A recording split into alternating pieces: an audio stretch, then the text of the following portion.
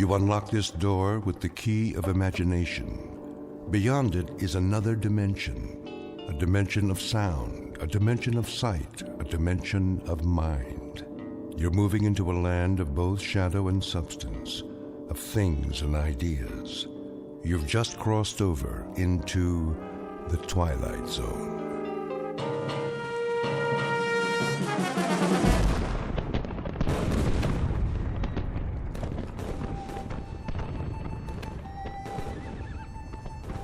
The date is Tuesday, September 11th, 1864.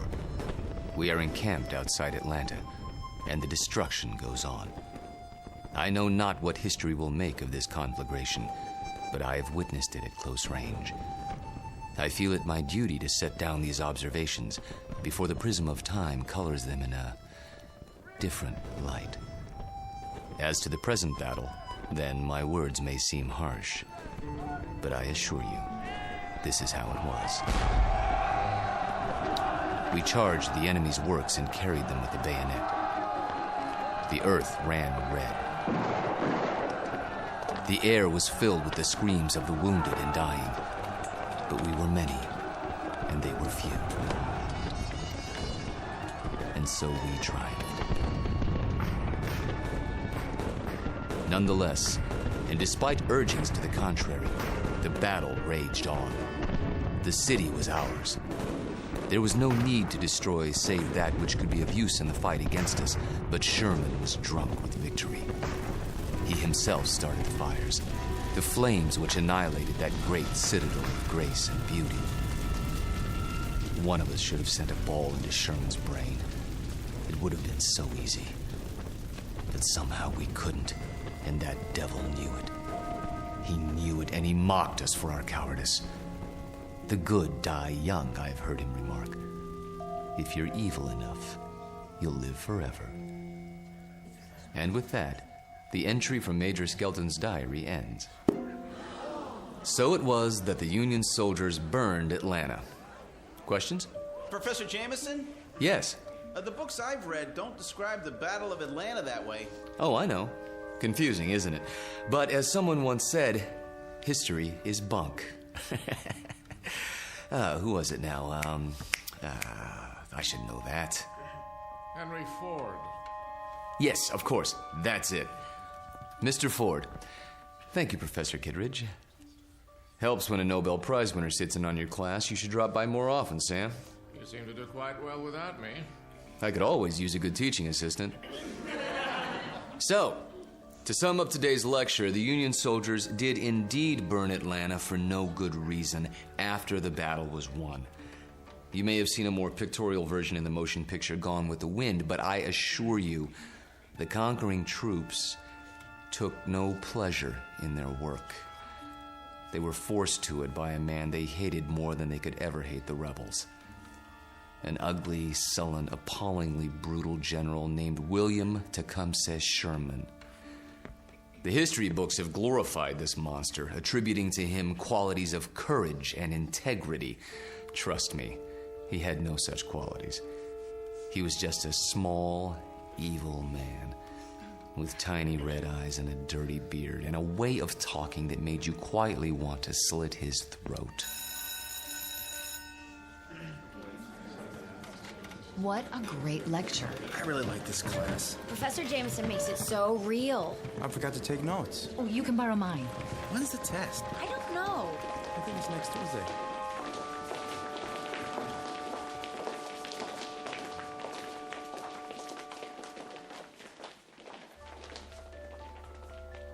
It has been said that universities are worlds unto themselves, inhabited by the young.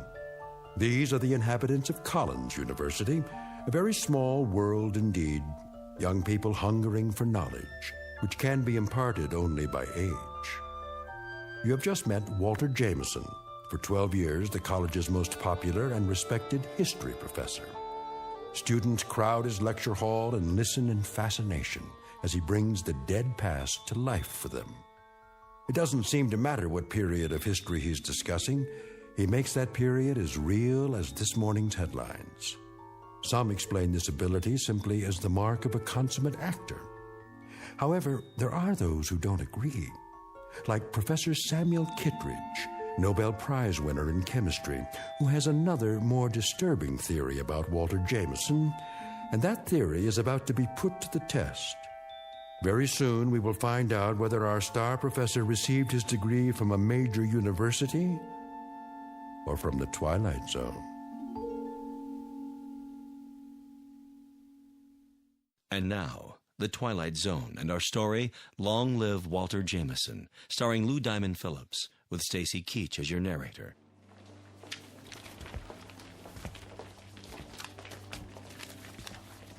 Very vivid, Walter. You had me on the edge of my chair. Thank you, Sam. Coming from you, that means a great deal. Now I see why these lectures of yours are so popular. Is that why you sat in today? Partially. Tell me something, if you have a moment. Certainly. Who was this Major Skelton? Oh, no one important. Just a lawyer who happened to enlist. And you acquired his diary? Yeah, lucky break. As I recall, an auction of Civil War memorabilia a few years back. What regiment? 123rd Illinois Infantry. Remarkable. American history is a hobby of mine, but I must say I've never heard of him. His diary's never been published. A fascinating document. May I see it?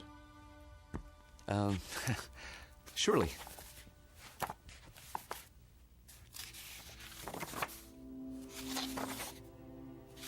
Well preserved. It was stored in someone's attic for 100 years. I don't think it had ever been read. You come across objects like this once in a while, put away in boxes. They didn't know what they had. You could resell it for a nice price, I imagine. Original source materials are hard to come by. Don't suppose I could borrow it? I never lend books to absent-minded professors. Remember the last time? Yes. I guess you're right. Time for some coffee? What? I'm going past the student union on the way to my office. Not today. I have a paper to work on for the conference. Oh, I almost forgot. Can you come by for dinner? Whose invitation? Yours or Susanna's? Mine, this time. Something on your mind? Nothing special, just your company. We have a chess game to finish, if I'm not mistaken. Say 7 o'clock? All right, 7 it is. Good. See you then.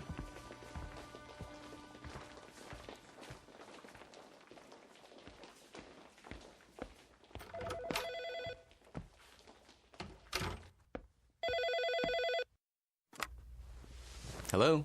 There you are. Where else? I keep regular office hours. I know. A chance to counsel all those co-eds. Oh, please, Mr. Jameson. I just have to talk to you. It's about my term paper.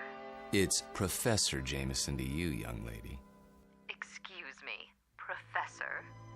I might have an hour this afternoon. Then we'll have to work fast. You see, I have a bad case of writer's block. I need someone to, well, loosen me up. You don't need me. You need a cold shower and a massage. Speak for yourself. Daddy told me he invited you for dinner. He did. You mind? Not if you don't mind my getting some work done afterwards. My thesis is due in 10 days. How's it coming? Oh, it's coming. I'm just not sure I've said enough. Want me to look at it? Absolutely not. I have to know that I can do it on my own without help from you or Daddy. You will. Don't worry about it. I miss you. Me too. Only a few more days. Then we can spend more time together. We'll paint the town red. Oh, there's my 2 o'clock. I gotta go. Let me guess. Female, age 19, about 5'2", with eyes for her handsome professor. Be right there. Actually, this one's a little old lady. Wants to finish her degree before she kicks the bucket. I'll bet. See you in a few hours, darling. It's a date.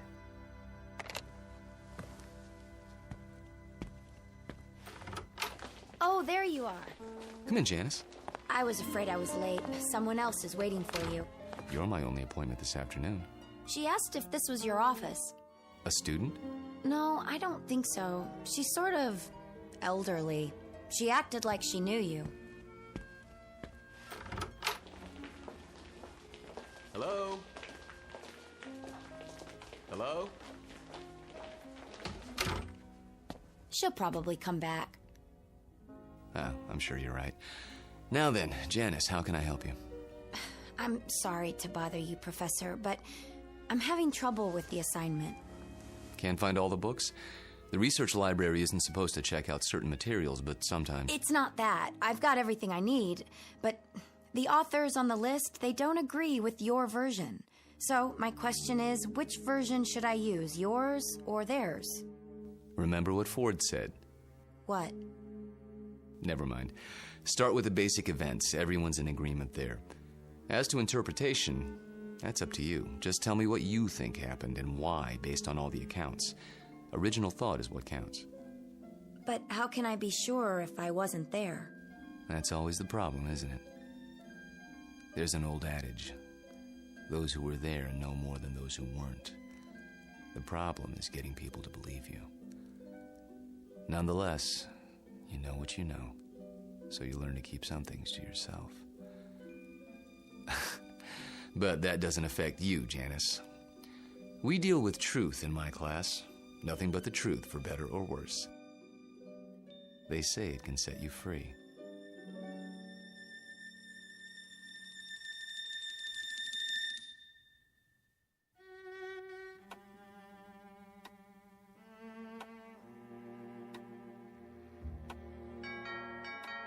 I'll get it, Father.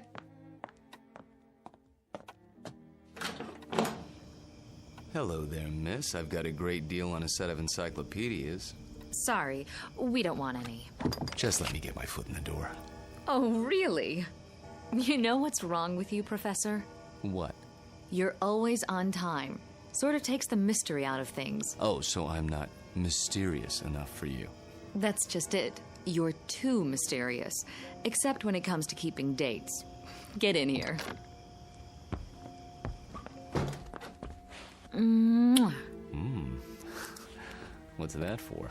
Because, like my new dress? Awful. Get rid of it right away. You mean here and now? Watch it. You're a PhD, not some sorority girl. And not yet, I'm not. There's a little matter of a thesis, remember? A mere technicality. Anyway, it doesn't matter. You're about to give it all up and become a housewife. The devil she is. Hello, Sam. I didn't see you there. I'm giving you my daughter's hand, not her brain. Which I inherited from you. She'll get that PhD if I have to... A spanker. I know. Well, I like that. Spare the rod and spoil the child. Pour yourself a drink, Walter. Dinner's almost ready. Don't tell me you're the cook again tonight. Indeed. And why not?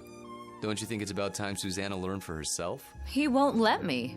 Force of habit, after her mother died. Let's go into the dining room, shall we?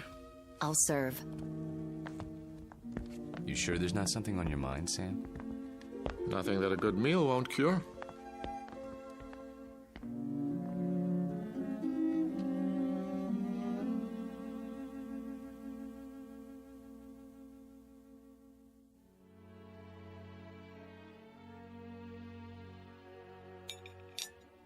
Had enough to eat? I take it all back, Sam. She'll never be the cook you are. I wouldn't even try. Well, you could try. Who knows? Maybe you've inherited your father's talents. What do you think you're doing in here?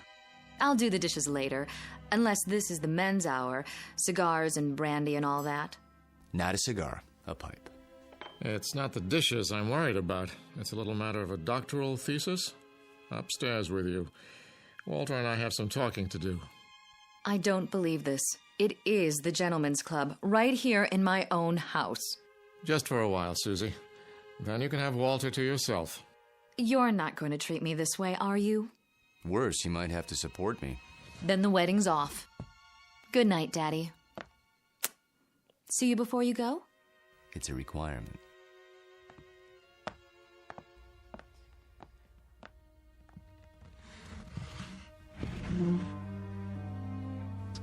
Brandy? By all means.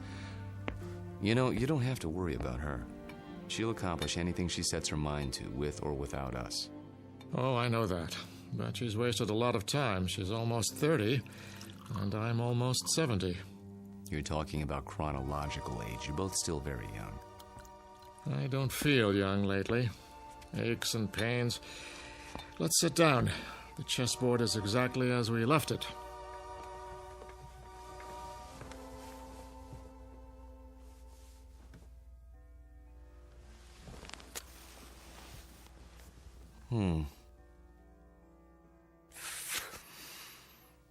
My move, isn't it? Do your worst.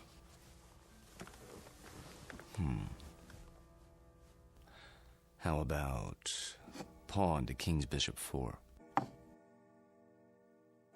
Look at that. You don't like it? Not the move. Your hands.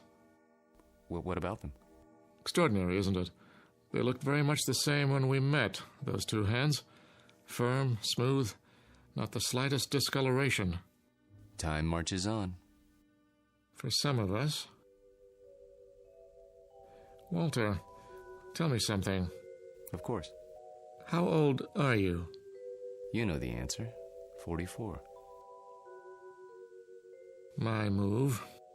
I seem to recall that when you applied for a position at the university, you listed your age as 39. That was, 12 years ago, which would make you 51 now. Come on, Sam. So I'm 51. Too old for Susanna, is that it? In a sense. What are you getting at? This is between the two of us. It won't go beyond this room. Really, Sam? Walter, when I met you, I was 58. I had most of my hair, all of my teeth, and hardly a wrinkle. Look at me now. In 12 short years, I've turned into an old man. But you haven't. It happens that way sometimes. I know. But why? Clean living? Don't ask me, Sam. You're the chemist. I'm just a history teacher. Yes, and you teach it very well. Do you know what your students say? They say it's almost as if you witnessed history firsthand. I try to make it interesting. Fake it, you mean? You could call it that. Yes, that's what I thought. But somehow it didn't seem like you. You're such an honest, precise man. Ah, here it is.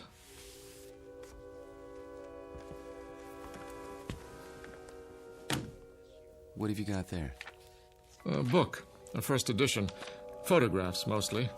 Taken by a fellow named Matthew Brady during the time of the Civil War.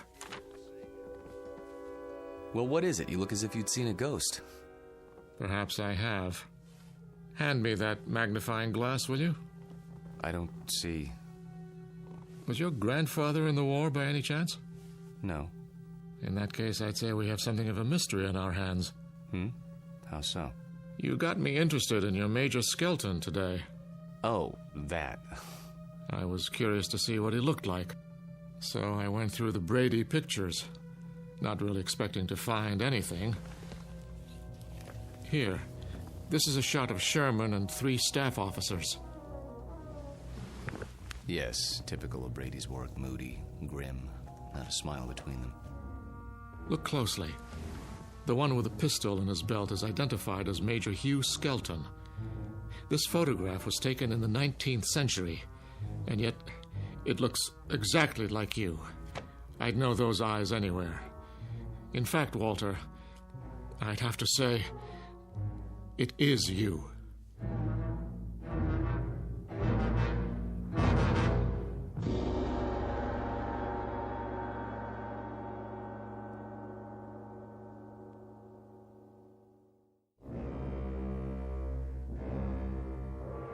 It is you, Walter, isn't it? Photographs can be deceptive. Poor lighting, grainy images. You shouldn't have kept the ring, you know. It's a dead giveaway. Ring? It is a bit like mine. Not like it. The same. Sam, really, you can't be saying what I think you're saying. That wouldn't make sense. It wouldn't be rational. It wouldn't... Come now, Walter. We're not children. You know exactly what I'm saying. I've been accused of many things in my time, but never of being inarticulate. Oh, you're joking. Just because a man in a picture happens to look like me. And happens to wear the same ring, and happens to have the same small mole on the left side of his face. Did you keep the pistol? Or is it in a Civil War museum somewhere? Oh, Sam. Tell me the truth. You know what the truth is, don't you? You are the man in the photograph, aren't you? Yes. I knew it. I've suspected for a long time. But, of course, it seemed so fantastic. It is. Yes. So, now we're on equal footing at last. The time for lies is over, Walter. Wouldn't you agree? Yes. So tell me, how old are you? You won't believe me. I can believe anything now.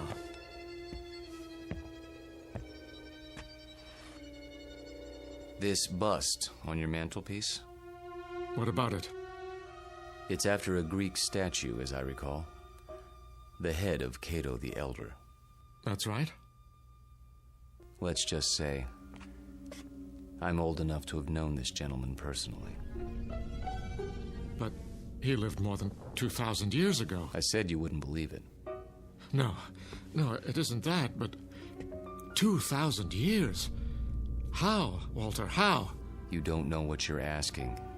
In heaven's name, this is what mankind has been dreaming of. Sam. To live forever.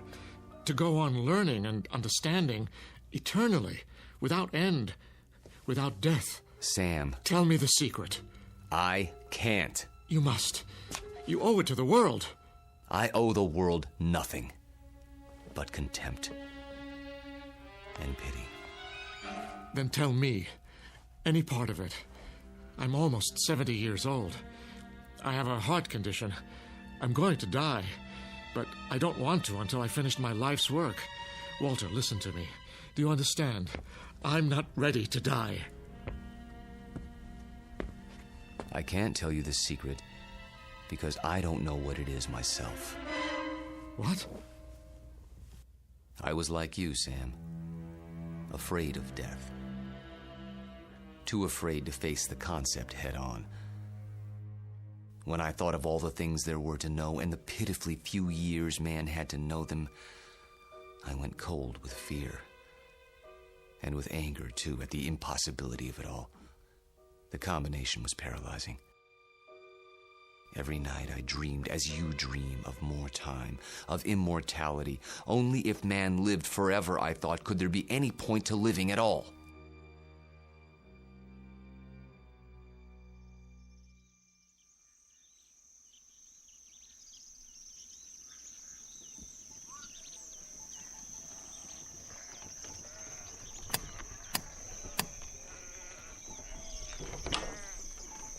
I'm thirsty.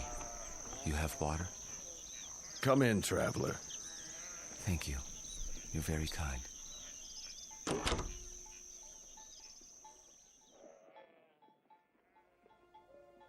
One day, on the road, I met a man, an alchemist. I told him these things and more as I rested with him. He said that he could grant my wish.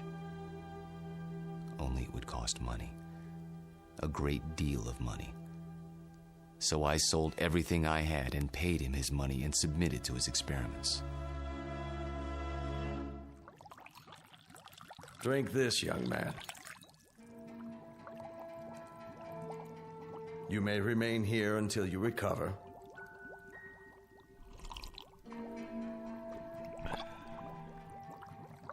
I feel strange. That will pass.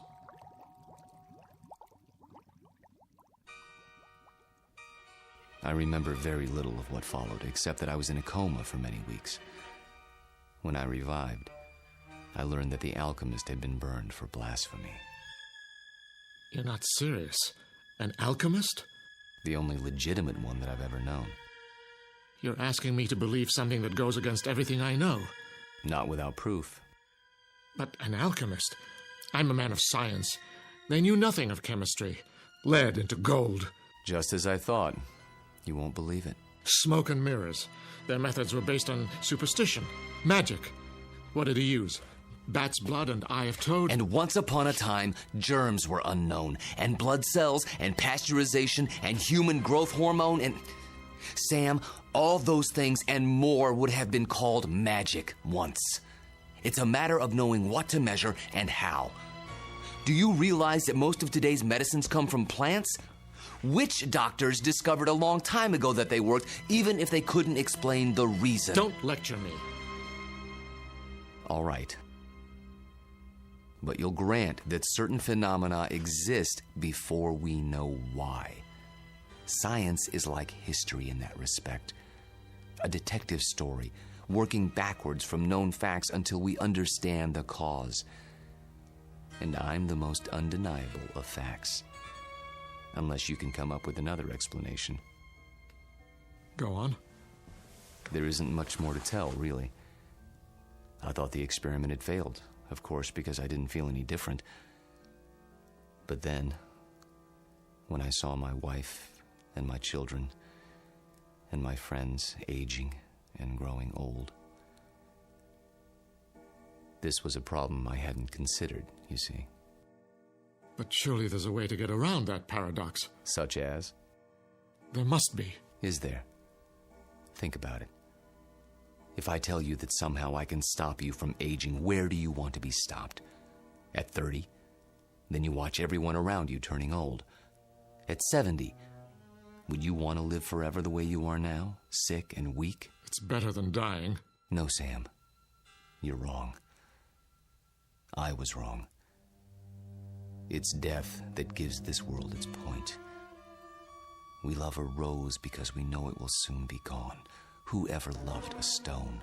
I'm not a rose, and I'm not a stone. I'm a man. Very old, very frightened.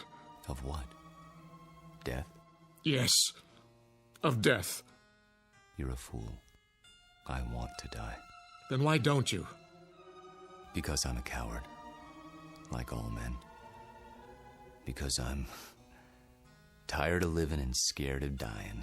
That's why. There's a revolver in my desk at home, Sam. The same one you saw in the Civil War photograph.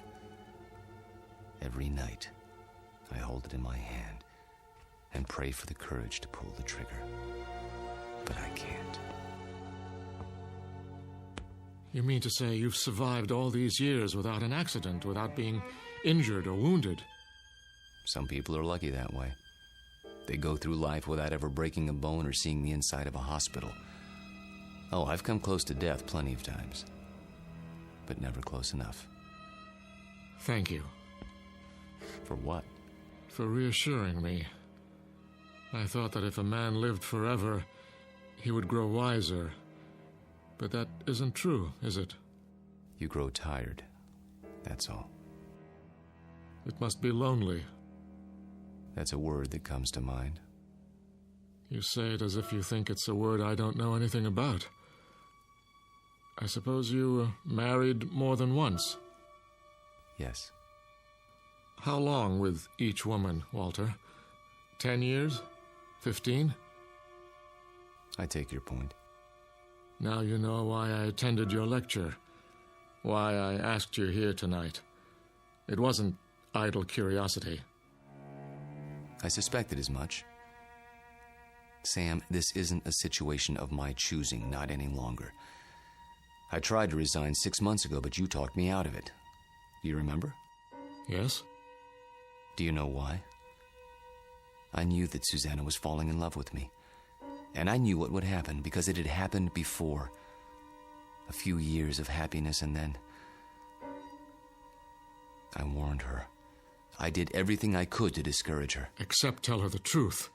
How could I do that? She'd have thought I was mad. Then why didn't you leave? Because it was too late. I was in love with her. Everything was against it, all my reason and experience. But that didn't matter. And God help me, it doesn't matter now. It does to me. Walter, I can't let you marry my daughter. And why not? Susie. Well, go ahead. I asked a question, Father. We were just having a conversation. So I gather. How long were you standing at the top of the stairs? Long enough to hear that there's some sort of disagreement over me. Don't you think it would have been considerate to include me in the negotiation? It's not a negotiation. Please, don't misunderstand. Your father seems to think I'm too old for you, darling. Susanna, let me explain. That's the silliest thing I've ever heard. Good. In that case, you will marry me? I thought that's already been decided. You asked, and I accepted. Unless you're having second thoughts. Nonsense. If I had my way, we'd do it tonight. Are you serious? I've never been more serious in my life. I think you mean it. There's a justice of the peace in the next county. Go upstairs and get your prettiest dress. I'll go back to my place and pick you up in an hour. But... Go. Go. Daddy? I can't very well ground you, can I? You're of legal age. Oh, Walter, I do love you. Though your timing is a bit of a surprise. Life is a surprise. If we're not ready now, when will we be? Next week? Next year? We have to seize happiness when it comes, and it's here now. 1 hour, darling.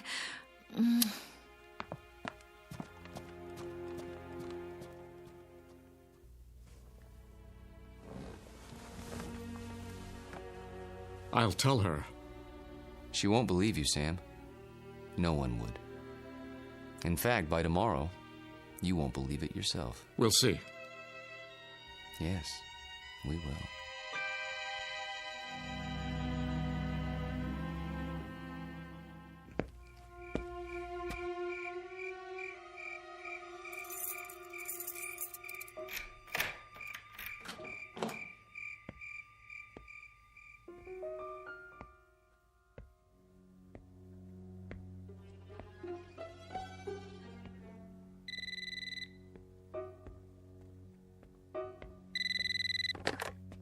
Yes?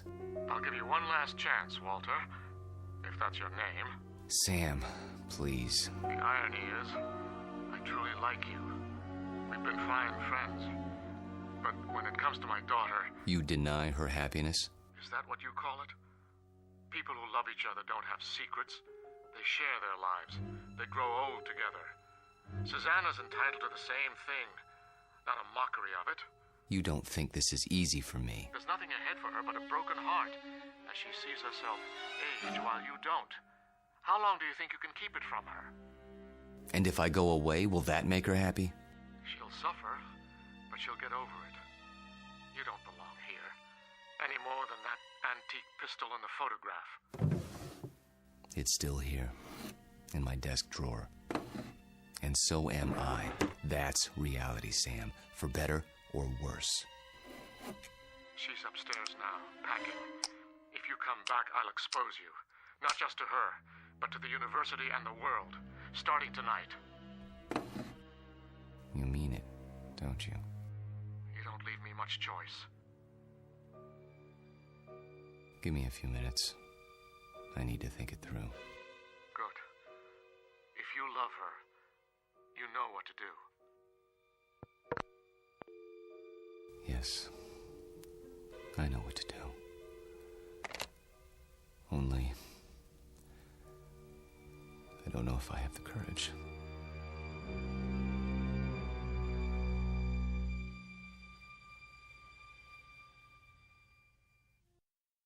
Hello, Tommy. Who are... You needn't stand up. How did you get in? You left the front door open. Who are you? Don't you recognize me, Tommy?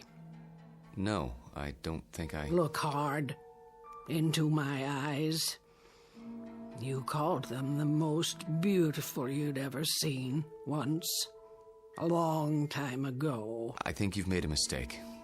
No. It's you, Tommy. My name is Jameson. Professor Jameson. And if you don't leave my house at once, I'll be forced to call campus security. Don't pretend with me. I know who you are. And who is that? Tom Bowen. Tom? My husband. That's impossible. I've never been married. You mean you don't remember? How convenient for you.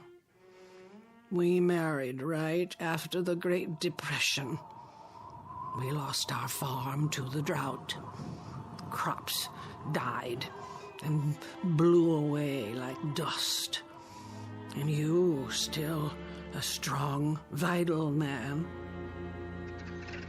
So we packed up the car and moved west. The living would be better now, you said. And it was. For a while. We had a little girl. Did you know she passed away last year, Tommy? A grown woman herself, getting on in years.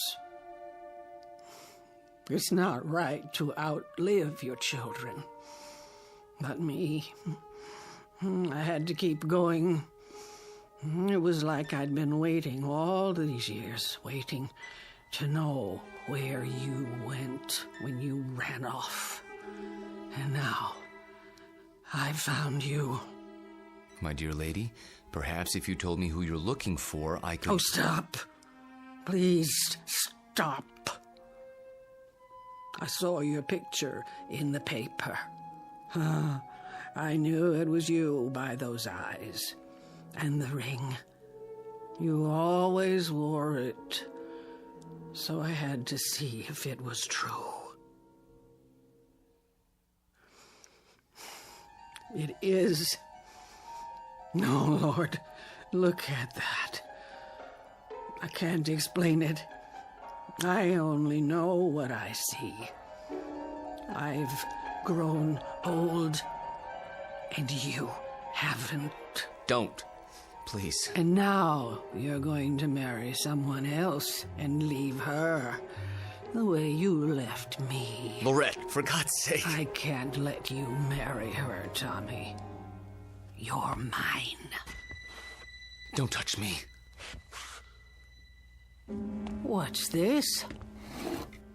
Put the pistol down. Oh, I remember that gun.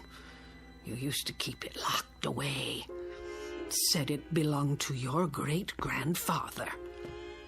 Take it out and oil it like you knew you were going to use it someday. Is it still loaded? I said put it down. Tommy, what you're doing, it's wrong. You can't go on hurting people the way you hurt me. I won't let you.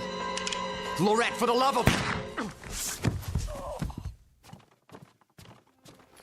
What was that?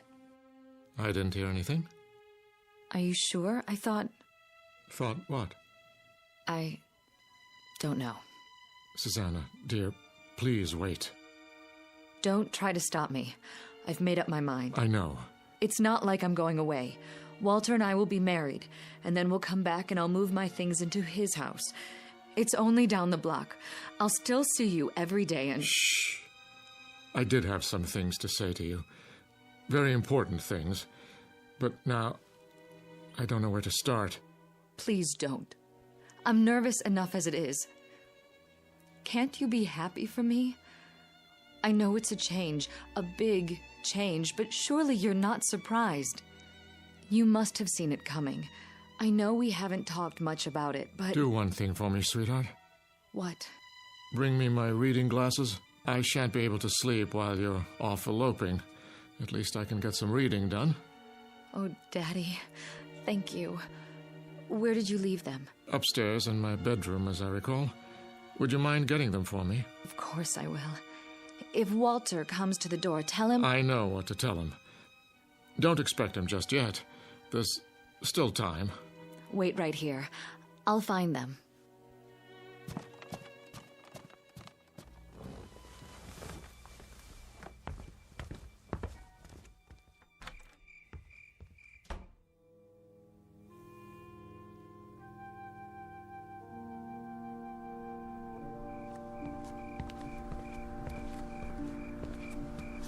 Oh, Excuse me, I didn't see you there.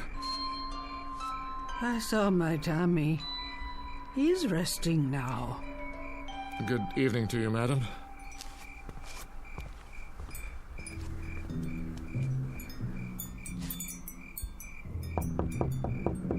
Walter.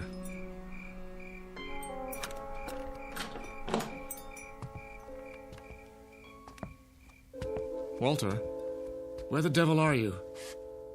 Hello, Sam. Why are all the lights off? I was just, thinking. The window's open. I know. I'll close it. No. What's the matter? It's a strange feeling after all this time. What do you mean? I mean, I've come to my senses. Tell Susanna. Tell her if you would. You're hurt.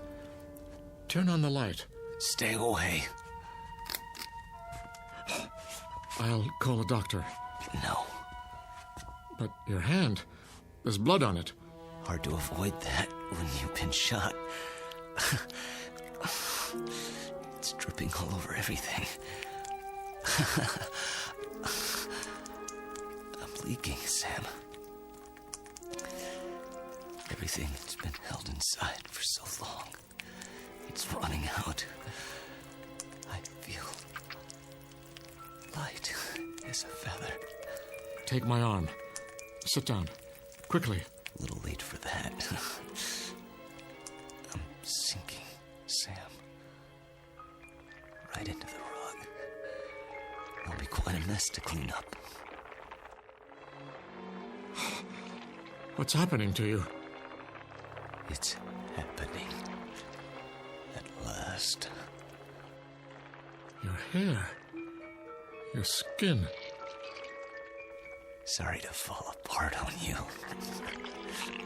Oh. But nothing lasts forever.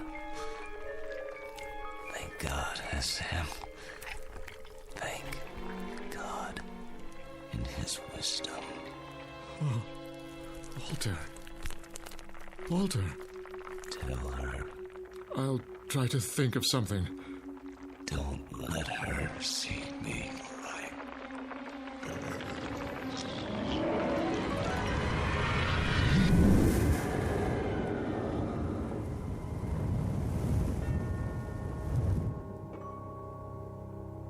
Dad? Walter? No, Susanna. Stay back. Daddy! Go home. Where's Walter? Susanna, please, go home, now. Walter? He's gone. Gone where? I wish I could tell you. But there are his clothes, his shoes. Daddy! Daddy, what else is on the floor? Dust, my dear. Only dust.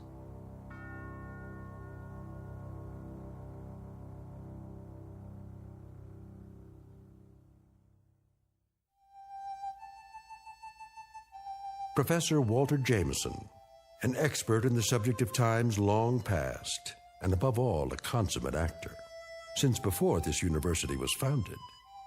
He's finally completed his life's work, a history of the world that begins in the cradle of civilization and ends in our time, because the future was not his specialty. In fact, the simple truth is he had no future left. The past has a way of catching up with us, sometimes when we least expect it. They say that time heals all wounds, but it also wounds all heals. Rest in peace, Professor. You've just passed the ultimate final examination in the Twilight Zone.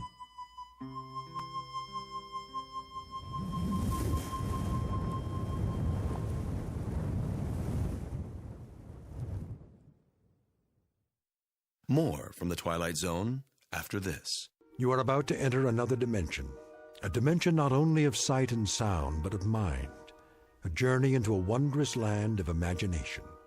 Next stop, the Twilight Zone. Hi, this is Stacy Keach. I'd like to take a moment to tell you about our Twilight Zone website at twilightzoneradio.com. At twilightzoneradio.com, you'll find the latest information on these Twilight Zone radio dramas, including behind-the-scenes photographs, plus the newest product releases, trivia contests, ways to contact us, other Twilight Zone-related info and merchandise, plus links to other fascinating websites. So make your next stop twilightzoneradio.com. Visit twilightzoneradio.com to purchase these Twilight Zone radio dramas on cassette and CD, or call toll-free 1-866-989-ZONE. That's 1-866-989-9663.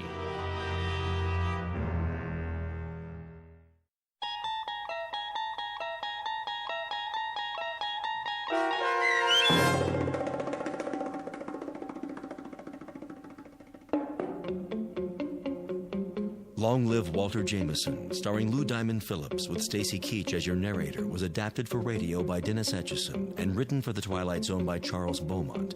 Heard in the cast were David Darlow, Alyssa Fraden, Elizabeth Lido, Ann Whitney, Jeff Lupetin, and Christian Stolte. To learn more about the Twilight Zone radio dramas and to obtain audio cassettes and CDs of these programs, visit our website at twilightzoneradio.com.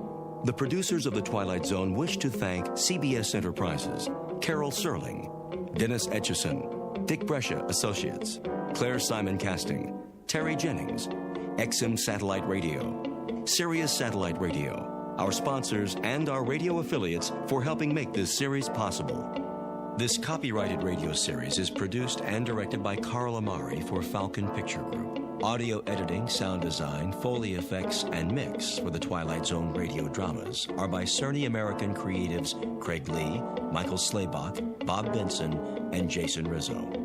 To learn more about the Twilight Zone radio dramas and to contact us, visit our official website at twilightzoneradio.com. Doug James speaking.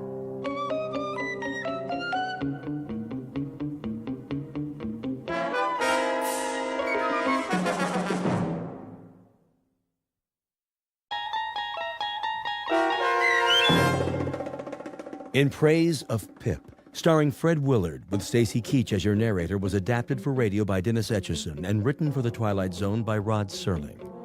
Heard in the cast were Mike Starr, Chad Reinhardt, Christopher Bolf, David Darlow, Linda Ryder, Jeff Lupetin, Peter DeFaria, Doug James, Joby Cerny, Kurt Nabig, Anna Savrutsa, Jason Mallow, Carl Amari, and Amanda Amari. This copyrighted radio series is produced and directed by Carl Amari and Jason Mallow for Falcon Picture Group. Doug James speaking.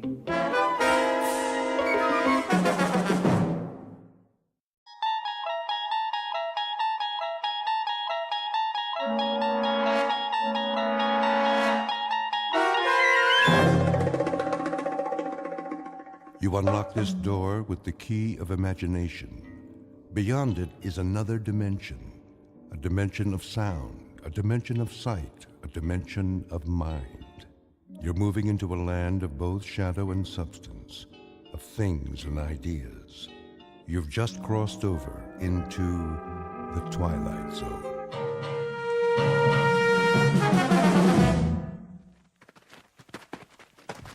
This is far enough. Hold up, men! Looks like we're in the clear, Sarge. Don't believe everything you see. Want me to call base camp? Not yet. Oh, my aching back. You can say that again. On your feet, Private. Oh, well, we got a real nice spot here. Nobody told you to fall out. Mean we ain't gonna have a picnic? Pick up your gear. Now. Yeah. Listen up, you jokers. This isn't war games. You want to get home in one piece, you follow orders, or you can lay down and die right now. You got that? Sergeant? What is it, Phillips? I can do some recon if you want. Check out the river. Not now. If it's all clear, maybe we could cross. Forget it, Pip. I need you here. But, Lieutenant, base is only a few clicks away. If Charlie's behind us... Charlie's close. I can feel him. And you've been here as long as I have. You'll feel him, too. Listen to this, Sergeant. He eats and he sleeps jungle. He lives in the trees like a monkey. He was made for this. You? Well, you're a bunch of city boys. You don't know jack. Now cut the chatter. I was thinking. Yeah? Maybe the kid has a point. If the river's secure, we could cross and make a circle back to camp. If it's secure. That's a big if. Only one way to be sure. He's too great. That's just it. He's fresh off the boat and he knows it. So he follows orders. Tell him to cut a path to the river and come straight back, he'll do it. He won't mess around. Just one man. If he stays low, keeps moving, it might work. Give him 10 minutes. If he's not back, we move out. Pip? Sir? I want you to go down there. I want you to turn around and gently. In the river? Okay. All right. Now get moving. Yes, sir. And where's he going? Yeah, he's in a mighty big hurry. That's probably the chow he ate. No, he's gonna have himself a little swim. Hope he took his suntan lotion. Cool it! Come on, Phillips. You can do it. Pip? Pip? Pip! Pip? Pip! Mr. Phillips? Mr. Phillips? Yeah, I'll be right there, Mrs. Feeney. I was just resting my eyes. Must have been dreaming some nightmare. Mr. Phillips, are you in there? Sure, Mrs. Feeney. Just let me get the locks on the door. Hey, you got a message for me from Pip? Quick transition from a war zone in Southeast Asia to a rooming house stateside. That's the way the mind works, moving through time and space as if they were the elements of a dream. Only sometimes the dream may not go away quite so easily. Submitted for your approval, one Max Phillips, age 46, slightly the worse for wear, whose life so far has been as drab and undistinguished as a bundle of dirty clothes. Occupation, small-time bookmaker. And though it's a bit late in his career, he has an errant wish that the rest of his life might be sent out to a laundry and come back shining and clean. This to be a gift of love for a son with the unlikely name of Pip. Mr. Max Phillips, who is soon to discover that a man may not be as wise as he thinks. Said lesson to be learned the hard way in the Twilight Zone. And now, The Twilight Zone and our story In Praise of Pip, starring Fred Willard, with Stacy Keach as your narrator. Mr. Phillips, I can't wait all day. Oh, sorry, Mrs. Feeney. What do you got for me? A message from Pip? Afraid not. Oh. Well, come on in. I must have fell asleep. You ever take naps? I started taking them lately. It makes you feel refreshed. Besides, I ain't getting any younger. Smells like a brewery in here. Nice, huh? Nice? No. Typical, yes. Pour you one? I didn't come here to socialize. Oh, sure. Well, is it about the rent? Because I'm pretty sure I paid it. Check your book. You'll see that I... You got a visitor downstairs. I do? Some kid. That right. What's his name? I didn't ask. Well, tell him to wait a couple of minutes. I already did. You did? Then I better straighten up. Yeah, you better. I think he's got some more business for you. No kidding. You're a doll, Mrs. Feeney. Did I ever tell you I love you? All the time. Speaking of which, do you know what time it is now? Sure I do. Only first, tell me what day it is. It's 8 o'clock. In the evening. What? It can't be. Well, it is. September the 13th, 1963. And you look like an X-ray of an ulcer. Anything else you want to know? Yeah, where's a clean shirt? Lower right-hand drawer. You got one left. Thanks. You know I'm crazy about you. You're the queen of women. Mailman come yet? Come and gone. Anything for me? Nope. Nothing for my boy, huh? You ask me that every day. Well, sometimes he writes, when he's got time. He must be awfully busy over there. Place called Vietnam. Don't worry about him. He's a good boy. He'll be all right. He better be. Look at him in this picture. I ever show you his picture? Every time I come up here.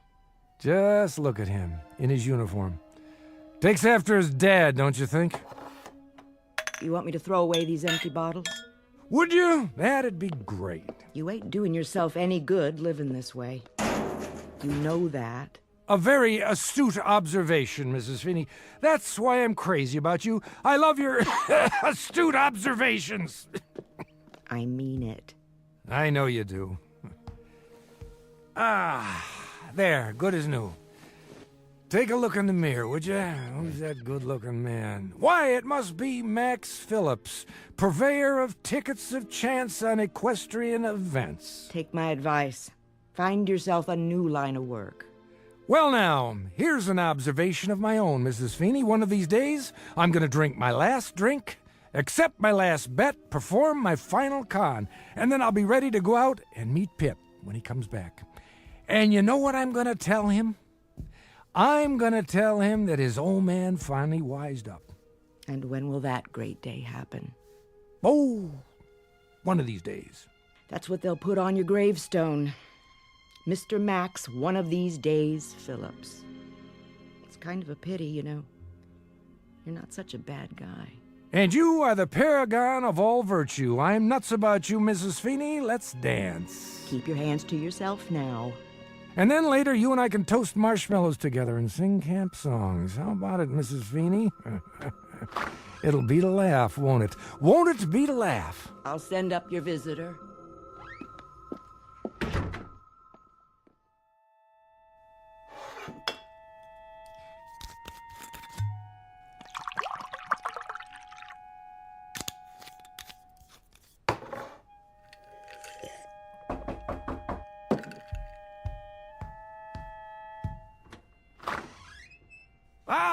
Well, hi there. Pete, isn't it? George. Georgie, that's right. Hello, Mr. Phillips. Please, step into my office. Thanks. Drink? I've got a bottle. No thanks, Mr. Phillips. How about a cigarette? I've already got one. Oh, you got two by any chance? Oh, yeah, sure. Thanks, kid. I just ran out. There, that's better. Well, Georgie, what can I do you for? Another bet? Mr. Phillips, Shady Boy lost yesterday. He sure did. That's the way of the world, Georgie. The rich get richer and the long shots lose. So what's to do? But you told me he had a good chance. Did I? Well, see, the thing of it is, though, it rained yesterday. Tears up the turf pretty bad. You said he ran good on a wet track. I said that? Yes, sir. Proving how little I know about handicapping. Look, Mr. Phillips. What, George? Sure you don't want a drink? Just a little one? Look, I bet every nickel I had on him. Ah, that's a real shame. What am I going to do? I give up. What? Well, I was hoping, maybe we could work something out. Like what? You know, George, it's funny, but I can't think of a single thing. Can you? It's funny, all right. Just a big joke to you, huh? Lots of laughs. Where'd you get the money, George? What do you care? I'm serious. Where'd it come from? Doesn't matter. I got it, all right? You borrowed it? Sort of. From where? The place where I work, all right? The place where you work. An office. A white-collar crime, huh? I told you, I only borrowed it. Sure you borrowed it, without anybody knowing that you borrowed it. How right am I? So what happens now? What do you think happens? I'll go to jail. Now that I'll make book on. Poor Georgie Porgy, one of the new breed. A Johnny-come-lately brains right out of college and a second-guesser head. What a shame. So I ask you again, Georgie, what's to do? Well, that's why I came to see you. I have to put the money back by tomorrow morning. If I don't, they'll know I did it. Make a note of this, George. I'm about to slip you a real tip. Guaranteed the truth of the day. What's that? My name is Max Phillips. I'm a bookie. That's my profession. I accept wagers and give out ticket stubs on horses. I do not accept sad stories and give out advice. Comprende? Yeah. However, I will loosen up this much. I will go so far as to remind you of the following. If you're dumb enough to bet on horses, not to mention dumb enough to steal the money you're betting, then Young George, you happen to be up the proverbial creek without the proverbial paddle. Well, maybe guys like me wouldn't be that dumb if guys like you didn't make it so easy. Let me get this straight. I made it easy for you? Supply and demand, buddy. As long as there are people like you, there'll be guys like me. Get it? Maybe so. But you laid on a pretty good story how easy it'll be. I've never done this before. How was I to know? How old are you? 19. My kid's 19. See that picture over there in the dresser? He's a lot like you, but he's got smarts. He wouldn't bet that 12 o'clock was midnight. Good for him.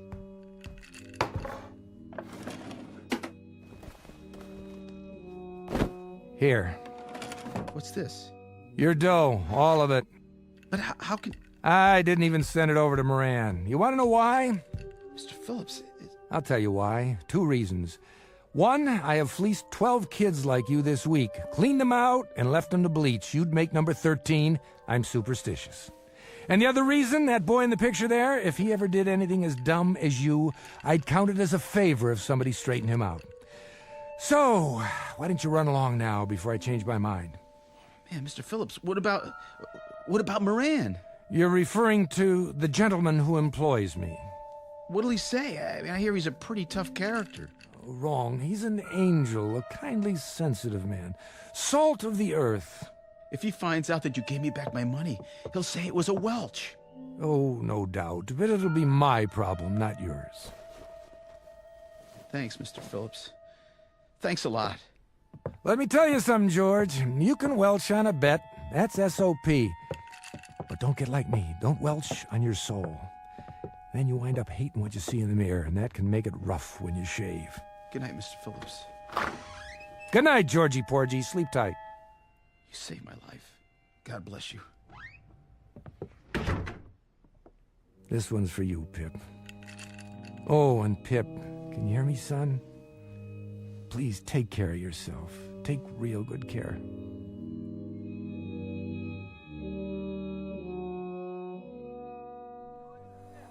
More wounded? I'm afraid so, sir. And more on the way. You know we can't handle any more, Lieutenant. I filled up every cot I can lay my hands on. You'll just have to do the best you can. But we can't keep up with all the casualties. Better than sending them home in body bags. And God help them. This one on the stretcher, the boy from Huang Ho? That's right, sir. We were caught in an ambush. Multiple shrapnel wounds, abdomen, extensive tissue damage. Not a pretty sight. Can you do anything for him? Shot of morphine. Other than that, we can't touch him here. This is only a field hospital. The kind of surgery he needs. Level with me, Doc. What are his chances? Not very good. Oh, that's tough. He's a good kid. Phillips Pip. It's an odd name. It's what everybody called him.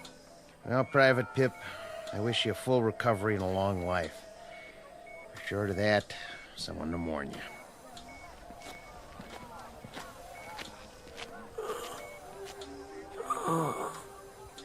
Dad? Dad, I need you. Help me.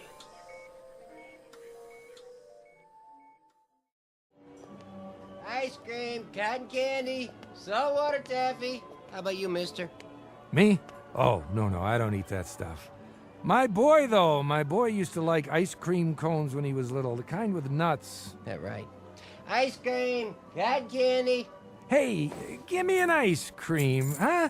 For old time's sake. And make sure it's got lots of nuts on it, okay, pal? Suit yourself. Here you go. Get your ice creams right here. Tastes good. Don't it, though? Hey, Vinny, what are you doing here? Looking for you. What do you think? Some other time, Vinny. I'm going for a stroll. Eating an ice cream cone. You know how it is. Yeah? Nice time of day. The weather's cooling down. I don't need any company. Maybe you don't. But Mr. Moran, he wants to see you. Oh, does he? Would you just tell Mr. Moran that I'll be around tomorrow with his dough? No reason to worry. He knows where I live. He wants to see you now. No kidding. Let's go. 98, 90, $2 grand, 220, 230. Yeah. Max Phillips is here, boss. Show him in. This way. I know the way. How long have I been coming here, Vinny? Shut the door and wait here in case I need you. Sure, boss. In case you need him, that's a laugh. Might need protection, huh? Against me? Sit down. That's all right. I won't be staying long. I got another engagement. So, Max, haven't seen you in 5 days. I know. Seems like years. Where is everybody? Everybody was here. Now they're gone. That a fact? We settled accounts tonight. Oh, yeah. Where were you? A reasonable question. That's me. Always reasonable. I must have took the wrong bus. You don't need to take a bus. It's 2 blocks. Well, how about it was such a beautiful day, and I thought I'd take a stroll on the boardwalk. Hey, you remember those ice cream cones with chocolate and nuts on the outside? Guess what? They still make them. I must have bought my kid 1,000,000 of those. I must have... Enough already. You give me the wrong story now, and you'll end up under a bus instead of on one. That can be messy, if you catch my drift. Oh, I catch it all right. Here you go, Moran. Catch this. $1,341. Not bad, huh? Things are looking up. That depends on who's doing the looking. From where I sit, I don't like the view. Then maybe you should clean your glasses. Max. What am I going to do with you? What am I going to do with you? Smoke? Sure, thanks.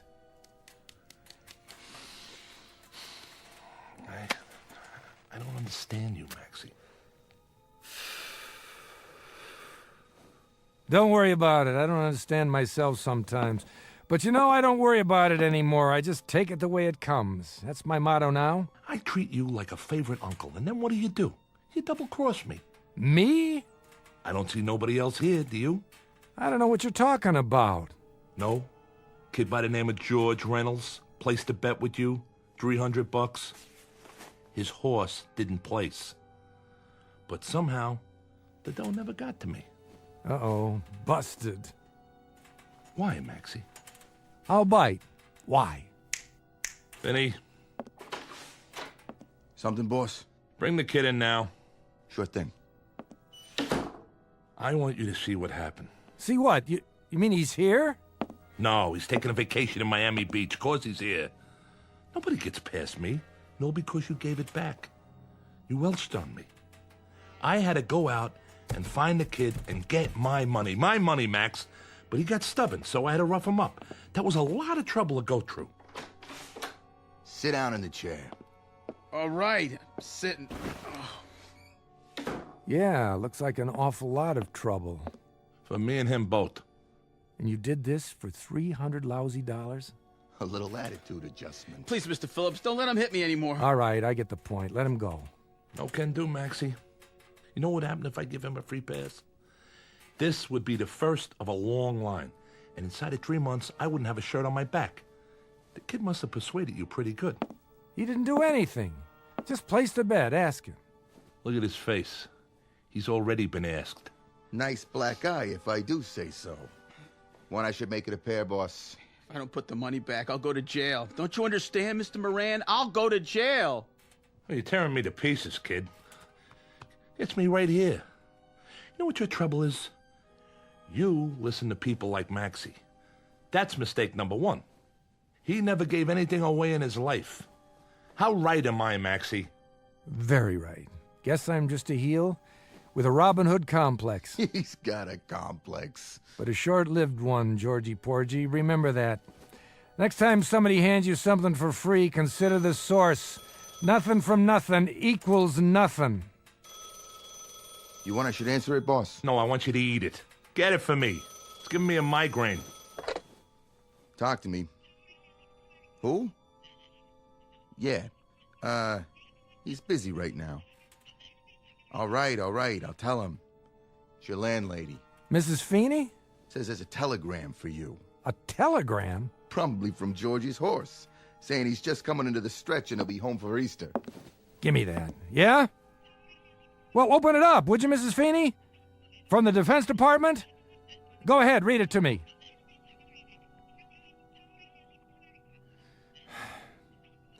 Thank you, Mrs. Feeney.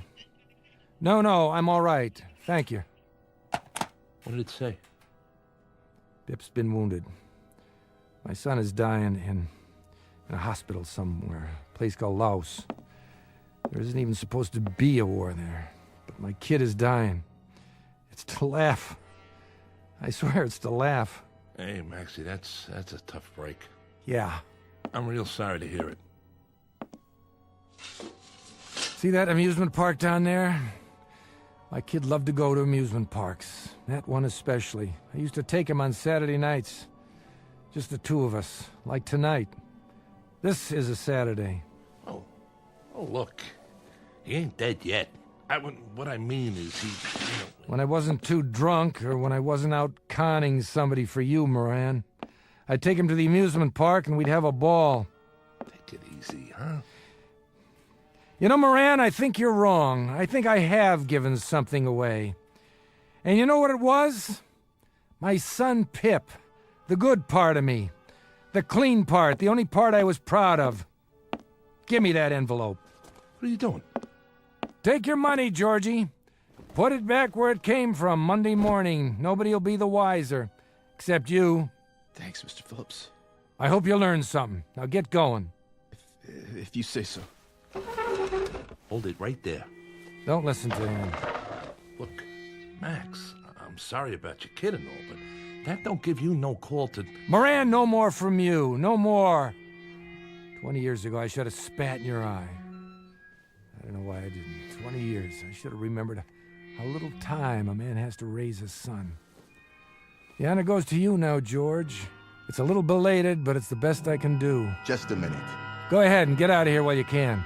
Walk fast, and don't stop, no matter what. I'll never forget this, Mr. Phillips. You ain't going nowhere. Yeah, he is. Who says so? This. What's that? Are you crazy? You pull a knife in here? In my place? Tell your man to take his hand out of his pocket. If he's reaching for a cigarette, tell him the smoke's starting to bother me. But if he's reaching for anything else, tell him I'll cut his heart out before he gets his hand out of his coat, and then I'll go to work on you. Don't listen to him, Vinny. Do it. With pleasure. No, you don't! How'd you like that? How do you like this, you cheap punk? Boss, he stuck me. You're nuts, Max. I'm getting out of here. Not so fast. Let go of me. Okay, as soon as I make sure you're not getting up. Mr. Phillips, your stomach. You're bleeding. Get lost, Georgie. Get lost fast and don't look back.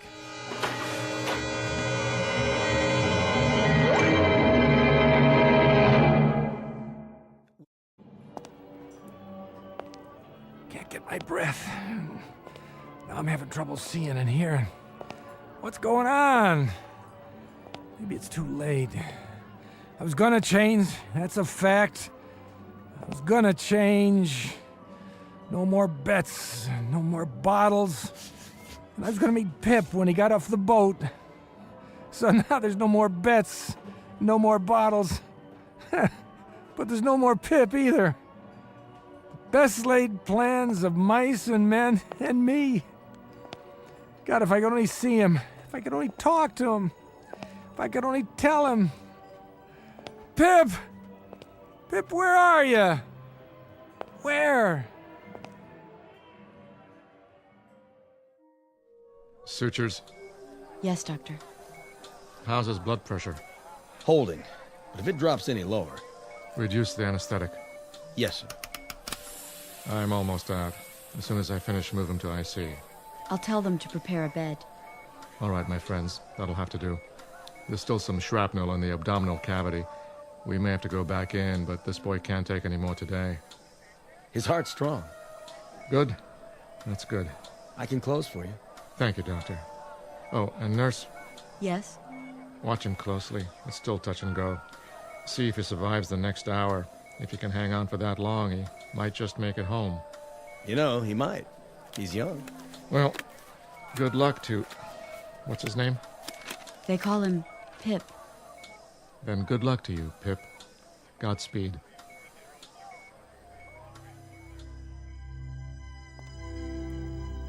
Why'd they shut this place down? It's early. Isn't anybody here to sell tickets? Wait a minute. Who's that? It can't be. Hi, Pop. Pip? Hey, Pip! Hurry up. What are you... You slowpoke. What took you so long? Pip, I can't believe it. Where were you? I've been waiting a long time. Pip, is it really you? Your hair, your face. Let me touch you. Quit with the mushy stuff, okay? Hey, Pip, you still got your freckles. But how old are you? 10. What do you think? How come, Pip? How can you be? That's what I am, Pop. I'm 10 years old. And it's Saturday night, and you said to meet you on the boardwalk. I was worried you wouldn't come. Pip, I don't understand. Explain it to me, will you? Well, sometimes you don't show up, Pop. Sometimes you're sick or something. Yeah. Sometimes I'm... Yeah, sometimes I am. Hey! Pip, remember what I used to say to you? I used to say, "Hey, Pip, who's your best buddy?" Yeah. Attaboy. Let me see that smile. You always had the greatest smile. Hey, Pop, you know something? You're my best buddy. That I am, Pip. That I am. From now on, you can count on it. Hey! So what do we do first? Well, how about some rides and some cotton candy? Sure, anything you want, anything at all, Pip, just like old times, but you're 10 years old again. How can that be? Don't worry, Pop. We're here, and we're together, and we can go on some rides. Sure we can. Sure we can, Pip, only looks like they shut the place down, the lights, the rides, everything. I got an idea. We can go someplace else. We don't have to. Take a look, Pop. It's just like it used to be. Why, you're right, Pip. How'd you do that? I didn't do anything. Come on. Sure, Pip. Let's go. We'll ride the roller coaster, the Ferris wheel, everything they got. I can go slow if you need me to. What's the matter? Don't think your old pop can keep up? Well, you keep holding your stomach. It looks like you're bleeding. Ah, no, I'm not bleeding. It's soda, that's all it is. I spilled it on my shirt. Come on, let's get going. Let's have some fun. Ice cream, cotton candy. Can I have some cotton candy, Pop? Of course you can. 1 cotton candy, please. Here you go. Hey, you got ice cream too? The kind with chocolate nuts on it? You used to like that, didn't you, Pip? Mm-hmm. Make it 1 of each. You got it. Ice cream, cotton candy. Let's go on the Ferris wheel.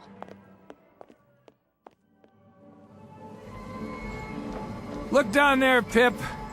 What a sight, huh? You can see the whole boardwalk from up here. Yeah. Whoa! Hold on, Pip. This is one fast roller coaster. Faster. I want to go faster. That was a good hot dog. The best. Hey, Pip, I got a question for you. What?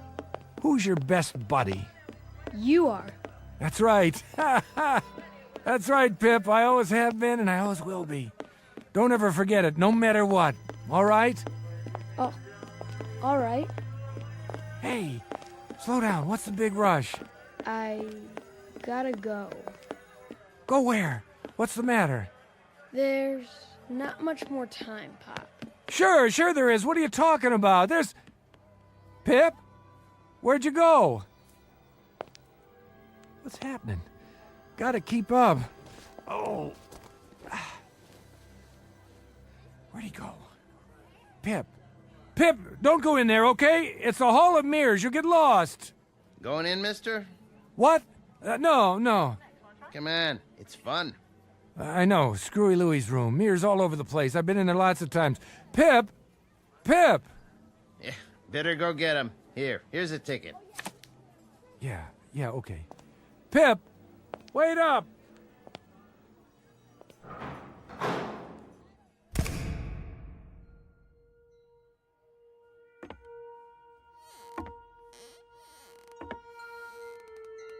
Pip? Pip, please, what's the matter? Did I do something? It's late, Pop. What do you mean? There you are.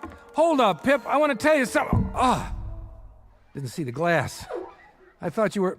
Is that you, Pip? Or a reflection? Dad? Where are you? Where'd you go? I can't find you. Where are you, Dad? It doesn't matter. Pip, you have to understand. You have to listen to me and understand. All those times I wasn't around, when I was out doing business, when I was running a con, when I was drunk, when I dragged you from one rooming house to another. It doesn't make any difference now. It does make a difference.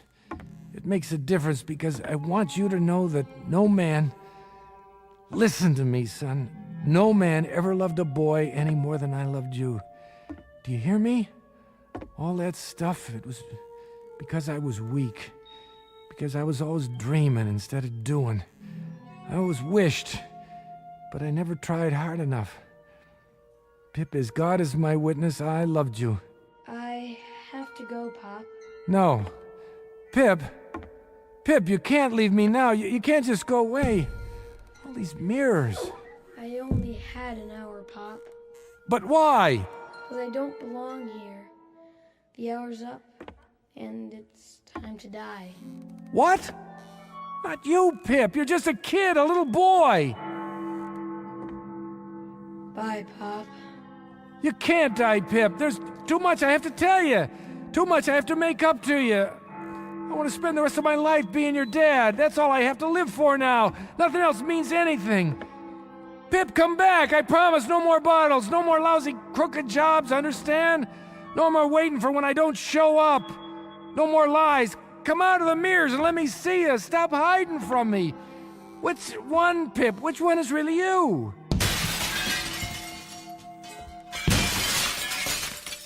I can't, Pop. I'm sorry, but I have to go back.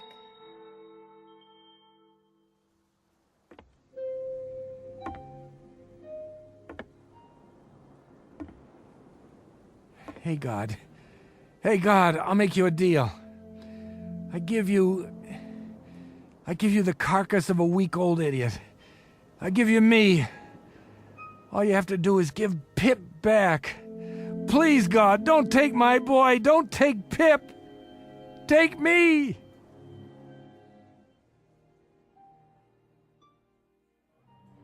Get your ice cream and cotton candy. Tickets right here for all the rides. How many, little lady? Lots. Give us a stack of tickets, will you please? My daughter loves the rides. Sure thing. Thank you. There. Now, sweetie, which one do you want to go on first? The Ferris wheel. Are you sure? That's a mighty tall ride for such a little girl. Oh, please. Oh, all right. You run ahead and get in line. I'll be right there. Yeah! Hi, Mrs. Feeney. Oh, Pip. How you feeling today? Fine. Just fine. I won't need this cane much longer. Good. I was so sorry about your injury. But at least you came back to us in one piece. That I did. Even got a Purple Heart out of it.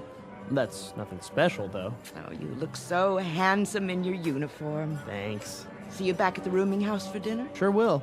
Come on, Mommy. I'm coming.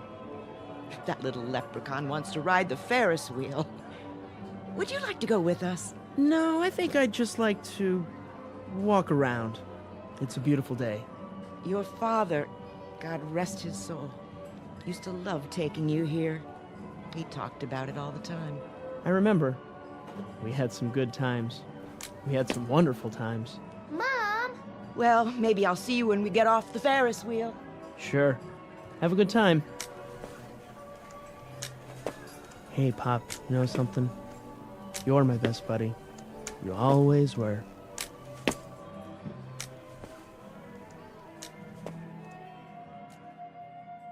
Very little comment here, save for this small aside, that the ties of the flesh are deep and strong, that the capacity to love is a vital, rich, and all-consuming function of the human animal, and that you can find nobility and sacrifice and love wherever you seek it out.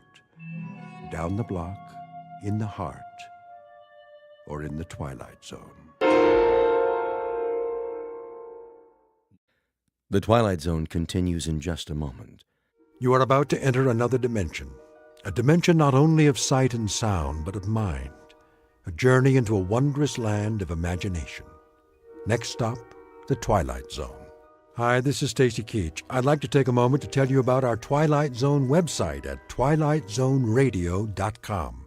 At twilightzoneradio.com, you'll find the latest information on these Twilight Zone radio dramas, including behind-the-scenes photographs, plus the newest product releases, trivia contests, ways to contact us, other Twilight Zone-related info and merchandise, plus links to other fascinating websites. So make your next stop twilightzoneradio.com. Visit twilightzoneradio.com to purchase these Twilight Zone radio dramas on cassette and CD, or call toll-free 1-866-989-ZONE. That's 1-866-989-9663.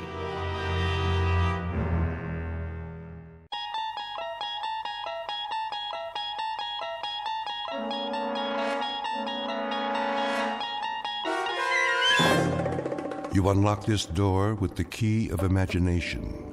Beyond it is another dimension, a dimension of sound, a dimension of sight, a dimension of mind. You're moving into a land of both shadow and substance, of things and ideas. You've just crossed over into the Twilight Zone.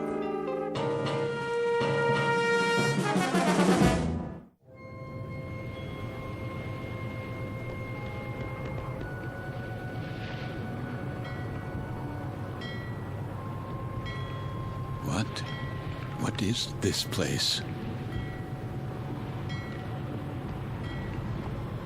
The time. It must be late. Very late. Light in the salon. Let's black out down there. Who?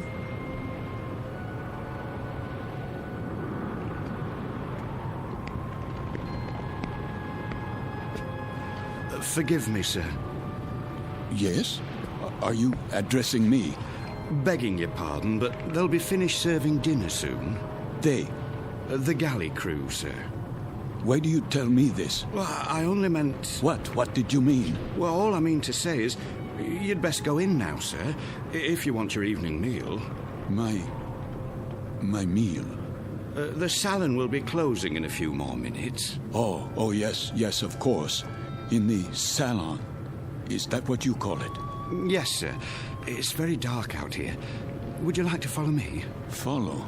The lights, you see. From now on, I'll have to switch them off when we open the door to the deck, and then on again. You understand, sir? Because of the blackout. The blackout? Yes. This way, sir. Are you all right? Why wouldn't I be? Is something wrong with my appearance? Why, no, sir. It's only that... Is this your first time? My what? Your first passage. It can take a bit of getting used to, sea legs and all that. I'm quite used to being at sea. Thank you. I was just... Yes, sir? Listening. To the engines? Don't worry, sir. The diesels were checked thoroughly before we left port. And Captain Willoughby's top drawer. He'll get us there safe and sound, you can be sure of that. No, not the engines. What then? I was listening to the water. The cold ocean water out there. And the night.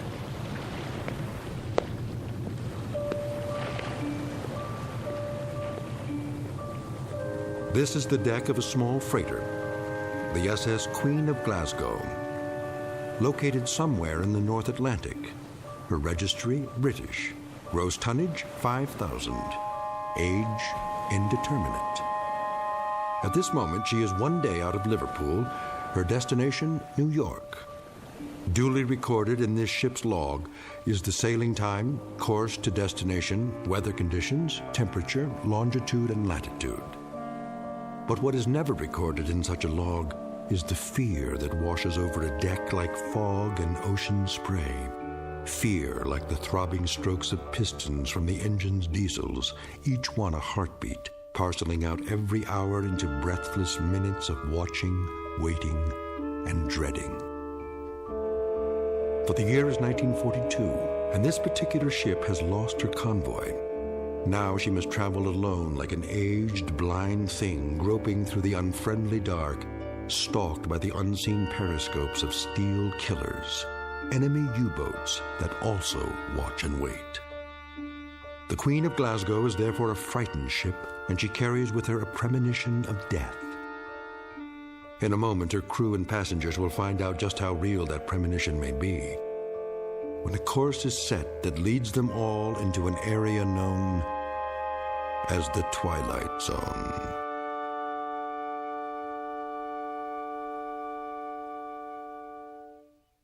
And now, The Twilight Zone and our story, Judgment Night, starring Chelsea Ross, with Stacy Keach as your narrator.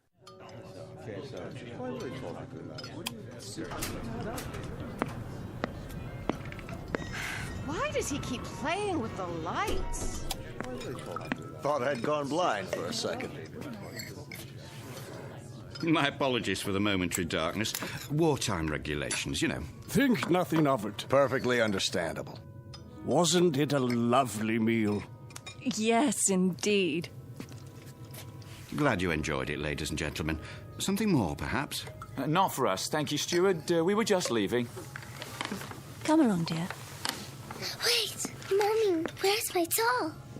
Why, here you are, little girl. You dropped it by your chair. Can you thank the nice man? Thank you. You wouldn't want to leave your dolly behind now, would you? Come along, Joanna. It's well past your bedtime.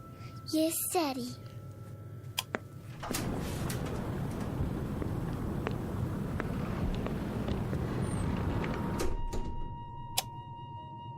Who's this? Mr. Oh, I'm afraid I didn't get the gentleman's name. You are... Forgive me, I'm... Lancer. What's that? Aren't you Lancer? Oh, yes. I'm Jerry Potter. We looked for you at dinner. I was detained. I saw your name on the purser's list. We were wondering where you were. You were? Will you join us? Oh, no, that's not necessary. There are 3 other tables. 3 empty tables? I'm really not very hungry. Well, the captain wasn't able to join us tonight, so there's plenty of room. Come on over, I insist. Very well. Coffee, sir? Yes. Thank you. I believe I would like some coffee. Here's your seat, Mr. Lancer. The more the merrier, I always say. The coiner of phrases. We could do with a bit of merriment. Let me help you, sir. I'll get the coffee. Wait. Do I know you from somewhere? I don't think so, sir. But your face, I'm sure. It might well be. I've travelled this line for a number of years. Perhaps it was on another ship before the war. Before the war? Seems like a long time ago, doesn't it, sir? Are you quite certain about the food? What? The cook can still prepare something. No, I don't have much of an appetite. Not even with all this salt air? Makes me hungry enough to eat a horse. Jerry! Would that be a seahorse, Mr. Potter? How about it, Lancer? Have some chow. Not tonight. Something happened tonight? Nothing unpleasant, I trust? Why, I don't know. I honestly don't know. Mr. Lancer, are you ill? As a matter of fact... You do look pale. A bit of the old mal de mer, perhaps. You might do well to take the meal in your cabin. My cabin? Your quarters, Mr. Lancer. This is all rather disorienting, isn't it? But a good night's sleep can do wonders. I could prepare a tray, sir. No. I'd recommend a cup of hot broth at the very least. I'm fine, I tell you. It was just a temporary dizziness. You're all very kind. I shouldn't intrude. Nonsense. Then let me do the honors. This is my wife. Madame. Hello. And across the table are our dinner companions, Major Devereaux. How do you do? And his secretary, Miss Stanley. Are you going home, Mr. Lancer? Home?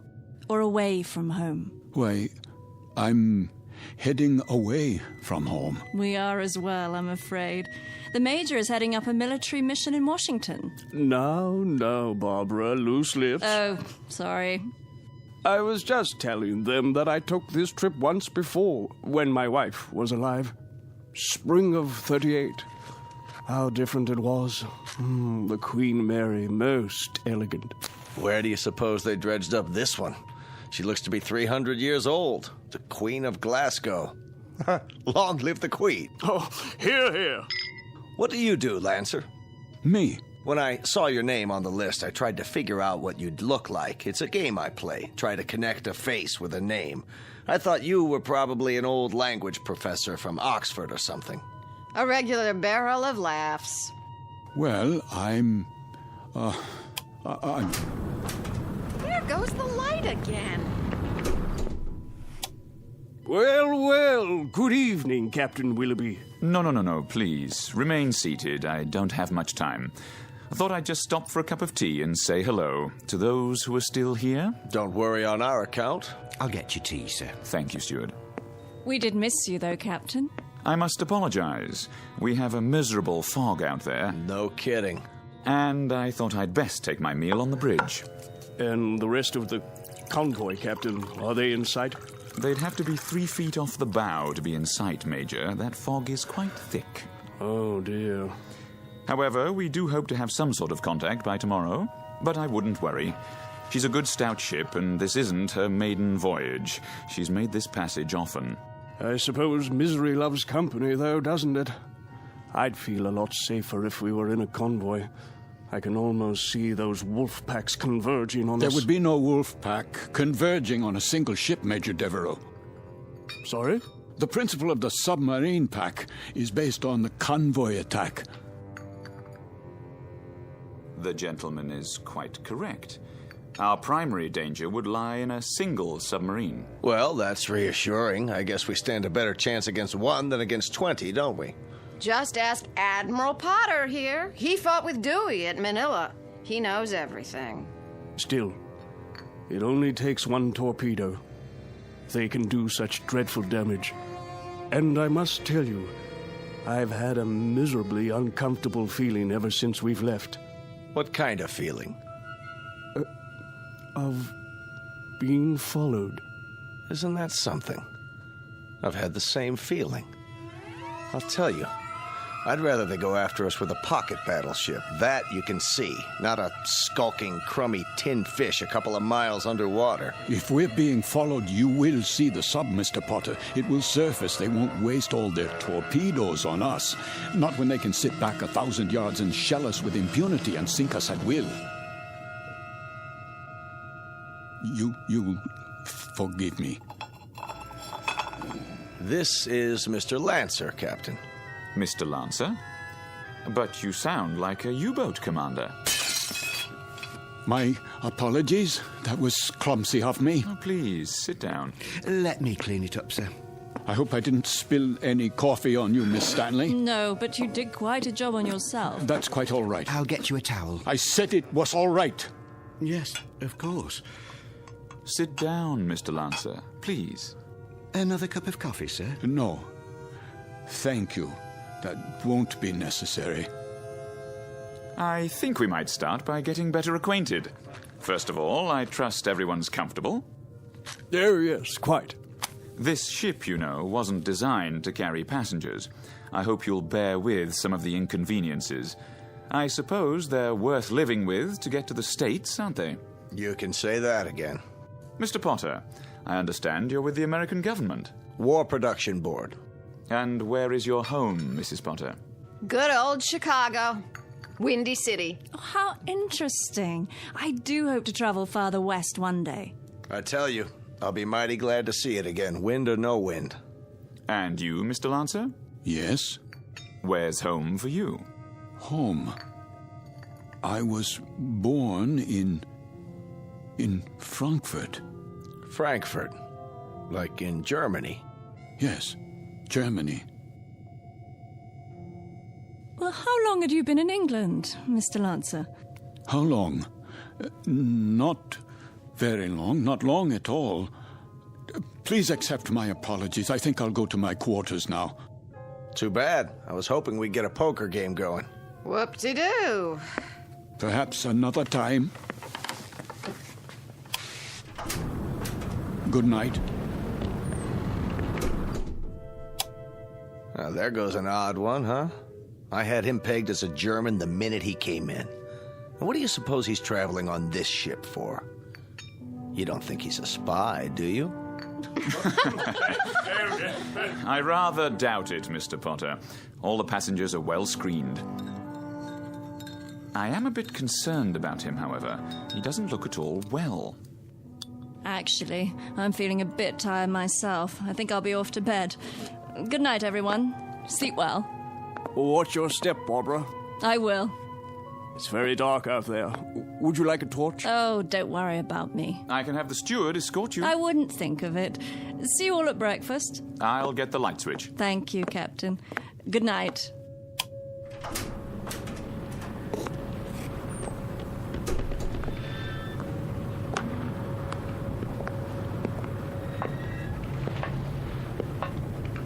Hello? Is someone there?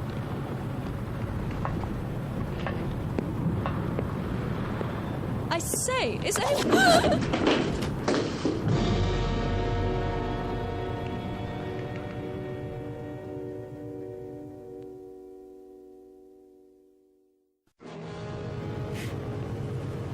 Who's there? Watch your step, Miss Stanley. Oh, Mr. Lancer. The stairs are quite slippery from the fog. So I see. I was afraid you'd lose your footing. Thank you for your help. The fog can be treacherous at sea. And it carries quite a chill, doesn't it? Yes. Yes, it does. It's best to stay off the deck at night. Why are you here, Mr. Lancer? What? I thought you'd be in your cabin. I'm still a bit unsettled. Not quite ready to sleep yet. Miss Stanley? Yes. May I ask a question? Please. Have we met before? I don't think so. Why? You'll forgive me, but you looked so familiar. They all did, for that matter. Are you sure you're well, Mr. Lancer? Yes, I seem to be. It's just this feeling. What sort of feeling?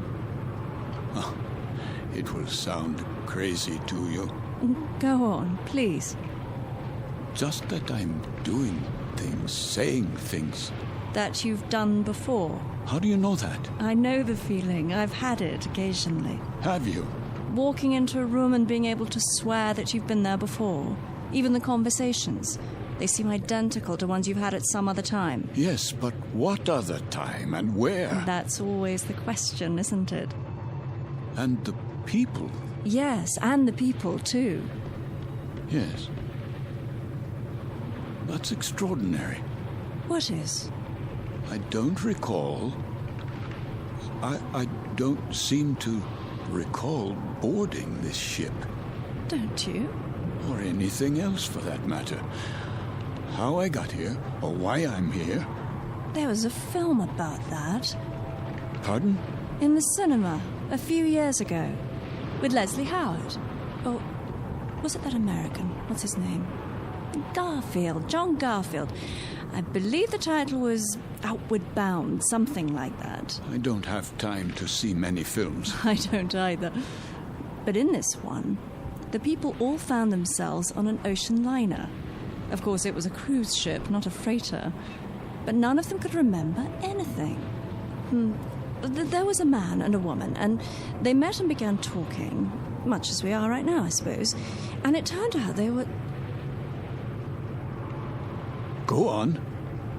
Well, they were all dead, you see, and on their way to the other side. Isn't that absolute rubbish?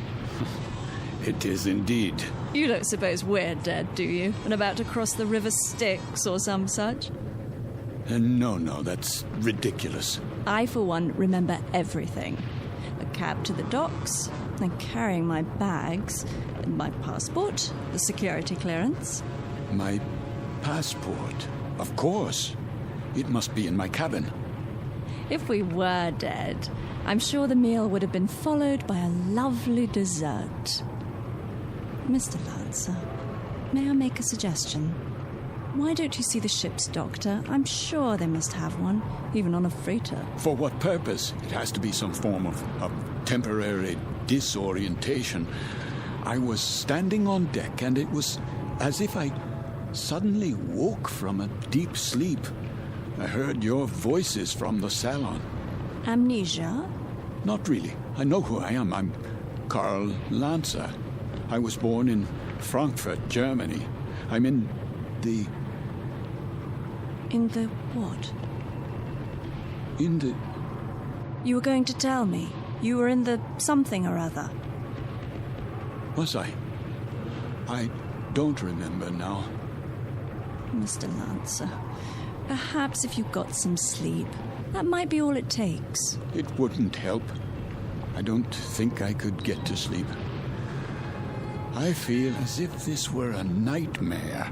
I feel strange. I feel as if there were a disaster waiting out there, some doom that's about to happen. As if we were being stalked. I know we are. It's stalking us. Yes, there's a sub out there, a U-boat. I know it. I know it's out there. I know. Who's there? Mr. Lancer? Yes, I'm Lancer. Would you come with me, please? Where? The captain's compliments, sir. He wonders if you could join him in his quarters. For what purpose? He'd like a few words with you. Go on, Mr. Lancer. I'll see myself to my cabin. Sir, this way.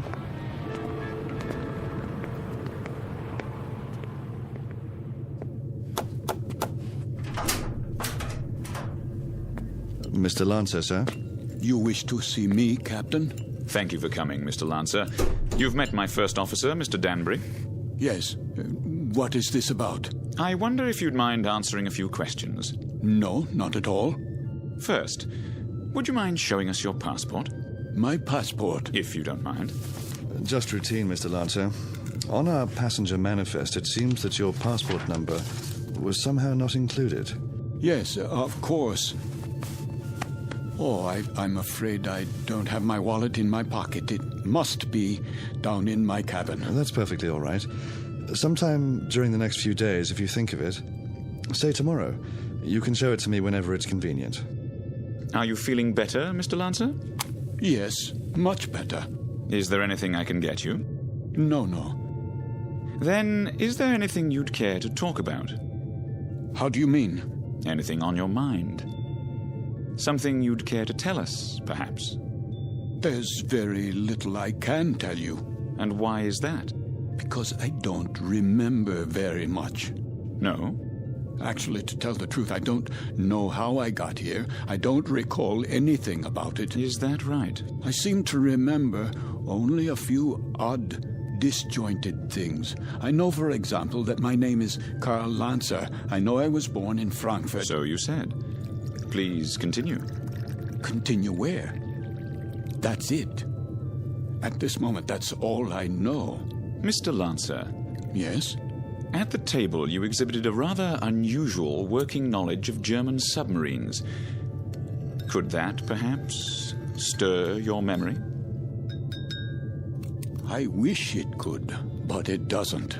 I see. In that case, why don't you go on to bed for now? Have a good night's rest. We'll talk tomorrow, you and I. Very well. That will be all for now, Mr. Lancer. Good night. Good night.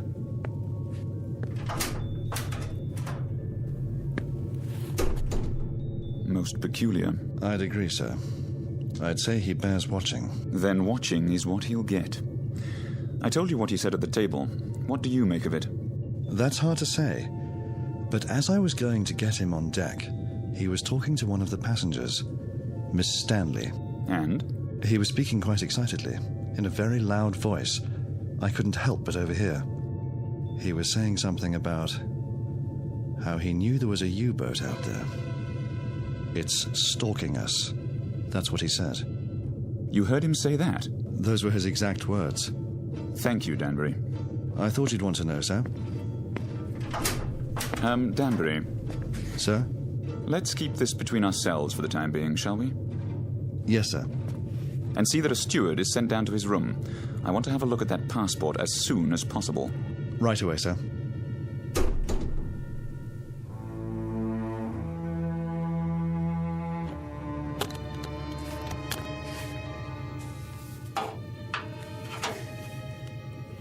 There you are, sir. All your clothing hung up, I believe that's it. Anything else I can help you with? No, that will be all. Ah, your shoes. I'll just put them in the closet. Hold on, what's this? Where? In your bag. Looks like an officer's cap, but not one of ours. War souvenir. What are you talking about? This, sir. I was wondering if it was a war souvenir. Let me see that. Yes, sir. It's a naval officer's cap. Foreign by the style of it. Don't touch things that don't concern you. I only thought I'd put it away for you. That won't be necessary. I'll put it away myself. Yes, sir. That will be all.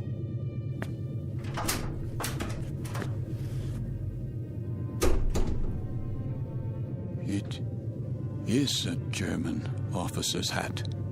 A submarine commander's. What does it say inside? It must have an identifying label. Yes, here. But this can't be.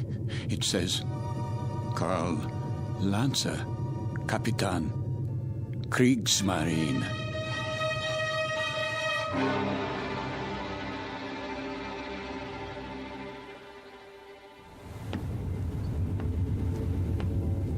Mr. Danbury? Yes, sir? We've slowed down again. See if you can impress upon that very temperamental engineer the rather dire necessity for speed. Engine room. Engine room. McLeod, can we get any more revs? We're losing speed badly. Begging your pardon, sir, but I've got these blooming engines trained to the limit now. Kindly tell the captain that if I keep them going at this rate, they'll be a breakdown before morning. In that case, we'll be going a precious lot slower in a drift than under power. McLeod, we simply have no more revs. If you can give me maximum speed for another 12 hours... Captain! These engines needed to be overhauled a month ago, and instead of an overhaul, they're getting worked to death. Well, do what you can, man. Aye, aye, sir.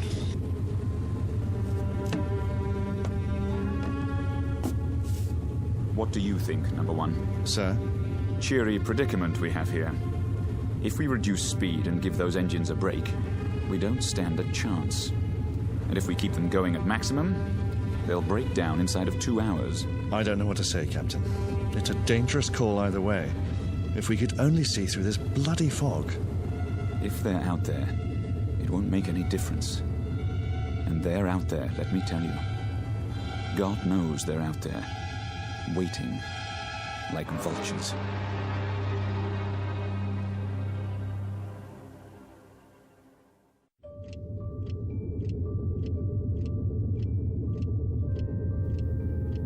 Another drink, please.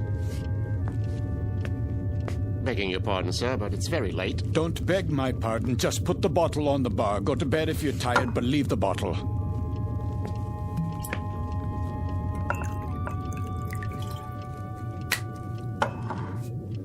That doesn't sound right. Sir? The bearings. Bearings, sir? Yes, on the engines. They always sound like that, sir. You get used to it. You should hear McLeod on the subject. He's the engineer. Says the engines on this tab were originally designed for Lord Nelson. Is that clock accurate? Why, yes, sir. She's a real antique, that one. Captain Willoughby had her on the old Harcourt Bay. Keeps perfect time, she does. It says 5 minutes past 12 at 1:15. Not for a while yet. No, but at 1:15, something will happen at 1:15. Something, sir? What might that be? I don't know. I really don't know, except Except the hour and the minute, 1:15. It sticks in my mind. The tray for the bridge, please. Just being made up, sir. The cook will be done in a minute. Have a seat at the end of the bar. Been here long, has he? Sitting like that for 3 hours. One drink after another. Just sitting there drinking, wiping the sweat off his face and asking for more. And not getting drunk, mind you. That's 3/4 of a bottle gone. I'd swear it was lemonade. I've never seen the like.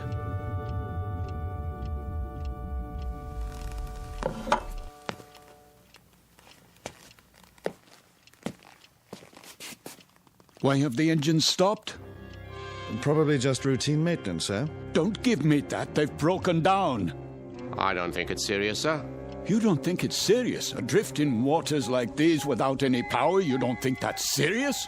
We're defenseless here. Now we are absolutely defenseless. They'll be repaired, Mr. Lancer.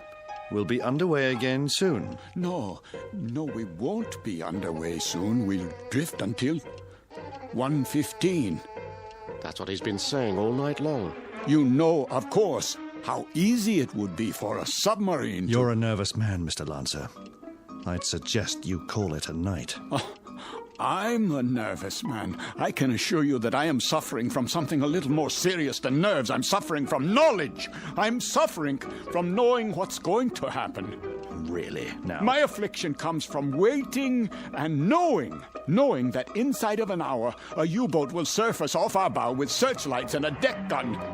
We'll be attacked and we won't be able to run away. Here, sir. Sit down, man. How does it feel to you people just standing still and waiting for a shell or a torpedo to smash into you, waiting for the ship to blow apart so that you can find yourself in the water, closing in on you, filling your lungs so you can't scream? I said sit down, man. Mr. Lancer, this kind of talk won't do you or anyone else any good. Here's the captain's tray, sir. Leave it. Is something wrong? The gentleman is ill. He doesn't know what he's talking about. Carry on. Yes, sir. Go on, cook. Back to the kitchen with you.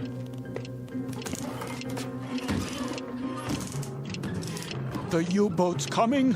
We must get the engines started or abandon ship. That's what we must do. Yes, we must abandon ship. Do you hear me? Why has the clock stopped? Where did you go? Where have you all gone? Why have you left me alone like this? Where is everyone?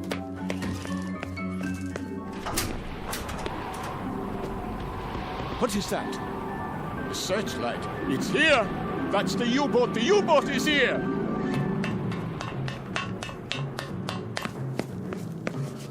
We've got to get out. Off the ship, everybody! There you are. All you passengers, out of your rooms. Listen to me.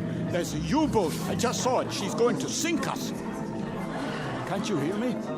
Why don't you move? Are you all out of your minds?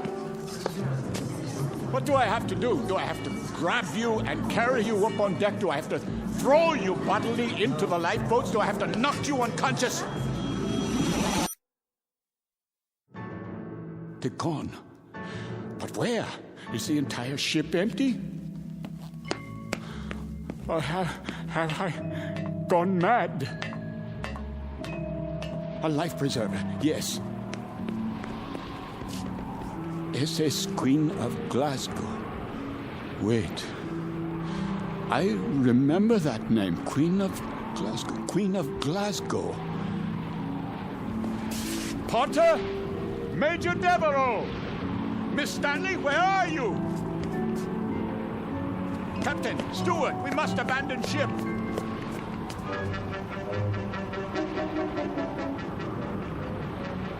Fire fry! Ja, Captain. Fire!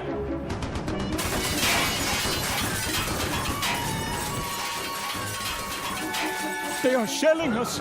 We're hit, I tell you. Miss Stanley, we must get out. The lifeboats. I can't, Mr. Lancer. The roof's collapsed. The door won't open. Climb through the porthole, quickly. I'll try. Where are the lifeboats? Over here, Mr. Devereaux. We'll have to climb down. Help us, please, my wife. I'm coming, Mr. Potter.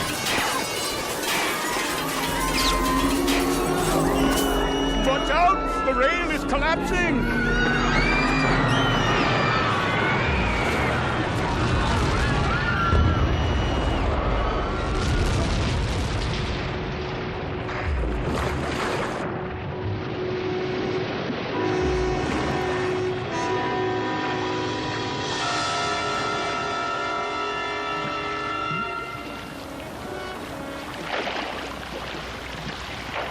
Family, the little girl. Where? The doll. Here, I have it.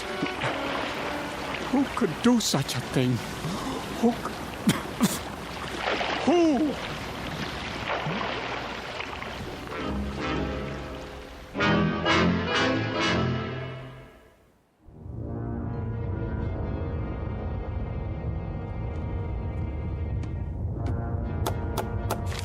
Ja? Not much to show, Capitan Nazi. That's all. Very little wreckage floated to the surface. Only this life preserver. There were no survivors. Then I'd say that's a good catch tonight, wouldn't you? Very good catch. It says SS Queen of Glasgow. Ah, a 5,000-tonner. Isn't that what the registry reads? Yes, sir. Cheer up, Lieutenant. Hand me the coffee. Well, pour it. If you wish, sir. You have nerves, Mueller. Not really, sir. A little shaky, perhaps. Oh, why? Nothing, sir. I asked you a question. Why? There were women and children on that ship. So? We gave them no warning. You'd have us give them warning, eh? So their radio man can send out their position, which quite incidentally is our position. You have sentiment, but no brains. You're an old woman, Mueller. You know that? I just find it difficult. To do what? To reconcile killing those people. Without warning. It makes me wonder if we're not damned now. In the eyes of the British Admiralty, we most certainly are. I mean in the eyes of God. You're not just a fool, Lieutenant. You're also a religious fool. Perhaps a mystic, too. And if we are damned, what will happen? I've had dreams about it. Maybe people like us have a special kind of hell waiting. Maybe to be damned is to have a fate like the people on that ship. To have to suffer as they suffered and die as they died. You are a mystic, Lieutenant. We'd ride the ghost of that ship every night for eternity. Every night, Herr Capitan. For eternity. What are you talking about? They could die only once. Just once. But we can die 100 million times. Every night. Rides the ghost of that ship. Every night. Every night.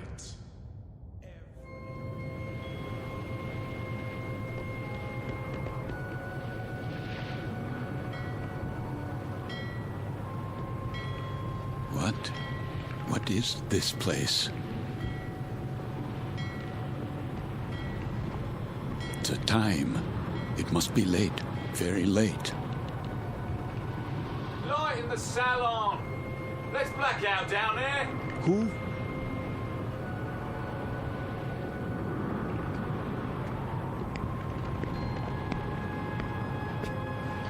Forgive me, sir. Yes? Are you addressing me? Begging your pardon, but they'll be finished serving dinner soon. They? The galley crew, sir. Why do you tell me this? I only meant... What? What did you mean? All I mean to say is, you'd best go in now, sir, if you want your evening meal. My meal? The salon will be closing in a few more minutes. Oh, yes, of course. In the salon. Is that what you call it? Yes, sir. It's very dark out here. Would you like to follow me? Follow? The lights, you see. From now on, I'll have to switch them off when we open the door to the deck and then on again. You understand, sir? Because of the blackout. The blackout? Yes. This way, sir. Are you all right? Why wouldn't I be? Is something wrong with my appearance? Why, no, sir. It's only that... Is this your first time? My what? Your first passage. It can take a bit of getting used to. Sea legs and all that. I'm quite used to being at sea. Thank you. I was just... A special kind of hell waiting. Maybe to be damned is to have a fate like the people on that ship. To have to suffer as they suffered and die as they died. We'd ride the ghost of that ship every night for eternity. For eternity. For eternity. For eternity. Yes, sir? Just listening. To the engines? No, not the engines. I was listening to the water. The cold ocean water out there. And the night.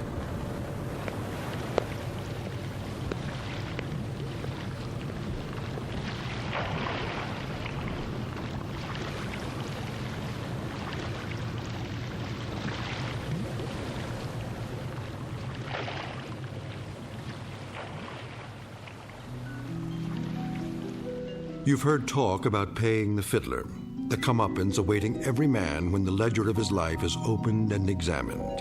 The credits and debits added up, a tally made, and then the reward or the penalty paid. In the case of Karl Lancer, former Capitan and U-boat commander, Navy of the Third Reich, this is the penalty. This is the justice meted out. This is Judgment Night in the Twilight Zone. More from the Twilight Zone after this. You are about to enter another dimension. A dimension not only of sight and sound, but of mind. A journey into a wondrous land of imagination.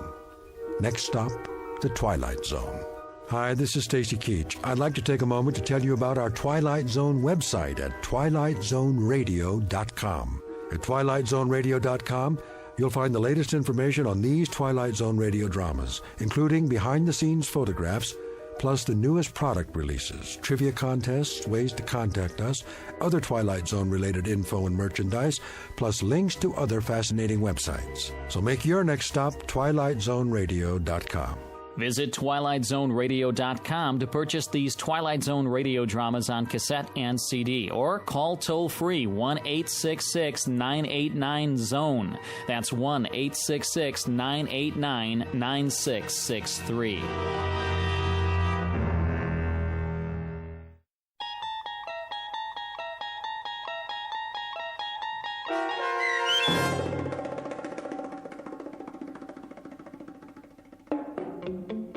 Judgment Night, starring Chelsea Ross with Stacy Keach as your narrator, was adapted for radio by Dennis Etchison and written for the Twilight Zone by Rod Serling. Heard in the cast were Nick Sands, Damian Arnold, Richard Shavson, James Houghton, Sarah Wellington, Christian Stolte, Fernette Lebo, Doug James, Martin Astrop, Anna Rose Benson, and David Darlow.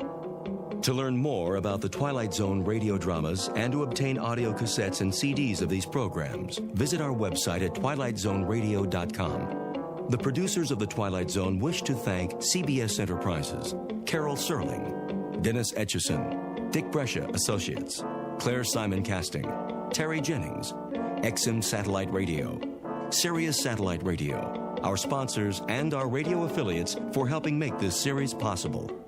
This copyrighted radio series is produced and directed by Carl Amari for Falcon Picture Group. Audio editing, sound design, Foley effects, and mix for the Twilight Zone radio dramas are by Cerny American creatives Craig Lee, Michael Slaybach, Bob Benson, and Jason Rizzo. To learn more about the Twilight Zone radio dramas and to contact us, visit our official website at twilightzoneradio.com. Doug James speaking.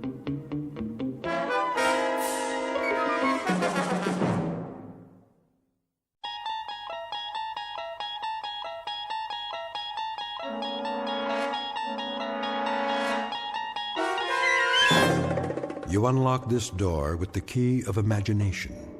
Beyond it is another dimension, a dimension of sound, a dimension of sight, a dimension of mind. You're moving into a land of both shadow and substance, of things and ideas. You've just crossed over into the Twilight Zone.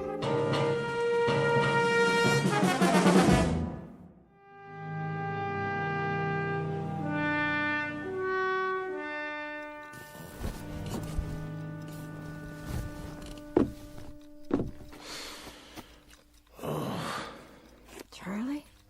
Go back to sleep. It's early.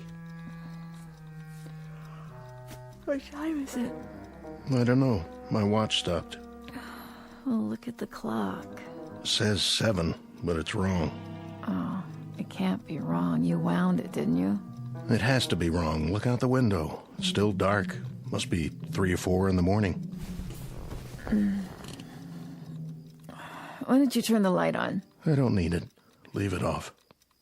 So, this is the day, huh? This is the day. Well, if you got 3 or 4 hours yet, what do you have to get up now for? Can't sleep. So, I thought I might as well go over to the jail. You know what I think? What? I think you're crazy. If it really is the middle of the night, you're crazy to get up now. What's so special about today? Ella. Just about hanging a little? I said, why don't you go back to sleep? Why don't you? There's going to be all kinds of excitement today, reporters and everything else. You're the one that could use some sleep.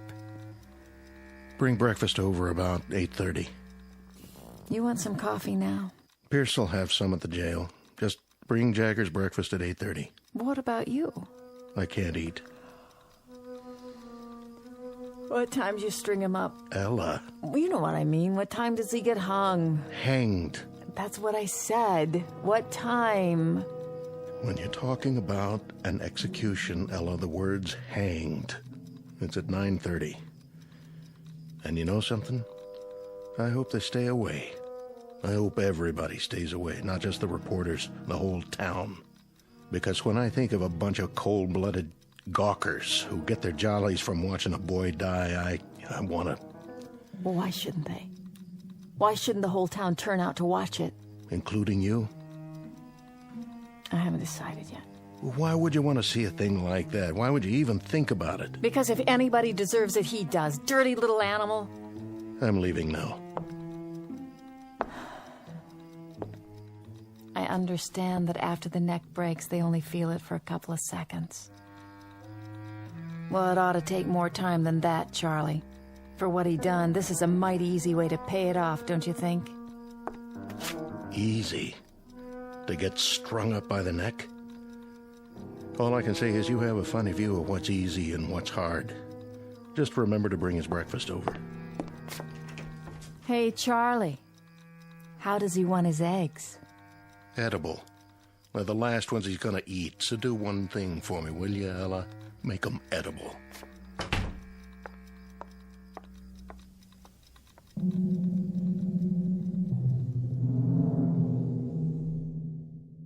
Sheriff Charlie Koch on the morning of an execution. For the record, and as a matter of absolute fact, it is a little after 7 a.m. Now, logic and natural laws dictate that at this hour there should indeed be daylight.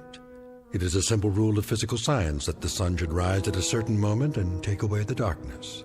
But at this given moment, Sheriff Charlie Koch, his wife Ella, a condemned man named Jagger, and everyone else in this small, inconsequential town are about to find out that there are some causes and effects that have no precedent, except in the Twilight Zone. And now, back to our story from the Twilight Zone. I Am the Night, Color Me Black, starring John Ratzenberger with Stacy Keach as your narrator.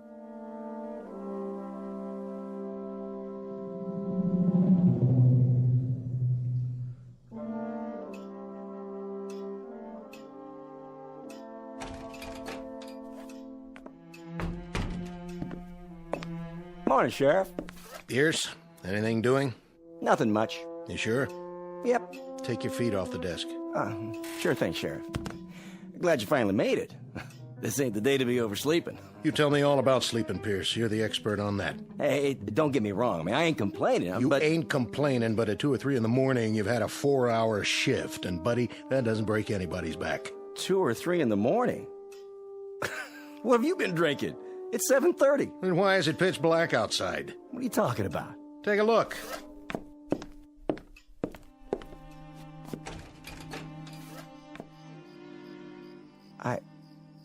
I don't get it. What don't you get, Deputy? That some men can't sleep and get up early? I suppose that doesn't make much sense to a guy who could put in 12 solid hours on a mattress and then wake up and complain about... Sheriff. You got a problem, Pierce? Sheriff, it is 7:30 in the morning. Take a look at the clock. And you're right, it's black as a coal mine outside. I never seen it blacker. What's going on? You're right. It's 7:30, and the sun's not up yet. And to tell you the truth, Deputy, I don't know why.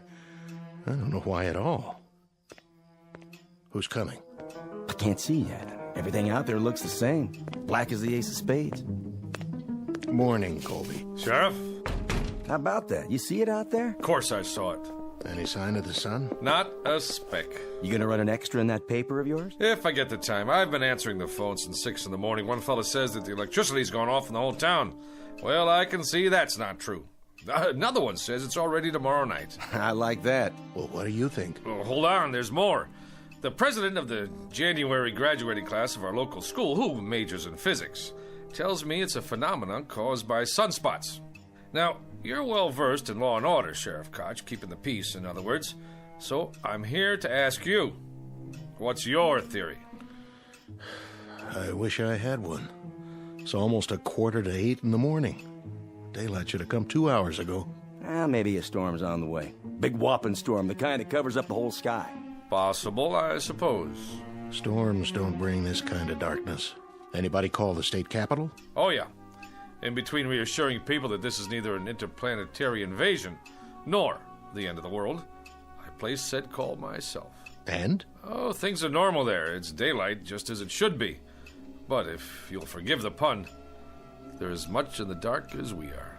You mean it ain't black up there? It appears that all up and down the state, and across the face of the earth for that matter, we are the only ones who are groping around in total darkness. So, the phenomenon is quite localized, which means we'll have to seek elsewhere for company to share our misery. How's Jagger doing this morning? I seen him. Brought him in a cup of coffee to make sure he was awake. Thoughtful of you. To remind him about what day it is. I'll bet you did. I wonder, how did you occupy yourself as a lad there, Deputy? Torture small animals or just pull the wings off flies? Say, what do you mean by that? Nothing. I don't mean anything by it. So, Koch, can I talk to him? Go right on in. I'm not saying he'll talk to you, but that's the privilege of the press, to try. So he's got 1 hour and 45 minutes left. What about a priest or a minister? He doesn't want either. As a point of interest, Sheriff, entirely off the record, do you believe Jagger's guilty? Mr. Colby, I arrest people on the basis of evidence. I jail them on that evidence, and I'm responsible for their meals and their health until they get sentenced, executed, or let loose. As to guilt or innocence, it's a matter for the jury, public opinion, and God to decide. And that part of it, thank the Lord, has nothing to do with me. Uh-huh. So, let us all praise God for the morning's impartiality. You just keep them alive until their moment of death. I see. And as for my part, I follow fate around with a small pencil and a notebook and make a record for posterity of how he died and why he died. But neither one of us has any guilt to share for the fact that he does die. How perfectly convenient for us. He's guilty as hell. He fired buckshot into a man's head. A real decent, upstanding man. And today, he's going to pay the price. He's going to hang for it. And man, oh man, is justice going to be served up deluxe style this time. Pierce, why don't you shut your mouth? I got a right to an opinion. Oh, you do, Deputy. Indeed you do. There are just a couple of disturbing facets to this particular case. Like what? First, that the murder victim was not a decent man by any stretch of the imagination. Hey, you're talking about the dead. He was a cross-burner and a psychopathic bully who attacked the man you've got locked up in there. Well, that don't matter. Go on, Colby. I want to hear this. Second, Deputy Pierce here saw it happen and then perjured himself. Now, wait a minute. Let him finish. That's the word, all right, Deputy. Perjured. You said that Jagger shot him from across the room. Well, no such thing could have happened according to the records I saw. The murdered man had powder burns all over him. So what? Oh, you tell me how a man can get shot from 10 feet away and still have powder burns on his skin. And by itself, that might not have proved self-defense, but it would have supported Jagger's story. It would have at least raised some doubts in the jury room. If they had heard it. I wondered about that myself. Did you, Sheriff Koch? Well, you saw the body, didn't you? I saw it. But I didn't hear any comment on those powder burns when you gave your testimony, or did I miss that? I answered the questions they asked me. Oh, don't feel singled out now, because your courageous editor who covered the trial from start to finish, he just didn't see fit to include that insignificant little detail in any of his news stories either, now did he? Even though for some reason he knew at the time that he was being very, very selective about what he wrote and what he didn't write, about the truth, in other words. Which is what a trial is supposed to be, a search for the truth. So, when you get right down to it, you're quite right, Deputy. Justice is being served on a platter with its tongue cut out, just like the carcass of any dead animal.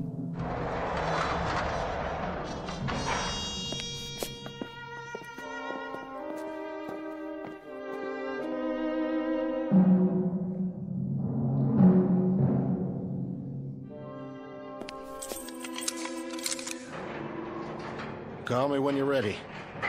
I will. Smoke, Jagger? No, sir. You don't mind if I have one? Go ahead. I quit years ago, but I picked up a pack last night. I don't know why. And this morning, I looked at it like I've never seen a pack of cigarettes before. It didn't even feel right in my hand. I know it's bad for me, but I put it in my pocket just the same. Now, why do you suppose that is? Can I ask you a question, Mr. Colby? Anything you like. I can't promise I'll have the answer, though. I was just wondering, what kind of day is it? Oh, you're not going to believe me, even if I tell you. It's rainy, huh? No, it's not bad. A little chilly. The main thing is, it's still dark. How do you mean? It's still black as night outside. The sun never came up. Close to 8 in the morning, and not even a little bit of daylight. God, come on. Don't kid me. I'm not. Why would I? What reason would I have to lie to you? Well, this place doesn't have any windows, so I guess it could be Christmas Eve or the 4th of July, and I wouldn't know the difference. Jagger, do you have a religious affiliation? No. Anybody you want to see? Nobody. Anything you'd like to say? Anything at all? Nothing. No priest, no friends, no comment. What do you have? What do you think, Mr. Colby? Not much, that's what. I mean, I've got a little over an hour, and I've been thinking that I'd like to rip these bars apart and get out, same as you would. Or maybe, just save everybody the trouble and hang myself in here. But I haven't got the strength for one or the guts for the other, so I'm just sitting here and waiting. What else is there? That being the case, would you care to make a statement? You want a statement? Is that what you came here for? Look at it this way. I don't think anybody should leave the Earth without a comment. You, me, or anyone else.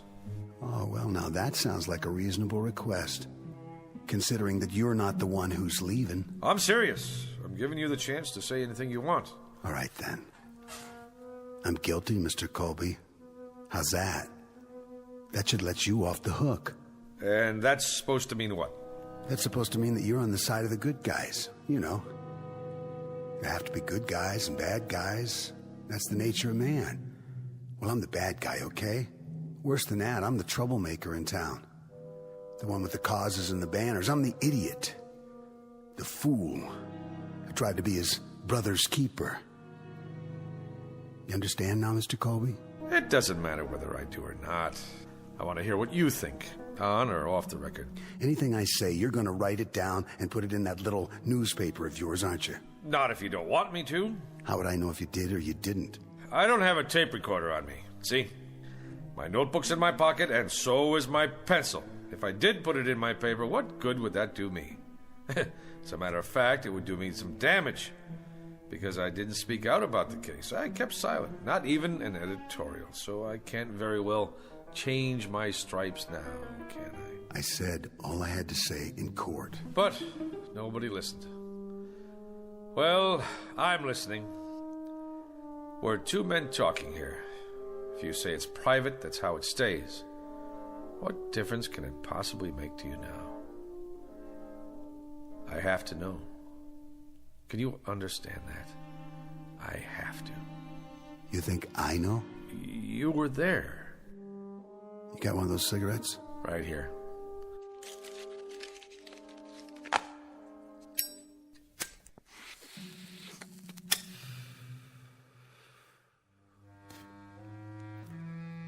There was a shotgun.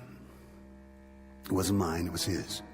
Everybody knows that, but they convicted me on premeditated murder, even though I'm the one who tried to take it away from him before he could go out and use it. So you fought with him? I either loaded the gun and put it in his hands, or I tried to get it away from him. Take your pick. All I remember is the gun going off, and that's what counts, isn't it? Not motives, not what's in your head. You know what road is paved with good intentions. Good, bad, it doesn't matter. I'd say there's a big difference. A huge one. Except that the man I killed, he was the White Knight. I wouldn't say that. Well, I would. The things he did, other people only thought about. What they wanted to see happen but didn't dare do. He was the cross burner, the bomb thrower. He did their dirty work for them, like whipping some poor, scared guy just for being black, when nobody else had the guts to pick up a stick or a rock to do it themselves. So the White Knight ended up with his brains spattered all over the place, and I was the cause of that, one way or the other. There's no way the people around here were gonna pin a medal on me. You don't think much of this town, do you? Do you? The man wasn't a saint, but he died. And what the jury said was that regardless of how it happened, we cannot dispense life or death because someone offends us. That's the distinction between men and animals. And that's well said, Mr. Colby. You tell it to the man who fixes up the rope, okay? You tell it to the sheriff and his deputy out there. You tell that to the town while they stand around and watch my eyes bulge out and my tongue swell up and I choke and do my little dance for them. You tell them all about the difference between men and animals. But you better draw pictures. Because this kind of language they just don't get. Catch! You ready, Mr. Colby? I'm ready.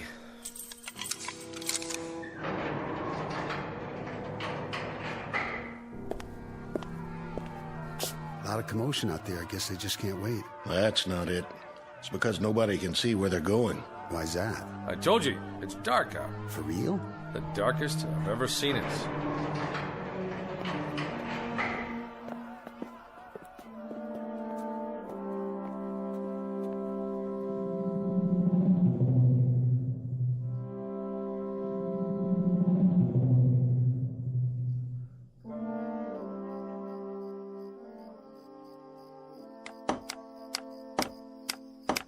Get the crossbar on there real good. I got it, officer. And the rope.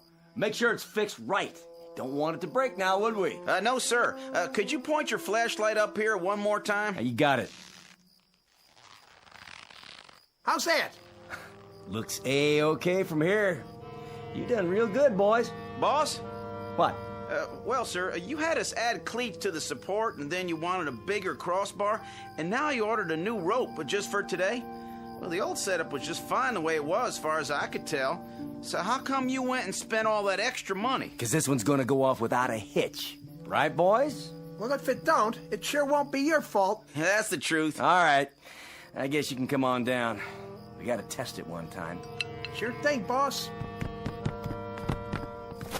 Now, when I say pull, you drop the sandbag. Yo. All right, then. Pull! That got her. That got her good, didn't it, boys? Yeah, boss. It sure did. Who's there? Easy, Pierce. Looks like everything's in working order. Yep, that'll take care of him. Sure it will, but I'm still worried about one thing. What's that? Exactly who or what is going to take care of us. There it goes, 9 bells. Why is it so dark then? Is it an eclipse? Can't be. I've been listening on the radio. This ain't no eclipse. It's weird. It's just plain weird. Word of the darkness that has suddenly and inexplicably engulfed this remote Midwestern town. Turn up that radio so we can hear. It is now 9 a.m. Eastern Standard Time, but latest reports indicate that the darkness blanketing the specific location is virtually total. So far, there is no sign whatever of any daylight on the horizon. A spokesman for the Meteorological Service says that the event is without precedent, according to records covering the past 150 years. Who's that? Turn on your headlights. Why, it's Sheriff Koch's wife. Morning, Ella. Is that you, June? It's me. What you got on the tray? Breakfast. Oh, aren't you the one? Fixing a nice hot meal for your man. Well, it's not for Charlie. Who's it for, then? For him. You don't mean... Afraid so. For Jagger. What did you go and waste good food for? He don't have no right. He don't even have time to eat it. It's the law. The law? That's what my husband says. Anyway, I can help carry out the letter of the law. I'm glad to. It's my duty. Ella? Over here, Charlie. Just bring it on inside. I'll be right there. Excuse me.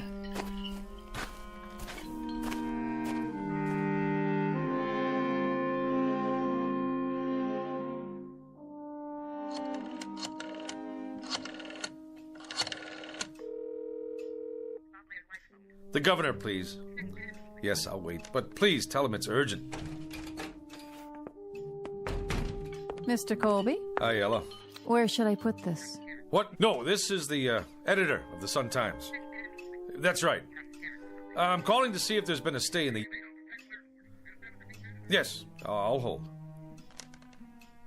What do you have there? Charlie said to bring it. Breakfast? For the condemned man. I guess you can just take it on in. To the cell? The hall door is open. It's right down there. I know where it is. Charlie said to fix a plate of eggs. He didn't say I had to spoon feed it. Yes, well, of course, if he's on the phone. He's not? What do you mean nobody called? No, listen. After the automatic appeals, there's always a request to the governor's office for a stay while they argue it before the circuit court.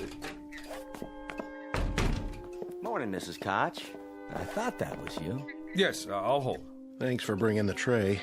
Just in time, too. I wouldn't want it to go to waste.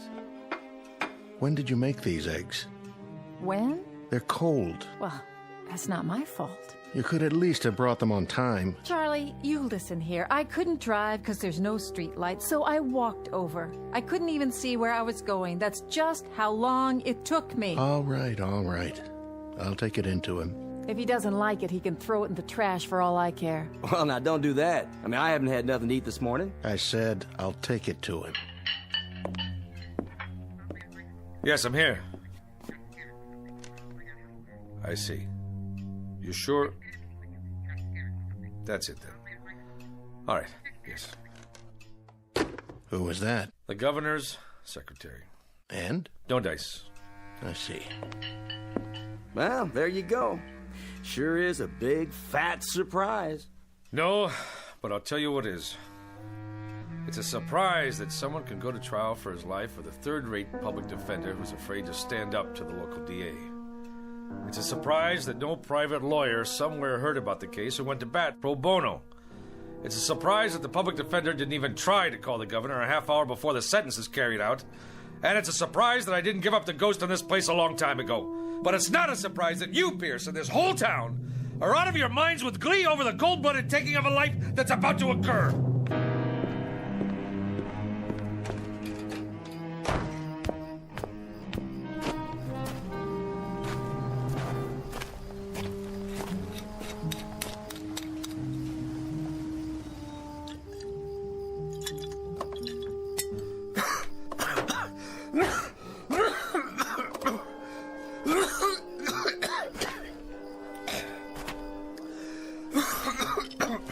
I think you dropped this. It's all right, Reverend Anderson. It's empty. Whiskey helps, does it, Mr. Colby? It doesn't hurt. Helps you see things more clearly? Or does it keep you from seeing? You suppose, Reverend, that there's some theological explanation for this morning? Theology? That's for divinity schools. This is a time for faith. Faith in death or in darkness? Maybe if we thought there was a divine act going on here, we could find a way to live with it. God is always with us, whether we know it or not. Is he? Even now. This isn't the first gallows ever built, Reverend, or the last. Won't be the first man to lose his life at an untimely age, and we won't be the last mourners on this earth either. Did you see him? Did you talk to him? Briefly. He wouldn't see me. Wouldn't even let me in his cell. That's a pity. He's a lonely boy. But at least he won't be lonely for much longer. That's the truth.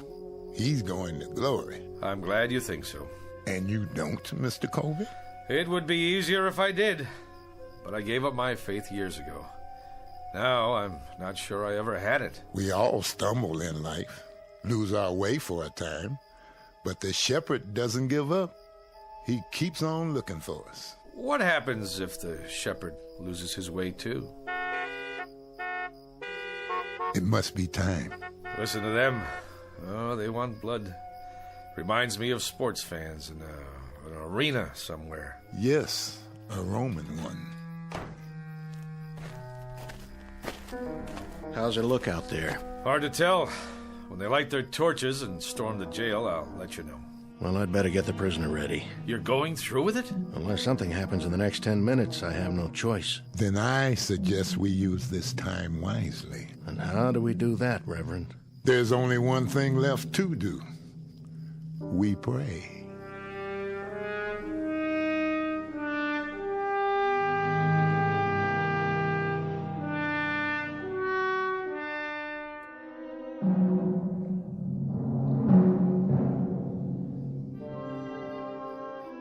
No time to pray now. It's 9:25. That's right, ain't it? 9:25? 5 more minutes. I can't believe Koch's doing this. The sun's not up yet. Law says May 25th at 9:30 in the morning.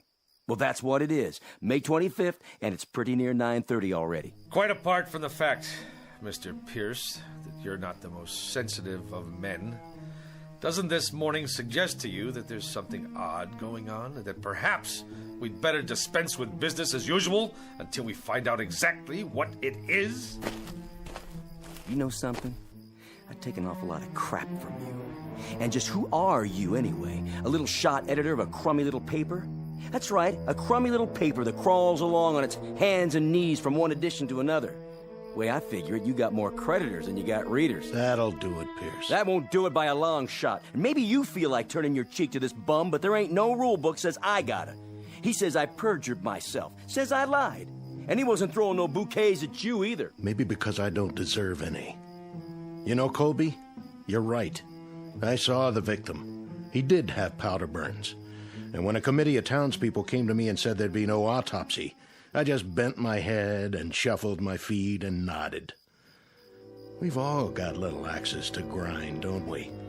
I'd like to be re-elected sheriff. And you, Colby, you'd like to keep that newspaper going. And Deputy Pierce over here, he likes to feel important. He likes to be popular. He likes to stay on the side of the majority. So here we are, gentlemen. All of us treading water in a sewer. I don't take it from him, and I don't take it from you neither. Watch who you put your hands on, Pierce. Oh, what? You better unravel it right now, or I'll spread you all over the yard. It's 9:27, Koch. Then we better go get the prisoner. At last, Mr. Pierce. A labor of love, huh? You coming, Pierce? Yeah, I'm coming. I wouldn't miss it for the world.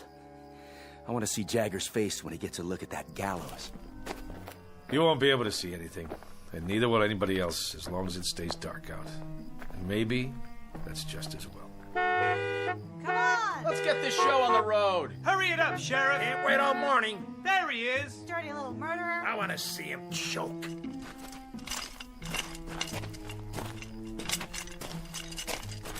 You don't need the chains. I'm not going anywhere. He has some minutes, doesn't he? He's used them already. We're behind schedule. You can talk to him now, Reverend. Take your time. It's my time. And I got nothing to talk about. Then let's go. Let's get on with it. Don't waste your last minutes, Jagger. We're a different color, and I know we have different faiths, but you've stood up for me and mine. You've spoken for us. And God help you, you've killed for us. I think we owe you some peace, and I'd like to try to give you some. That rope over there give me peace. I don't need any words, Reverend. No quotations, nothing in the Bible or any other book. Get it over with! Yeah, let's go! Yeah! Patience, everybody! I'm gonna give you what y'all came here for. I'll dance at the end of the rope, and I'll choke, and I'll swing back and forth like a rag doll. Yeah, you'll see. You'll get your money's worth. I promise. This way. I told you, I'll do this myself.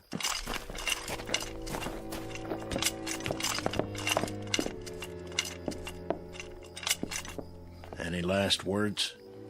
Not on your life. That's one thing I won't give you people.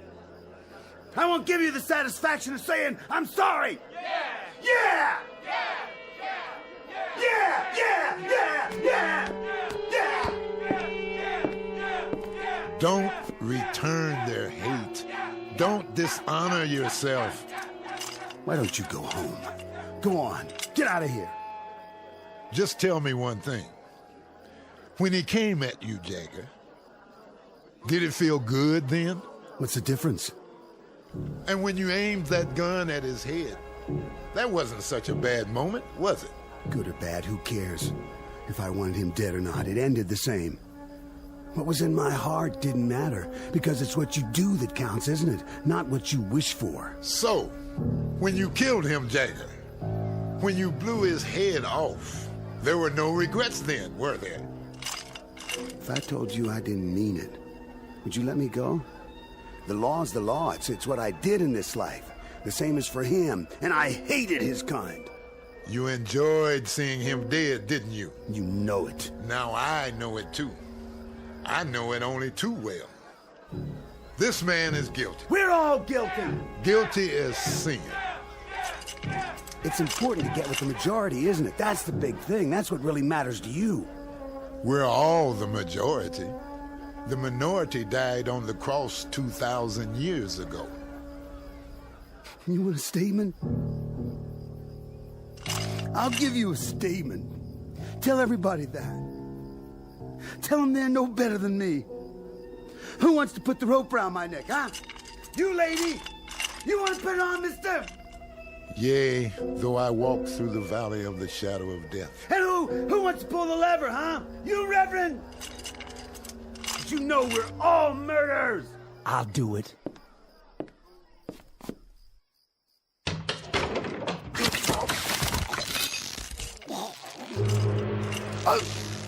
Hey!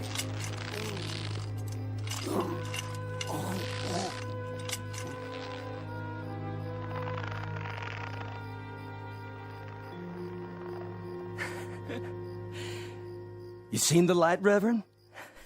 You finally seen the light? Have you? Have any of you?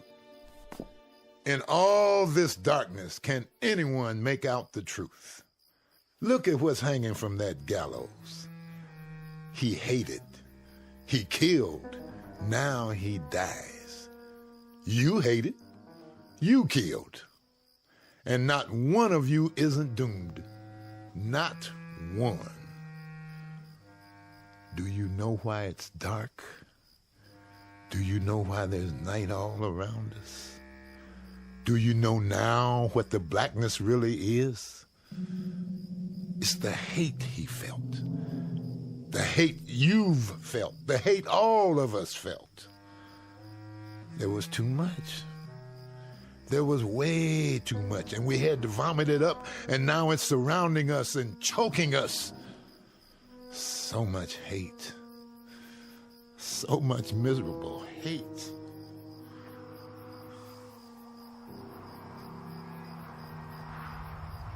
Oh, it's getting colder. Look what's happening. It's getting even darker. You can't hardly see anything now. Take me home, Charlie. I want to go home. I will, if I can find the way. That's crazy, isn't it? What he said. Isn't it crazy? You know what's going to happen, don't you? I mean, you know what's going to happen next. Believe me, this here stuff is going to lift. It'll just all of a sudden just plain lift. Because it's just a fog is all it is. Nothing more than a fog. And it'll lift. And there'll be the old sun, high up and bright. Wait and see.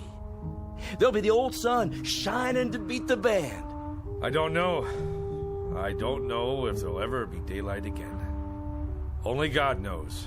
And I'm not even sure about that.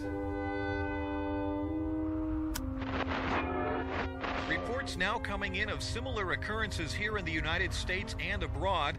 At 9 o'clock this morning, a dark cloud suddenly appeared over several widely separated U.S. cities. The government of Israel has verified the fact that a rectangular area over the West Bank appears to have gone dark. In China, correspondents just filed a news item about several square blocks, including a political prison, thrown into darkness early this morning. In Iran, an area in Southeast Asia, in Central and South America, the African continent, the darkness continues to spread.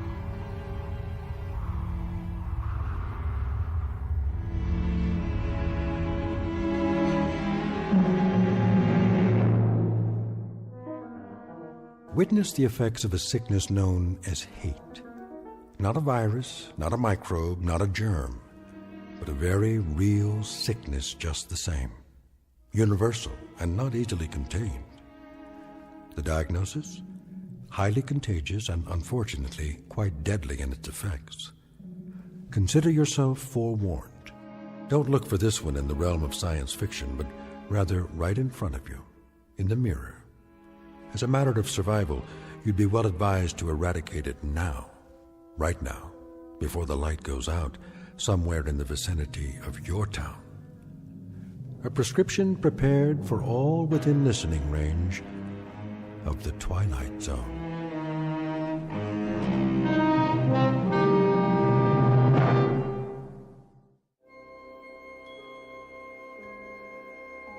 Hi, this is Carl Amari, producer of the Twilight Zone Radio Dramas. I'd like to take a moment to tell you about our official website at twilightzoneradio.com, where you'll get the latest news and information on these Twilight Zone radio dramas. Plus, at twilightzoneradio.com, you can digitally download 3 free episodes or any of our episodes for only $1.95 each. In this age of ever-changing technology, we've decided to make these episodes instantly available to you by making the Twilight Zone radio dramas a digital download-only series. This means that this series will no longer be offered on CD. The CD collections at our website are now being offered while supplies last at buy one, get one free. So be sure to get your favorites before they're sold out. Be sure to visit us often, and I'll see you in the zone.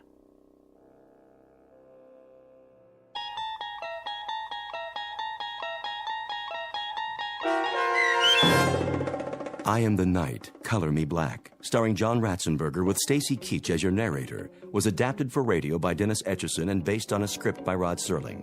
Heard in the cast were Taylor Miller, Rick Peoples, Doug James, Norm Woodell, John Watson Sr., Turk Muller, Jeff Lupetin, Paul Patch, Maggie Carney, Lynn Foley, Carl Amari, and Irene Olson.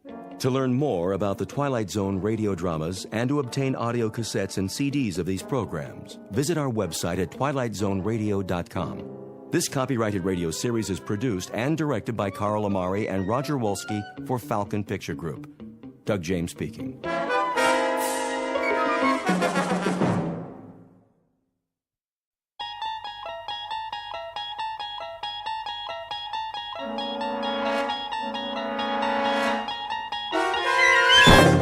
You're traveling through another dimension.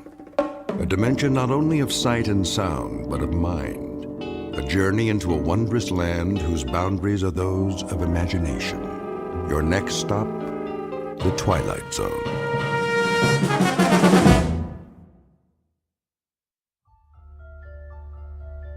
It was the day no one would ever forget. Not next week, next year, or the year after.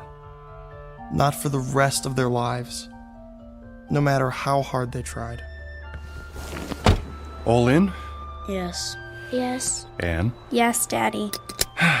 Good. That's good then. Seatbelts, everybody. Where are we going now? Home. Oh. Unless anyone wants to stop for ice cream. Can we? If you like. I think your mother would approve. Don't you? Well, I guess so. What about you, Anne? I want to go home. I'm kind of tired. Me too. Very well then. Some other time.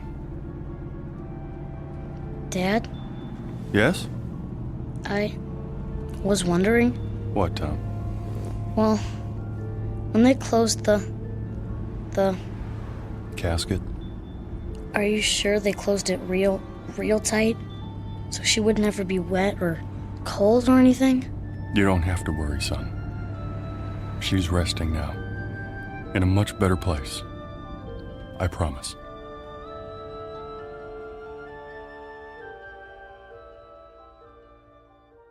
It was the week the world ended. And yet, incredibly, it was also the week something new, something truly fantastic began.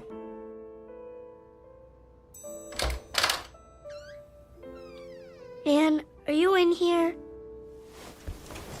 You're supposed to knock.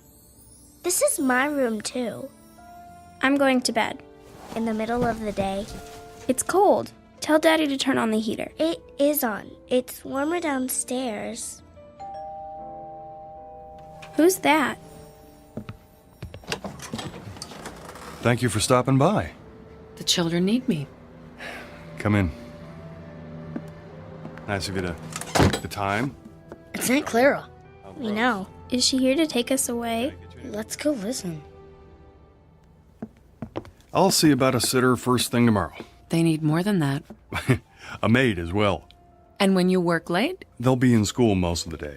And what about after school? And who will see that they're dressed and fed every morning? A live-in maid, then. Ugh, maids and sitters never work out. Beyond intolerable, everyone. I'll do everything I can for them, Clara. It's not enough. They need a woman's touch. George, I'm going to tell you this once. Babysitters and nursemaids are not the same as parental care. It's been a week since their mother died, and little Anne is more withdrawn every day. Can't you see she's miserably unhappy? And it's only going to get worse. You're right about Anne. But Tom and Karen seem to be adjusting. Oh, nonsense. They're only covering up. They're sad, lost children. They have no anchor now. It's going to take time, Clara. Well, that's all well and good. But how much time? This is ridiculous. I know my own children. Do you? Clara, please. Daddy. Now you've upset the children. There they are. How long have you been listening? We were on our way out to play a game. Weren't we, Tom? Yeah. We were just... Oh, come to me, my dears. No. Anne, please don't run away. I should explain. Your father and I were having a talk. A very important one. And I told him I'm not pleased with the way things have been in this house since your mother died. But I have some good news. How would you like to come and live with me for a while? Well, how does that sound? We're okay here. School starts next week and everything. Let us talk it over among ourselves. In private. Is that your final word? I'm afraid it has to be. In that case, you'll hear from me, George. You can rely on that, and the next time it may be in the form of legal papers. No doubt. My only concern is what's best for the children. Goodbye for now. Oh, you precious dears. She wants to take us away. Does she, Daddy? She doesn't approve. She says I'm too busy to bring you up properly. That's not true. Perhaps it is. I can't stay home from work forever. She says you're unhappy here. Are you? No. Well, if love were enough, you'd have all you need, because I couldn't love you more. Perhaps I can find the right help, the right guidance. Someone who'll be here all the time, someone who cares. But where? Where do I advertise for that? Wanted. One loyal, gentle soul will always... Dad. Look at this. What do you have there? Modern Science magazine? It came in the mail. There's an ad in the back. It says... Let me see. There. I sing the body electric. What does that mean? A line from a poem by Walt Whitman, as I recall. Keep reading. Fantaccini Limited. Huh? It's the name of the company. Inventors and makers of electrical shadows, effigies, mimics, and mannequins. We bring you the answer to all your needs. That's stupid. The first perfect micro-circuited auto-recharging Model Mark V electronic data processing device in humanoid form. Like a robot. Built with precision, designed to accommodate any problem, large or small. Worried about finding the right housekeeper, personal assistant, secretary? Whether you require a teacher, friend, or companion, the Model Mark V will listen, interact, and learn, adapting perfectly to your requirements. A lifetime warranty. It never breaks down. There's no such thing. In male or female form, fully customized, satisfaction guaranteed. Did you hear that? Satisfaction guaranteed.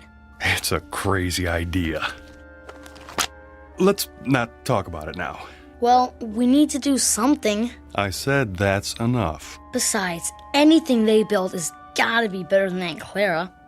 Doesn't it? Sure does. Oh, that was a good one, Tom. I don't know how long it's been since we laughed. It even says there's a free trial period. Well? Well, what? It sounds okay, but can they really make a machine that looks like a person? I don't know. It doesn't sound okay to me. I suppose it wouldn't hurt to pay them a visit. See what they're up to. No harm in that. I sing the body electric. It has a nice ring to it. They make a fairly convincing pitch in the pages of a magazine called Modern Science. The revelation is just how modern, for robots, androids, and the like aren't science fiction anymore. They are products designed to help people, to make life easier.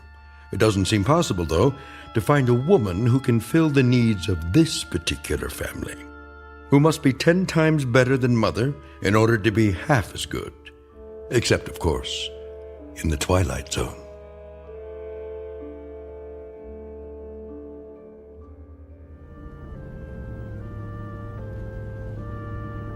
There's the sign. Fantaccini. Why do they call it that? Who cares? We'll have to ask. As soon as I find a parking space.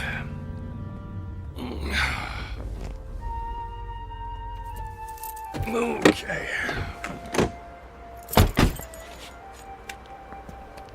Can I ring the doorbell? You always get to do everything. Now, your brother found the ad. Wow, some bell, huh? Won't you come in, Mr. Simmons? We've been expecting you. You have? I called ahead for an appointment. Feel free to browse the showroom. I'll be right with you. Wow, this is incredible. Look. What's that supposed to be? A whole table full of marbles? I don't think so, son. More like glass eyes. Wow. Blue and brown and hazel and green. I want her to have eyes like this. Well, careful, don't touch them. Oh, please do. Guido Fantaccini at your service. An unusual name. It's Italian. It means, roughly, dream people. or as I prefer, shadow puppets. This is my daughter, Karen. Hello. And, Don't tell me. Tom. And you must be Miss Ann Simmons, age 11, or is it 12? She's only... I'm going to be 11 next month. In that case, allow me to present you with this golden key. It's awful big. What's it for? To wind her up, of course. To wind what up? Why, your new, let me guess, nanny? Tutor? Oh, that and more, I'm afraid. The children lost their mother recently, and without anyone else at home... Nobody can take her place. Nobody. In that case, might I suggest our grandmother model? It's very popular. Do we have to wind her up every day? The key is symbolic, a way of introducing our product line. What sort of product are we talking about? If you can be more specific. As specific as you like. The end result is entirely your choice. First, you'll select the eyes, any color at all. This color's perfect. Then you'll move on to the hair salon. Our wigs are of the finest quality. Blonde, brunette, brown, red, white, and every shade in between. I want her to have long hair, like this one.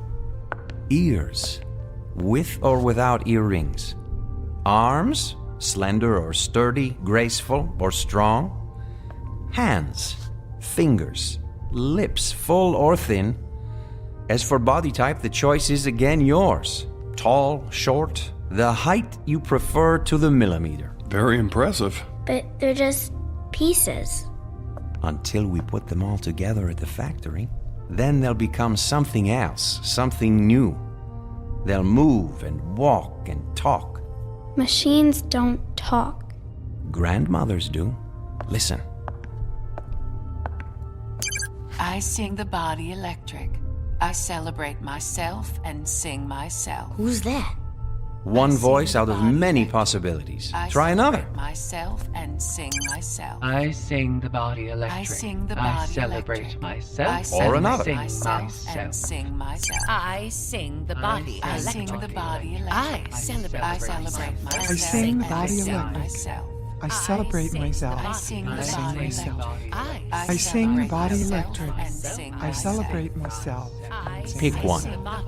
I sing the body electric. I celebrate myself and sing myself. I sing the body electric. That's not right. I celebrate Too high? myself Too low? and sing myself. Go ahead. Turn the knob. I sing the body electric. I celebrate myself and sing myself.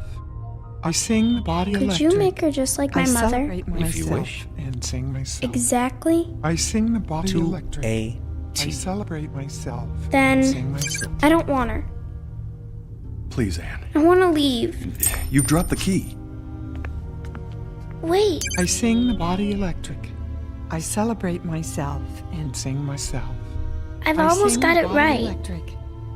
I celebrate myself and sing myself. I sing the body electric. I celebrate myself and sing myself. The armies of those I love engirth me, and I engirth them. They will not let me off till I go with them, respond to them, and discorrupt them, and charge them full of the charge of the soul. Grandma.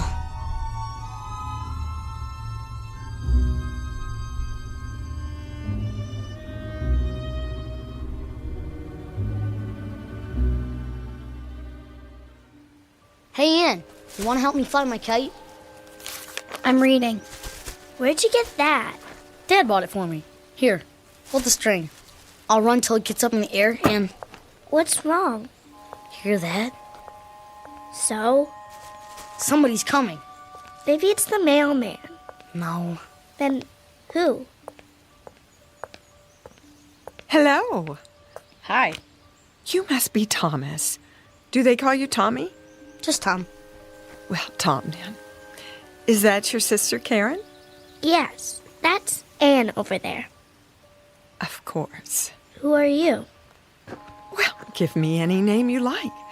Melissa, Lavinia, Malvina. Do I know you? Well, don't you? I think I saw those eyes before. So did I. You must be... Yes? Grandma? Say it a few times. You'll get used to it. But I thought you were gonna come in a big box, all wrapped up, like a... Mummy. Yeah. Well, then I'd need an Egyptian name, wouldn't I? Like Nefertiti? Oh, Nefertiti's a fine name. Do you know what it means? I believe I do. It means the beautiful one is here. Well done! George Simmons. So, we meet at last. A pleasure, Mr. Simmons. Welcome to our home. You're not my grandmother. Anne. Well, then who am I, pray tell? Nobody. Just a machine. Well, she doesn't look like a machine. Ah, but I am. A very special one. How shall I prove it? Let me see. Have you ever been to the beach? Yes. Sure. And when you were there, did you pick up a shell and hold it to your ear? Many times. What did you hear? The ocean. Yeah. Then listen. I'll cup my hands together like this and hold them to your ear. Now, what do you hear? I want her to have long hair, like this one. That's my voice. All your wishes recorded. You too, Tom. This color's perfect. How did you do that? Well, you're a part of me now, stored in my circuits. Anne, what was it you said? I don't care. Well, it may take a while for that one. I'm not worried. Tom, what is that you're playing with? A kite. Oh, will it fly high? I think so. If I don't run out of string first. Well, what do you know? I happen to have some with me. Where? Touch the end of my finger. You have string in your finger? If that's what you need. Now tie the end to your kite. Why don't you run with it, Anne? Go on. It won't fly. Oh, are you sure? Hold it over your head. Please, Anne. Give it a try. Well, if you want me to, Daddy.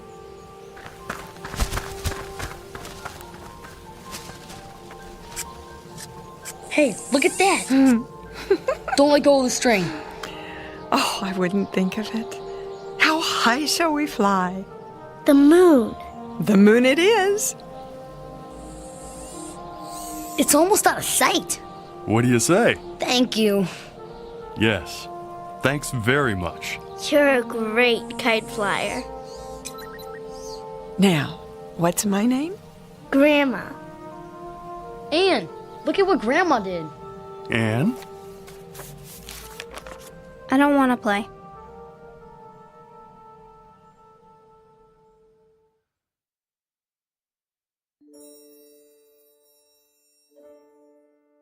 There was a second day, of course, and a third, and a fourth, with Grandma busy every minute, cleaning and cooking, opening the drapes wide, filling the vases with fresh-cut flowers, baking cookies and pies, and leading long walks into town. But the most beautiful and special thing was the way she paid attention to everyone. She took time to listen, really listen, and remember every word, every thought, every wish, as if that were her only purpose.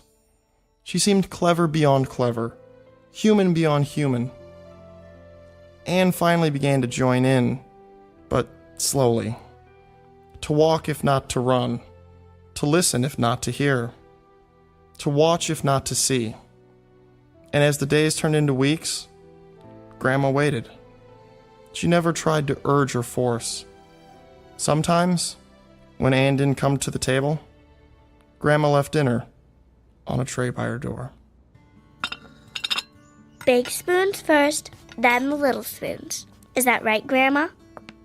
Perfect, Karen, dear. Is that your father home already? Yeah. You heard him before he got here. Daddy! Hello, sweetie. How was your day? Grandma taught me how to sew. Did she now? Good evening, Mr. Simmons. Dinner is almost ready. Well, looks like you have a helper. I made the mashed potatoes. Indeed, she did. I'm proud of you, Karen. Where's Anne? She's upstairs doing her lessons. Anne! Come down and help your grandmother! Oh, it's all right. I can handle the rest. That's not the point. Dad, whose car is that out front? Which one? The new one. Oh, well, let me see. Oh, yes. It's ours. It is? I came home early to surprise you. Can we go for a ride? All of us? I don't see why not. We'll take a run to the ice cream parlor after dinner. How's that? Now, go and wash your hands and tell your sister dinner's ready. Okay. Yeah. Thank you for being so good to us. Good for us. And that includes me. I'm sorry about Anne. I'll have a talk with her. Now, don't you worry about Anne. She'll accept me eventually. You seem very sure. Mr. Simmons, children are the most complicated creatures in the world.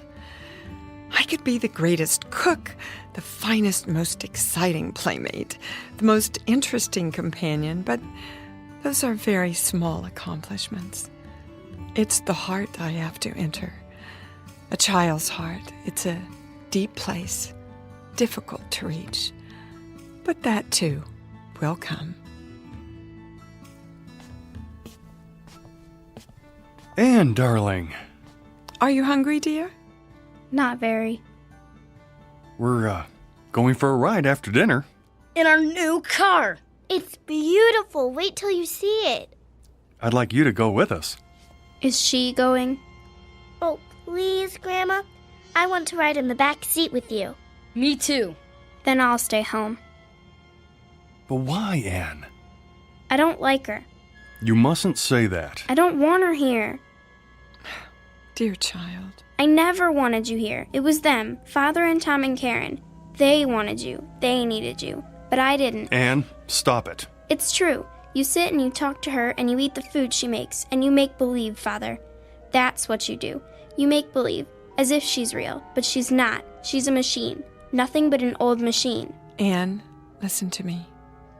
Machines are neither bad nor good. Some kill, and some make war, and some guide people through the darkness like a lamp. Believe me when I tell you, I cannot lie, or sin, or be greedy or jealous. I don't seek power or riches. I've been programmed for other things. You'd be surprised at how much a machine can do. This one, for example. This machine can love. Love who? Oh, you, Anne. I can love you. And I do. I love you more than tongue can tell. You don't love me. You can't. She said she loved me. She? My mother. She said I love you, but she lied. She lied. You're just like her. I hate you.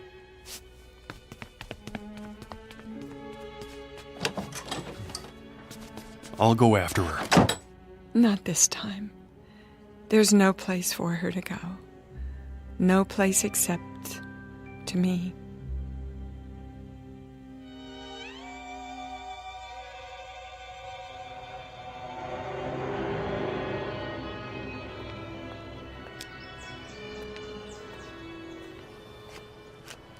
Anne, come home with me now. No, you're just old junk. Well, is that what you think? Is that why you hate me? You're just like her. Your mother. I hate her too. Because? Because she lied. She said she loved me. And didn't she? She ran away. Oh. Is that what you think? She did. Well, that's not true. It is. No. Death left her no choice. But she let herself die. She shouldn't have done that to me. She shouldn't. She left me. And do you think I'm like her? You are. You're only trying to trick me. Oh, it's not a trick. It is. I don't give you permission to love me. There she is. Anne, come back. No, I won't. I won't. Anne, stop! The light's red! Anne! No, child! You mustn't! There's a truck! Leave me alone. Then stay where you are. I'm coming.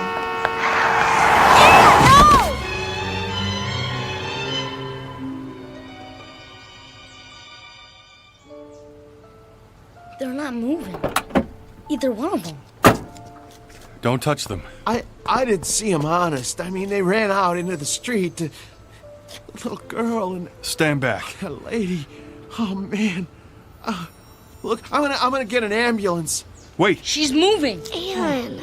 Oh, thank goodness. Daddy? You're going to be all right, darling. We better get her out off the street. Here, put your arms around my neck.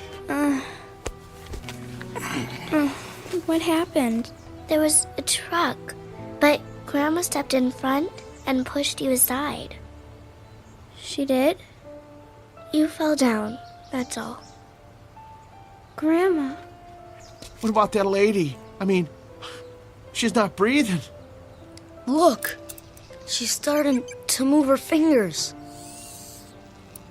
And her eyes. Grandma, can you see me?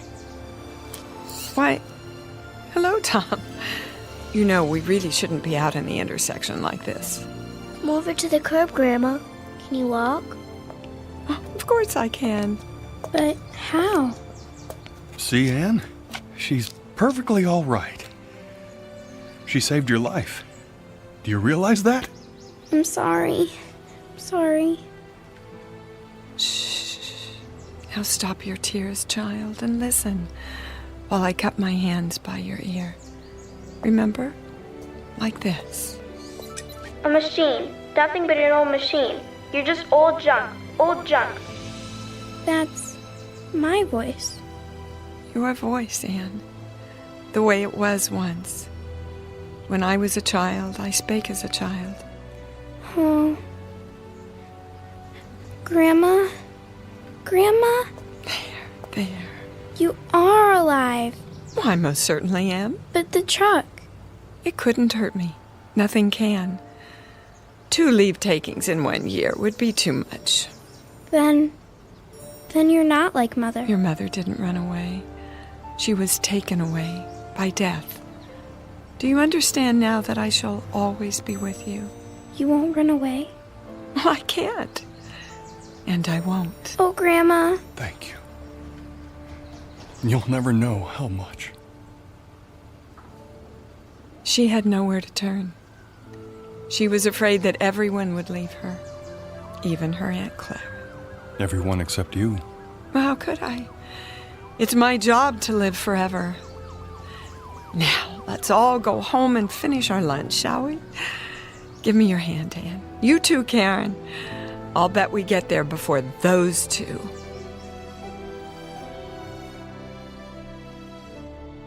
As of that moment, Grandmother became an irreplaceable member of the family, an integral part of their lives. She was more than important. She was vital, the very essence, the most crucial part of being alive. And she shared it all with them, without effort, as if it were what she was born to do.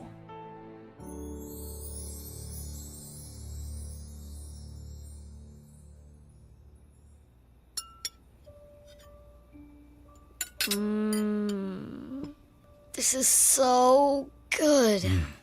Delicious. Thank you.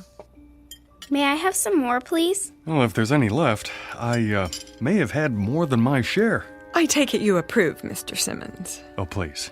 I'd prefer it if you call me George. Clean your plates, all of you, or there'll be no dessert.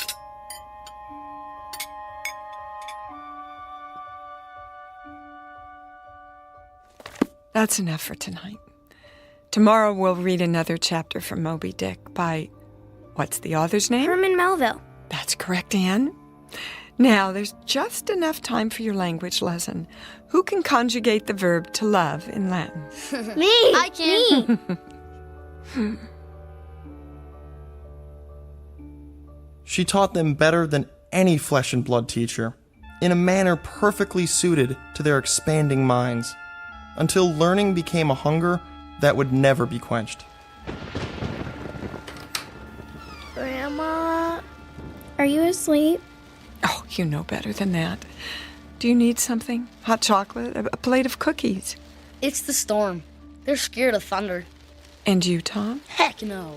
Oh, well, come over here just the same. Everybody crawl into my bed.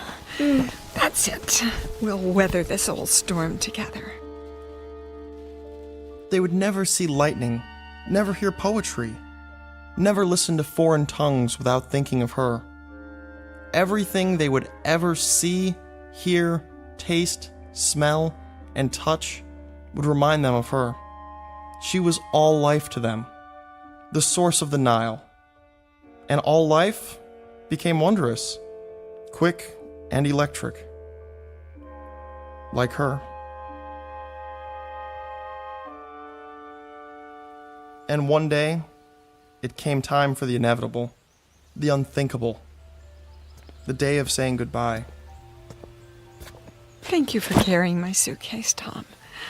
Such a fine gentleman. It's the least I can do. The same suitcase you brought with you, how many years ago? Now, let's not get maudlin. Grandma, do you have to leave today? Oh, yes, Karen. It's time. We're going to miss you. And I you, Anne. But why do you have to leave at all? You're going off to college now, and you won't need me. That's the way it should be. But you've been our world.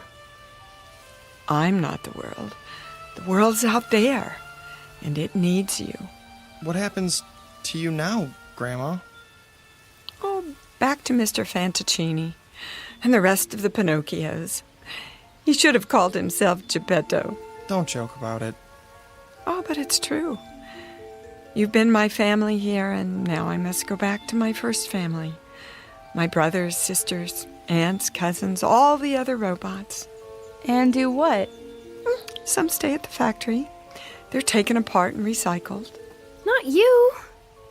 Or perhaps I'll be returned and sent out to help another family like yours. They can't destroy you. I won't let them. Nor will I. Destroyed? Oh, what a silly expression. I'll go for a while to the Room of Voices. The Room of what? Oh, a great dim room. A kind of parlor where all the other mechanical grandmothers are brought and stored for, a month or a year. And in that room we'll sit and rock and murmur and whisper to each other. And we'll listen and tell what we learned from the world and from the families we lived with. I'll share what I learned from Anne and Karen and Tom and even you, George. You didn't learn anything from me. Oh, didn't I? Don't be so sure. But you taught us. Is that what you think? Foolish lad. Why, now I have so much to share in the Room of Voices. Everything you ever said or did, everything you ever laughed or cried about. And someday... Someday what, Grandma? For reasonable creatures, we have an unreasonable dream. Someday, if we're very wise and very good, perhaps we'll gain the greatest gift of all. Oh, Grandma, you don't have to wait. You're alive now. You've always been alive to us. Well, there's my cab. I'll get your case. Oh, no, I wouldn't hear of it. Grandma, am I never going to see you again? Well, the world holds many surprises. Someday, when you're very old, with childish ways again, in need of help, send for me. The old nurse, teacher, companion. And I'll come back. Hard to imagine. Oh, we'll never be old. But then, you'll never come. I mean, if we don't, we won't ever... Do me a favor, would you? Anything. Go on upstairs. Quickly now. I'm not one for goodbyes. Grandma! There. Mind your grandmother. Quickly!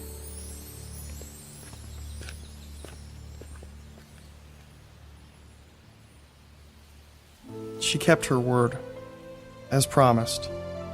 She has remained with us always, to this day. I've saved the key. the golden key. In a special place. Sometimes when lightning rends the sky, I see her face flash before me in the dark. And sometimes I still hear her ticking and humming above our beds in the night, keeping watch. She passes like a clockwork ghost in the long halls of memory. The sound of bees swarming after the spirit of summer's lost. I remember the day no one will ever forget. Not for the rest of our lives. It was the week the world ended. And, incredibly, it was also the week that something new, something utterly fantastic, was about to begin.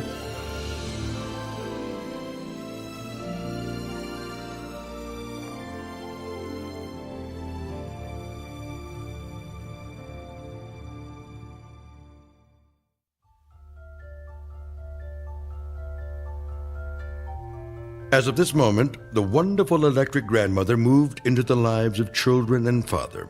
She became integral, important. She became of the essence. As of this moment, they would never see lightning, never hear poetry, never listen to foreign tongues spoken without thinking of her.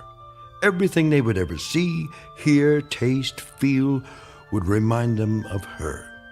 She was all life, and all life was wondrous, quick, magical, and electrical. Like Grandma. A fable, most assuredly, but who's to say that at some distant moment there might not be an assembly line, producing a gentle product in the form of a grandmother, whose stock in trade is love. A fable, sure, but who's to say what's possible in the Twilight Zone?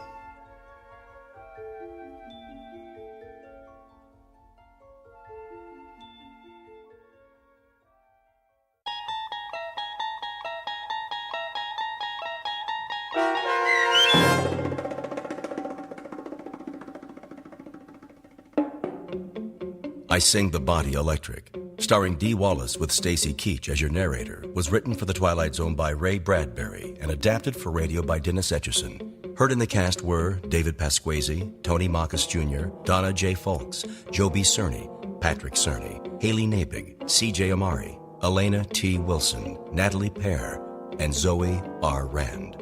This copyrighted radio series is produced by Carl Amari and directed by Joe B. Cerny for Falcon Picture Group. Sound design, custom Foley effects, recording, and editing are done in the Cerny American Sound to Picture Theater by sound designers Craig Lee, Bob Benson, Todd Beyer, and Tim Cerny. Music for The Twilight Zone is provided by CBS and American Music Incorporated, New York. To learn more about the Twilight Zone radio dramas and to download episodes, including 3 free episodes on our homepage, visit our official website at twilightzoneradio.com. Doug James speaking.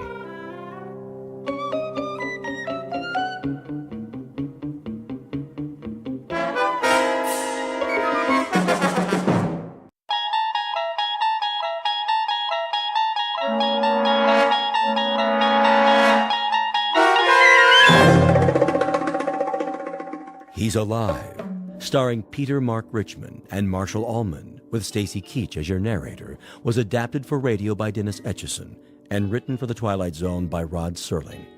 Heard in the cast were Roger Mueller, Jason Bradley, Christian Stolte, Doug James, Jeff Lupetin, Amanda Amari, Elizabeth Lido, Vince Amari, Alex Sopner, Frenette Lebo, Carl Amari, Kurt Nabig, Peggy Roeder, and Jason Mallow.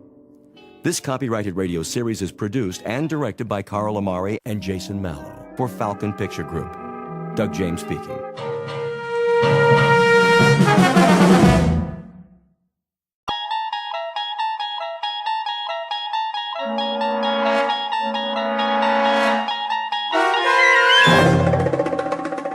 You unlock this door with the key of imagination.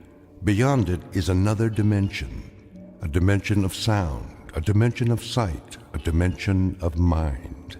You're moving into a land of both shadow and substance, of things and ideas. You've just crossed over into the Twilight Zone.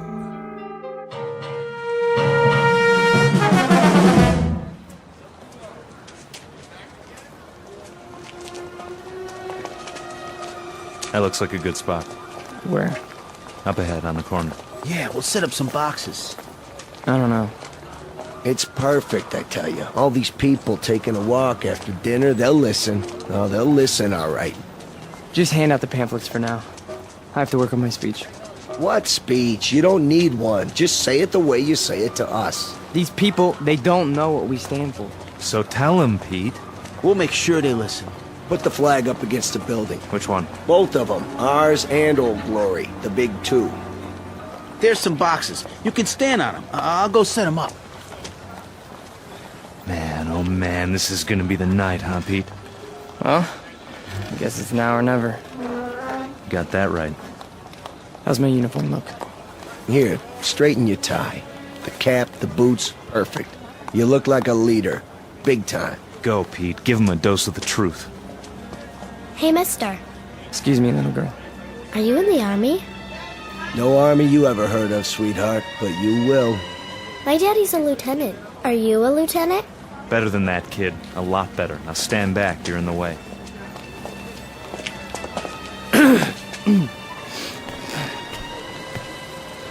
Good evening. Good evening, neighbors. I have something of great importance to tell you. If you'll all gather round. Neighbors? Who's neighbors? Yeah, we're not your neighbors. I never saw him around here. Yeah, me neither. Look at those crazy outfits they're wearing. Yeah, they look like real idiots. I bring you a message that you'll all want to hear. What are you selling? Vegetable choppers? Because I already bought one. It's... Well, hear me out, folks. Hey, what's with the goopy flag? Yeah, it's got lightning bolts on it. Well, maybe they're looking for a few good men for Halloween. I want to talk to you about international communism and the secret masters of the World Bank. I'm not joking, neighbors. Do you know who's really behind it? Look at our economy. It's falling apart. It's because of the bankers. That's right. The economics of the world, now, then, and forever, have always been the breeding ground for a certain type. An insidious type. The worshippers of the golden calf, whose religion is gold, whose loyalty, first and foremost, is to money, and only money.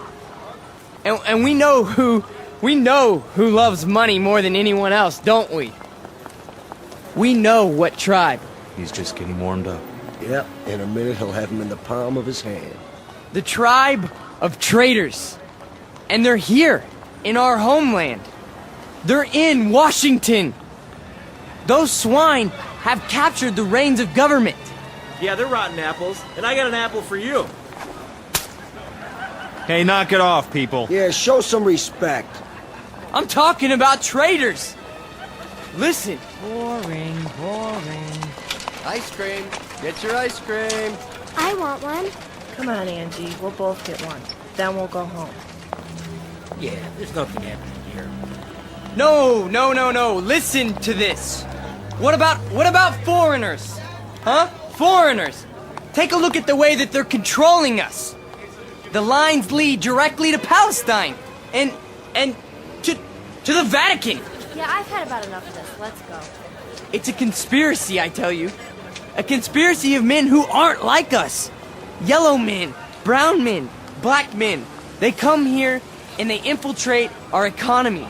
They're right here on our doorstep. If there's anybody sitting on your doorstep, buddy, it's the man in the white coat.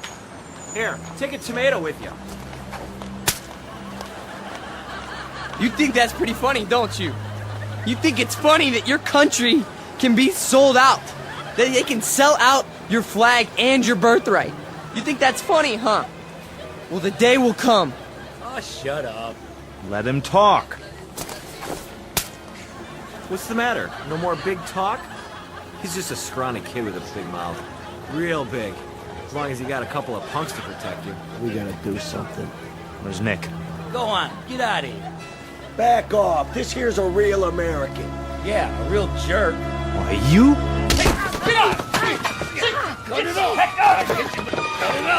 Right now! Oh my God.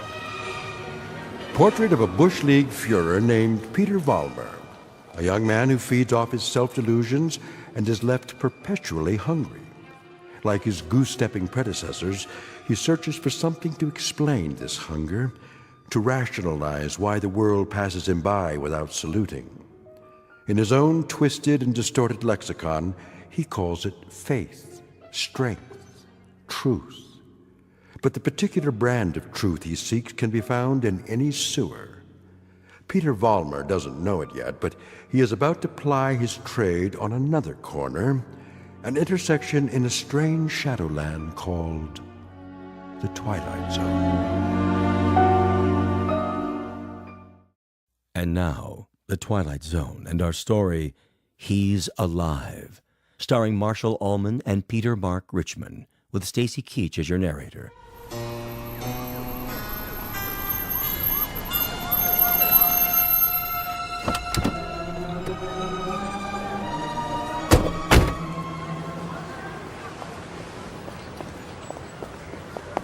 All right, folks, break it up. Party's over. Yeah, what's happening here?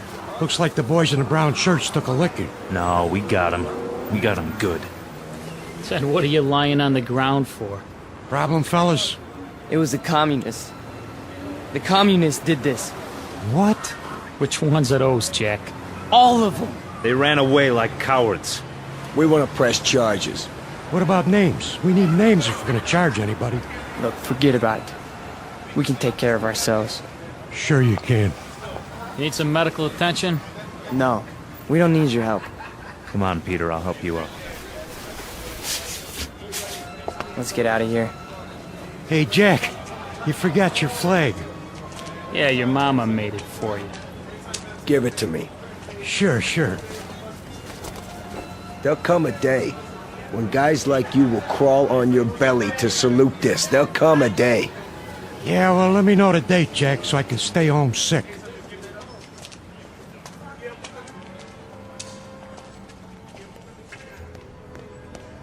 Hey, Pete! Pete! Are you okay? Yeah, we're fine. What are you doing in the alley? They cornered me. Must have been 10 guys on top of me. It was all I could do to get away. You sure that's what happened? Sure, I'm sure. Oh, mean crowd, Pete. You get a hot night, and you always get a mean crowd. Remember when I was telling you that? Remember when I was telling you that every time you get a hot night... All right. Okay, Pete. Okay. Why? I tried. And I tried hard out there tonight, but I couldn't get through. I couldn't get them to listen. Words never come out right. You did good. Real good. Someday they'll listen. They'll have to. They'll listen and they'll cheer. Someday they will, Pete. You'll see. Someday.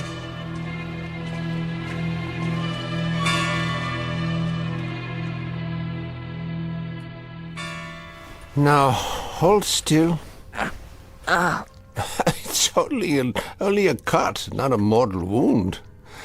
Wash your face when you get home and put some iodine on it. I think you will survive. Now, do you want a cup of coffee? I'd rather have a drink. A drink, is it? May I have a drink, Ernst? I have some wine. Will that do?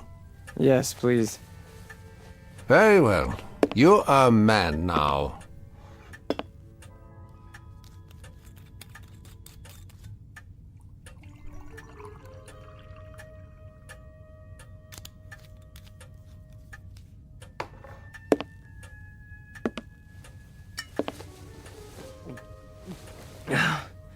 Thank you. Peter, one sips wine. That's not beer from a beer garden. Sorry. I'll remember that next time. The next time. Just how many next times do you suppose a human being has in the scheme of things? Oh, come on, don't lecture me, Ernst. I'm sick, I'm tired, and I took a beating out there. Did you? Yeah, can I stay the night? Yeah, the couch remains in the corner, as usual. You're a good friend, Ernst. You understand. Sad to say, I do. A man does what he believes in. A man usually does. I believe in certain things. Is that right? You know I do. I mean, we're friends. You know me since I was a kid. When you were a little kid, Peter, and I used to find you crying at my door late at night, I could pity you then. And now? What do you think? Now you peddle hate on street corners as if it were popcorn. It's not hate. It's a point of view. A philosophy. Oh, I know the philosophy. I know it quite well. 9 years in a place called Dachau. And you know who put me there? Peter Vollmer. What? A lot of Peter Vollmers. Frustrated men, sick men, hungry men. But the result, the effect, never mind the cause, was 12 million bodies in shallow graves. And it all started with young men in uniforms, talking on street corners. Hey, you let me come here. You never sent me away. No, I never did. I never do. That's the weakness that you scream about on your street corner, the sentimentality, the softness, the weakness that makes a man his brother's keeper. So I must be one of the worst of your criminals, Peter. Sentimental, soft, and very preoccupied with my brothers. I should close the door on you, but perhaps this is my sickness. I only see the boy, not the man. Go ahead. Sleep on my couch. Look, why don't you understand? You're the only person in the world I ever had. What else have I had? What? A drunk father who used to throw me against the wall? An old lady who drank till she had no marbles in her head? She didn't even recognize me half the time. That's why I used to come over here to your apartment, because, I mean, you were gentle with me, you know? You'd talk to me. You'd feed me. You'd take care of me. Ernst, you're my real father. Ah, this is the boy speaking again. The little boy with so much fear in him. Yeah, you rest now, Peter. You rest well.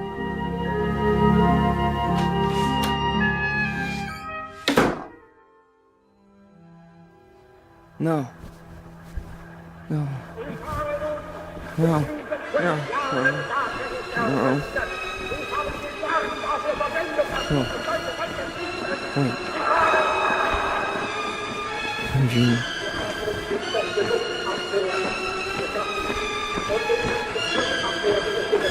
What? What? Peter! Who's that? Peter? Who's out there? Who is it? A friend, Mr. Vollmer. A friend? You have need of friends, yeah. Allies. Yeah, come downstairs, Mr. Vollmer. Come down and we'll talk, you and I.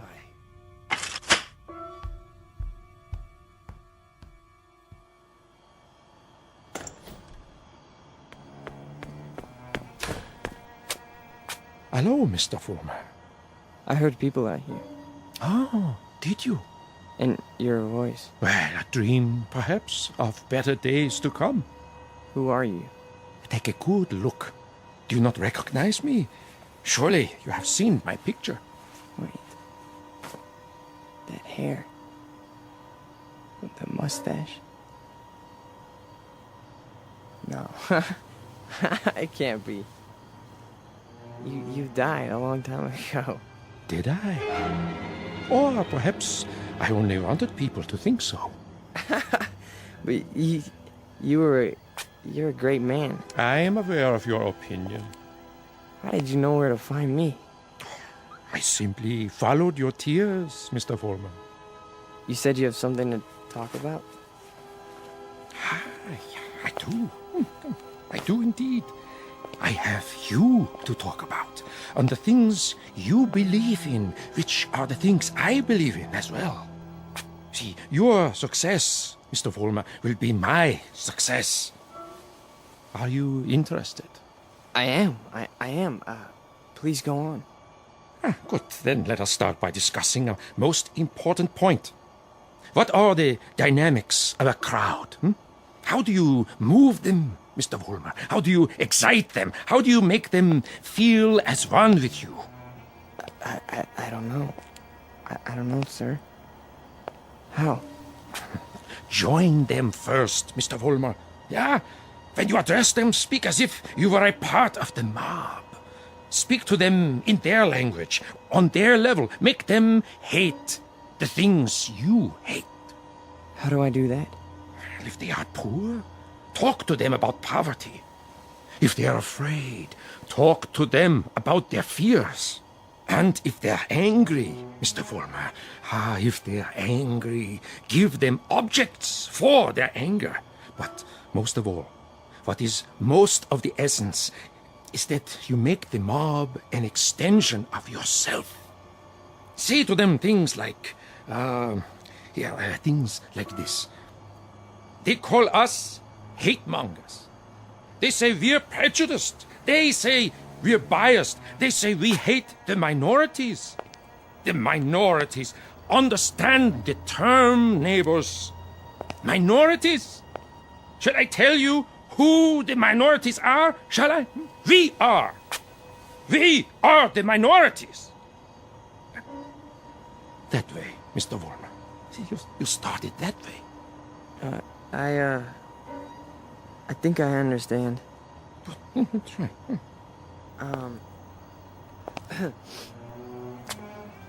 Neighbors. Neighbors. They call us hate mongers. That's it. More. They say we're prejudiced. They say we're biased. Yeah. Now you have got it. Go on. The minorities? Understand the term, neighbors. The minorities. Shall I tell you who the minorities are? We are the minorities. Because patriotism is the minority. Because love of country is the minority. Because to live in a free white America seems to be a minority opinion. Let me tell you something, neighbors. I want you to dwell on this. Just dwell on it. Once we had an atom bomb, and suddenly the Russians had it. We wanted to send men into space, but it was the Russians who got there first. We had a hydrogen bomb. It was the Russians who exploded theirs. Who gave them the bombs? Who sold us out? Who stabbed us in the back? Well, if it's the minority opinion that we must survive, then we are the minority. And this minority will not stop until it's the majority. This minority will not give up the fight. No, this is the promise, and this is the legacy.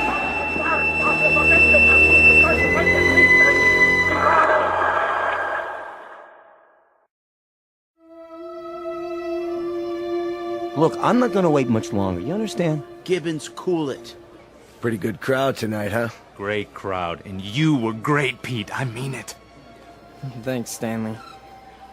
They're finally responding. Responding? You had them right where you want them. Yeah. This here is my hall. You've been renting it all this time, but I ain't got the money yet. Hey, can't you see we're busy? Okay, boys. I'll put it to you this way. If I don't get paid right now, you don't have the hall tomorrow night. You got that? I'll go count the donations. What's the problem? Oh, this is a hungry man here, Pete. He's got to have his shekels. You know the type. I told you guys you're 3 weeks behind on the rent. You said you'd give it to me a week ago, and all I got was a cigarette butts on the floor. After tonight, that's it. Excuse me. Am I to understand that you're going to lock us out of this meeting hall because of a couple weeks' lousy rent? Oh, you understand right. $600 due. $600 that ain't been received. We happen to be a young movement. We're still struggling. We need time to grow. I don't rent time. I just rent the hall. It's the money. Or you put up a soapbox in the street. A soapbox in the street? What do we do, Pete? We gotta do something. I don't see why we have to tiptoe around this guy. Why don't I just educate him? Look, Frank, I don't know. Why don't you just hold on a second? I can do it, guaranteed. Well, I know you can, Frank. Somebody left this for you, Pete. Who? Nobody saw him. Just left this envelope at the back door. Your name's on it.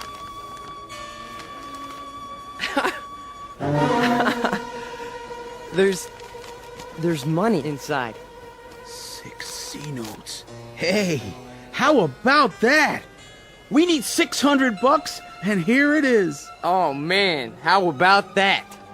Hey, Gibbons, come and get it. Yeah, it's about time. You satisfied? Then don't bother us. All right. You're paid up through this week. Where'd the dough come from, Pete? You have any idea? We must have a secret supporter. I can see why. You were really something tonight. I can't even tell you how it sounded. You had him. You really had him. Hey, we're gonna make it. And now something tells me we're really gonna make it. You bet your life. You guys go on. I'll see you outside. Sure, Pete. Anything you say.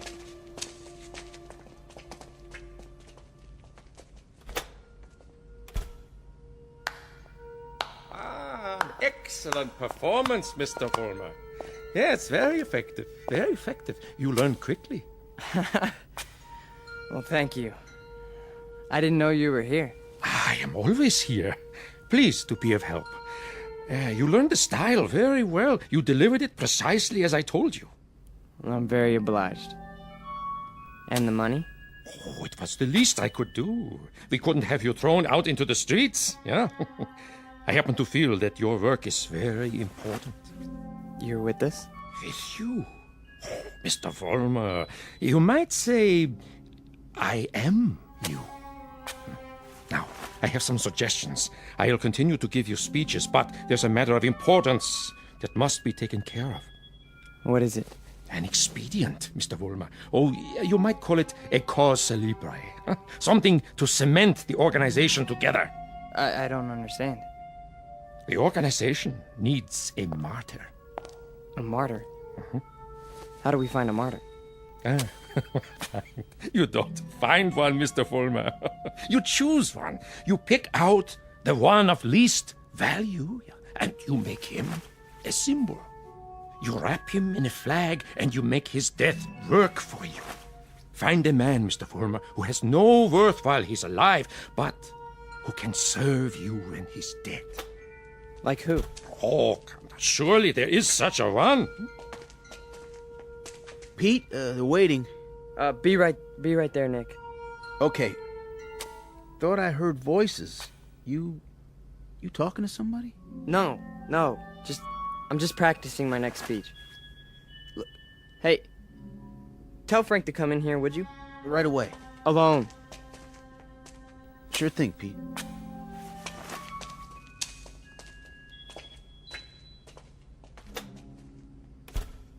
An excellent choice, Mr. Vollmer. The little fat one. Yeah. Now, all you have to do is arrange it. The only thing is, I've known Nick for a long time. Isn't there some other way? Other way? There is no other way, Mr. Vollmer.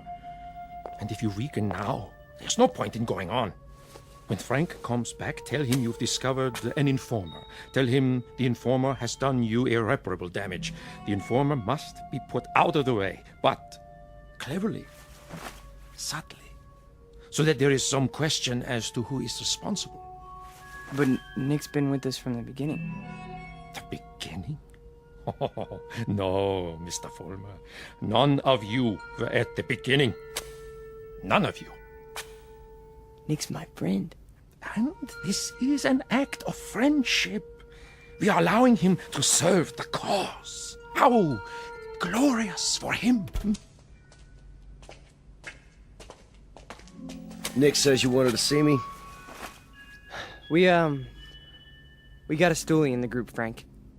A stoolie? Yeah. Nick's been talking. And I think he's working for the police. No. I know it to be a fact. Everything we've done, everything we've said, Nick snitched on us. Are you sure? Beyond a shadow of a doubt. Well, what do you want to do, Pete? Get rid of him. Get rid of him so that it looks like somebody else did it. Make it look like someone who hates us. I understand. I understand, Pete. You call it, you got it.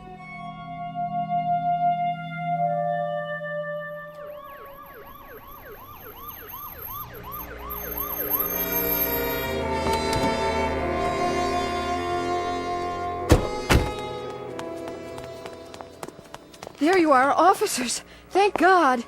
Stay calm, ma'am. Now just tell us, where's this body? Over here, in the alley. Shine your flashlight on it. Look at all that blood. Somebody did quite a number on him, huh? I've seen him before. It's one of those young hooligans. You can tell by the uniform.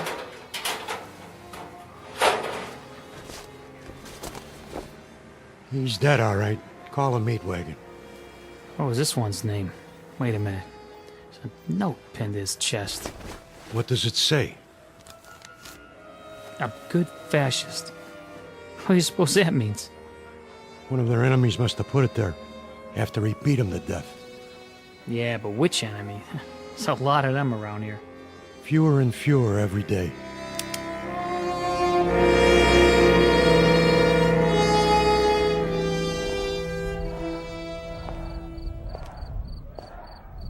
Hurry up, Frank. We've been waiting for you. Is it done? Cross off the little creep. Anything else? Then, we finally have our martyr. Pete, you better go on. They're going nuts in there. It's a good crowd tonight? Right to the ceiling. What's the matter, Stanley? Oh, nothing. Then why the look? It's just that... Nick was a nice guy, Pete. I miss him. Stan, you listen to me. You forget about Nick right now. He was a fat pig with no guts. He was a greasy big mouth who copped out every time he took a breath. A nickel and dime Judas who got exactly what he deserved. So don't mourn for Nick. He doesn't rate mourning. Not that pig. You got that, Stanley? Look at me, Stanley. You got that? Yeah. You have his poster ready? Blown up bigger than life. Just like you said. Good. When I give the signal, unveil it behind the podium.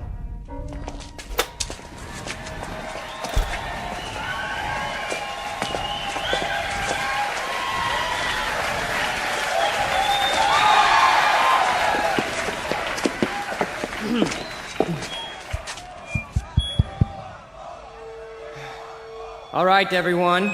I have something very important to say. A man of honor has died tonight. A decent, courageous fighter for the cause of freedom. He gave his life. He gave his life for us. Some skulking assassin murdered him. But friends and neighbors and co-fighters, Nick Bloss did not die in vain. They stilled his great heart, but they could not stifle his memory. They could not obliterate his courage. They could not wipe away his honor. He lives, my friends. He lives in you, and he lives in me. He lives deep in the gut of any human being who believes that the United States of America should be free, should be untainted, should be free from the mongrels who try to enslave it. Now, Stanley, look at this portrait of Nick Bloss in his uniform. He wore it proudly. He died for it. And you and I, neighbors, we will live for it.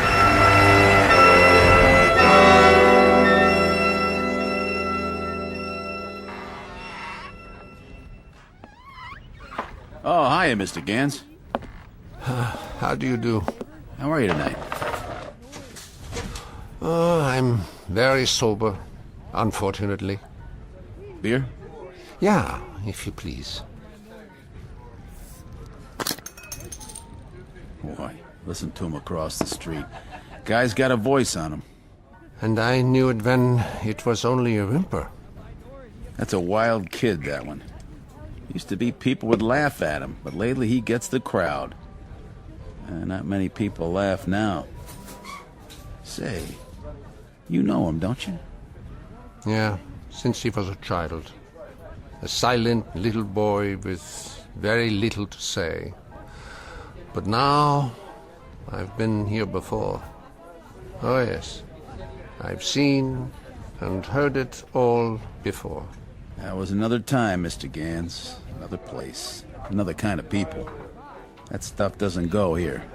That's what we said, too. They were brown shirt scum. Temporary insanity. Part of the passing scene.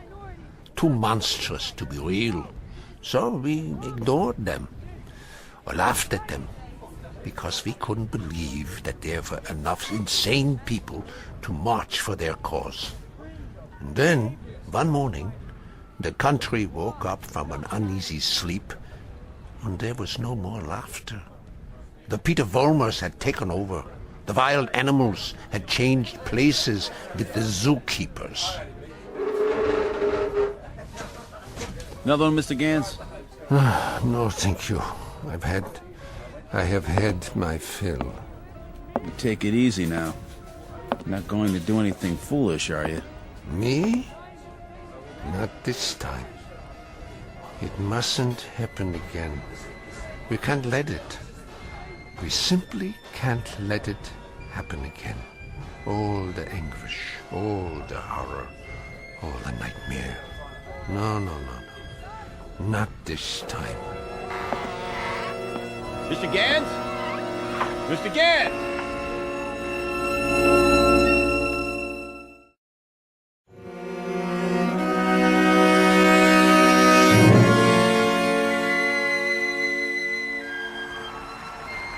And so I tell you, my friends, we will take it to the streets.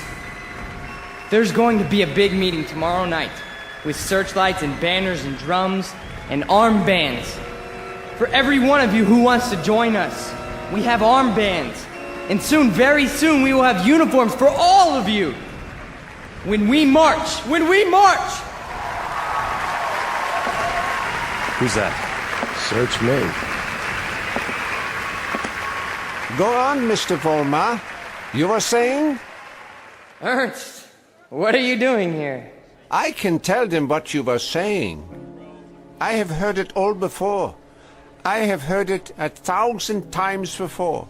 In Munich, in Berlin, on 100 different street corners. It was drivel then, and it is drivel now. Ernst, you've got to stop. And what is this one here? The latest model? A new Führer right off the assembly line? Well, this one isn't so new. He is just a cheap copy. Oh, let me tell you about this one. About the breed, the species. They are all alike.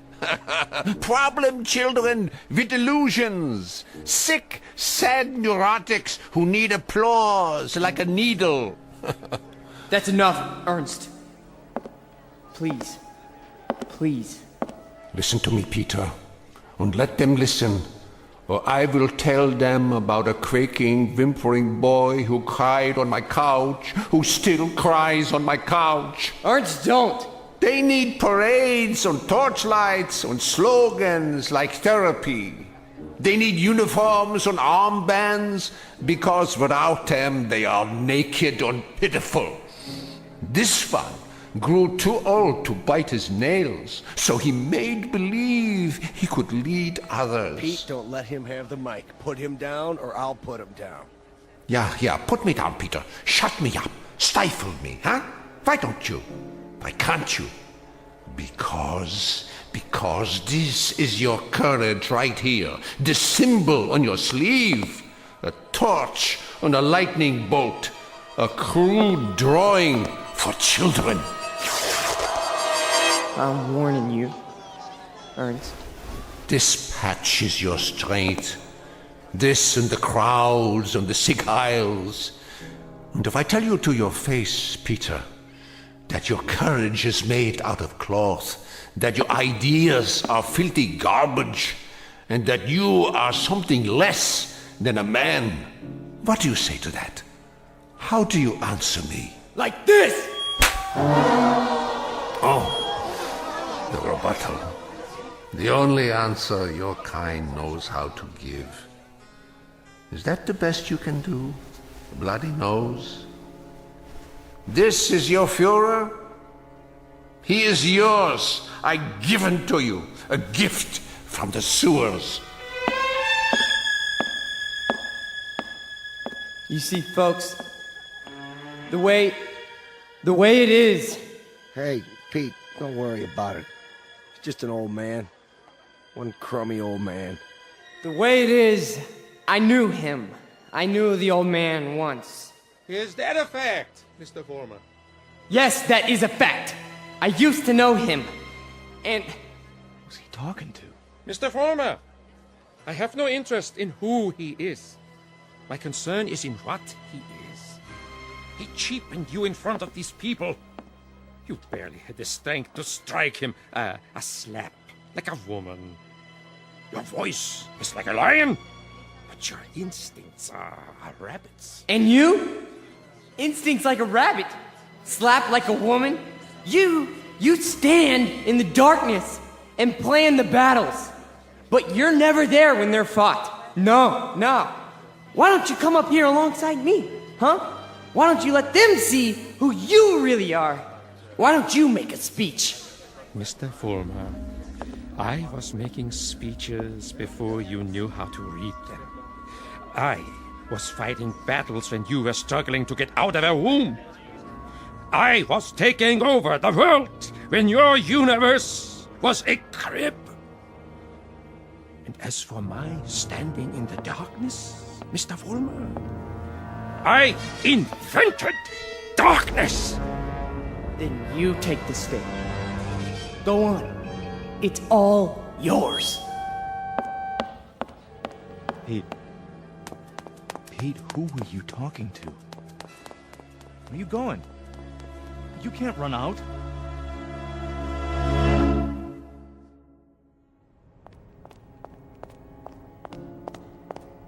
Ernst! Where are you? Let me explain. You! Why? Why did you pick me? I didn't pick you, Mr. Former. You picked me. You chose my ideas. You invoked my name. So now, you must take whatever comes with it. What? In the past, I've given you suggestions. Now, I give orders. Orders? What do you want me to do? From now on, you must be built of steel. No soft gaps of sentiment. Steel, Mr. Fulmer. The way we handled Nick, and the mobs and the speeches. And gradually, bit by bit, we shall forge something strong, something powerful. Just as I did before, with my own hands. With my own hands! The old man, the Jew, he'll be back again tomorrow night, the next night. I know him. I know the type. We sent them into the ovens. But always, there was a handful left to point a finger. His kind, Mr. Fulmer, his kind are dangerous. See, they talk, they think, they plant seeds, they hold us back. Here, take this. What is it? What do you think? A Luger 9mm pistol. My personal sidearm. Kill him. Kill the old man. Kill Ernst? Tonight, he will be in his room. If you are man enough. If you are steel. All right. I'll do it. I'll do it now. Then, Mr. Fulmer, when you come back, there's much we have to talk about. Plans, campaigns, ideas, the next steps. This is only the beginning. the dawn. It will be a long, long day.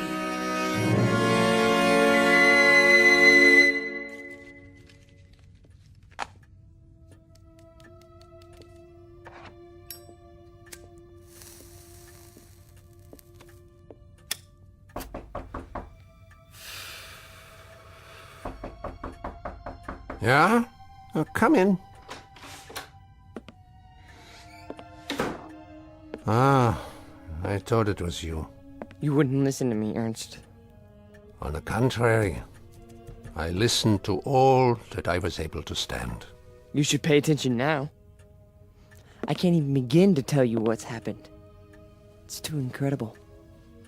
It's too unbelievable. I can tell you this much. We're on the march.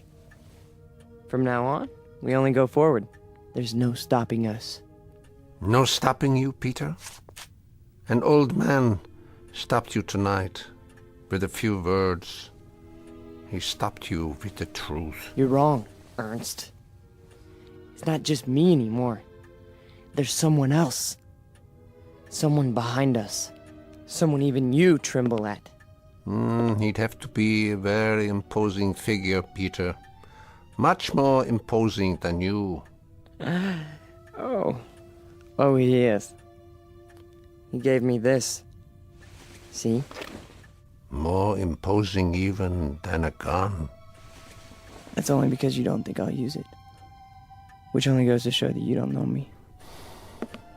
I know you, Peter, I know you. From a ravaged little boy wanting love to a torn man looking for respect, identity. I don't fear you. So you may do what you have in mind at any time you wish. With this one last reminder. You can never kill an idea with a bullet. Never. No. I'm all steel now. Ernst, I'm made out of steel. No more sentiment. No more softness. Just purpose. Just will. Then shoot. Kill. Destroy me, if you can. Am I close enough to you? You're frightened. Admit it. Not at all.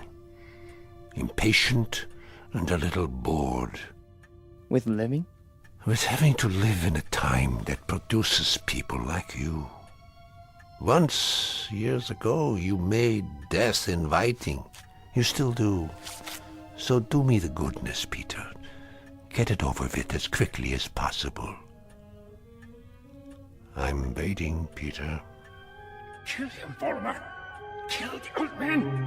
Kill the Jew. Use strength. Use will. Be made of steel, Volmer.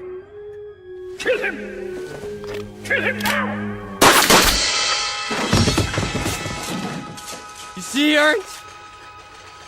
I told you! I'm made of steel! All steel. All strength. But at the expense of things that most other men have. Some fragments of decency that tell them right from wrong, that make them love. Yes, Peter, you have steel, but now you have no heart.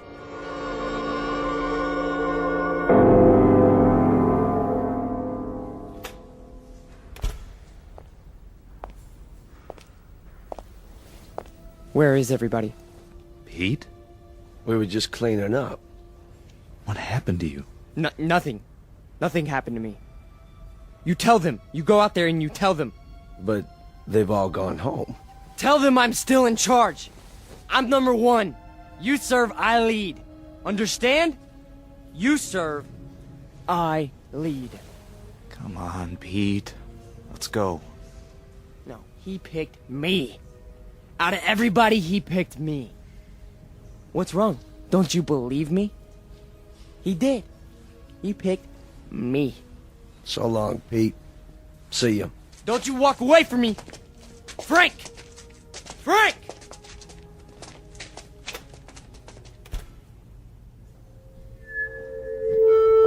Who's there? Who is that? Vollmer? You. I did what you said.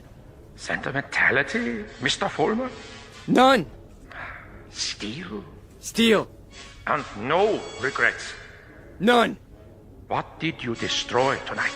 Only a disease. A growth on our flesh that had to be removed. Not a man, then. No. Hardly a man. How did it feel? It felt like I was immortal. Mr. Vollmer, we are immortal. Yes. Yes.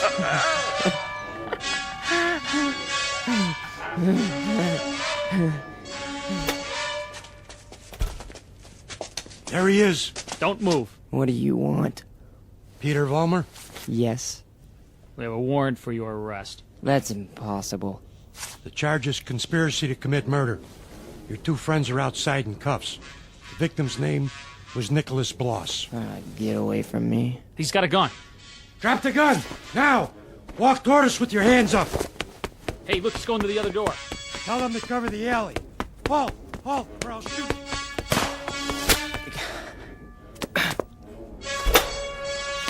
Hold it right there.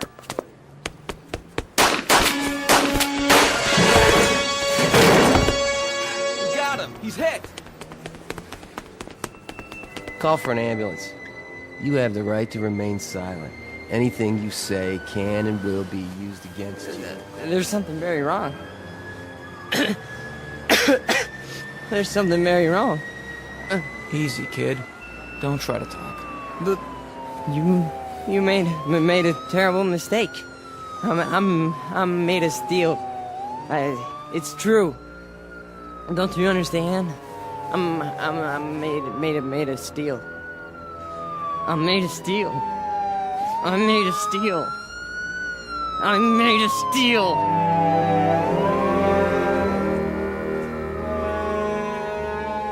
Where will he appear next? This phantom from another time, this resurrected ghost of an old nightmare. Chicago, Los Angeles, Miami, Florida, perhaps. Vincennes, Indiana, Syracuse, New York. Any place, every place where there's hate, where there's prejudice, where there's bigotry. Because he's alive. He's alive so long as these evils exist. Remember that when he comes to your town. Remember it when you hear his voice speaking through the mouths of others, no matter who they may be. Remember it when you hear a name called a minority slandered. Any blind, unreasoning attack on a people or any human being. He's alive. Because through these things, we keep him alive.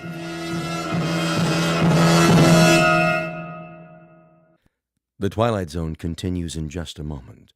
You are about to enter another dimension. A dimension not only of sight and sound, but of mind. A journey into a wondrous land of imagination. Next stop, the Twilight Zone. Hi, this is Stacy Keach. I'd like to take a moment to tell you about our Twilight Zone website at twilightzoneradio.com. At twilightzoneradio.com, you'll find the latest information on these Twilight Zone radio dramas, including behind-the-scenes photographs, plus the newest product releases, trivia contests, ways to contact us, other Twilight Zone-related info and merchandise, plus links to other fascinating websites. So make your next stop twilightzoneradio.com. Visit twilightzoneradio.com to purchase these Twilight Zone radio dramas on cassette and CD, or call toll-free 1-866-989-ZONE. That's 1-866-989-9663.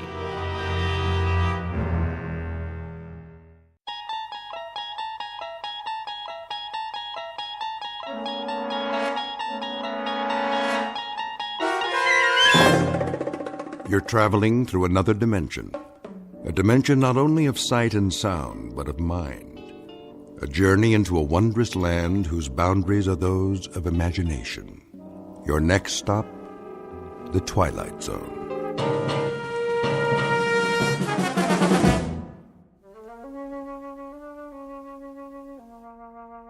There. Nice and creamy. Anthony? Hi, Aunt Amy. I just knew that was you. What's that in your hand? My Jack-in-the-Box. Oh, yes. That's such a funny toy. Where's my mother? In the bedroom, lying down. She'll cook the rest of the dinner soon as I'm finished. But I wanted to get this done first. What you making? Well, what do you think? A cake, of course. For my favorite little boy. Is it a good one? Oh, yes. A very good one. Very, very good. I just took it out of the oven a while ago. Chocolate on the inside with little yellow swirls? What else? I know what my Anthony wants. See? Doesn't that smell good? Where's the frosting? Right here in the bowl. It's chocolate, too. I blended in a lot of butter to make sure it's smooth. 100 times. By hand. Milk chocolate? You bet. We don't like that dark chocolate, do we? Ugh. No. Hurry up, Aunt Amy. Don't you worry. It'll be ready in a jiffy. Put the frosting on. Plenty of time for that. Besides, we have to let the cake cool first. Put it on. Now. Oh, I know what you want. You want to lick the bowl. Well, you'll just have to wait. I don't want to wait. Be a good boy now. I am a good boy. I know you are. I know that. Of course I do. A very, very good boy. I'll just go ahead and frost it now. Why not? No problem, Anthony. None at all. I want lots on the top. Surely. Lots and lots. See how thick I'm putting it on? Swirls of chocolate butter frosting, and all of it for my favorite nephew. There. Some more around the sides. We don't want to forget the sides, do we, Anthony? The sides are good, too. So good. Anthony, stop that. Get your finger out of the bowl. Ow! There'll be plenty left for you to lick when I'm finished. When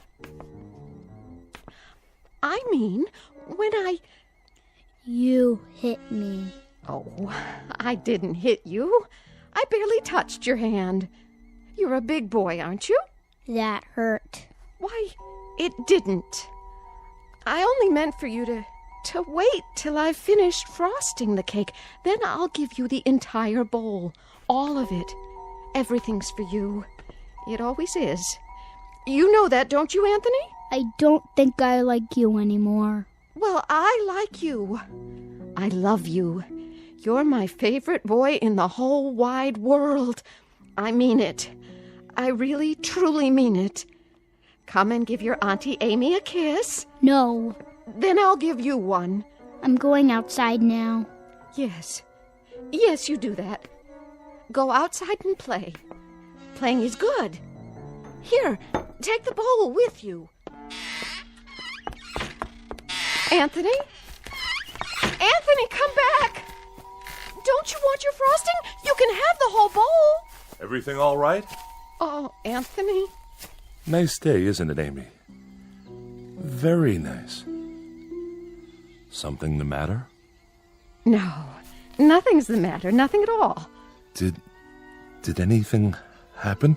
Oh, I was just frosting the cake, and Anthony couldn't resist tasting it. Well, who could?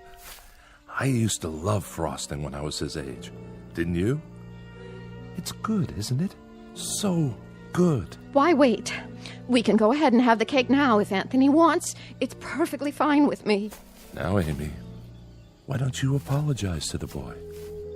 You can do that, can't you? Anthony, I'm sorry. Come on back, boy. Anthony, please. Anthony.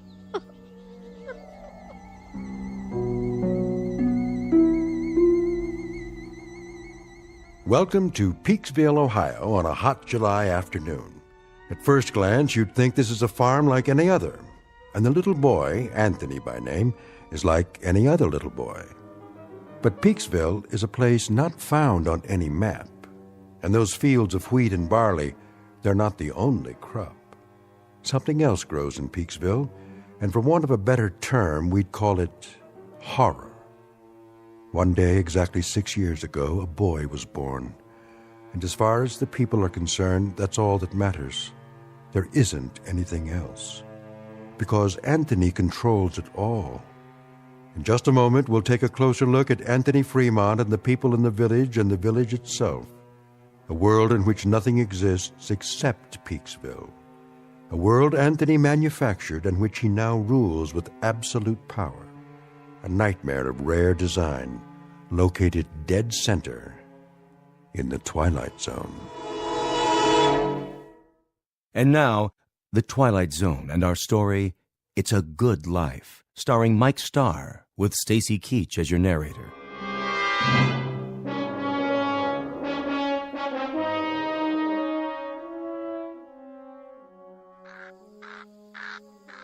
I'll see he gets it, Amy. Would you? Don't you worry none. Look, boy. Look what Aunt Amy's got for you. Your own bowl of chocolate frosting. You like chocolate, don't you, Anthony? I know I do. Chocolate's good. I don't like her.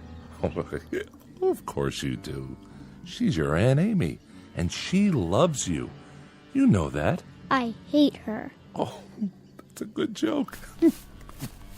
A very good joke. It's all for you, Anthony, all of it.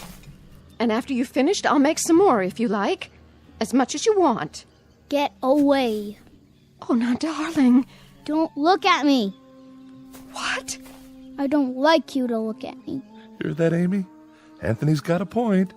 Why don't you go back in the house for now, so you can help Agnes cook dinner? Yes. Yes, I'll do that. It's going to be a good dinner, isn't it? I believe it will be, yes. You know, just the way he likes it. Don't you? It'll be delicious, Anthony. You'll see. I told you, don't look at me.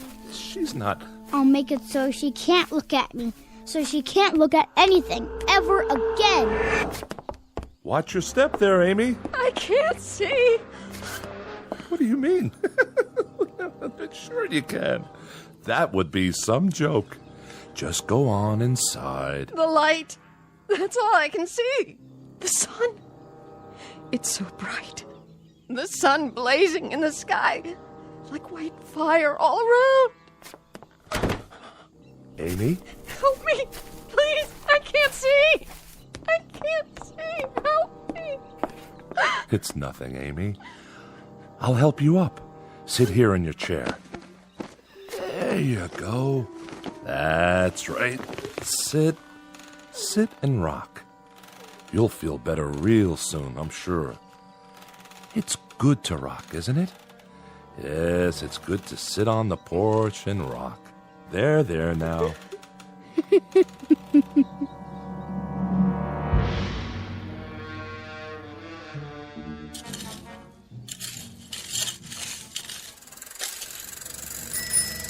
Hi there, Bill. Afternoon, Mr. Fremont. I brought the groceries from town. Gee, that was fast. Thank you, Bill. Very thoughtful of you. My pleasure. Howdy, Anthony. Hi, Mr. Soames. Mighty good to see you today. Mighty good. It's such a good day. A real good day, isn't it, Anthony? It's terrible hot, though. Terrible hot. Oh, I wouldn't say that. No, ma'am. I wouldn't say that at all. It's fine. Just fine. A real good day all around.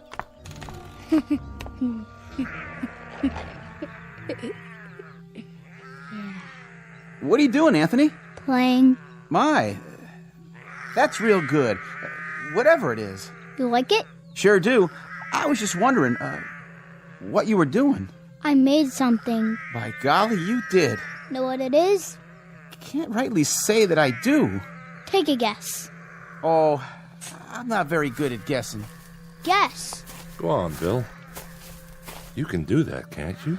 Well, now, some kind of animal, is it? It's a gopher with 3 heads. See?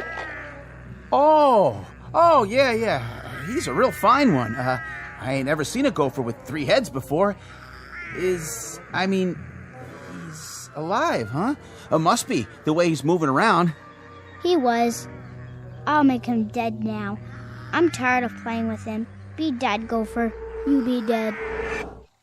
Now, that's real fine, Anthony. That's real fine, what you done. Sure is. Yeah. You made him dead, all right. Look at him laying there. It's good that you done that. Real good. Tell me what it looked like.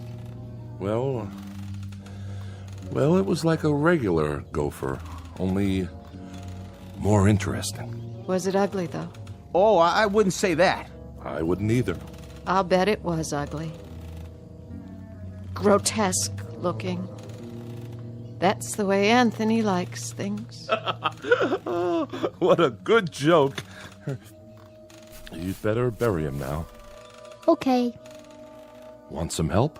No, I'll wish him into the cornfield. You do that. Gopher, go into the cornfield. Go be in the cornfield. Well, what do you know? Ain't that something? What are you doing here anyway? Me? What do you mean, Anthony? I'm delivering the groceries.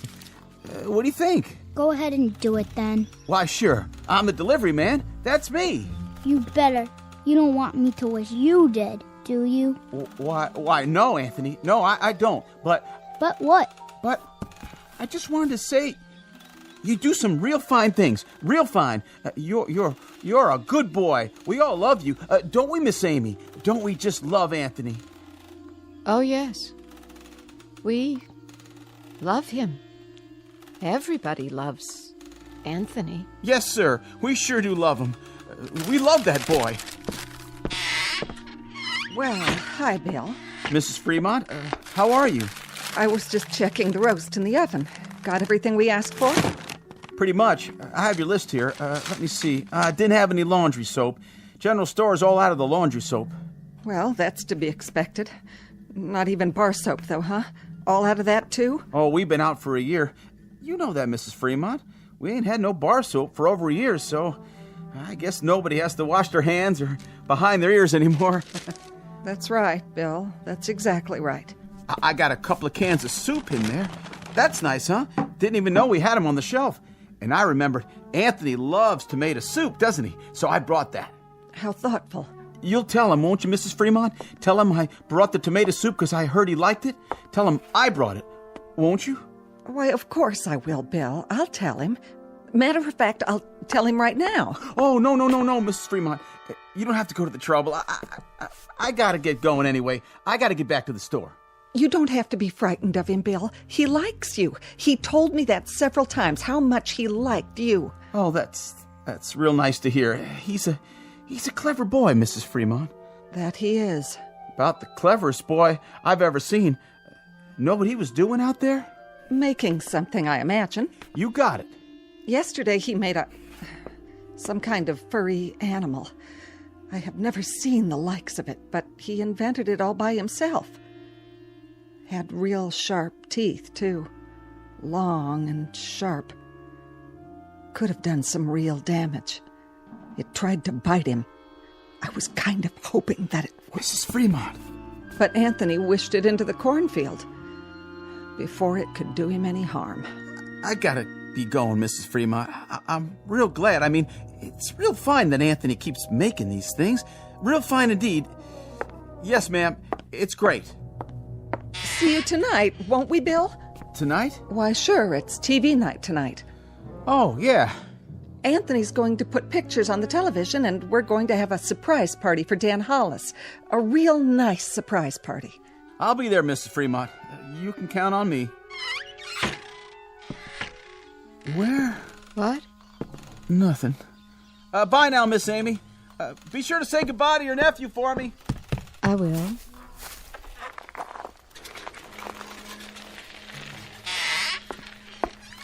Where's Anthony? I think he went into the barn. Oh. Leastways, I heard the door open.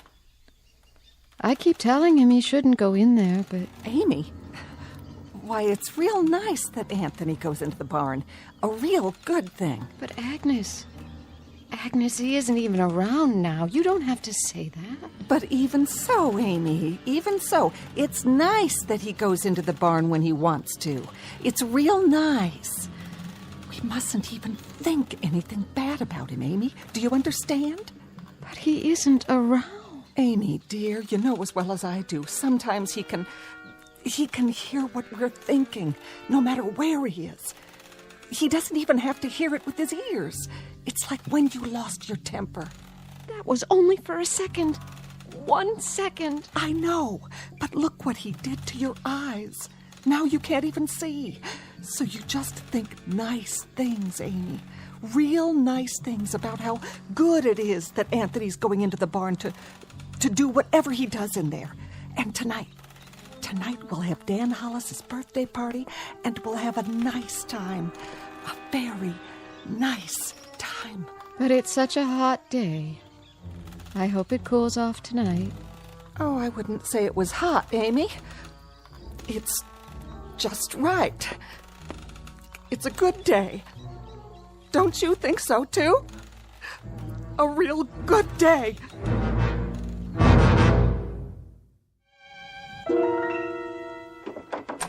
Who's... Oh.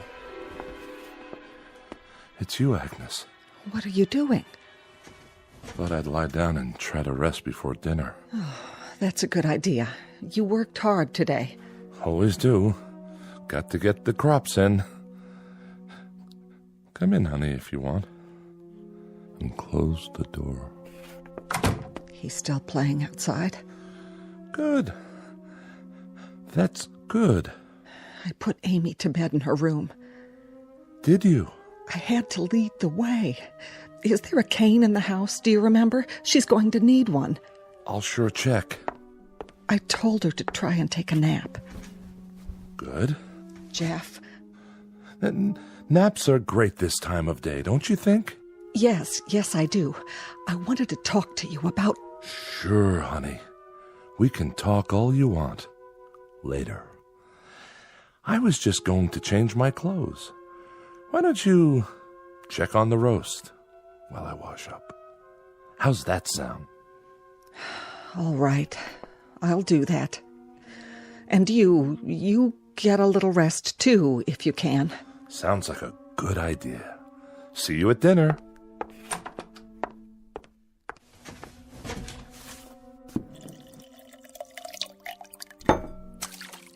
Oh. Well, howdy, son. You crept up on me. You look funny. Do I? You need a towel. Well, by gosh, I sure do. I was just about to dry my face. I was looking for you a while ago. What for? Your mama said you was out in the barn. Yep. Did you have fun? I was looking at the cow. Oh, that's good. That's real good, Anthony, that you were looking at the cow. Now, you wouldn't be playing any tricks on your dad, would you? Tricks? I mean, well, you remember a year ago when we had the pigs? Oh, yeah. And what happened to the pigs? You remember that, too? I turned them into monsters. Oh, doggone if you didn't. Real odd-looking things. They were funny. That's it. Real funny looking. But good things, Anthony. Real good things. And it's good that you did that. It's real good. Like tonight. Yeah? It's television night. I'm gonna make television for everybody. It'll be real funny. It sure will be. Everybody's looking forward to it, too, just like they do every week. And then we're going to have the surprise party for Dan Hollis. It'll be so much fun. Yeah. I can hardly wait. So, are you looking for something? Can I get anything for you now, son? No. Don't you want to play some more? I don't like playing alone all the time. Well, I can understand that. No kids came over to play with me today. Is that right? Not a single one. I wanted someone to play with. Well now, Anthony, you remember the last time some children came over? Mm-hmm. The little Fredericks boy and his sister? I had a real good time. Oh, sure you did. Sure you had a good time, and that's great. Great. It's just that... It's just that what? It's just that you wished them into the cornfield when you didn't like the way they played. That's okay. But I hear their mom and dad were real upset. About what? If you wish people away like that, pretty soon there won't be no one left. So maybe next week we'll talk to some of the folks about having their children come over. We'll do that, won't we? Talk about it first. Yeah, and when they come over, I can make some of those funny animals. That's fun, isn't it? That's a lot of fun. That's Bill Soames's collie. Is it? Yep, that's the dog that always comes around. Yeah, that does sound like Bill Soames's dog. Not many dogs left now, Anthony. You wish them all away. I didn't like them. They didn't like me. I hate anybody who doesn't like me. But everybody loves you. They love you, son. You're everybody's favorite. I heard somebody think one time. Somebody thought I shouldn't have wished away all the automobiles and things. And the electricity. They said it wasn't good that I did that. Somebody thought it one time. Who? Who thought that? Was it Teddy Reynolds who thought that? He owned the farm up the road. Oh yeah, I remember. He shouldn't have thought those bad thoughts. That's why I made him go on fire. Sure, that was why... That dog, that collie, he doesn't like me. Oh, I don't know about that. He's a bad dog. Well, now, Anthony, did you do something to Bill Soames's dog? Guess you must have. He isn't outside anymore. I put him in the cornfield. I'm gonna go out in the yard now. Bye. No. Bill Soames's collie was out by the tree just now. I heard him barking, and then he just... Well, why Anthony done that? It was a good thing that Anthony done that, wasn't it, honey? Wasn't it a real good thing? Oh, yes, indeed. It was a real good thing that Anthony did it. Well, I've got to get back and get supper ready. Stay a minute. Ethel's bringing over the candles for Dan's cake. Amy already made it. She got the last box of cane sugar there was to be found. Agnes? The very last box. And Dan hasn't got one single inkling that there's a surprise party for him. Not one. Glad to hear it. And you know how much Dan likes music? Well, last week, Thelma Dunn found a record in her attic. That a fact? Yes, and she's going to give it to him tonight. Isn't that a wonderful surprise? It sure is. A record. Imagine. That's a real nice thing to find. What record is it? Perry Como singing You Are My Sunshine. Well, what do you know? I always liked that tune. How did Thelma happen to find it? Oh, you know, just looking around for new things. Or old things. The ones that are still left.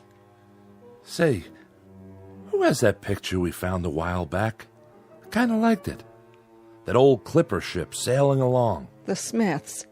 Next week, the Sipiches get it, and they give the Smiths the old McIntyre music box, and we give the Sipiches... I know. That's the way of things now. There's so little left.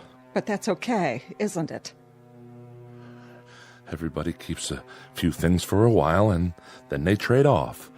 There's about 3 books left, and each family... Oh, now, honey. And each family can keep it for a week, and then trade it for something else.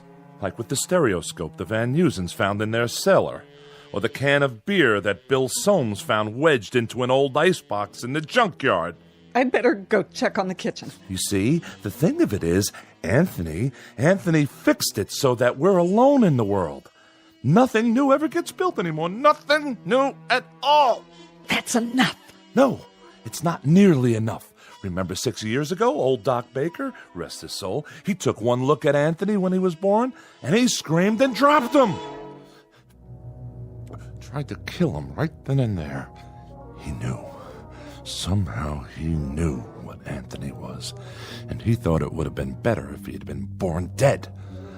But Anthony, my son, he whined and let out a cry, and then he done this thing. He took his revenge. Oh, didn't he? Please, please, I beg of you, don't. No. And he either destroyed the world and only left this village, or he took the village someplace away from everything. We don't know exactly which, do we?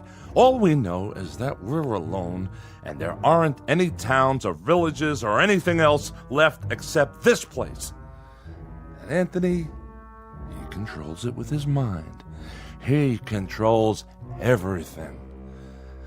That's right.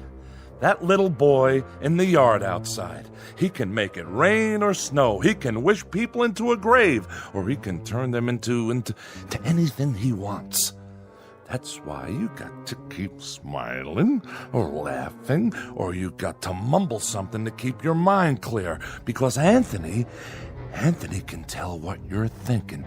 And if it's a bad thought, his mind will snap at you, and he'd do most anything at all. Please, for the love of God. Mom? Dad? All right. But it's good. It's good that it turned out this way, isn't it? It's real good. That's what it is. Really, really, really good.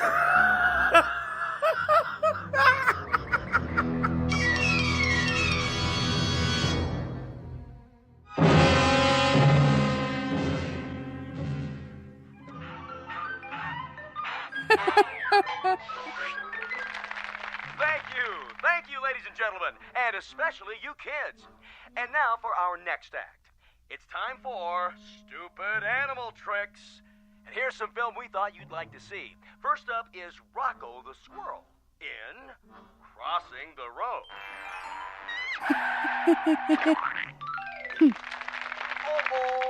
Oh, poor Rocco. And now, the bird and the BB gun. Oh, my.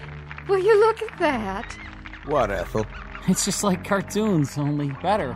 And last but not least, the turtle crossing the street. Well, that's all, folks. And now, time for our next program. Welcome, horror fans, to tonight's episode of Scary Nightmares. This one's a real killer of a story. It's called Pleasant Dreams. Let's watch, shall we? Think I'll go get some fresh air. Shh. Not now, Dan.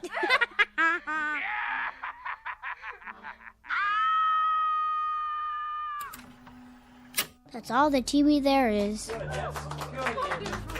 Oh, that was wonderful, Anthony. Wasn't it, everyone? Wasn't Anthony's television wonderful? Yeah. Just wonderful.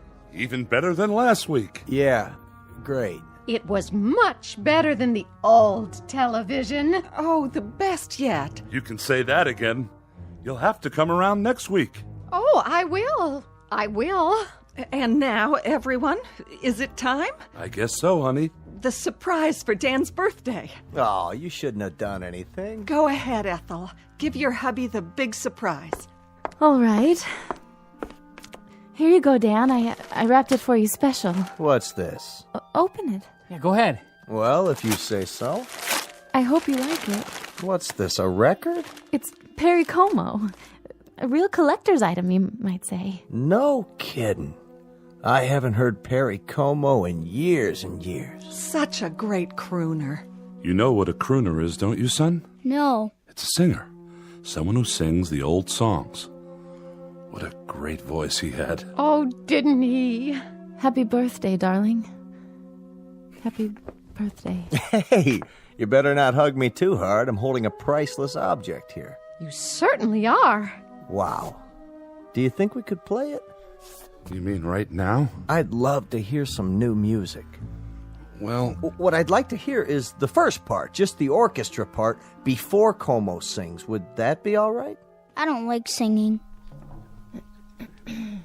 I don't think we'd better, Dan. After all, we don't know where the singing comes in. It would be taking too much of a chance. Better wait till you get home. Put it on the table for now. But we don't have a Victrola at home. That's all right. Better to keep it safe. These old records break so easily. I guess you're right. Of course I am. There. It's good that I can't play it here. And now I think it's time for Pat Riley to play some piano for us. How about it, Pat? Would you? That's a great idea. Well, then, it'd be my pleasure. Move right in, Anthony, so you can watch him. It's great what he can do with those fingers of his. I'm a little nervous. Oh, don't be. You play beautifully. Okay, then. Here goes. Guess I'm out of practice. It'd be good if you told me what to play, Anthony. It'd be real good if you tell me what music you like. Just play. Play anything. All right. I'll play Night and Day. That's a nice old tune. It sure is. That's always lovely. Yeah, go ahead.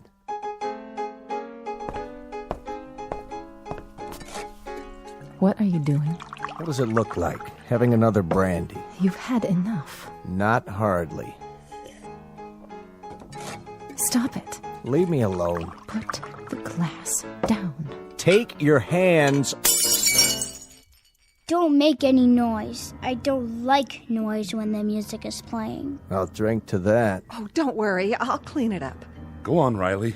Finish the song. Yes, please. It's so pretty.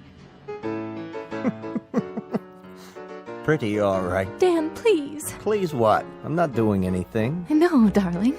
But I'm just drinking this peach brandy on my birthday. That's all I'm doing. Please, Dan.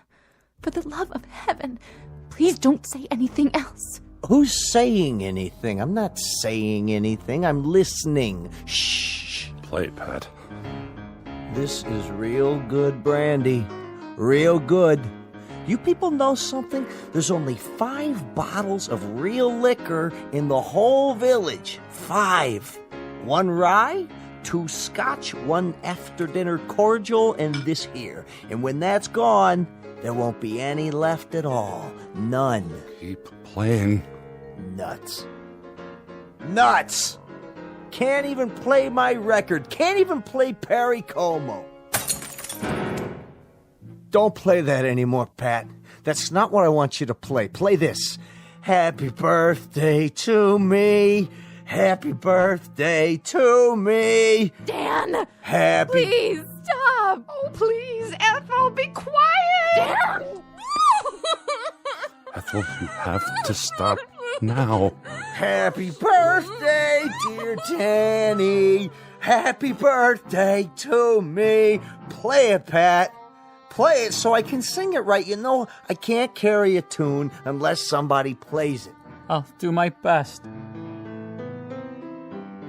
That's enough. I said that's enough.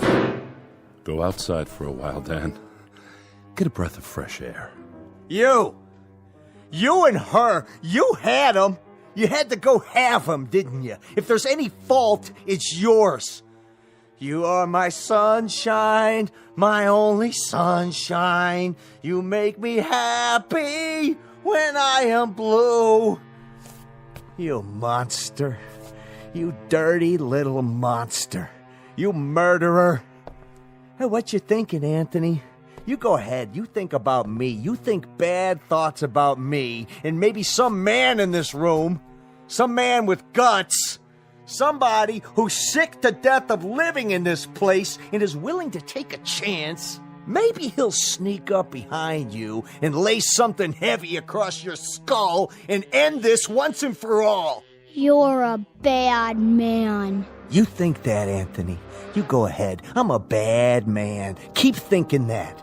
Somebody get behind him. That's all it takes. Somebody end this now. Pick up a bottle or a stick or something, anything, and... You're a very bad man, And you keep thinking bad thoughts about me. But now you can't anymore. You can't even see me. My eyes? Your eyes aren't real. They're like a toy. That's all you are now. A toy Jack-in-the-Box.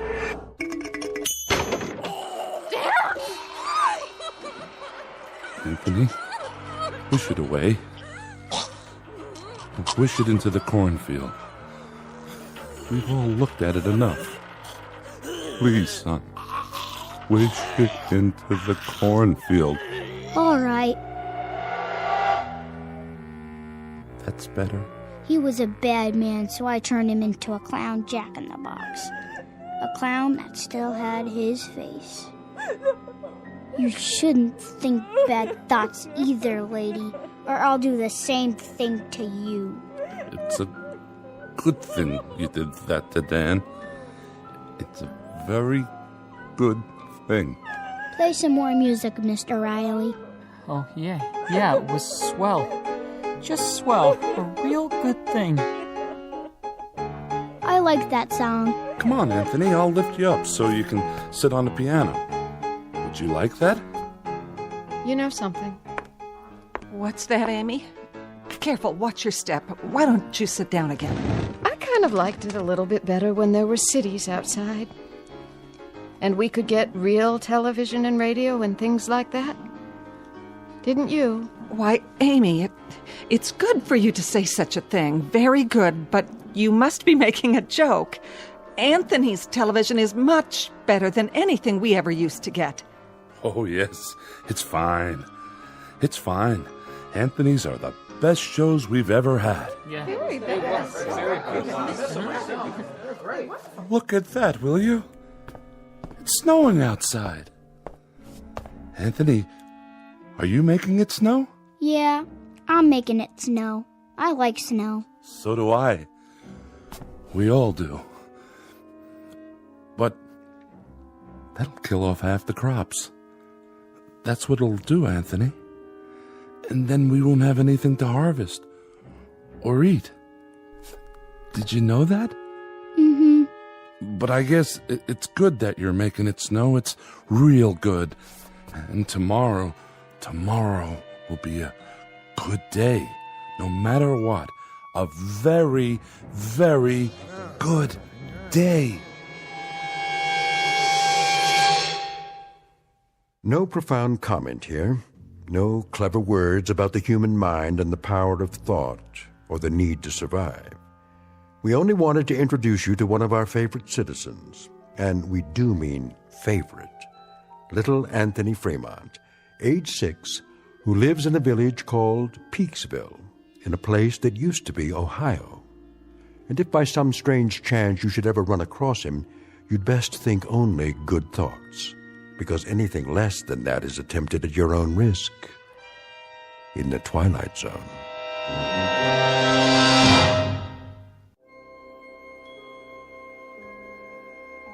Hi, this is Carl Amari, producer of the Twilight Zone Radio Dramas. I'd like to take a moment to tell you about our official website at twilightzoneradio.com, where you'll get the latest news and information on these Twilight Zone radio dramas. Plus, at twilightzoneradio.com, you can digitally download 3 free episodes or any of our episodes for only $1.95 each. In this age of ever-changing technology, we've decided to make these episodes instantly available to you by making the Twilight Zone radio dramas a digital download-only series. This means that this series will no longer be offered on CD. The CD collections at our website are now being offered, while supplies last, at buy one, get one free. So be sure to get your favorites before they're sold out. Be sure to visit us often, and I'll see you in the zone.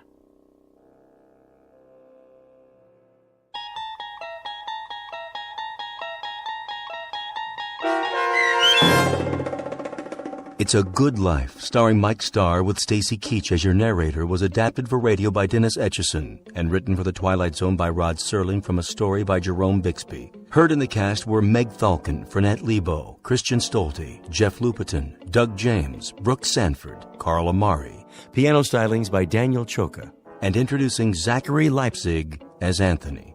To learn more about the Twilight Zone radio dramas and to obtain audio cassettes and CDs of these programs, visit our website at twilightzoneradio.com. The producers of The Twilight Zone wish to thank CBS Enterprises, Carol Serling, Dennis Etchison, Dick Brescia Associates, Claire Simon Casting, Terry Jennings, XM Satellite Radio, Sirius Satellite Radio, our sponsors, and our radio affiliates for helping make this series possible. This copyrighted radio series is produced and directed by Carl Amari and Roger Wolski for Falcon Picture Group. Doug James speaking.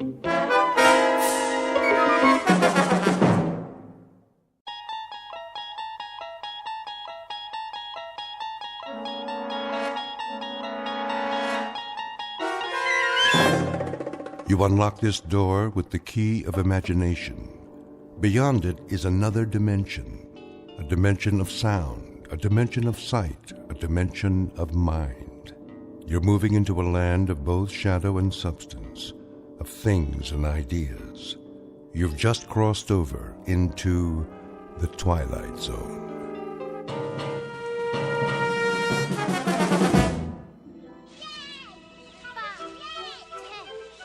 Come on, let's hide. Hurry. 25, 30. O-U-T spells out. Here I come, ready or not.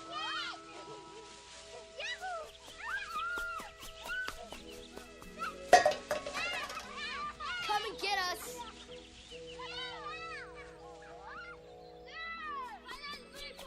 Over here. Look out, look out.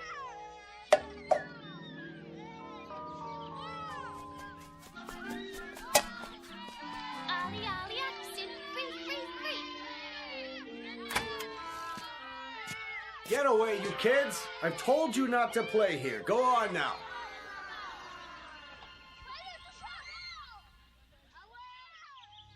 It's so noisy. They're gone now. Come along, Mrs. Knaus. This way, everyone. Oh, but Doctor, I have my knitting to do. Another time. Out onto the porch. I didn't finish my crossword puzzle. It will wait, Mr. A.G.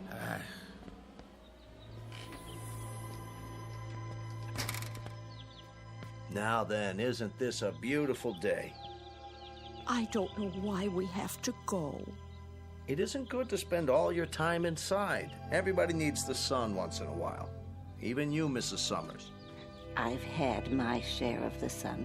Now I need my rest. We all do at our age. Where's Mr. Conroy? He's not feeling so well this morning. Well, I'm not either.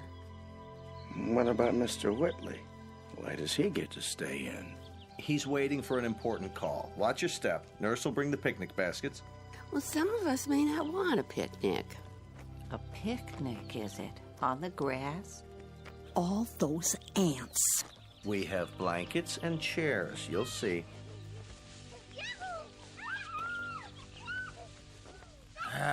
Darn those kids anyway.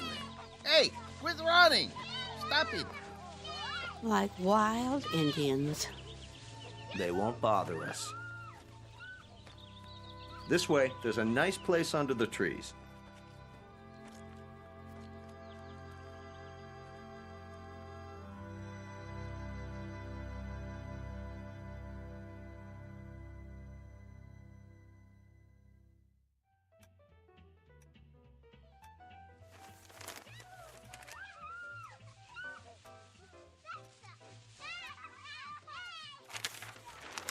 Listen to them, would you?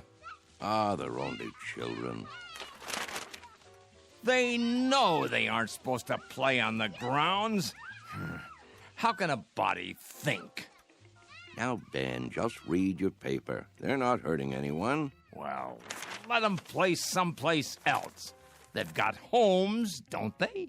It's the grass. The what? We have such a big lawn at Sunnyvale. Kids can't resist it. Oh, what are you doing downstairs, Charlie? I thought you had to get ready. Not today. You haven't heard from your son? I thought it was all set. Maybe you didn't get my letter. Oh, he got it all right.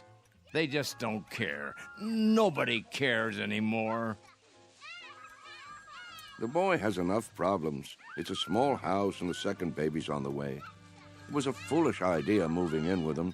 They don't need an old duffer like me around. Would you listen to that? It's enough to wake the dead, I tell you. Don't be so hard on them, Ben. They're only kids. A fine state of affairs when your own son turns against you. Mr. Whitley?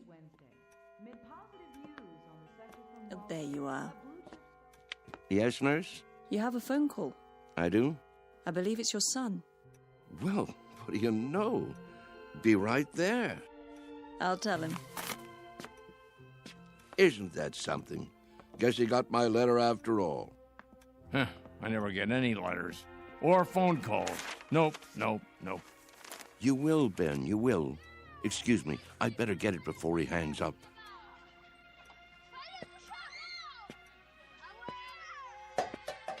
What are they doing out there? Don't be a grouch. It's Saturday. Perfect for Kick the Can. Perfect for what? We used to play it all the time, remember? No, I don't remember anything of that kind.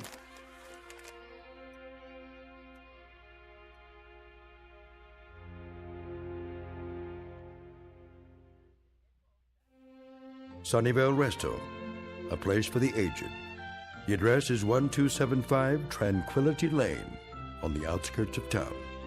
It offers room and board, nursing care, and a kind of refuge from the world. Outside, a common game called Kick the Can. Very shortly, a man will have a choice to make. He can either die in this world or escape to another kind of refuge in the Twilight Zone. And now, The Twilight Zone, and our story, Kick the Can, starring Shelley Berman and Stan Freeberg, with Stacy Keach as your narrator. Some picnic. Plastic spoons and forks. Well, the potato salad was good. What do you mean? It was spoiled. No, it wasn't, Emma. They made it in the kitchen just for us. You must admit, it's better when it's fresh. I think I hurt my back sitting down. Oh. The ground was damp. It was. Bad for my arthritis. Will you people please hold it down? I'm trying to read. Oh, you shush, Ben Conroy. No one's bothering you. Easy for you to say. Where is Mr. Whitley? Still in his room, probably, taking a nap. Oh, that's what I'd like to do. And why, may I ask, on such a lovely day? There he is. Going somewhere, Charles? Yes. Why are you all dressed up? It's my son. He's coming to get me. You don't say. He called a little while ago. He did. He's on his way. At least someone gets calls. What's he carrying? Is that your suitcase, Mr. Whitley? Indeed it is. You're going to stay overnight, then?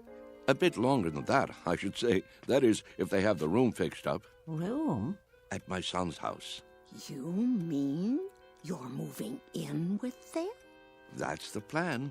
If they'll have me. Well, what about the rest of your things, Charlie? You can't just leave your things behind. No hurry. It all can be packed up and sent over later.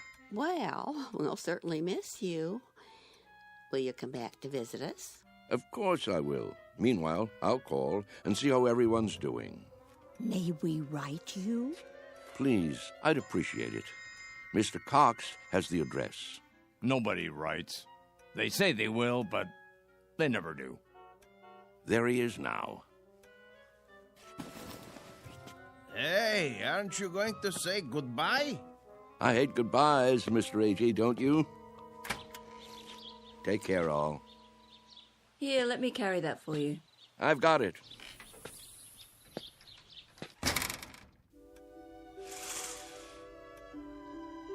Who's that behind the wheel? His son, David, don't you remember? Such a nice young man. Let me see. Some car, huh? Betty costs pretty penny. Everything does nowadays. Don't crowd now. You wouldn't want him to think you're watching.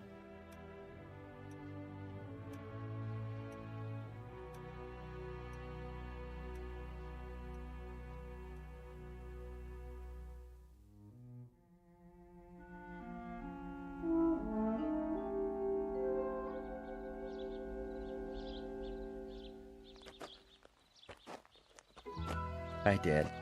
David, you're looking well, son. What's the suitcase for? Oh, just a few things for now. I don't understand. Wouldn't want to push you out of the house and home. What? Of course, I don't have that much anymore, but I suppose it could go into storage Whoa. I think there's been a misunderstanding. There has? Get in. We need to talk. If it isn't convenient today, we can make it another time.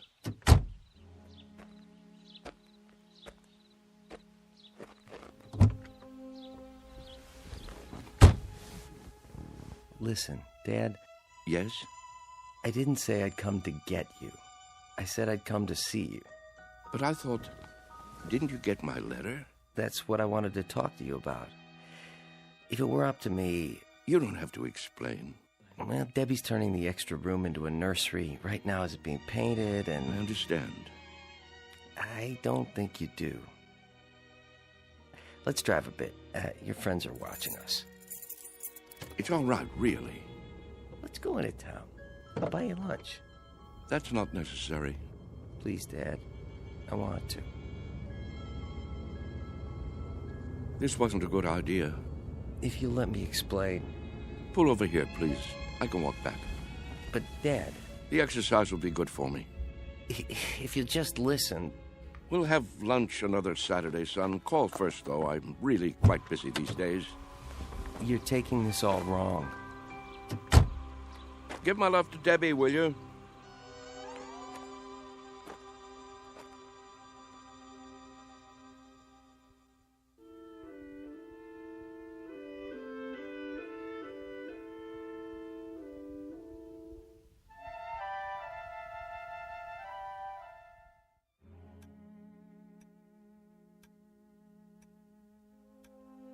What's he doing? What does it look like? He's coming back. I thought he said... Don't stare. It's not polite. Yeah, you're it. Gotcha. Hey, where'd our can go? That old man's got it. Hey, mister. What's this? Our can. Your can? Can we have it back? Could you have... Yeah, we need it. Oh, you do, huh? Yeah, we're playing a game. Yes. Yes, I remember. This is a good can. Nice and sturdy. It will take a lot of kicks. It will? You'll have to play by the rules, though. What rules? You know the rules, don't you? Hey, give it back. Please, mister? I'd say this can is just about the perfect size. Is he gonna keep it? Hey, mister, can we have our can back? You can get another. Any one will do. Tomatoes, beans, doesn't matter. You'll see.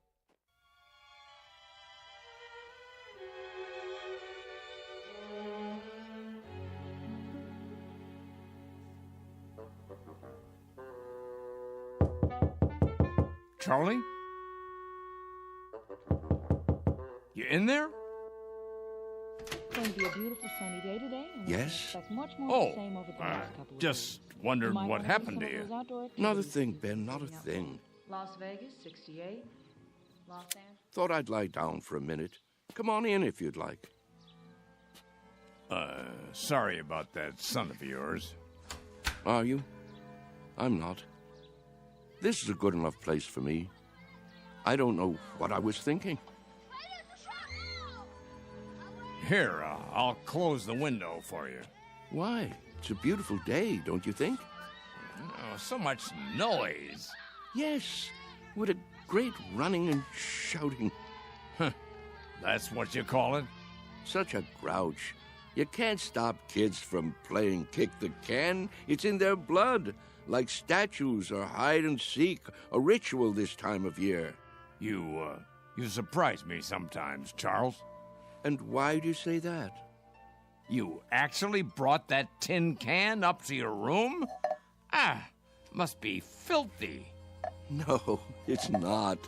It's been emptied out and washed clean and baked by the sun till it's shiny as the day it was made, tempered by the wind and the grass and the warm summer air.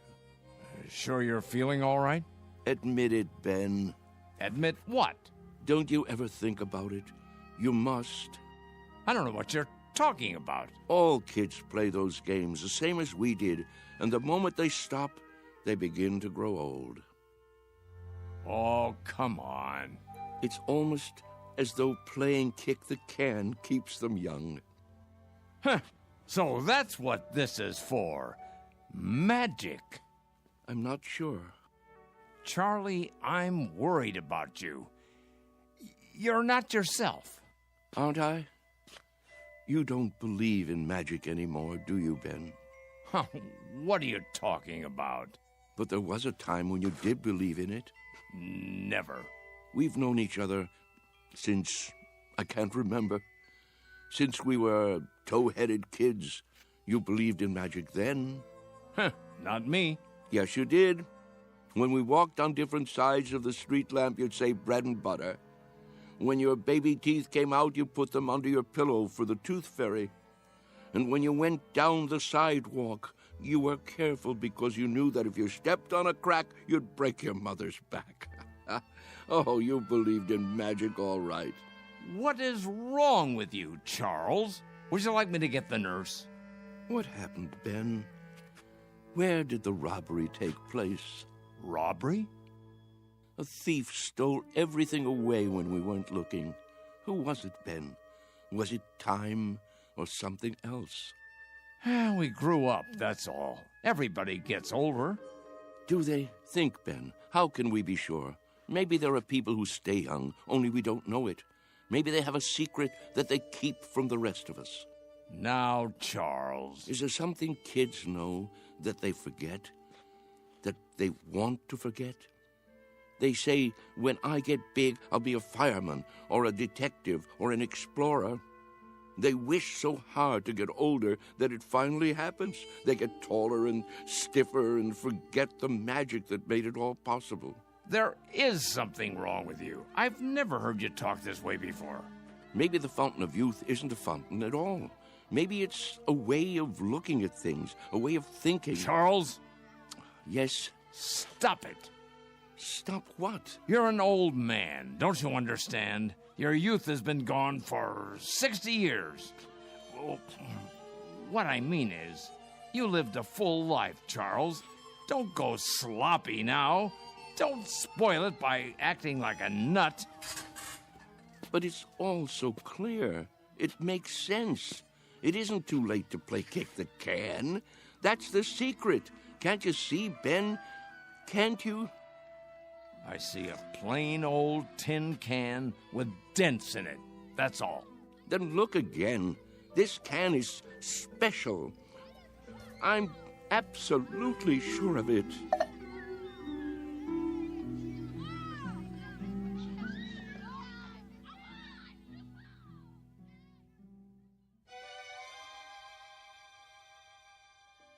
And so, that's why I thought I should tell you.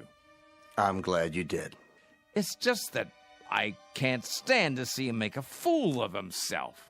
Of course not. And if there is something wrong with him, something in the head, then you can get him the right medication. You understand, don't you, Mr. Cox? I do, Mr. Conroy. You were right to come to me. When he acts that way, I feel I don't know him at all. It's foolish talk, I agree. So what are you going to do? Nothing. Beg pardon? At least not for the time being. If I got excited every time someone indulged in foolish talk around here, I'd be upset every minute of the day. Let him go on about kick the can if he wants. He isn't doing any harm. But I'm worried, I tell you. It isn't like him. He's getting on in years.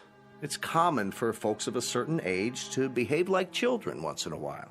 Oh, nonsense. He's no older than I am.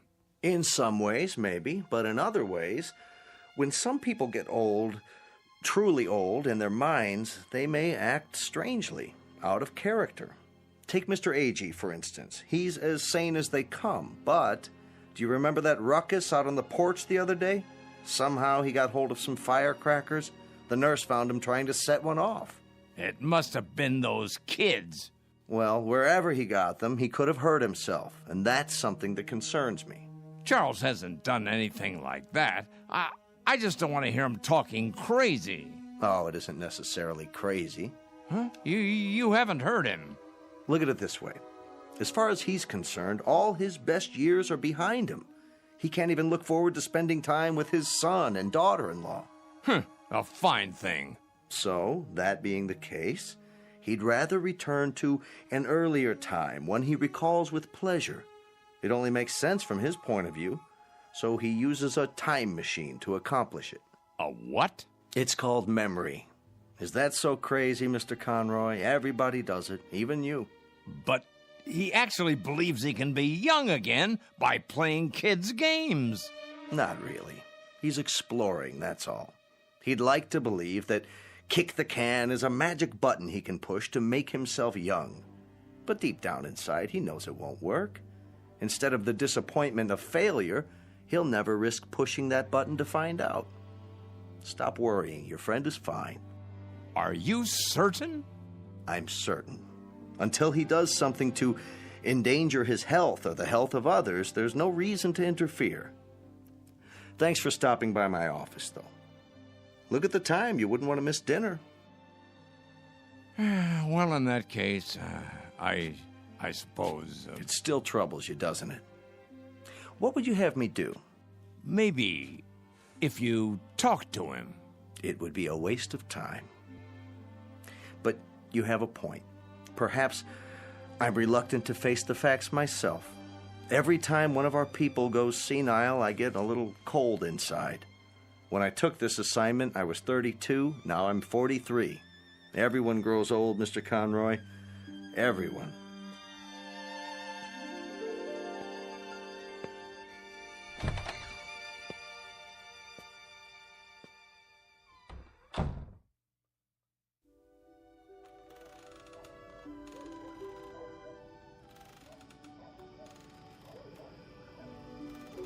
I think we should go in now. Yes. It turns chilly this time of day. Stay a while. We can watch the sun go down. I've seen enough sunsets, thank you. Hey, just the same. It's pretty sight. Puts me in the mind of back home. If we're going to stay on the porch, I'll need my sweater. Why don't you come inside with me, Mrs. Summers? Give me a moment to get my strength. There you all are. I wondered where you'd gone. Hello there, Whitley. Hello? We were just going in. Why? Before it gets dark. I have my programs to watch. What's wrong with you people? Wrong. Nothing in particular. Then show a little life.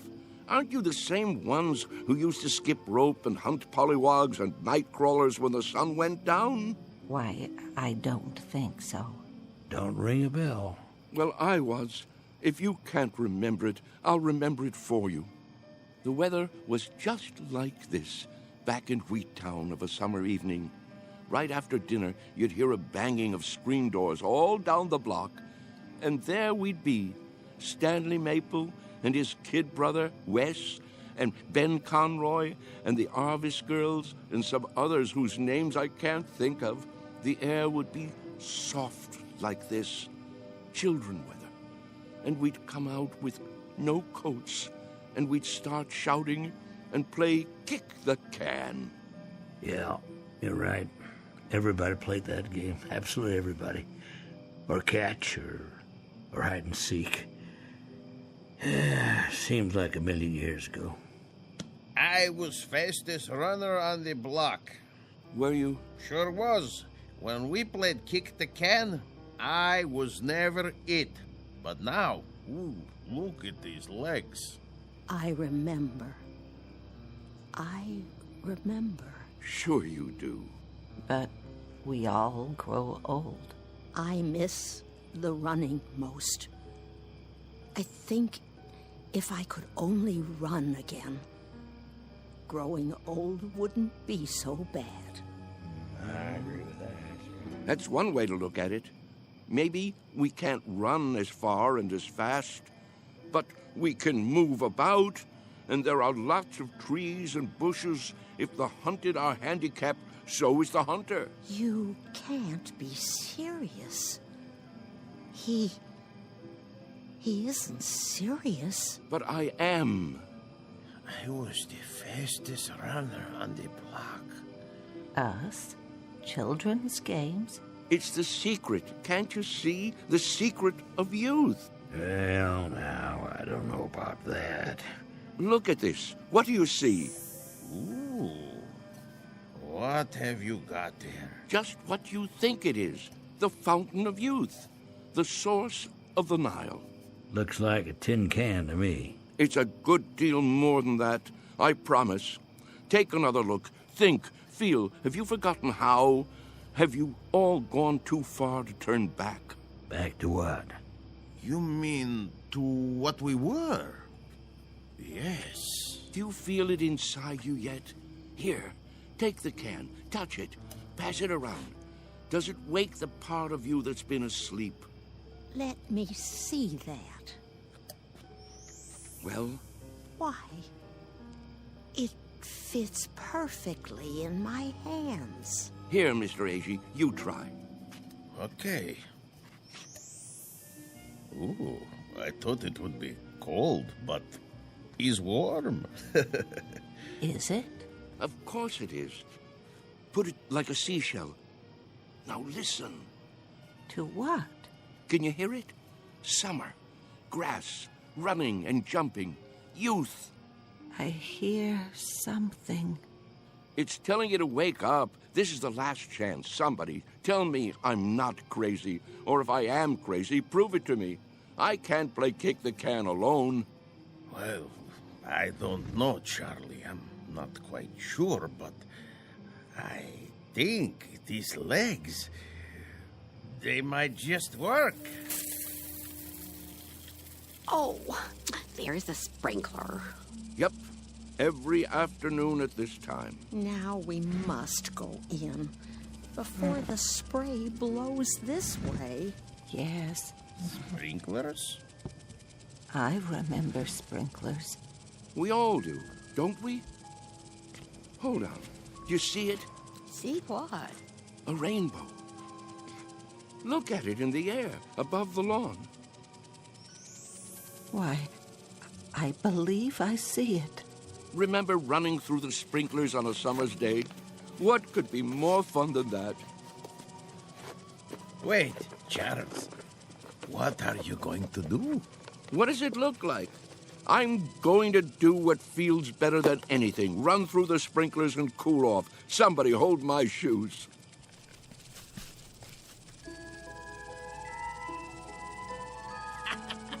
Well, look at him, will you? This way, everybody. It feels great. Mr. Whitley. Charlie, what are you doing? Come on in. The weather's fine. Nurse! Nurse! Yes? Help me get him inside. Yes, Doctor. Don't worry about me. I'm having a great time. That's enough. He's soaked. Get him some dry clothing and put him to bed before he comes down with pneumonia. Right away. Ah, you're spoiled sports. That's what you are. I don't need any help. Don't be difficult, Mr. Whitley. Just come along. I'll get you a towel. What are you doing, Ben? Did you call them? It's for your own good, Charlie. You'll only hurt yourself. I thought we were friends. We are. That's why. This way, I'll bring your shoes later. All right, everybody, the party's over. But he wasn't hurting anyone, was he? You see, he's been talking to them. Pretty soon he'll have them believing it. I was afraid of something like this. Yeah, it's like he's gone crazy after all. I'll have him moved to the observation room in the morning. But, Doctor, to be all alone, that'll kill him. If I don't, he'll end up killing himself.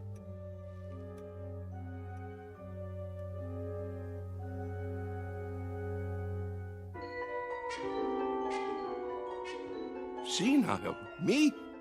Mr. Whitley, please try to understand. You want to put me in a special room? Alone? You don't leave me much choice. Why? What rules have I broken? There have been complaints. Oh, there have. Who from, may I ask? That's not the point. Go on, tell me. I want to know. Who thinks I'm breaking the rules? It's not so much a matter of rules as attitude. Look out the window.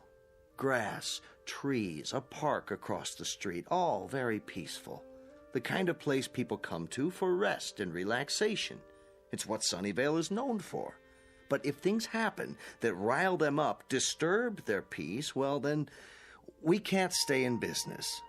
You see that, don't you? So the charge is disturbing the peace. And for that, you want to isolate me from my friends. I hope that won't be necessary now. You've got to go out there and show them you're all right. Cut the crazy talk. Learn to fit in. That's not hard, is it? What a choice. To keep that nurse from pawing at my pulse all day, I have to sit like a vegetable, stare into space. Listen, I'm trying to help you. Keep on like that, and they'll put you away. I won't have a choice. Use your head. Maybe you're right. There. You see? You're an intelligent man. It's a question of playing the game. Isn't that something we all have to do? Yes, I suppose it is. Good, Mr. Whitley. I knew you'd see it my way. Now, why don't you go up and rest before dinner? Tonight's the bingo game, remember? I remember. Goodbye, Doctor. Goodbye, Mr. Whitley. Anytime you want to talk, feel free. I consider it part of my job.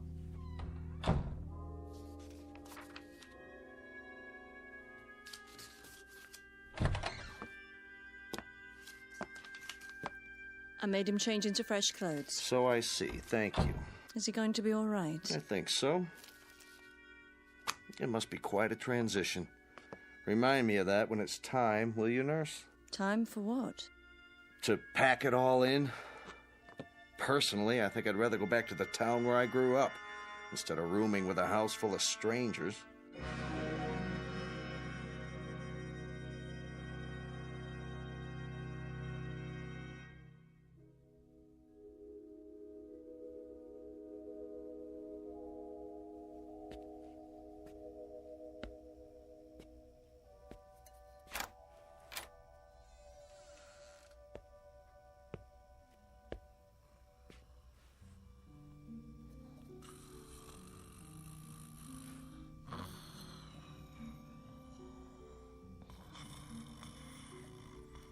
Wake up. Oh.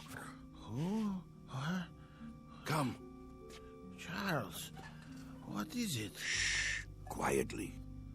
Come where? We're going to play a game. What do you have there? What does it look like? An empty tin can. We're going to play kick the can now? It's dark outside. It usually is in the middle of the night. Now get your robe and come with me.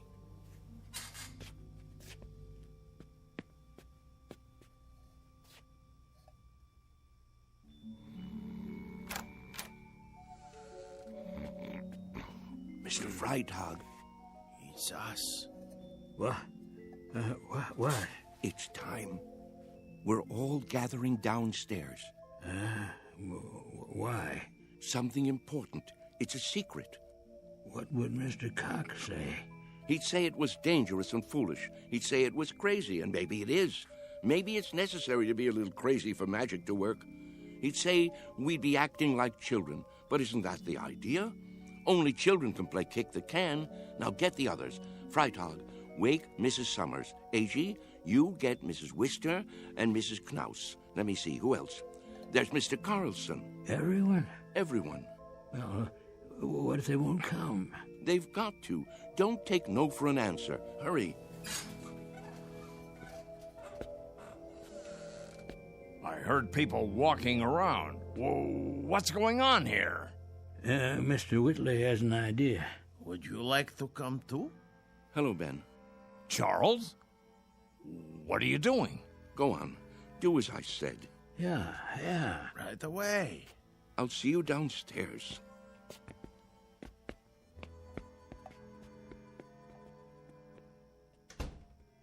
You should be sleeping. Everyone should be. What's that in your hand? No, Charles, you can't. Who says so? It's against the rules. The devil with the rules. It's our last chance, don't you see? Ben, come with us out to the lawn. Me? Yes, you. Ben, we always did everything together. Let's not stop now. Even if you think it's crazy, come out and play. Come to your senses, Charles. You think I'm obsessed? You think I've got hold of one crazy idea and won't let it go? Well, haven't you? Maybe so, but where I have one idea that's strangling me, you have dozens. You're the one obsessed. Oh, nonsense. Is it? You're afraid of death, but you're also afraid of life. You think age gives you the right to stop growing. You've sealed yourself inside your shell, and you're afraid to poke your head out and look around. That's enough. You're afraid of a new idea. You're afraid to look silly, afraid to make mistakes. You've decided you're an old man, and that's what's made you old. I am old, Charles, and so are you. It's a fact. Facts be damned. Your bones are old. They'll break if you try to run with them. Your heart is old. Your lungs are old. Don't you get it? You're used up, worn out by a lifetime. Sit down, Charles, before you fall down. Go back to your bed. I can't do that, Ben. Charles? I've got to find out. Won't you help me, Ben? There is magic in the world. I know there is. When I fell in love with Mary and kissed her for the first time, that was magic. When my boy was born, that was magic. The moon is magic, and the stars. Friendship is a magic thing, too. Life is magic. Maybe I'm right, Ben. Can't you consider that? Maybe kick the can is the greatest magic of all. Well, what do you say? There's nothing to say. I just don't know how to get through to you anymore. Then I'll do it alone.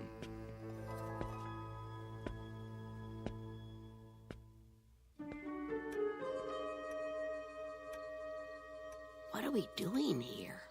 I'll catch my death. Now, you just wait. Mr. Whitley has something in mind. Yeah, something important. But what could it be? Don't you know? Don't you remember? Remember what? How it used to be. How we used to sneak out of the house after dark when the grown-ups weren't looking and the weather was like this. Don't you remember how we used to play kick the can? Everybody played in my neighborhood. A long time ago. A long, long time. Funny. It doesn't seem that long ago to me.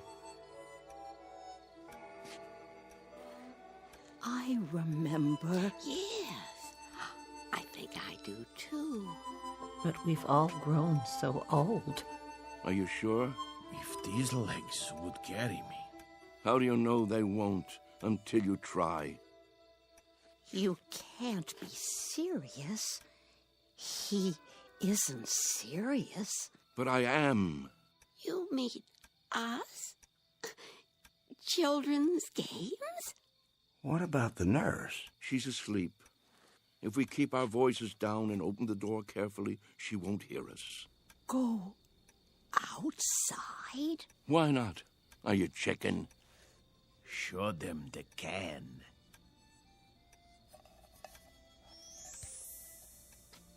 Where did you get that? From some kids. They've already broken it in.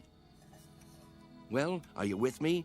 Or do I have to play kick the can all by myself? Who remembers the rules?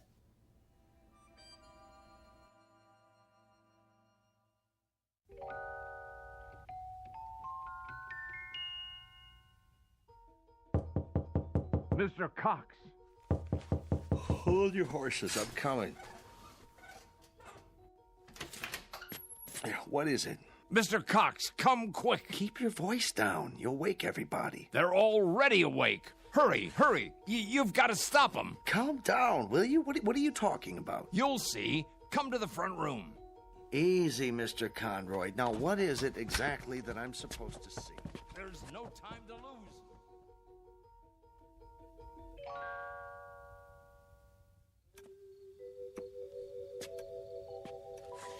But there's no one here. Why is the door open? Because they've gone outside. Why would they do that? It's like I said, to play kick the can. That was just a crazy idea. Mr. Whitley's forgotten all about it. No, you're wrong. They really mean to play.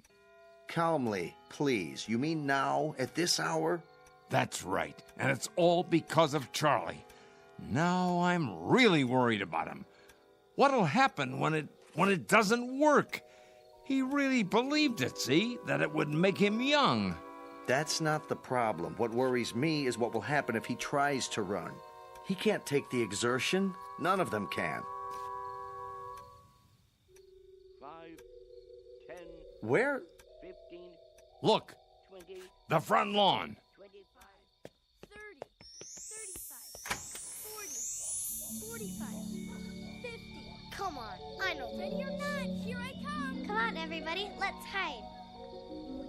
This is gonna be good. Over here, hurry up. 85, 90, 95, 100. Ready or not. Where are they? Here I come. And what are these kids doing here? I told them to stay away. Look out! Round man's arrived. Maybe they're around the other side. I'll go check. Hey, kick the can over to me. Hey, Ben, look at me. I told you it would work. Charles? Come on, you want to play? No, it can't be. Ben, you better hurry up, or it'll be too late for you. Charles! Yeah, hurry up, or it'll be too late. What is it? Do you see them yet? Is that... Here, you kids, how many times do I have to tell you, go home? No, wait. What are you doing here this time of night? 1, 2, Charles? 3, you're out. Charlie? Sorry, Ben. I wish you could have believed. I gotta go. Charlie! Hey, kick it over here, over here. Charlie! Take me with you. My turn to kick the Get can. away and stay away. Mr. Cox, please. Last one over fences, rotten egg. Come on, let's go. I can't climb that. Charlie, high. wait. Wait! Charlie! Hey, you guys, wait up. We gotta find the others. They can't have gone far. I bet Whitley's taken them down to the orchard. No. Why? Look all you want, Mr. Cox. You won't find them. Wait here.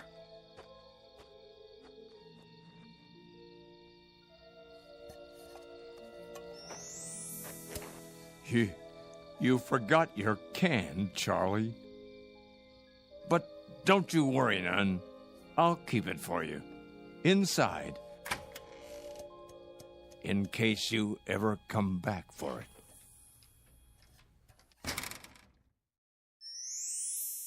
Come on, let's play kick the can. Come on, let's hide. You'll never find me. You can't catch me. I'm too fast. Haha, you missed me. Come on. No, kick it to me. Kick it to me. That shot. Yeah. Ollie, ollie, oxen. Free, free, free.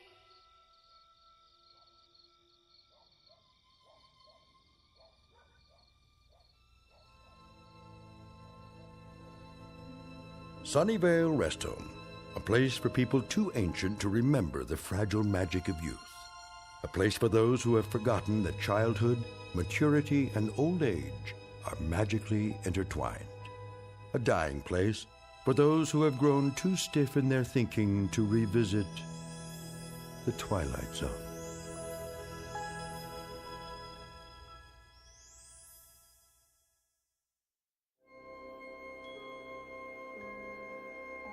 Hi, this is Carl Amari, producer of the Twilight Zone Radio Dramas. I'd like to take a moment to tell you about our official website at twilightzoneradio.com, where you'll get the latest news and information on these Twilight Zone Radio dramas. Plus, at twilightzoneradio.com, you can digitally download 3 free episodes or any of our episodes for only $1.95 each. In this age of ever-changing technology, we've decided to make these episodes instantly available to you by making the Twilight Zone Radio Dramas a digital download-only series. This means that this series will no longer be offered on CD. The CD collections at our website are now being offered, while supplies last, at buy one, get one free. So be sure to get your favorites before they're sold out. Be sure to visit us often, and I'll see you in the zone.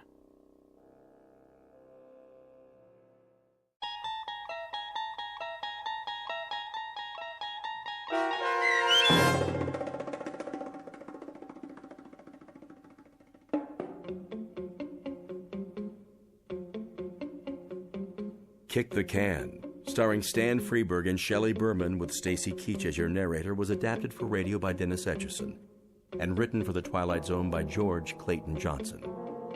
Heard in the cast were Christian Stolte, Kurt Nabig, Herb Graham, Joby Cerny, Doug James, Roz Alexander, Meg Thalken, Renee Matthews, Sarah Wellington, C.J. Amari, Natalie Berg, Amanda Amari, Mitchell Hernandez, Julia Cosmos, Robert Gerdish, Matthew Gerdish, and Braden Looper. The producers of The Twilight Zone wish to thank CBS Enterprises and the Rod Serling Estate for making this series possible.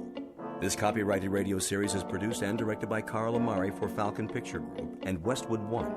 Sound design and custom Foley effects for The Twilight Zone by Cerny American creatives Bob Benson, Craig Lee, Michael Slaybach, and Matt Sorrow. To learn more about the Twilight Zone Radio Dramas and to contact us, visit our official website at twilightzoneradio.com. Doug James speaking.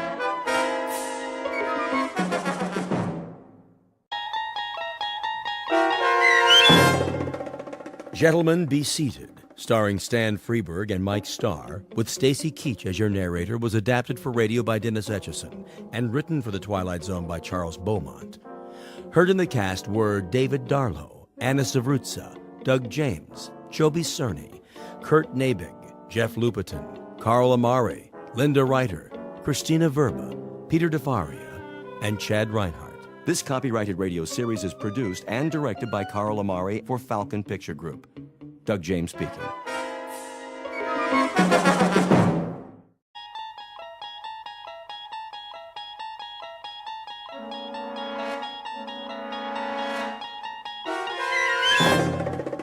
You unlock this door with the key of imagination.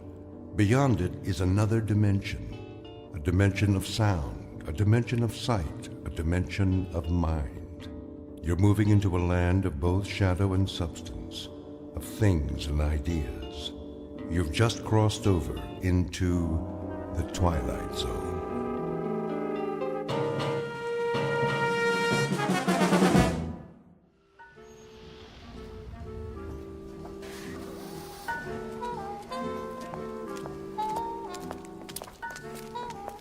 Welcome to the Madison Avenue track.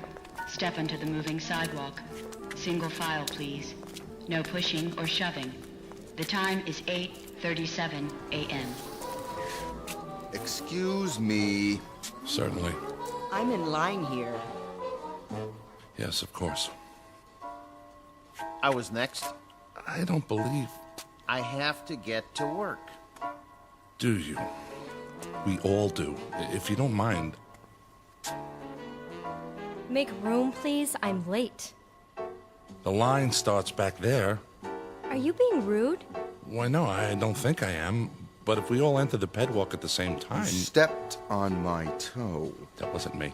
I believe it was. I believe that's the imprint of your heel on my shoe. If it were, you'd have even worse fallen arches. I don't appreciate that attitude. I have a suggestion. If we all go barefoot, there'd be more room. You know, more foot space per square inch. Squeeze in heel to toe, so to speak. Why, I never. Of course, if someone fat comes down too hard, those little piggies would suffer, crying, wee, wee, wee, all the way home. Would work, as it were. Your remarks are most distasteful. Not making a joke, is he? No, I assure you. He was. Completely inappropriate. Yes, indeed. This is a serious world we live in. No place for that sort of thing. None at all. I've a good mind to report him. I give you my word. I would never make a joke about anything. That's better. Unless someone weighs over, say, 250 pounds. It'd be hard to take that lightly. Did you say something? Me? You. Not at all. Well, see that you don't. Absolutely. I should hope so. You have my word. Some people. Not another syllable. You gave your word. Positively. These are serious times. For serious people. It's a necessity. With all that's going on in the world? I couldn't agree more. Well, then, see that you do. My lips are sealed. Madison Avenue, next corner. Step off the moving sidewalk. Single file, please. No pushing or shoving. The time is 8:39 a.m. Excuse me. I have to get to work. Wee, wee, wee, wee.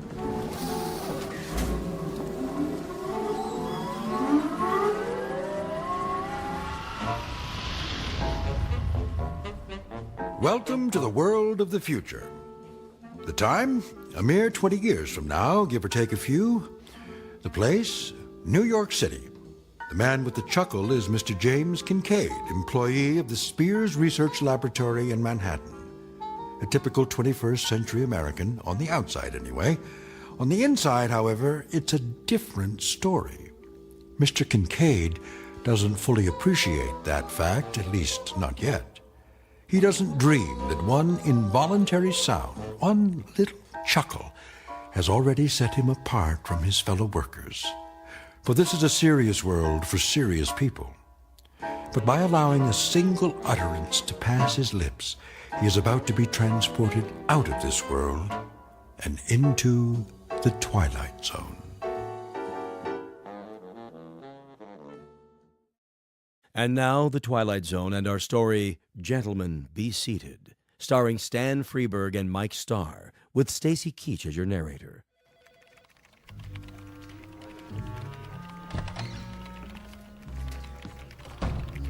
Morning, Kincaid. Morning, Miller. Not late, am I? You're cutting it pretty close. Sorry, Lindsay. Little skirmish on the pedwalk this morning. Skirmish? So many people nowadays. I hear there used to be cabs in New York. Think of it. Cars with drivers that took you all over. Up one street and down another. Shortcuts. Sounds like a nightmare. Yes, I guess it does. Biddle's not in yet, I take it? Mr. Biddle's never late. It's 8:59 now. That means he'll be here in, well, less than a minute. 30 seconds, to be exact. Morning, Mr. Biddle. Yeah, morning, Mr. How do you Biddle. do, sir? Hello, sir. Good morning. Well, enough chit-chat. Back to work. Yes, sir. Yes, Yes, sir. sir. Look at that. What? Biddle. Somebody moved the electric coffee maker. So? He doesn't see the cord. He's going to trip on it. Shouldn't we tell him? No, wait. This is gonna be good. How can you say that? Mr. Biddle! Mr. Biddle, watch where you're going.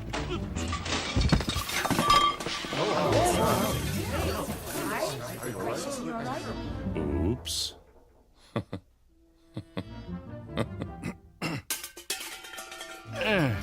Who said that? Why, no one, Mr. No one Biddle. said anything. Yeah, nothing at all. Was it you, Miss Capshaw? Me, sir? I only meant you should watch where you were going. There was an oops, followed immediately by what I took to be a chuckle. Oh, no, sir. I didn't laugh. No one laughed. Was it you, then, Kincaid? None at all, sir. I didn't say a word.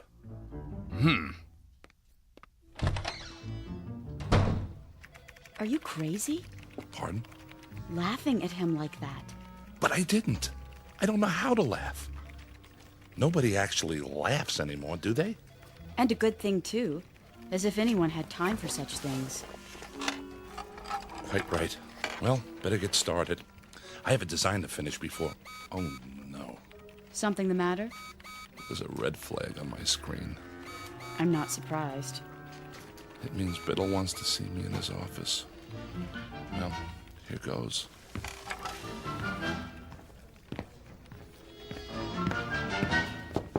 Yes? Kincaid here. Come in. You wanted to see me, sir? Sit down. I could come back later if you That want... chair right there. Yes, sir, Mr. Biddle. I suppose you're wondering why I called you in. Not really. What? I mean, yes, I am. What was that? The door. I locked it so we won't be disturbed. Is that necessary, sir?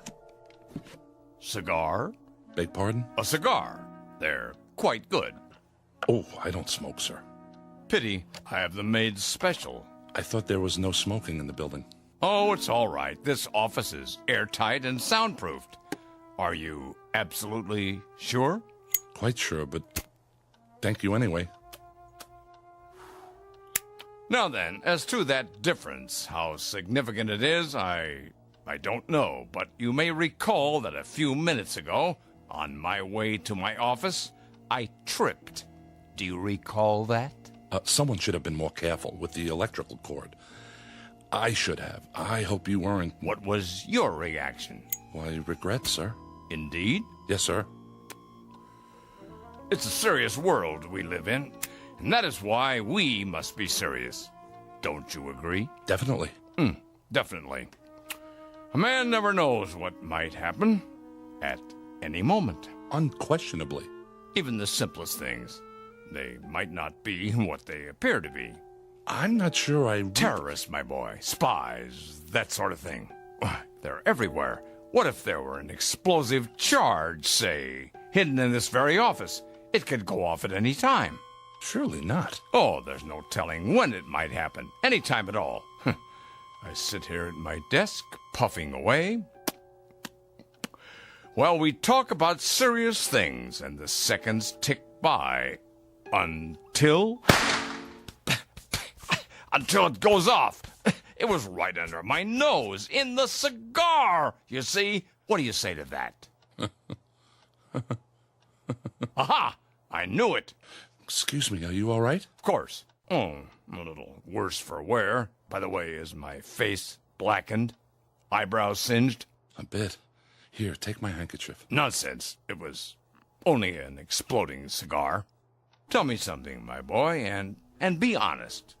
Do you find yourself chuckling often? Well, How did it feel? I'm afraid I don't understand. Did it feel strange? Yes. But not unpleasant, right? Not as such. We could describe it then as a strange but not unpleasant sensation? If you say so, sir. Good. Splendid. Oh, splendid. Will that be all, sir? I should get back to work. Yes. I'll unlock the door.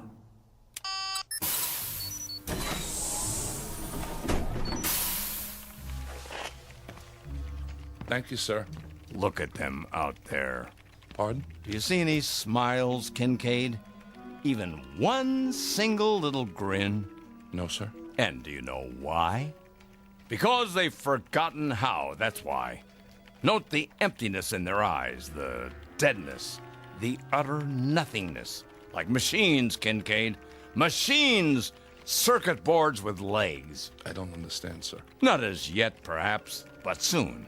Oh, my boy, if there ever is to be joy again in this world, and love, and happiness, and laughter, especially laughter, it's going to depend on you and those few like you. Oh, trust me on this. Me, Mr. Biddle? report from the executor. It's the morning report from Washington. Eyes forward on the big picture. Isn't he handsome? Just like on the posters. All right, everybody, stand up.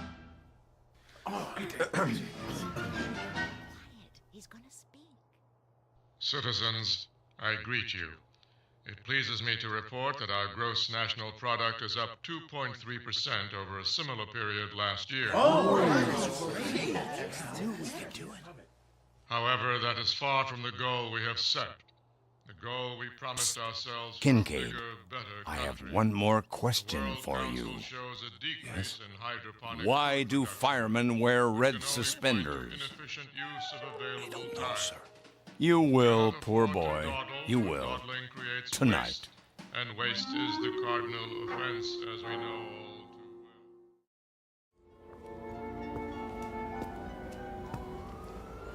too well. What in the... Here I am, my boy. Oh, Mr. Biddle. Just as we said, 7:30. Right on time. Yes, sir. I almost didn't make it. Oh? Trouble? The directions you gave me were fine. It's just that I've never been to this part of the city before. The ped walk doesn't run this far. Oh, well, first time for everything. Glad you could make it. You've had dinner, I trust? I ate something. The usual synthetics? Of course. Well, they're all right, but I'll tell you something. There's a great deal of difference between a steak and something that only tastes like steak. Just as there's a difference between a human being and something that only looks human. I see. Do you? I hope so. I really do. I'm afraid I don't see much at the moment. That's because most of the street lights are out. They don't bother to fix them since no one comes here anymore. Something the matter? It's just the smell. They don't spray out here either, but you'll get used to it. May I ask, where are we going? Why, we're almost there. We are? Yeah, they call this no man's land. The last of the old world, right here in the city. Beautiful, isn't it? I suppose. You don't think so. You think it's non-functional. A lot of ugly, wasted space. I know. Well, not to worry. They'll have it torn down in a few years, swept away, forgotten. Evening, gents. Why, good evening to you, sir. Could you spare a smoke? Sorry. Hold on, my good man. I have here a cigar of the finest leaf, hand-rolled to my specifications. You're not really going to... Have no fear, my boy. This one's real. You sure? Indubitably. How about some spare change for a cup of cava java? Don't press your luck. Thank you. Thank you kindly. Blessings to you, mister. To the both of you. Plenty of unhappiness here, James, but plenty of happiness, too. Stand here a moment. Come on, close your eyes. Can't you almost hear the crying and the laughter? Don't move your head, please. What are you doing? Just a handkerchief. A simple blindfold. What? Nothing to be alarmed about. Just a precaution. There. Can you see? No. Good. Now turn around 5 times. But why? It's necessary the first time, in case you're rejected. Now take hold of my arm. I'll lead you to the entrance. Very, very private, you know. That's it. And away we go.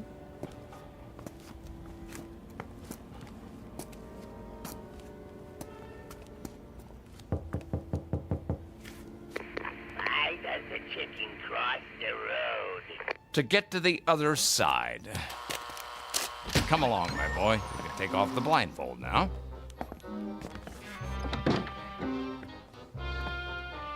Mr. Biddle? What is this place? The foyer, of course. Those 2 chairs, they look like thrones. What else? But, Mr. Biddle... What can I do you for? Good evening. Is he in? Let me see. Maybe yes, maybe no. Tell him number 709 is here. with the recruit. Alrighty then. Try not to miss me while I'm gone. In the meantime, gentlemen, be seated. Who was that? What does it look like? A clown, of course. Well, you heard him. Sit down. I recommend the chair on the left. You say so. There. Feel better? I suppose. My turn now.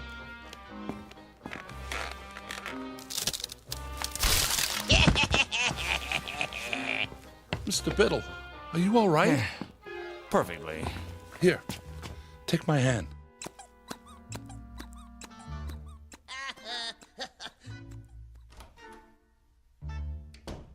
I'm disappointed in you, Kincaid. You are? Didn't you find that the least bit funny? Just now when I went sprawling? No, sir. You could have been hurt. Oh, James, please. Try. Don't tell me you've forgotten how to laugh. Not you. I was so sure. Sir, if you'd only explain to me... No, there's too much explaining in the world and not enough laughing. We're all turning into a race of machines. Cold, efficient, heartless machines. Ta-da! Who are you? Feast your eyes. Ever seen the smug before, huh? The executor. He does wonders with makeup. For a court jester, that is. The face doesn't quite go with that three-pointed hat. What's the matter? You don't like it? I didn't say that. Then I guess the yoke's on me.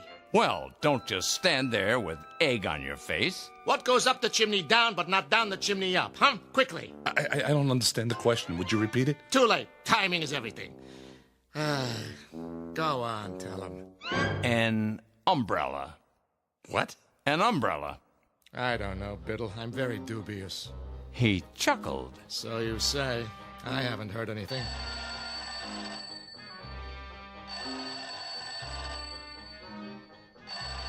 What's that?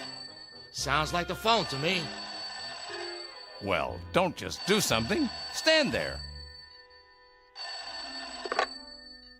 Jester here. It's for you. It is? Hello? I say, hello.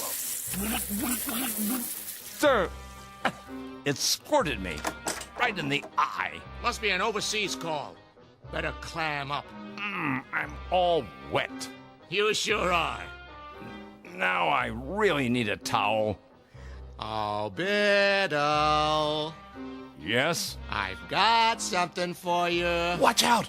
Spoil sport. But he's got something behind his back. Where? Right here. But I don't like pie. Lemon meringue. You're positively reeking. Time to hose off, and nothing leaves you squeaky clean like good old seltzer. Who's got the soap? Forget soap. You need your rubber ducky. Or a lifeboat. Now, wait a minute. It's not possible. What's wrong, Kincaid? You'd better get a change of clothes, Mr. Biddle, or you'll catch your death. You see? Hopeless. That's it. Wait. He's only a beginner. But we must be so careful, Biddle. Yes, but give him a chance. Very well. One last test. Glad to meet you, Mr. Kincaid. Put her there. I don't... Go on, shake. Ow! Oh, that didn't hurt. It's just a joy buzzer. You wind it up, and when someone shakes your hand... That's it. I've had it. I don't know what any of this is about, but I know one thing. I don't want any part of it. You people, you're out of your heads. You're all loony. You're psycho. I'm getting out of here right now, and don't try to stop me. Uh-oh. Another fine mess you've gotten us into.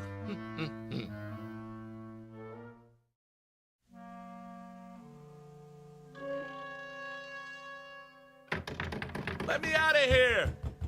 You see? A motion. I'll admit that's encouraging. James, this way out.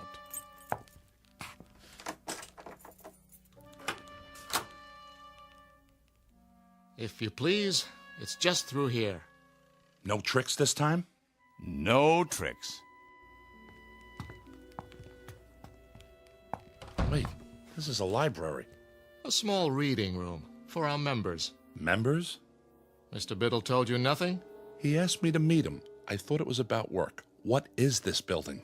Used to be offices. Now it's abandoned, so we made it our headquarters. Headquarters of what? The SPOL. The Society for the Preservation of Laughter. Have a seat. Oh, no. Now, this one's a real chair, I promise. Well, just for a minute. Oops. Hey, that was not me. You sure, my boy? Sorry, I must have left an old whoopee cushion under the seat. Collector's item now, you know? Here, let me get it. Go on, make yourself comfortable while I explain. You see, James, we're a secret organization. A kind of underground, if you will. Running counter to established law in the Commonwealth. Most of what we do is either frowned upon as bad taste or legally forbidden. We are, in short, outlaws. I don't like the sound of that. An old tradition. Ever hear of something called speakeasies? They were secret clubs that sold liquor during Prohibition. Well, this is a laugh-easy. All these books, the posters on the walls, Laurel and Hardy, the Three Stooges. Who are they? All great clowns from the past. There's Perot, Punch and Judy, Bozo. We try to keep the tradition alive. What tradition? You see, Mr. Kincaid, the world has forgotten how to laugh. There are some of us who regret that fact. Unlike those in power, we feel that laughter is important enough to be preserved, at any cost. Am I getting through to him? What the jester is trying to say, well, the world used to be a pretty terrible place, you see, James. We had disease and war and depression and prejudice and a lot of unpleasant things. The people couldn't change it all, but they could do their best to endure it. How did they endure it? By laughing at it, ridiculing it. They laughed at everything then. But along came the psychologists and the censors, and suddenly nobody could tell a sexual joke or a racial joke or a sick joke or any kind of joke. They weren't politically correct. And that was the end of humor. We're trying to keep it alive. Take the trick cigar. You chuckled. I did not. Yes, you did, and I'll tell you why. Because a figure of authority became ridiculous. Understand? Oh, James, try. A laugh cannot be forced, Biddle. You should know that. I do, but... Let's get to the main test. It's just through here, the last door. Everything should be ready. No false laughs now. We can spot them a mile away. Understand?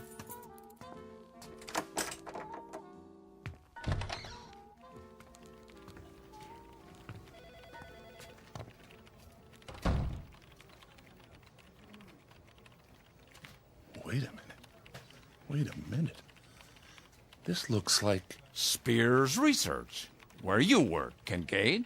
Where I work. A perfect replica, down to the smallest detail. But how? It's nothing, really. We have art directors, carpenters, just a matter of painting a set, some props. And now, the music and the screen. The executor. Is he giving an address? You'll see. Okay, everybody stand up. Citizens, I greet you. It pleases me to report that our gross national product, however, that is far from the goal we have set. Yay, it's a tomato for you. For a bigger, better country. The World Council shows a decrease in... Our broadcast has been temporarily interrupted. Refreshing, wouldn't you say? But it's unpatriotic. Perhaps you should talk to your fellow workers.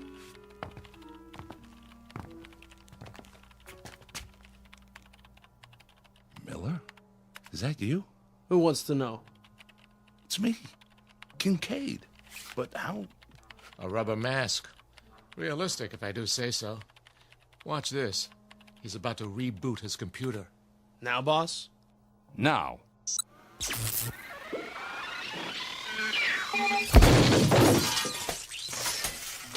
Well, Kincaid? Well, what? His computer, man. It blew up in his face. What do you say to that? Computers are awfully expensive. The World Stock Exchange Terminal. It's just come online. But Wall Street's closed for the night. They're open in Tokyo. Watch.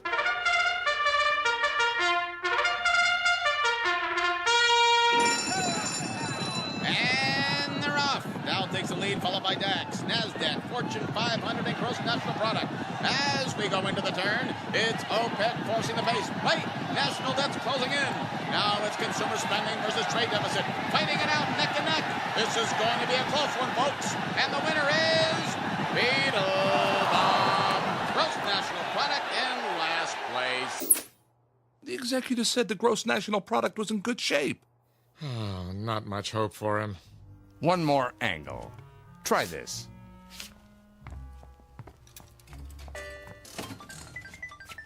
Lindsay? Hi, Jim. But this isn't your computer. I traded it for a video poker machine. Got a quarter? A quarter? Come on, I'm on a roll. One more win and I'll buy lunch. What do you say? All right.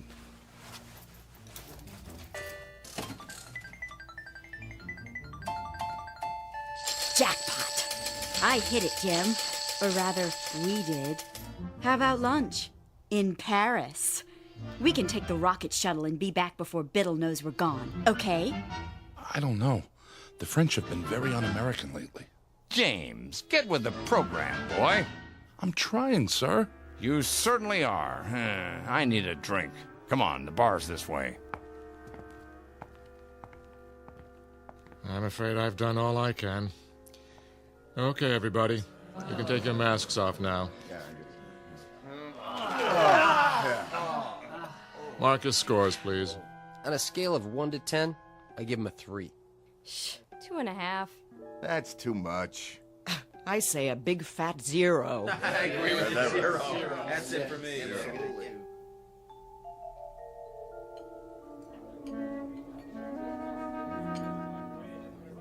What'll it be, germs? I mean, gents?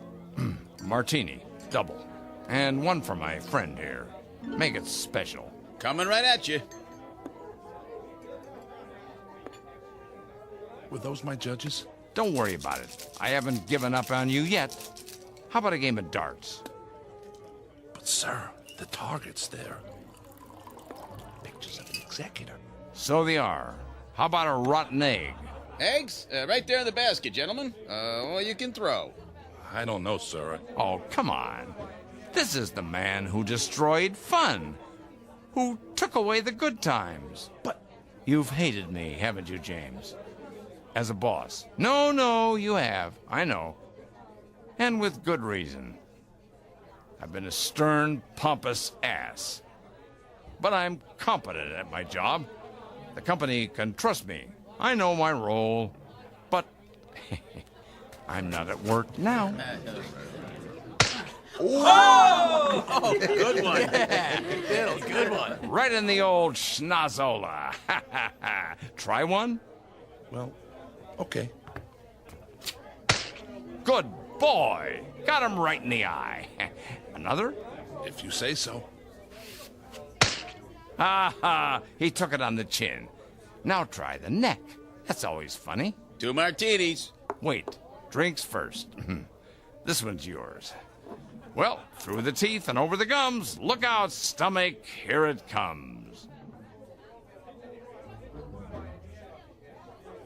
My glass is leaking. Of course it is. That's what's called a dribble glass. See the little slits in the side? When you tip it to drink, voila! Doesn't that tickle your funny bone? It's a start. 2 more. No problem. Here's your drinks. Thank you, my good man. Cheers. I think I'm starting to like these. Keep 'em coming. My pleasure, sir.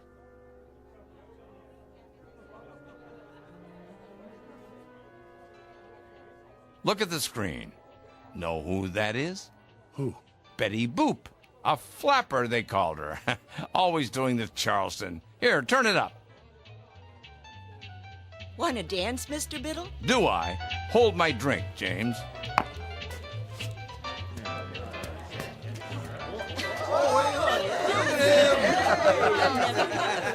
You ain't seen nothing yet.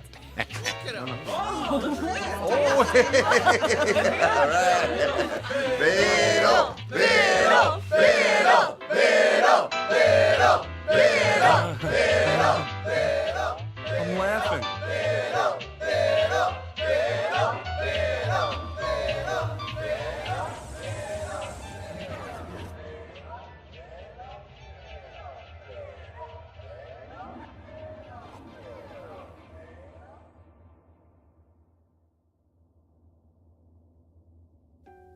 Mr. Kincaid. Did I pass? Huh? What did the judges say? If I could have a word with you outside? Tell me, I'm laughing. I must be. See? I've never felt this way before. Sorry, Mr. Kincaid. Time's up.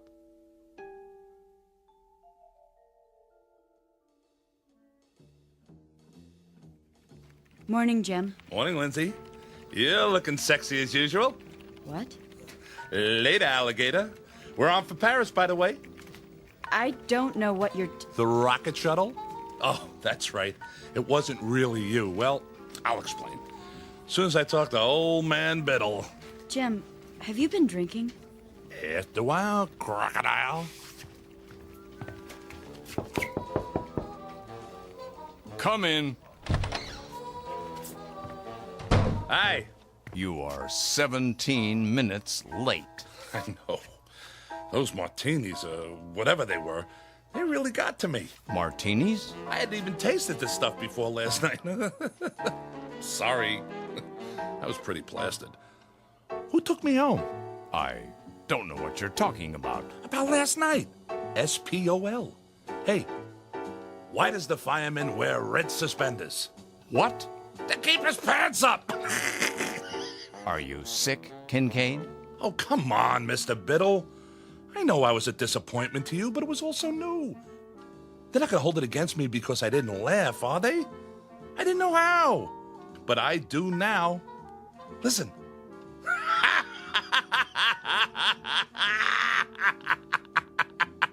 Kincaid?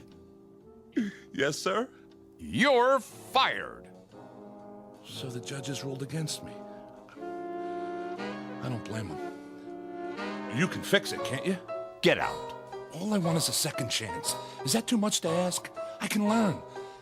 If I don't, what will happen? Humor will die, and comedy, and all the great... I don't know what you're babbling about, Kincaid, but I warn you, if you repeat any of it to the authorities, they'll put you away. Do you understand? One thing I cannot afford to do in my line of work is take chances. And you're not a good enough risk. Do I make myself clear? But, sir... Do I make myself clear?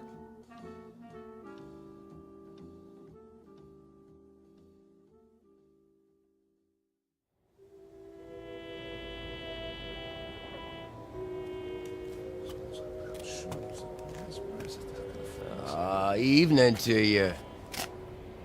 Evening? I was wondering, can you spare a smoke? Sorry, I don't... Wait a minute. Have you ever seen me before? You? Well, no, Did you smoke a cigar last night? Oh yeah. I think I did. Here. Get yourself a cup of Cava Java. Hey, thanks. Can I ask you a question? Yeah? Would you happen to know where it is? Where what is? The place where they laugh. That's a good one. No laughing around here. It ain't allowed, you know. I know. Well, evening to you. Yeah. See you in the funny papers. A section of the city known as No Man's Land. Mr. James Kincaid, once 39, but a lot older now. He frequents this neighborhood every night. perhaps hoping to hear the lovely, desperate sound of laughter echoing from a dark, unmarked building somewhere in the faraway reaches of the Twilight Zone.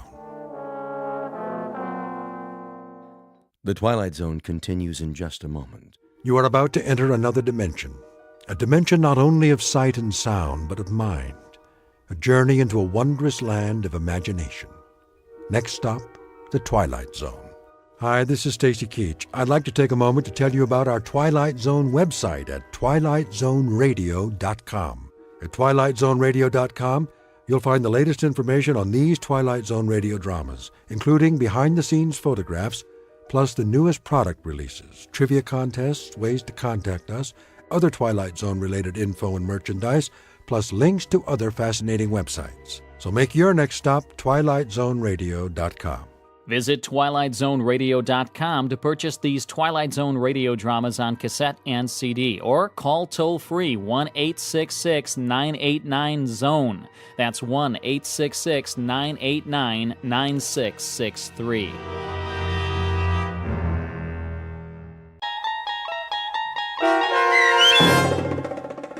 In His Image, starring John Hurd, with Stacy Keach as your narrator, was adapted for radio by Dennis Etchison and written for The Twilight Zone by Charles Beaumont. Heard in the cast were Alyssa Fraden, Ann Whitney, Darren Stevens, Jeff Lupetin, Meg Falcon, Elizabeth Lido, Carl Amari, Doug James, Jason Mallow, and Kip Karstedt. This copyrighted radio series is produced and directed by Carl Amari and Jason Mallow for Falcon Picture Group. Doug James speaking.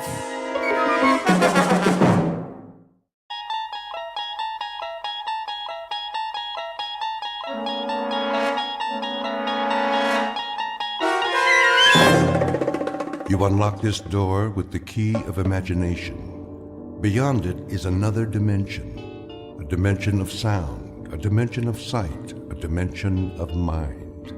You're moving into a land of both shadow and substance, of things and ideas. You've just crossed over into the Twilight Zone.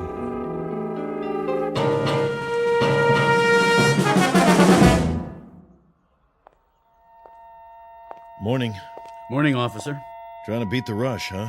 What's that? The morning rush. Oh, yeah. Going to work early? Not today. Today I'm going out of town. Pretty smart. Another hour, so many people getting on the subway, you'll think you're in Grand Central Station. Now, you're just getting up, fixing coffee. I know, it's weird. With the streets so empty, I didn't even take time for coffee. Wish I could get some. Not around here. I thought there'd be a 24-hour coffee shop or something. All closed. Gotta shut down sometime. Clean up. Yeah, well, have a good day. Take her easy. The trains run this early, don't they? 24/7. Right down the stairs. Thanks.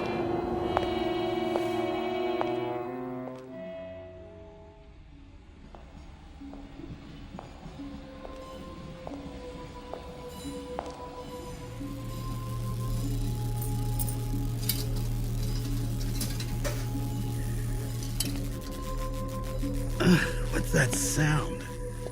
Young man, Oh, sorry, I didn't see you. are you sick, young man? Me? You look sick. My husband looked like that just before he died. All white and pasty. I'm all right. Just what he said. The same words. I'm all right. Went to bed. Next morning there he was, sprawled out, dead. You don't drink, do you? No. That's what killed my Jack. I told him it was the devil's work, but he wouldn't listen. And look where he is now. Is that right? Oh, the devil's all around us, mister. And if we don't fight him, if we don't stand up to him, we'll suffer eternal torment. I'm sure you're right. I know I am. And I'll tell you how I know.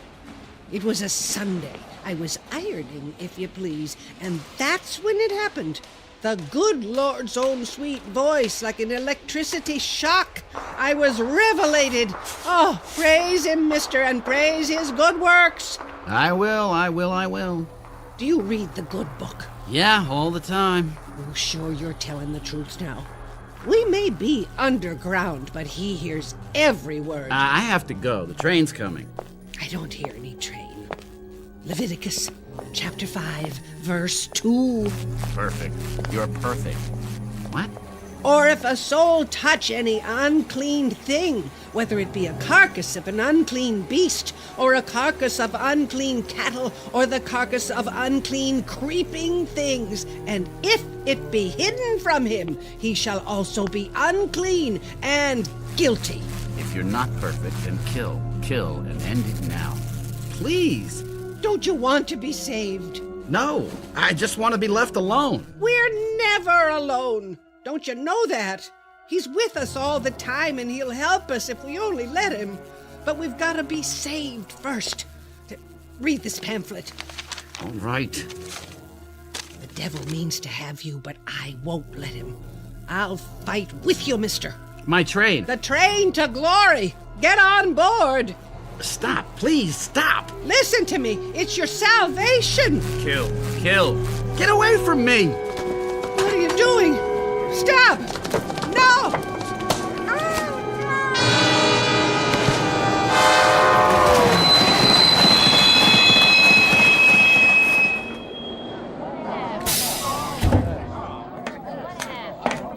What in God's name? She fell on the tracks. I couldn't stop. Hey, that man pushed her. Hey, somebody stop him! Somebody! Get away from me!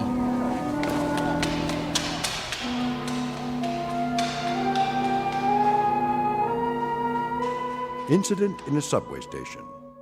It could be the end of a particularly terrifying nightmare, but it isn't. It's the beginning. The young man's name is Alan Talbot, and although he doesn't know it yet, he has a ticket to a strange new world that's too real to be a dream. A living nightmare that begins at a stop called the Twilight Zone. And now, the Twilight Zone and our story, In His Image, starring John Hurd, with Stacy Keach as your narrator.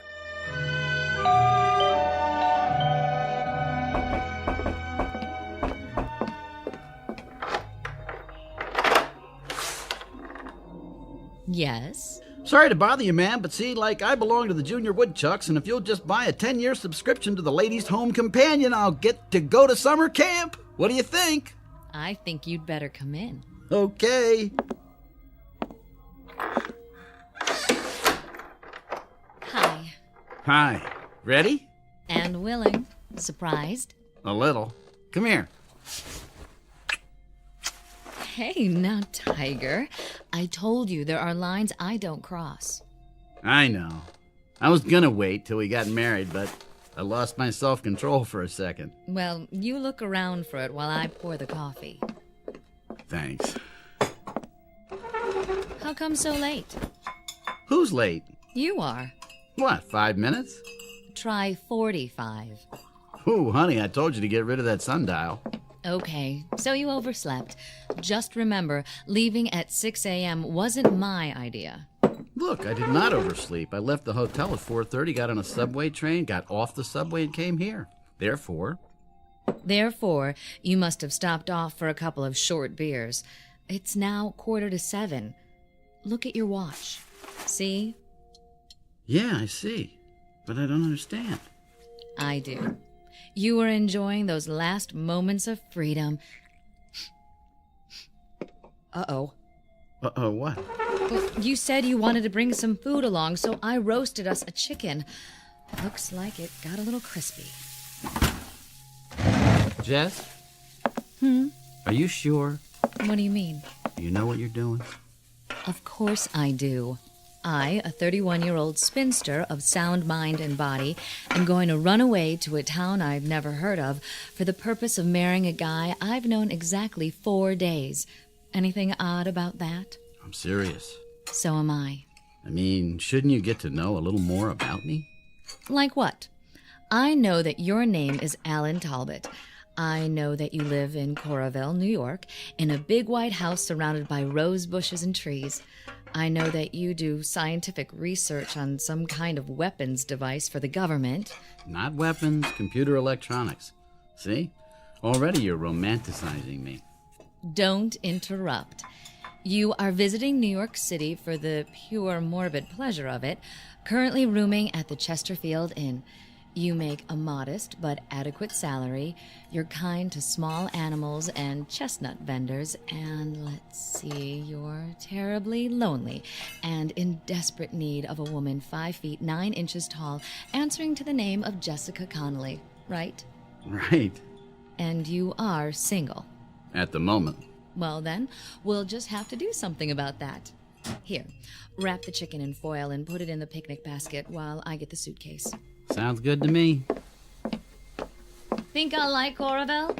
Only if you happen to like great little towns full of warm, friendly people.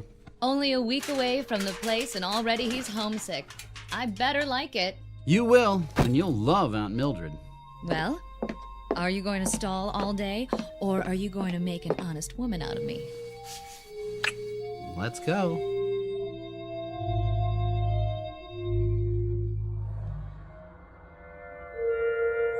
We must be nearly there, if you gave me the right directions. Alan? No. Go on then, sleep. You need it. Walter, no. Alan? No. It isn't right. Send me back.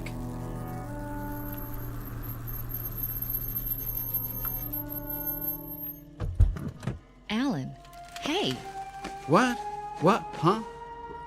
What's the matter? You were having a nightmare. I was? Must have been the chicken. You didn't care for it? I didn't tell you, but chicken doesn't care much for me. From the way you were thrashing around, I'd say it hates you. Who's Walter? Who's who? You kept yelling, Walter. Well, this isn't the best time to tell you, but he happens to be my brother. Oh? Well, I didn't know you had a brother. Yeah, tragic case. We keep him locked up in the cellar, and I don't like to think about it. Alan, you idiot. Actually, I don't know any Walter. Maybe you don't, but asleep, you're scared to death of him. I said I don't know any Walter. Okay. Grouch. Sorry. Want me to drive? If you like. Just be careful. I haven't got it paid for yet. Slide over, we'll switch. How far is this rustic paradise anyhow? Another few miles. You see that Scatter Creek? Yes. I played there when I was a kid. Every time I ran from home, I'd just get about this far to that grove of trees. Love Alley, we called it. Great place to take girls. What they used to call sparking. How would you know? Oh, my dear, among sparking circles, I was nicknamed the Human Electrode. Lovely. What am I getting into? What do you say we find out?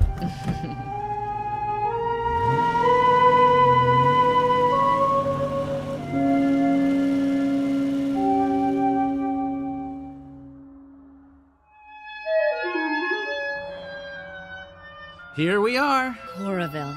Population 3,250. Sounds cozy. It is. That's the town square up ahead. Alan, it's beautiful. Didn't I tell you? A little village. It reminds me of West Hampton. Trees, shops. Oh, look at that old hotel. That's the New Brunswick. Got an ice cream parlor and a magazine rack. You can get cigarettes there, too, if you can prove you're 21. Mr. Van Brook's very strict about that. Think I could pass? Maybe not. And over there, to the right, you can't see it from here, but the library's down Oak Street.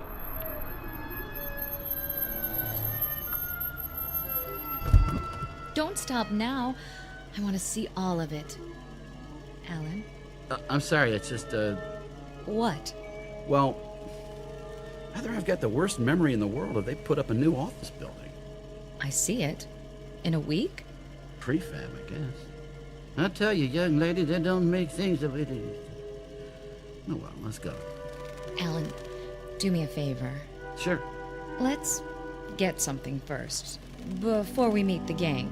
Just a little glass of wine to take the edge off, all right? Relax. In the first place, it isn't a gang, it's just Aunt Mildred. In the second place, there aren't any bars in Corville. Well, I thought I saw one a couple of blocks back. Nope. Nearest place is Temple, 15 miles away. How about a coffee? I guess that'll have to do.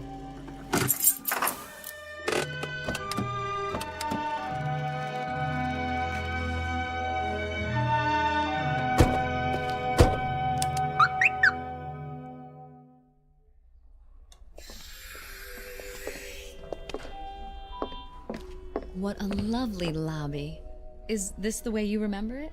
Well, something I could do for you folks? Where's the restaurant? 4 doors down, Kelsey's Cafe. I mean the one here. What happened? You close it up? Never had one here, just the hotel. This is New Brunswick, isn't it? Yes, sir. I see. I know how absent-minded you scientists are, so you won't mind me asking. Are you sure we're in the right town? Yes, I'm sure. Well, don't snap at me. Sorry. Look, Jess, let's just go on home, my home, and get something there. Anything you say. Is that your Mr. Brooks behind the counter? No, I don't know who he is. It's like 20 years have gone by or something. Everything's different. I think you're just looking at things in a new way for the first time. I've lived near Times Square all my life, but I don't think I've really seen it for years. That's probably it.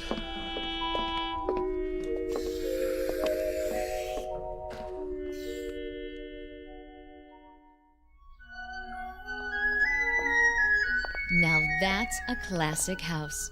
2 stories, Cape Cod style. And there are the trees and rose bushes. Yeah, that's more like it. I'd recognize that anywhere. Like it? And what if I didn't? Of course I do after listening to you. It's charming. Almost home. First thing we'll do is paint it pink. Why not purple? That'll work. The key must be bent. And Mildred! Aunt Mildred! Hey, you're gonna shake up the whole neighborhood. Got to. She's hard of hearing. What do you want? I'm Alan Talbot. So? So, I happen to live here. Would you mind telling me who you are and what you're doing in my house? Are you crazy? Just a minute. Where's my aunt? Who? Mildred Talbot? Now, mister, you listen to me. You made some kind of mistake. I live here. I've lived here for 9 years. Bought the place from Gerald Butler. I've got the deed to prove it. I don't know anybody named Mildred, and I don't know you. Now get off of my property or I'll call the sheriff. Wait! What is going on? Alan? Alan?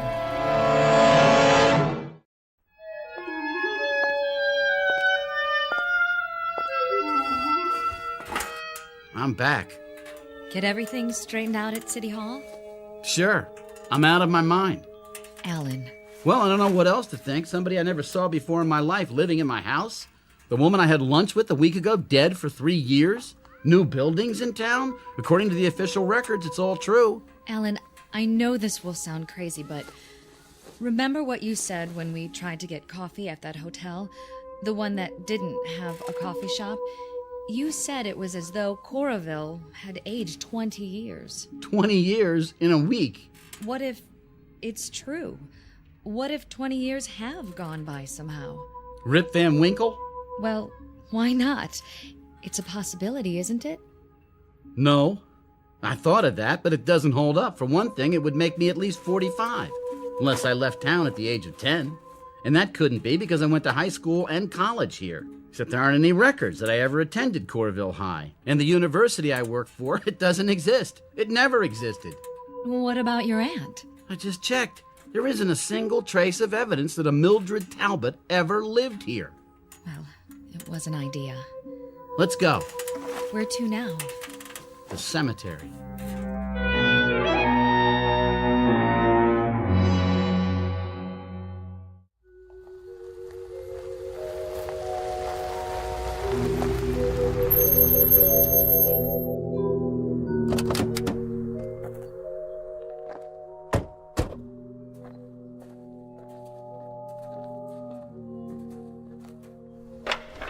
Good. Gate's open. Alan, what are you doing this for? Find out whether the world's gone crazy or I have. My parents are buried here, and if I can find their graves... At least this cemetery's been here for a while. Look at the vines on the statues. Angels, stone crosses. Do you recognize anything? Yes, over there. The 2 headstones side by side. But I don't understand. Mary F. Cummings, Walter B. Cummings Sr. Is that your name, Cummings? No. Those the ones? That's them, all right. What do you want? Leave him alone, please. This man says you created a disturbance at his house. It was a mistake. Says you claimed it was your house. I thought it was. I'm sorry. You want to press charges? Well, as long as he admits it, I guess not, but you better not come around again, young fella. I won't. Go on back to the car. I'll be along in a minute. All right, Sheriff. It was all a misunderstanding. What's your name, son? Alan Talbot. This your wife? No, my fiancée. Well, Mr. Talbot, want to tell me what you're doing in Coorville? You're the sheriff? That's right. And I suppose you never heard of Carl Jasperson? Sure, I heard of him. He's the man I replaced. You know him? He's my godfather. Where can I find him? Find him? Over there. By the monument. You mean he's... Here he is. Carl Jasperson. I have to get out of here. Alan! Miss? What do you want? I can't force you to do anything because you haven't broken any laws. But I suggest you take him to a doctor. He looks sick. You may be right. Ain't my business, but the way he was staring at those graves... Is he kin to Walter Cummings? I don't know. Now, if you'll excuse me.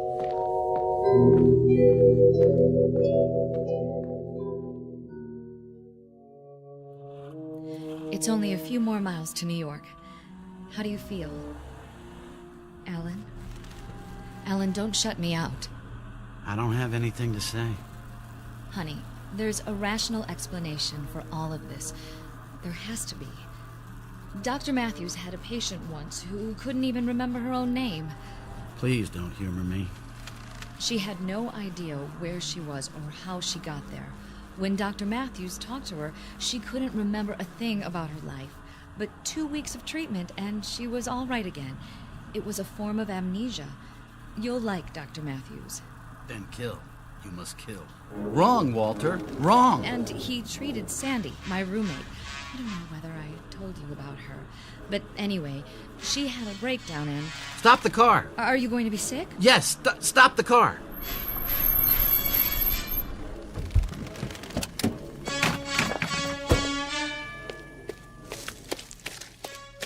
Kill. No! Use what's at hand. A stick, a rock, anything. Jess, could you give me a hand here?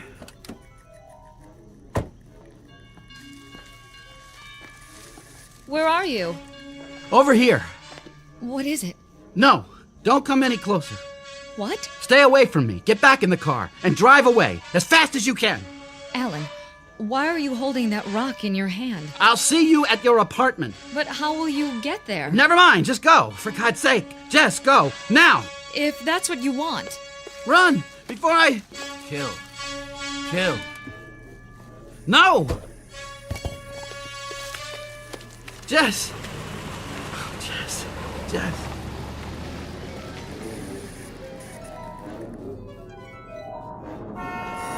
What?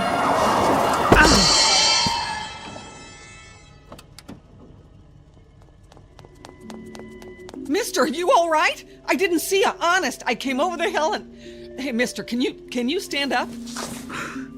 I'm okay. The fender just grazed me. Yeah, but your sleeve, it's torn. How's your arm? You hurt bad?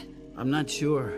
Look, I'll drive you to a hospital. No, I don't need a hospital. Take me to my place. Where's that? In the city, the Chesterfield Hotel. I'd rather see my own doctor. Look, anything you say. Come on. You can lie down in the back seat. I got a first aid kit.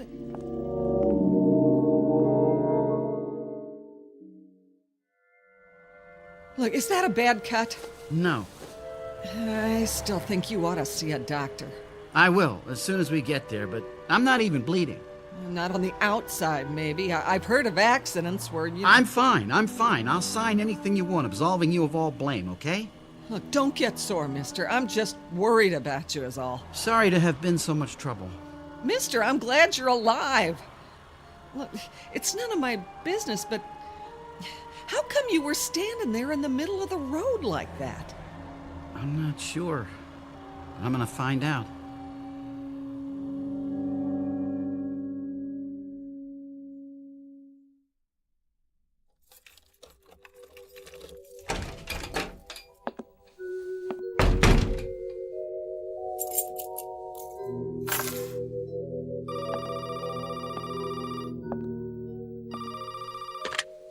Yes? Alan? Oh, darling. I've been calling every 15 minutes. I'm so worried about you. Are you all right? I think so. I scraped my arm after you left, but I've got a bandage on it. Looks fine. Oh, Alan, are you sure? Yes, there's no bleeding. How did you get home? I caught a ride. Listen, Jess, why don't you just forget about me? I don't understand what's going on, and... You listen, Alan. I've made an appointment with Dr. Matthews for tomorrow morning. I'll pick you up at the hotel at 9:30. You'd do that after everything that's happened? You bet your life I would. Look, Mr. Talbot, I didn't plan to fall in love with you, but I did, and I'm stuck with it, for better or worse. Thank you. That means a lot. Want me to come over? No, I'd like to be alone, think things through. I'll see you in the morning. Good night, Jess. Good night, darling. And try not to worry. It's going to be all right. There it is again. The noise. The noise. Where's it coming from? Where? My arm. What's wrong with my arm? Oh, no blood. Let's take off this bandage and see.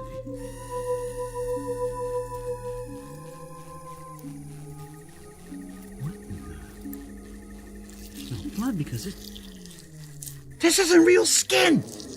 It just peels back. It peels back, and good Lord, I don't believe it. It's a circuit board.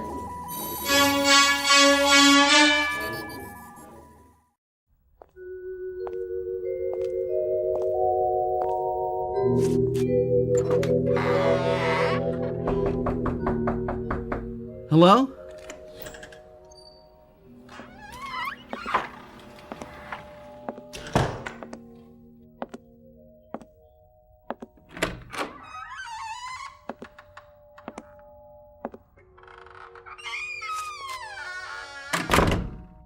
Hello, Alan. I've been waiting for you. You're real. That's a matter of opinion. Sit down, Alan. I'll fix us a drink. Go on. There's nothing to be afraid of. No? By the way, you almost killed me with those scissors. Did you know that? What scissors? I wish you'd succeeded, but nothing ever works out right for me. Scars next to my heart. Close, but no cigar. Who are you? You already know that. You must. You found me. I looked you up in the phone book. Walter F. Cummings, Jr.? You've been to Corville. Yes. I saw your father's grave. So you know my name. That's all? That's all. Well, then you better have some of that martini. What is this place? You were born here in this house exactly 8 days ago. I made the delivery. You're drunk. My boy, you're so right. Drunk as a hootie owl, but not drunk enough. Join me in another? I guarantee no hangover. Wasn't that thoughtful of me? I'm in no mood for jokes, Cummings. That's a pity, because this whole thing is a joke. But you see, the joke's on me, and the essence of humor... Get to the point! Well, you've been to Corville, so you know that Alan Talbot never lived there. You know that you've been behaving oddly of late, and from the bandage around your arm, I judge you figured out the rest. What more can I tell you? Who am I? You're nobody. You're nobody at all. Who is this watch I'm wearing? Ask me that. Who is the refrigerator in the kitchen? Don't you get it? No. You're a machine, Alan. A mechanical device. I don't believe you. Not even after you've seen what's under your skin. I don't blame you. I wouldn't either, but it's true. The fact is, you were born a long time ago inside my head. All kids have dreams, don't they? You're mine. A perfect artificial man. Not a robot, but a duplicate of an actual human being. You're still dreaming. Am I? It was harmless. Not even terribly imaginative for a child. But then I became an adult, only somewhere along the line I forgot to grow up. Like most geniuses, I kept my dream. Why don't you take off the training wheels and talk straight? I created you. Is that straight enough? You're not only drunk, you're crazy. Then how would you explain the circuits in your arm instead of flesh and blood? A prosthetic arm? I don't know. You expect me to believe I'm a machine? It's ridiculous. I eat, I drink, I sleep. I just told you I wanted a perfect creation. Come with me, Alan. Where? Downstairs. Let's call it the delivery room. You didn't think I whipped you up in my living room, did you?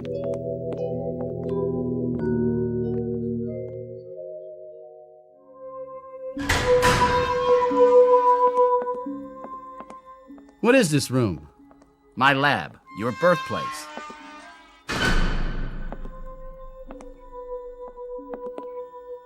Over here, Alan. On the gurneys. Go ahead. Lift the sheets. No? Let me do it for you. What are they? Your brothers. Alan Talbot the first and Alan Talbot the second. You were number 3 in this batch. Hard to tell them apart, I know. They're only partially formed. I didn't add the finishing touches like circuitry. Call them factory rejects. Where did you get the money for all this? Told you, I'm a genius.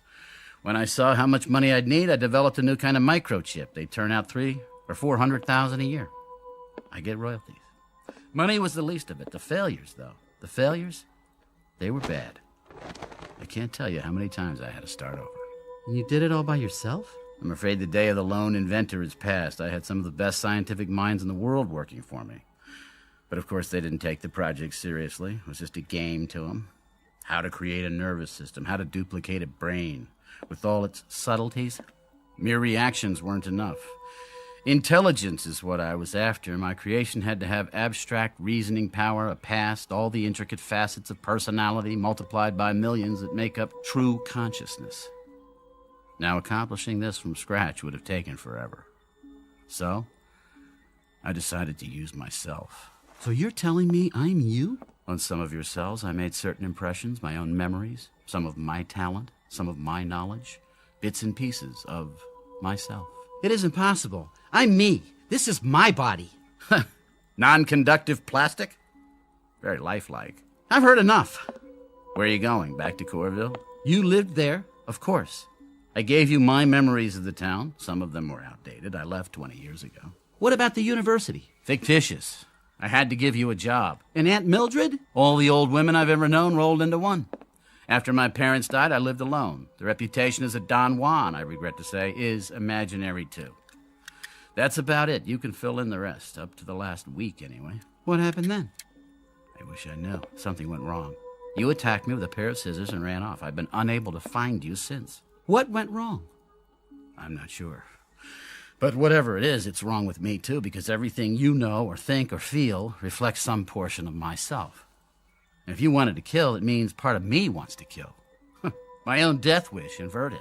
I don't have a death wish. Everyone does. We're all potential suicides or murderers. We all have the seeds of paranoia inside of us. In giving you parts of myself, I unintentionally gave you my latent psychoses. Big ones. To put it another way, Alan, you're quite insane. Then fix me. I don't know if I can. Why not? Because, much as I hate to admit it, luck had a great deal to do with your creation. You mean I was an accident? Trial and error. It was like a blind man with a machine gun. I finally hit the target, but it was off center. I don't know if I could come that close again. I thought you were a genius. That's the story of my life. Success in the little things, failure in the big ones. I think what I really wanted was to build another Walter Cummings without the drawbacks. Sort of a reverse Jekyll and Hyde, loneliness, pain, all unknown. Alan, you were going to be perfect. That was the dream. That was the dream. A perfect version of myself. Well, there's somebody else involved. A woman. Does she know? I took her to Corville. We were going to get married there. She thinks I'm on the verge of a nervous breakdown. She's in love with me. Pretty. And intelligent. And lonely. Like you. I'm sorry, Alan. Huh. That's a great consolation. Even if I could fix you, she'd find out. How? Well, for one thing, she'd grow old and you wouldn't. For another, being a machine, you'd eventually wear out. And those things never occurred to you? I suppose I didn't think I'd succeed as well as I did. You can still make it right. I'd give anything if I could. You can. You've got the tools, the instruments. You're going to build another Alan Talbot. Too risky. Only this time, you're going to get it right.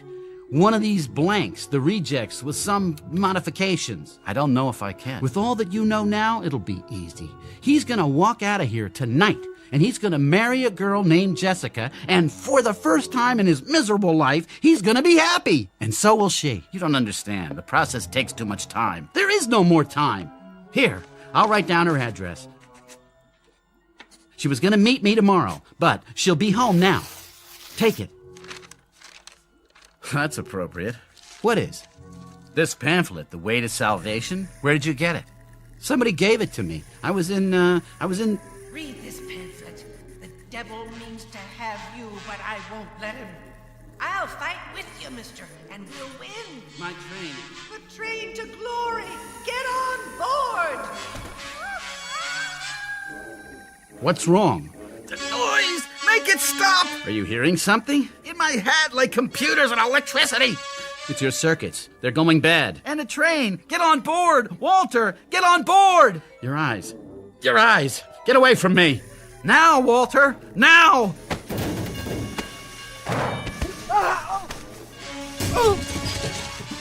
Don't, Alan. The equipment.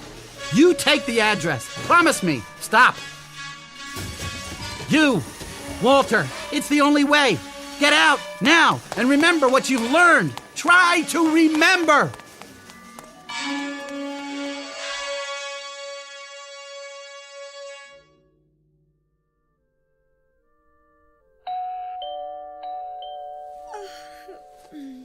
Just a minute.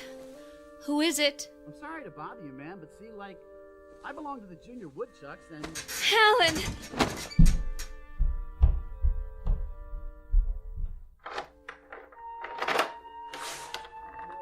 Is it really you? You are pretty. I've been so worried. Why are you looking at me like that? I guess I never expected to see you again. Disappointed? Amazed. I mean, after this morning. Forget this morning, I have.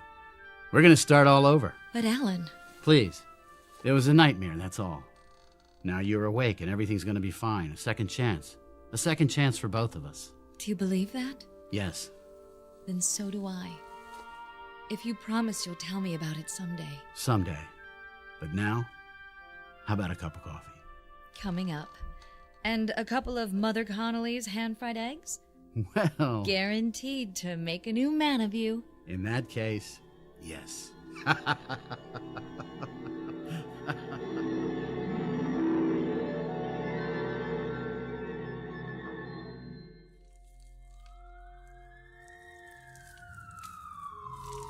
Too late to fight this fire. The whole place is gone. Whose was it? There's some scientist guy named Cummings. Lived alone. He got out okay.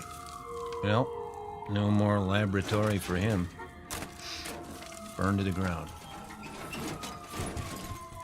What's this? Looks like a mannequin. Crash test dummy, huh? Nothing but melted plastic. Circuit's still going inside the head. Look at all those wires. Leave it for the cleanup truck. Fire crew! Over here. This has been the story of Walter Cummings, Jr., a.k.a. Alan Talbot. In a way, he succeeded with his life's ambition, even though the man he created was, after all, himself. But that creation is now relegated to the junk heap. One more failed experiment. While Mr. Cummings has been given another chance, for better or worse, there may be easier paths to self-improvement, but sometimes it happens that the shortest distance between 2 points is a crooked line, one that leads directly through the Twilight Zone. We'll return to the Twilight Zone after these brief messages. You are about to enter another dimension, a dimension not only of sight and sound, but of mind, a journey into a wondrous land of imagination. Next stop, the Twilight Zone. Hi, this is Stacy Keach. I'd like to take a moment to tell you about our Twilight Zone website at twilightzoneradio.com. At twilightzoneradio.com, You'll find the latest information on these Twilight Zone radio dramas, including behind-the-scenes photographs, plus the newest product releases, trivia contests, ways to contact us, other Twilight Zone-related info and merchandise, plus links to other fascinating websites. So make your next stop twilightzoneradio.com. Visit twilightzoneradio.com to purchase these Twilight Zone radio dramas on cassette and CD, or call toll-free 1-866-989-ZONE. That's 1-866-989-9663.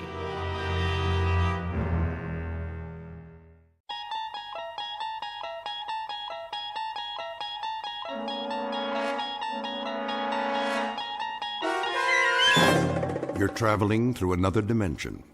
A dimension not only of sight and sound, but of mind. A journey into a wondrous land whose boundaries are those of imagination. Your next stop, the Twilight Zone.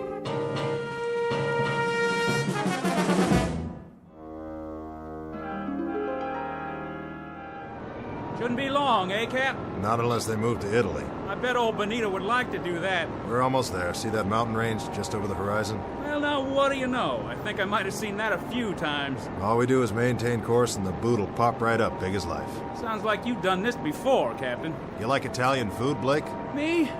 Yeah, spaghetti's okay. No meatballs, though. They give me heartburn. Okay, no meatballs. Beautiful day like this, I thought we'd just bomb the supply dump, then sit down and have us some lunch before we head back. How's that sound? You picking up the tab? Don't worry about it. This one's on Mussolini, his own personal mess hall. Yeah? Special orders. I hear the Allies can drop in anytime. Oh, I get it. So we'll quit pounding him, huh? Plus, he wants to show off what a good cook he is. Watch out for the garlic, though. That's his secret weapon. Lousy greaser. I got something for him. There it is. Target in view, Jimenez. How's our time? On the money, Captain. Set the bomb bay doors. Check. Ready to release on your command. Take her down 400 feet. Hope they don't have no big guns today. They don't. That's why we're gonna win this war. Another 200 feet. Let's drop these babies right down the smokestack. Yes, sir.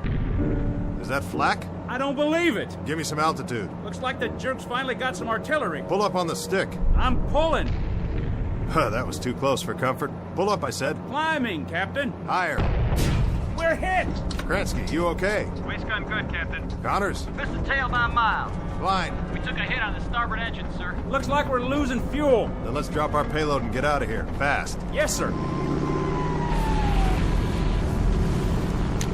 Mayday, Mayday. This is King 9 calling Firefly. King 9 calling Firefly. Come in, Firefly.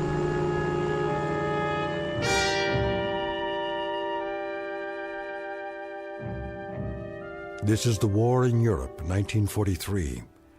The air spits out violence and destruction, and the sandy graveyard of North Africa swallows it up. Her name is King 9, a B-25 medium-range bomber, 12th Air Force, USAAF. On this hot, still morning, she took off to bomb the southern tip of Italy, manned by a crew who knew the risks when they signed on. Between them, they have several thousand hours of flight time, much of it in combat. They have followed these coordinates before, armed with a deadly payload for the enemy. A fairly routine run, certainly not her first, but unfortunately, it may be her last. Because this time she's taken a hit that's forced her off course and into a region not listed on any map. She won't return to home base on this day or any other. But as Captain Robert Embry is about to find out, like a resilient human being, she dies hard. Especially in the Twilight Zone. And now, the Twilight Zone and our story, King 9 Will Not Return, starring Adam Baldwin with Stacy Keach as your narrator.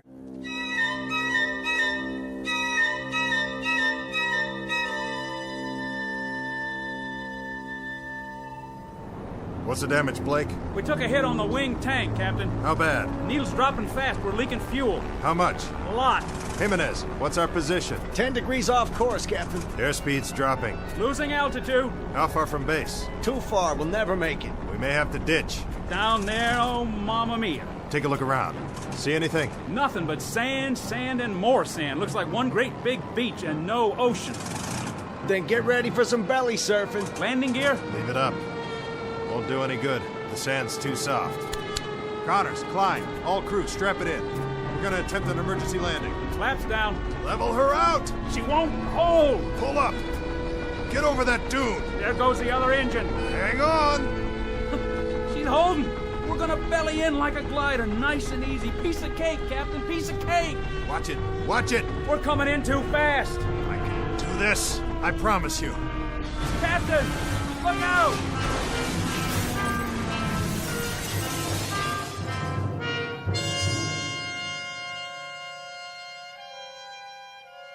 I remember now. More and more, one piece at a time. First the wing tank was hit by flak. Then we lost fuel. Fell behind, veered off course. Not the moment of impact, though. The crash, that's still pretty much a blur. But I remember holding the wheel, trying to hold it. The way she bellied in and then yawed at the last second. That brought the nose down into a dune, and all of a sudden it was over. When I couldn't hold her straight, she yawed and skidded through the sand. That must have been the way it happened. It must have been... I honestly don't know how long I was out. It might have been minutes or hours. Hey, guys! Guys! We made it! Hey! Where are you? Where is everybody? We're alive, you hear me? We're still alive! The crew. What about the crew? Did they bail out? Did I order them to bail out? No. No, I didn't. I remember that much. We rode it in together. They stayed with me all the way down. Because I'm the captain. Yeah, that's right. Captain Robert Embry. That's who I am. Blake's my co-pilot. Jimenez the navigator. Kransky, radio op and waist gun. Connors, he was tail gunner. And Klein. Sure. Klein, he was the upper turret gun. Let's see. Who else? Think. Gotta think. It was coming back to me, but I wasn't 100%, not by a long shot. My leg was racked up and my head felt like someone caught me with a left jab and a right hook that put me flat on the canvas. Now, I saw the plane about 100 yards away and I knew I had to get back inside to see if the guys were okay. Blake! Jimenez! I kept walking toward it, but it didn't get any closer. That's the way things are in the desert. Something about all that sand and nothing to measure it by. But I kept going. I had to help them if I could. If there was any way, any hope. Are you all right? Connors! I climbed up on the wing and finally got in through the gun turret. I dropped down inside. Blake? Blake, answer me. That's an order. And there was Blake's cap on the co-pilot's seat. I knew it was his, but I turned it over and looked inside anyway. Blake, Gerald S., First Lieutenant, USAAF. And the radio op. His headset still plugged into the radio, but he wasn't there either. Jimenez. And Connors. All gone. If they were still on board when the plane crashed, then where were their bodies? No, I couldn't let myself think that way. Piece it together, that's what I have to do, piece it all together. We bellied in, and I must have been thrown clear of the plane. That's what happened. Sure. Knocked me cold. I could have been out for hours. And the others, they... What about the others? Where are they? They didn't jump, they couldn't have. The chutes are still here, all of them. And they're not dead, they couldn't be dead. There are no bodies. But if they left the plane and started walking, why didn't they take me? Morse code. Yeah, I'm here. We're here. Wait. Give that to me one more time. Mayday, Mayday, this is King 9 calling Firefly. King 9 calling Firefly. Pancaked in the desert, 1 hour 30 minutes from last checkpoint. Bearing 290 degrees, terrain flat and sandy, low hills to the north. No other landmarks, no sign of crew. Mayday, Mayday, King 9 to Firefly. Come in, please. No answer. Nothing in the headphones, not a blasted thing. Easy now. Easy, don't panic. Go back to where this all started. The last thing I remember. I'm sitting in the cockpit. Right here. We're dipping. The ground's coming up to meet us, and we're sitting down hard. Flaps down. Level her out. Get over that dune. She won't hold. I can do this. I promise you.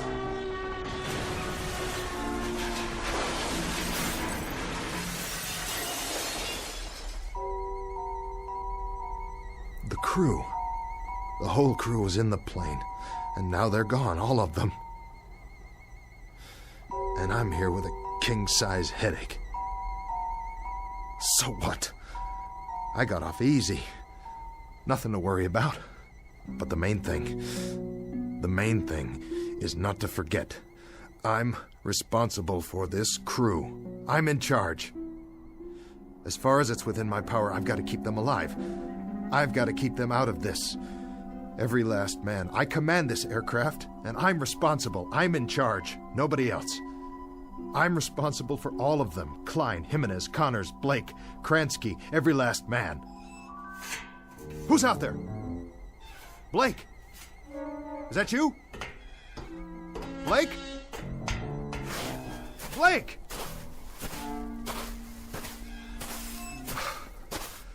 No. It's not you, is it? Just a piece of the tail assembly. Well then, where are you, Blake? Guess you wouldn't leave any footprints. Not for long in this wind. What in the... What is this? Klein, William F., Tech Sergeant, USAAF. Klein? Sergeant Klein, you incredibly stupid jerk. You dropped your canteen. You dumb Bronx cowboy, you idiot. You're gonna need water out here. Don't you know that? Don't you know anything? I still got a nursemaid, you, huh? Is that it? This is some crew I got here. Some crew, all right. Run around dropping canteens full of water. You couldn't find your way off a golf course without a map. And I gotta stick around and wipe your noses and comb your hair and see that you wash behind your ears because you're the worst bunch of survivors I ever... Wait. That's the plane. Somebody's trying to start her up. But... who? Hey! Hold up! That's my plane! But... who's in the cockpit?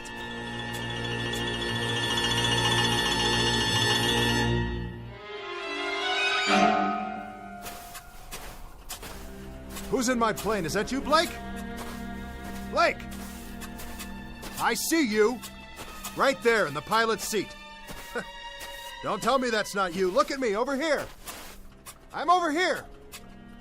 Blake! Blake! Blake! Blake, it's Embry. It's me. It's the captain. I'm here. I'm here, Blake. Blake, what's the matter with you? Can't you hear me? Blake! Where are you? Where'd you go? What's the gag, Blake? Hey, come on, fellas. If this is a gag, knock it off. It's not funny anymore. Strictly not funny at all. Why are you guys hiding from me? Don't you get it? I'm only trying to do my job. That was when I knew, really knew, something was very wrong. It was more than the flak and veering off course and the crash and not knowing where I was. Oh, I was in the desert, all right. But where exactly, and where was my crew? Huh? If someone was playing mind games with me, the question is, who? And for what reason? Because wherever I was now, I wasn't just in the middle of a desert in North Africa. If I was the only one there after all, then the mind games had to be going on in my own head, and not anybody else's. The big question was, why? The first thing I had to do was pull myself together and find out if I really was alone. And if I was, what the devil had happened to the others. I had to find out, don't you see? Whether I survived or not, I had to know.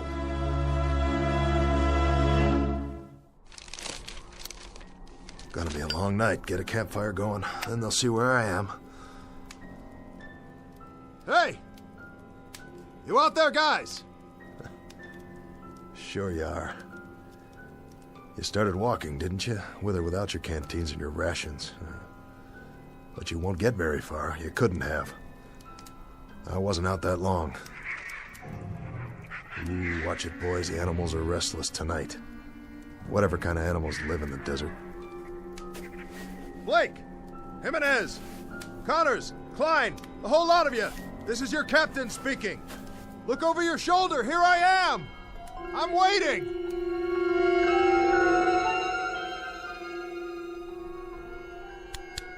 This is King 9. King 9 calling Firefly. Come in, Firefly.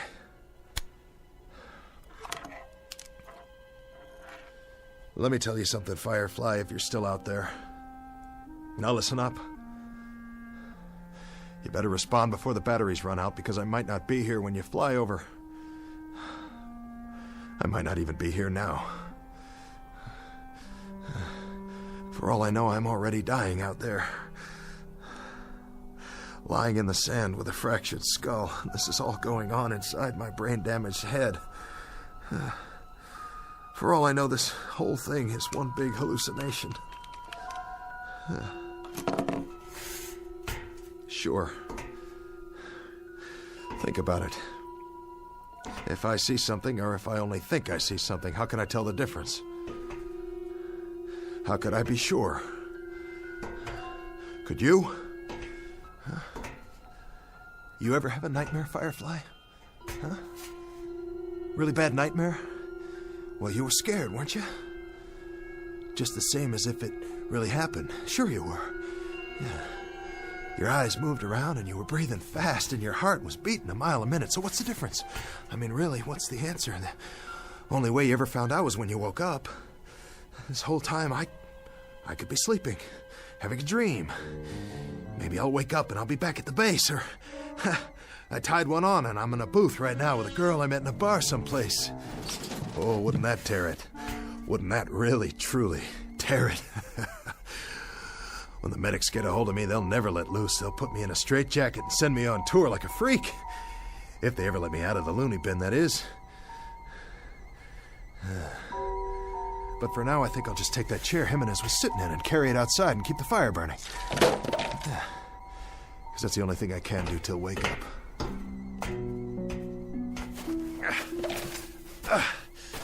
Hallucination, hell.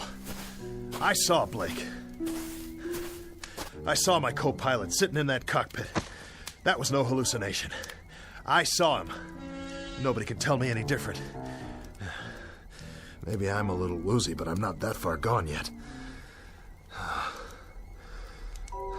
Concentrate.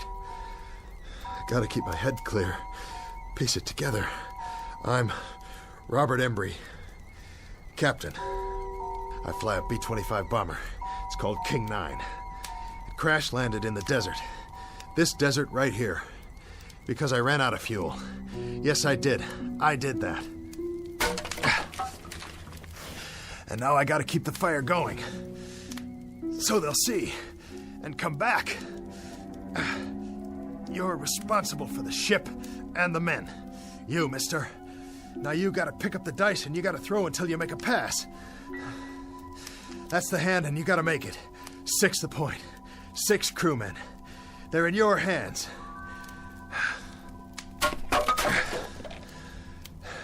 So what do you do first? You build the fire up. The chair will burn a long time soon as it catches.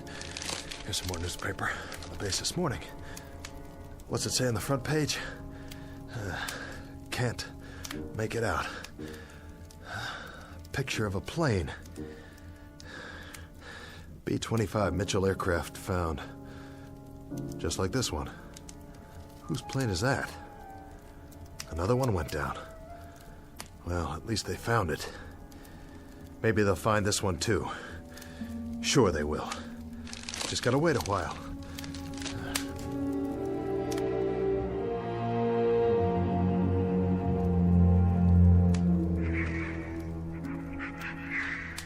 Embry, Robert, 24 years old. I took pre-flight training at Amarillo, and then I took multiple engine at Randolph, and I went to England. And then to Africa. And now we're based in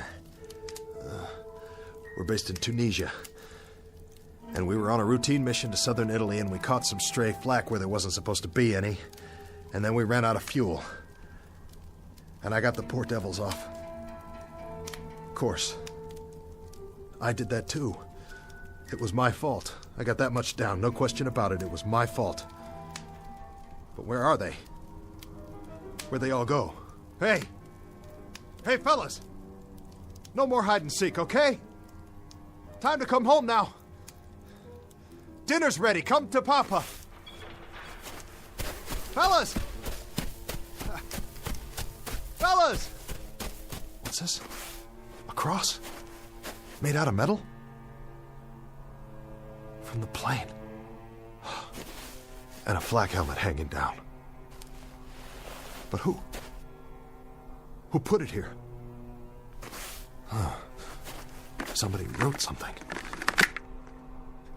Tech Sergeant William F. Klein died of wounds received in crash April 5th, 1943. Rest in peace, buddy. The crew. Oh, Klein, I didn't know. I didn't know. I'm sorry. I had no idea. Rest in peace, kid. Rest in peace. Captain! Huh. Who goes there? Blake! Is that you, Blake? Captain M. Connors? Hello, Captain. Kransky! It's you, and who's that? Here, sir. Jimenez! And the man next to you, what's the matter with his face? Is that blood? All present and accounted for, sir. Klein, I don't believe it. You're not dead. Well, neither am I. Neither am I. I'm here, fellas. We're all here. We can do it. Whatever it takes. Come on. Plane's over here. I'll show you. See, it's kind of banged up and the aft fuel tank's definitely shot, but the other engine looks okay. And some of the instrumentation's haywire. Of course, we'll have to get our wheels down. We'll have to raise the ship and get under there. So we're not going to walk out of here, that's for sure. That's a definite. Can't walk out, so we're going to have to fly. But I'll get her up, boys. You can trust me. I'll get her back up. How does that... Hey! Hey, where'd you go? You hiding behind that sand dune again? What do you want to do that for, huh? Hey, guys. Where are you? Listen to me. We can do it. I can do it. You'll see. All we have to do is get this propeller out of the sand and free it up.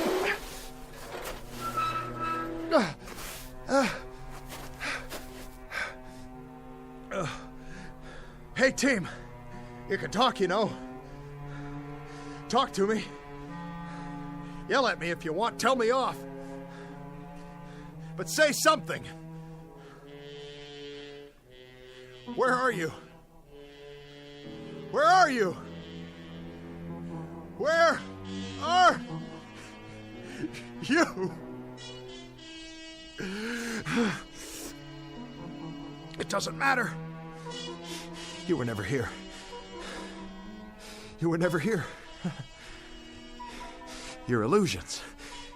Mirages. That's all you are. You don't even exist. But there are no mirages at night.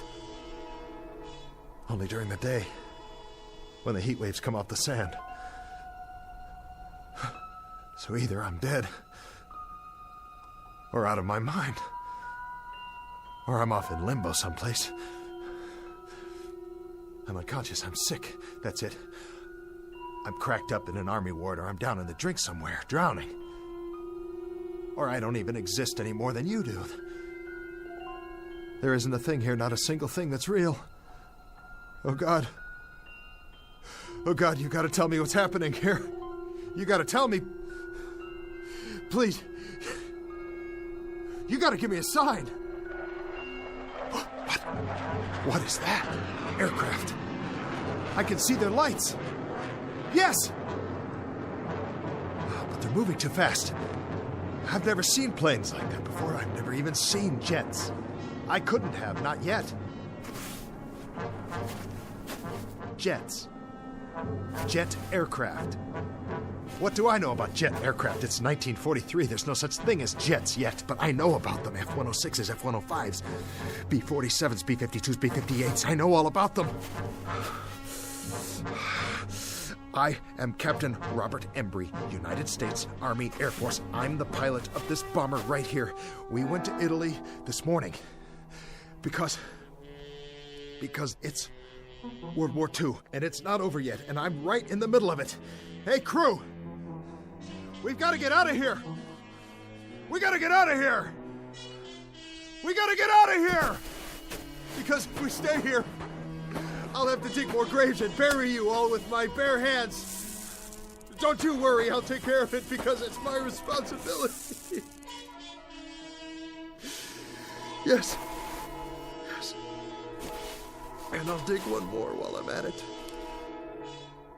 One for your captain. One for me, too.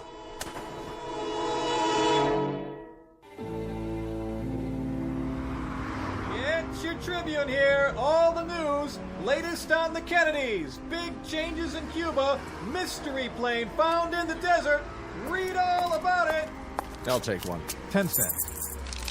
Get your latest news right here.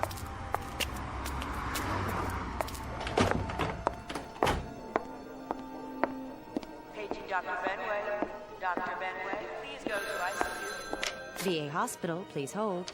Where's Dr. Martin's office? Third floor to your right. Thank you. Veterans Administration, how may I direct your call?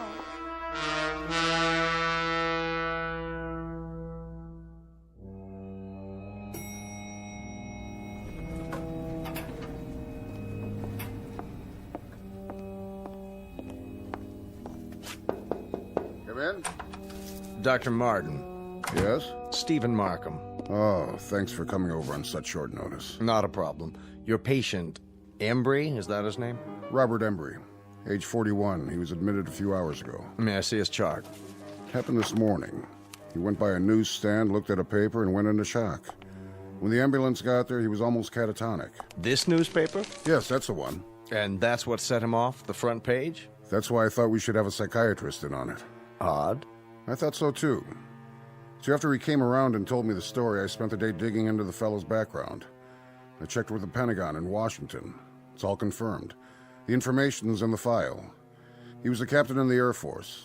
Flew a B-25, Africa and Italy. 37 missions. Discharged in August 1943. Recurrent fevers. Any trouble since? Nothing. But if you look back at his original record, there is some suggestion of a psychological disturbance early on. He was discharged before they could find out much about it. It was all brought out in a Squadron MO's report just before his discharge. And this was his plane? That's the one. B-25 Mitchell bomber found. World War II bomber found intact in the desert. Lies 17 years in sand. Remains of crew not yet located. Hard to believe, isn't it? His plane and his crew, the King of Hearts.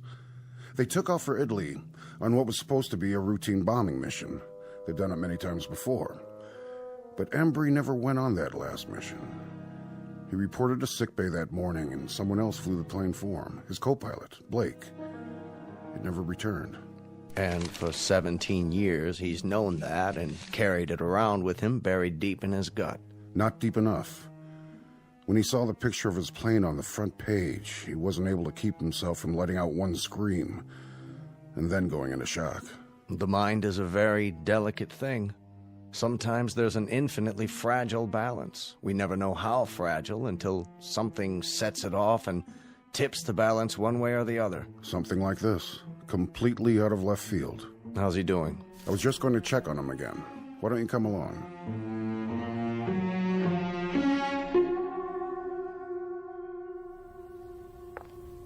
Oh, Doctor, I'm glad you're here. Did he get any rest? For an hour or so. He still seems agitated and disoriented. Thank you, nurse. Dr. Markham here would like a word with him. Of course. How are you feeling, Mr. Embry? Sorry, I don't know what's wrong with me. That's what we're here for. To get you back on your feet. That's our job. Crazy dream. Crazy. Was it? I went back. Where? The desert. Take it easy, Mr. Embry. You don't have to go over it again. Go ahead. You went back, and then what? Back to the ship. I tried to find the guys. I looked for them, looked all over, I swear. But they were gone. I thought I saw Blake and then the others, but it wasn't real. A mirage. Yeah, a mirage. An illusion, that's all. He wasn't there. None of them were. It was an illusion, Mr. Embry. You know that now, don't you? I guess so. I guess so. It seemed so real. It's over now. All that's behind you. Is it? I should have been on that plane. I should have gone on that mission. I chickened out. You didn't chicken out. And you had no way of knowing that the plane would never come back. You'll realize that as time goes on, and you'll feel better for it, Mr. Embry. It's out in the open now. You don't have to keep it buried inside you.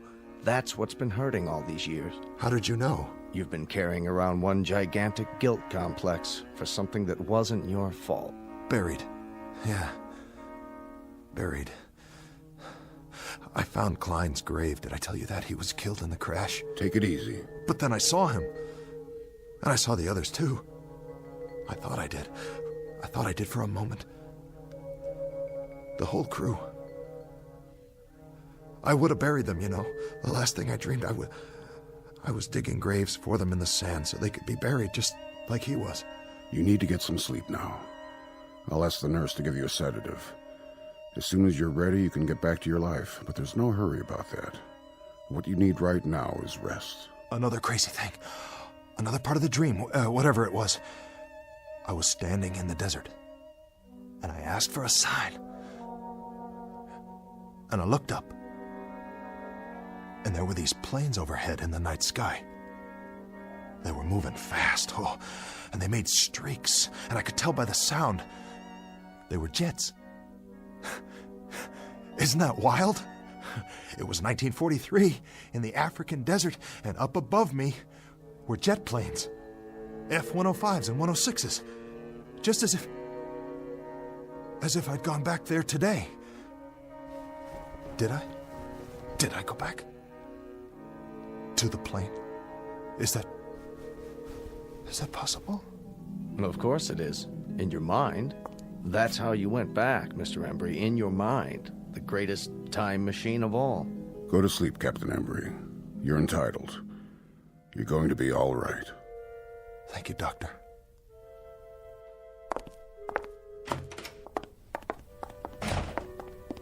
So, what do you think? I'd like to talk to him again in a couple of days, start a treatment plan on a regular basis. I can set that up for you. But I think the worst part of it's already over. The guilt's out in the open, and he knows what it is. And the dream? The delusion? Right now, it's still so fresh, it feels very real to him. In a few days, in a week or two, it'll lose its reality. You sure? Nothing's guaranteed, and that's why I want the follow-up. But in a case like this... Actually, I've never seen a case quite like this one. So much information coming back to him in a rush and generating a new set of memories he'd never had before. It's going to be one for the case books. Absolutely fascinating. He seems like a decent man. Yes, he does. And that's exactly what got him into this state. His fundamental decency. He has a conscience. If he weren't a good man, he wouldn't be vulnerable. And would have one less patient. I'd have a whole lot fewer.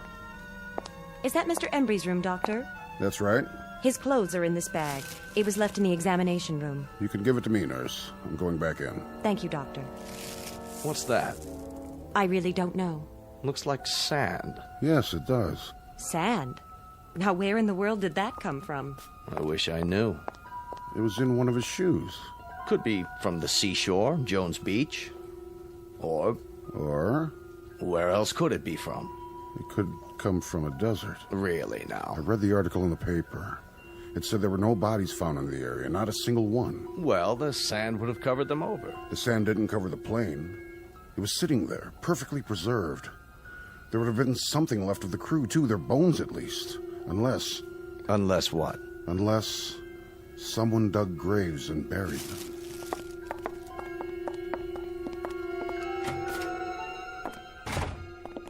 Mr. Embry. Looks like he finally dozed off. Good. Good for him. I'll just leave his things. Shirt, trousers, jacket, and shoes. Complete with several ounces of white sand. Where do you suppose it's from? Maybe a fishing trip he took recently?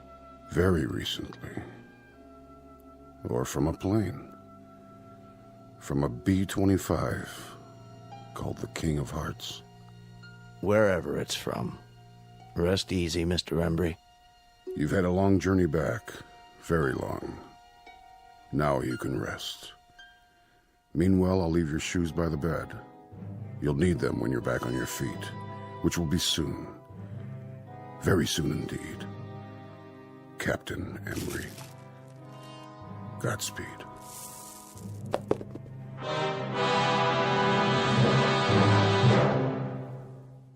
Portrait of an enigma buried in the sand. A question mark with broken wings that lies in silent grace. A marker in a distant desert shrine. Odd how the real consorts with the shadows. How the present fuses with the past. How could it happen? The question is on file in a barren desert. And the answer? The answer is waiting for us in the Twilight Zone.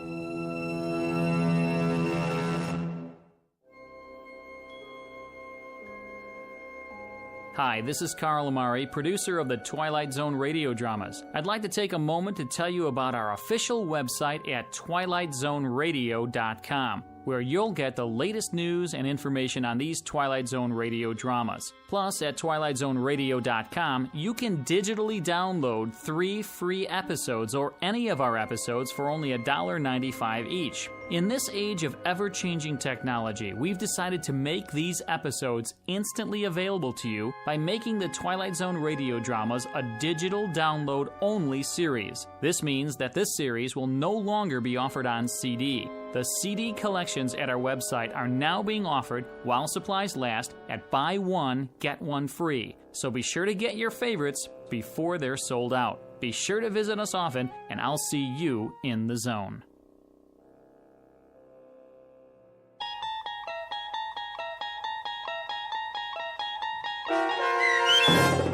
King 9 Will Not Return, starring Adam Baldwin with Stacy Keach as your narrator, was adapted for radio by Dennis Etchison and based on a script by Rod Serling.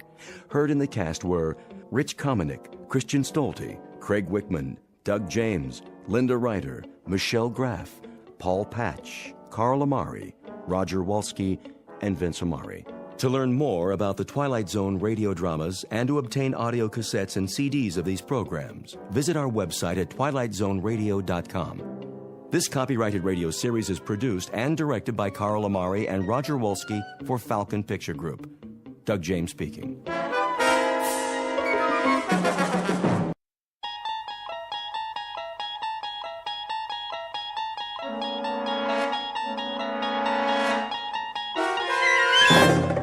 You unlock this door with the key of imagination. Beyond it is another dimension, a dimension of sound, a dimension of sight, a dimension of mind. You're moving into a land of both shadow and substance, of things and ideas. You've just crossed over into the Twilight Zone.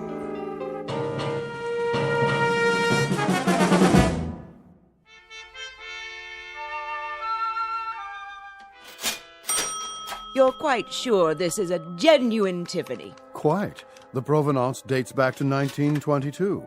Very well, then. Kindly have it delivered. Of course, madam. Will that be cash or charge? Put it on my account. Very good. I can deliver it to your home by, let me see, Thursday at the latest. But I simply must have it tonight. I've invited the girls over for bridge. The girls. I see. Oh, Robert. Yeah? See that Mrs. Gunt receives her lamp this afternoon. You mean today? Carried by hand to her front door. The servants' entrance, if you please. By all means. Ubermeyer's is proud to be of service. If there's anything else we can provide, don't hesitate to... That will be all. Very good, ma'am. Want me to go over there right away? Not yet, Andrew. First, finish unpacking the new shipment quickly before the next customer walks in. Yes, sir. Now then, what do we have? 3 perfume bottles. 3 cut glass vials to contain the otter of damask rose petals. That's more like it. Next. Pottery jugs, 2. Pottery jugs, indeed. Where's your aesthetic sense? You can't entice anyone by calling them pottery jugs. Really think people buy something because of what you call it? People don't come to buy anything in a gift emporium. They come because they don't know what they want. Then I sell them something. So what are you going to call these pottery jugs? Something exquisite. We'll display them on satin pillows with bread. A loaf of bread, a jug of wine, and thou beside me, singing in the wilderness. I'll unload them on some poor sucker before the morning's over. Okay, what about this? When we buy a shipment from Morocco, sight unseen, I suppose we take what we can get. But to sell that will require some creativity. Now, clean this up at once. May I help you? I hope so. I'm not sure. What's this? That would be an authentic voodoo mask. Oh. What about the pajamas? These are not pajamas, sir. They are a genuine imported harem girl's costume in 100% hand-sewn silk. Well, I don't know. It has to be something special. Very special. Suppose you describe the occasion and leave it to me. A personal gift? Not too personal. See, there's this girl in my office. Ah, a young lady. She's like a goddess. I wouldn't want her to think that I was implying... Of course not, sir. I understand. But for a beautiful young lady, what is her occupation, may I ask? She's a secretary. Oh. I have it. Something for her desk. Well, she's already got a computer and a lot of pencils. Something to remind her of you throughout the day. Subliminally, shall we say. Now, as to price... Would $100 be too extravagant? 100? But of course she mustn't feel bought. Romanced is more like it. Aha! Perfect. What is? It's ideal. Romantic, but subtle. Not forward. No. You mean this old... This magnificent antique. Truly distinguished. Fit for a goddess. I can't make up my mind. A perpetual reminder of your taste, your flair for romance. Fill this with fresh flowers, and she won't be able to pluck you from her thoughts. Between 9 and 5, at least. After that, it's up to you. It's kind of tarnished, isn't it? That's not tarnish, sir. It's a patina. A testament to its authenticity. And only a mere... $20. Well, that is more reasonable, I guess. Put this in a gift box, will you, Robert, for a most discriminating gentleman. Sure thing. Thank you, sir, for making such a wise choice. I hope you'll allow us to serve you again when it's time for the engagement. Don't mention it. Cash, I presume.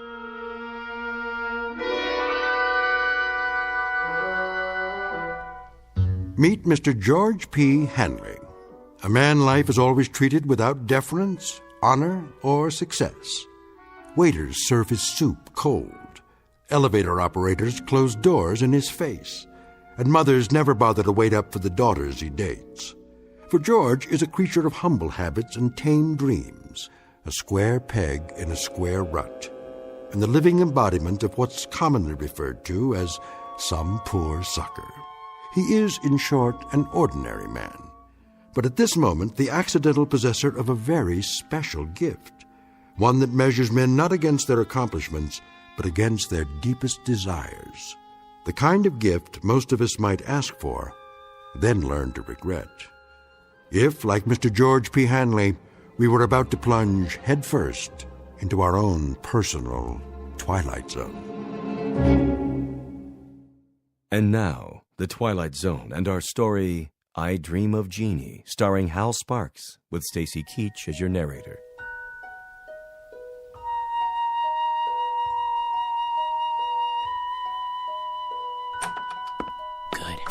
Everybody's still at lunch.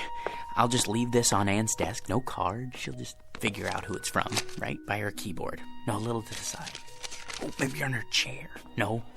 Oops. Better put this away for now. Where? In my drawer.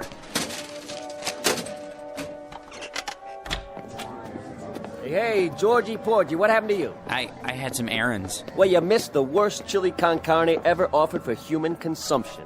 It set a new low, even for the greasy spoon Nick calls a diner. Feel my stomach, like a bag of rocks. I don't care much for chili. Georgie, witness a solemn vow for me, will you? I have to enter these municipal bonds. I, Roger Hackett, do solemnly swear never again to commit gastronomic harry-carry at Nick's, starting on the day I get my promotion at this office. Your promotion? Yep. I thought everyone with equal seniority had the same chance. Mr. Watson said... That's correct, Georgie old Porgy. We're all equal, but some of us are a little bit more equal than others. Especially me. Hi, Anne. How are you? You're looking nice. Hello, boys. Don't be so sure, Roger. Mr. Watson's a fair man. I'm sure he'll compare our experience in debit financing, evaluating liabilities. And that, old Georgie, is one reason why I am more equal. All you think of is debits and liabilities, with assets like hers around. Now, where'd I put my little surprise? Here, Anne, for you. What's this? Oh, just a little something to say happy birthday to the prettiest girl in the entire office. I'm the only girl. And you'd still be the prettiest, even if this whole place was staffed with Miss Americas. Are you gonna open it? Roger, what? Go ahead. Oh, Roger, it's beautiful. Like it? Why, this is the most gorgeous peignoir I've ever seen. Huh, is that what they call it? But it is awfully revealing. Then you'll just have to be careful who you wear it for. Hey, Ann, put it on. Can you feature old man Watson's puss when he calls you in for dictation? Mr. Watson is interested in a different kind of figure, Sam. Is that what you think? You really like it? I love it, but you shouldn't have. You only have a birthday once a year, at least until you're 30. Then you have it once every 2 years. Oh, you bad boy, come here. What? That's to show my appreciation, and to prove I haven't even learned to count to 30 yet. And what, may I ask, is going on here? Oh, Mr. Watson, you see it's my birthday, sir, and... Do any of you happen to be aware of the annual statement just issued by this organization? No one? Well, then it may come as a surprise for you to learn that we have just completed the best year in our history, and I believe this department had no small part in that success. So, as a token of my appreciation, I think this is an appropriate time to invite all of you to be my guests at a private party, beginning just as fast as you can get yourselves over to the Tiki Club. No kidding. And as for you, young lady, I just want to say, they aren't the only ones who appreciate you. Would you mind looking in my office? There should be a rather large crystal vase on my desk, full of long-stemmed red roses. They're for you. Oh, they're lovely, Mr. Watson. You're a doll. See you all at the Tiki Club. Let's go, kid, before he realizes he's off his nut and has himself committed. He's a sweet, dear old man. Anne, I just wanted to, Yes, George? Come on, Anne. I just wanted to say happy birthday. Why, thank you, George. Aren't you going with us? I'll be along. See you there. Come on, Roger. I guess some people are more equal. Might as well throw this in the wastebasket. Can't give it to her now. Maybe I should hold on to it until it can play with it at home.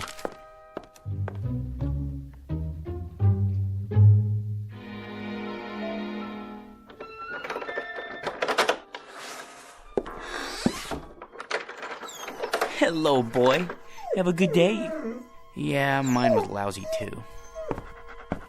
You know what they all think I am, Attila? A #1 jerk. And they're right. What a job title, huh? George P. Hanley. Jerk. Take it easy. There's nothing to worry about in the package. Come on, I'll show you. See? It's only a box with a beaten-up old lamp in it. A magnificent antique. Yeah, right. Probably came from a junkyard. Well, if being a jerk is my calling in life, at least I'm good at it. Look, it's so tarnished, it's almost black. That's telling him. Well, let's clean it up and see what it looks like. I just used my necktie. It needs to be dry cleaned anyway. What in the... Easy, Attila.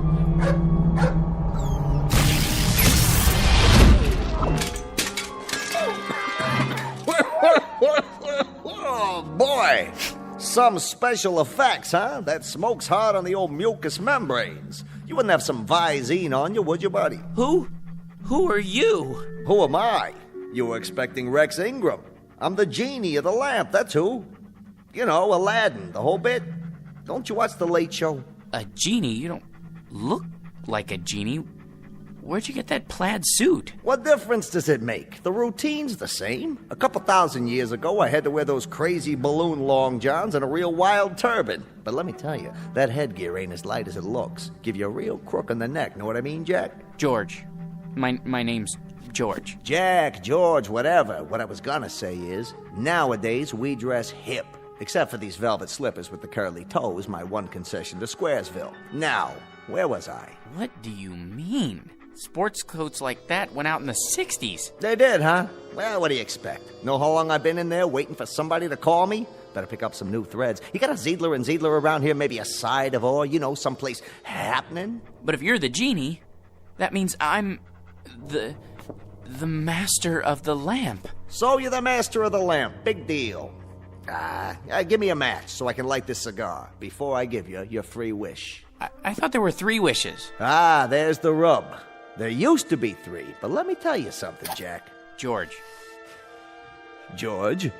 The scene used to include 3 wishes, but people started abusing the privilege, so we had to cut back. You get enough headaches with 1 wish, let alone 3. So, think it over and give me a call. But do me a favor, sleep on it. Why? You know the routine. The wish comes true, blah, blah, blah. But once you make the wish, that's what you gotta live with. Could you make yourself available for consultation? Look, Jackson, how am I supposed to know what you want? You and me just met.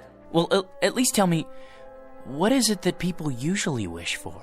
Listen, Herbie, whatever your name is, it's enough to make you blush, some of the stuff they ask for. Money, precious jewels. That's not so bad. Not so bad? Think about it.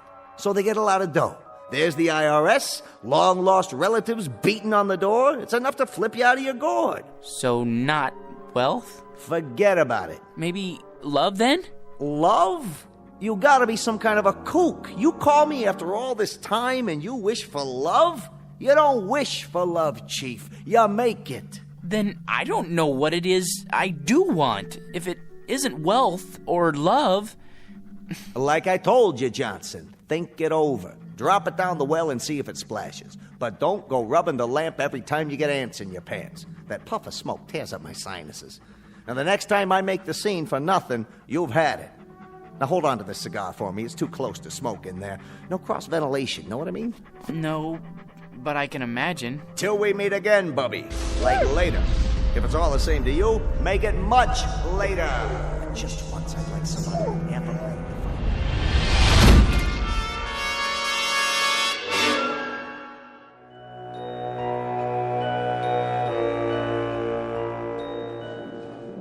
All right, everybody. Places, everybody. This is a run-through. Stand-ins, please. Positions. Lighting. Lights on. Camera. Ready with the camera. Excuse me. Hey, buddy. Don't you know this is a closed set? It is? Who let you in here? They said it would be all right. I'm George Hanley. Who? Her husband.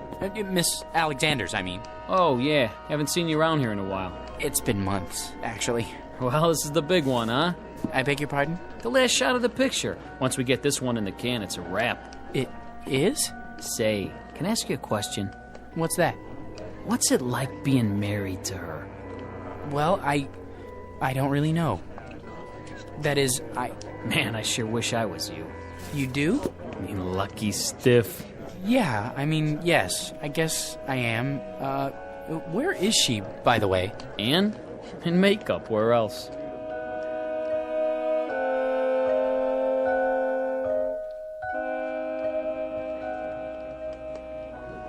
There. Here's the mirror, Miss Alexander. Well? I suppose it'll have to do. I blended the MAC lip gloss with the NARS shadow for an ultra-moist look. Isn't it ravishing? Can't you do something with this hair? My bangs are drooping. Certainly, Miss Alexander. Where's my blow dryer? Ready on the set, Anne? Yes. That'll have to do, Skippy. There. Perfection. Leave us, please. Of course, Miss Alexander. Which scene is this? Well, this is your entrance into the city on the shoulders of Nubian slaves. Just the close-up where you wink. What's my motivation? Oh, to rule, my dear, with him at your side. Got it? Just remember, you love this guy so much, your guts do a loop-de-loop every time he creeps up on you. He's big. He's manly. He wears a leather skirt. Well, tell him to oil it, will you? He screws up my lines every time he moves. Not a problem. Props! Get me some WD-40 now! Anne? Darling! Hello, dear. My, you look lovely. Good enough to kiss. Not now, Georgie. You'll smear my lipstick. This is the final scene, isn't it? It's been such a long grind. It sure has. They said you could take a few weeks off, but that was 6 months ago. We can still take our honeymoon. That is, if you want to. Do I? Careful with the hair, Georgie. Sorry. They don't pay me to look ugly, sweetiekins. Besides, anticipation is the real joy. Isn't that what they say? They haven't been waiting for 6 months to take the most beautiful woman in the world on her honeymoon. Places, people. This one's for real. It won't be much longer, I promise. Just think. No more crawling into bed with a script so you can study your lines half the night. After today, no more getting up at 4:30 in the morning to go to the studio. And when we get home, you can take a nice hot bath. Maybe even let me wash your back. And then first thing tomorrow, we leave on our cruise. But darling, have you forgotten? Forgotten what?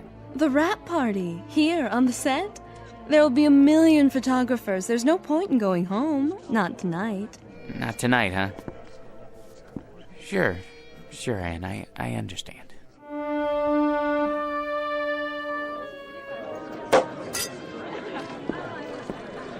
Hi, hello there. No champagne, thank you. Excuse me, has anyone seen... George boy! Hiya, Mr. Watson. Call me Eli. Hey, listen, George, I want to talk to you. Anne said something about your needing a vacation. Not me, her, both of us together. I'm not going to mince words. I want Anne to star in my next picture, right away. It's a guaranteed smash. Not a chance. What's the matter? Money? Okay. I'll double her salary. It's not the money, Mr. Watson. Eli, you see, it's our honeymoon. Great! I'm shooting on location. Make a great honeymoon trip. First-class hotel, all the trimmings. Some honeymoon. Out of bed before the sun comes up, work all day, study her lines all night. In the last 6 months, the only times I've seen her when she wasn't asleep, she was either covered with makeup or she had so much cold cream on she would have squeezed right out of my hands and stuck to the ceiling. Listen, boy, she's a star. How would you like to see her with bags under her eyes? I'll take her any way I can get her. My boy. You want the world's most beautiful woman. You've got to share her with the world. I've been doing that. Now I want the world to share her with me. Son, it's not for myself, but no Anne, no movie. You know how many good people will hit the unemployment line? Actors, grips, prop men. They've got wives and sweethearts, too. They've got little ones. They've got mortgages and sports cars to pay for. Can't you get another star? Not like Anne. Millions of plain folks all over the world wait for her pictures. Little kids count their pennies. Mothers go without lunch. Brave men sacrifice the tiny luxury of a cigarette just so they can buy a ticket and escape the drab drudgery of an uncaring world. Just by watching Anne up there on the silver screen. Really? For them, George, the salt of the earth. Can't you find it in your heart to make this one little sacrifice? Oh, Mr. Watson, if you put it that way, I'll tell her she can do the picture. It'll be tough, but we'll get through it together. Good. You tell her. She's right over there. Roger, good news. Ladies and gentlemen, I'd like to make an announcement and a toast to the brightest star, the most exciting leading lady, the loveliest woman in the world, who has just agreed to star with me in Eli Watson's new film, Beowulf, the greatest epic ever made. News sure travels fast. Oh, there you are, George. How about a photo, Miss Alexander? Miss? Look this way. Smile, please. How about one more? I'm her husband. Oh, the two of you this time. Put your arm around me. How about a kiss? A kiss? Sure. Watch my hair, darling. Move right in, Roger. Put your arm around her. Excuse me, George. You don't mind, do you, old boy? I think I need a drink. Champagne? Hors d'oeuvres? Right here. Of course, sir. Hit me again. Twice. 2 more champagne, sir? Yeah, this one's from my wife. I'll take them to go. Excuse me, if I could just get through here. Anne, don't you think it's time to go home? Anne, where are you? She went that way. I don't think they want to be disturbed, though. What? Anne? Aren't you glad you stayed tonight? Don't be so egotistical. I had to be here. Sometimes I don't understand you. You're not supposed to. That's a woman's prerogative. I know, but why? What's his name? George? He's the perfect husband. That absurd little mouse? Why do you keep him around? A handy excuse when I need one, and when I don't, no problem. I'll spoil your makeup. Oh, who cares? Anne, your lipstick. George? Are you still here? Sorry, old boy. Just congratulating my co-star. I think we'd better be going. You go ahead. You should be home anyway to feed Attila. Attila? Yes, George, and he needs his walkies. Do be a dear. You want me to go home because of Attila? Be a good boy and run along. Roger will drive me home later. Won't you, Roger? With pleasure. But Attila's a dog. Aren't I more important to you than Attila? I mean, Attila?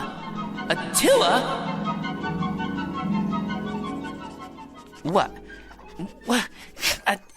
Attila, is that you? Oh, phew. What a dream. Oh, boy. Yeah. You know something, Attila? That's the trouble with a guy like me. Having something I want that much only means it'd hurt that much more when I lose it. If I had a wife like that, well, I would lose her. Might as well face it. You still love me, don't you? Thanks, boy. Well, at least this makes the choice a little easier. Now I've only got to choose between the two other things I've always wanted. Money and power.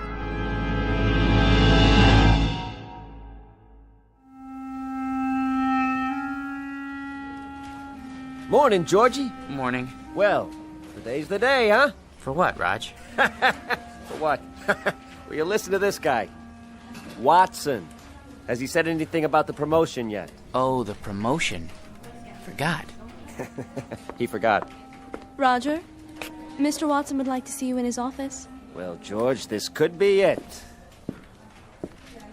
You wanted to see me, sir. He'd never pick him. Never. Hey, George, the old boy wants you to double-check these entries. I did that already. It's a waste of time. Look, how much do we make a week? Well, look at this account. Guy makes so much dough, he sweats more than that every time he ties his shoelaces. So waste a little time, all right? My gosh, net worth $260,832,461. What would it be like to have all that money?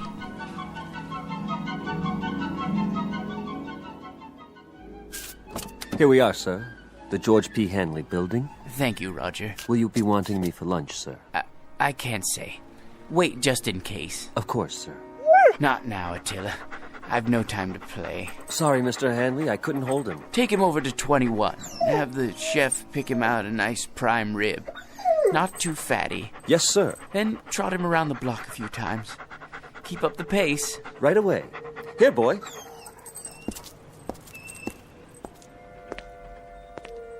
Paper! Get your morning paper! How old are you, son? 9, sir. 9? I see you every morning. Aren't you missing school? Oh, no, sir. I wouldn't miss school. I get up at 5 for my papers, and then I go over to PS 31 for the afternoon session. Incredible. What about your parents? My mom is dead. My old man had a store, but it went broke. Sorry to hear that. I'll have a paper. Golly, I can't change a $100 bill. I didn't expect you to, son. Gee, thanks.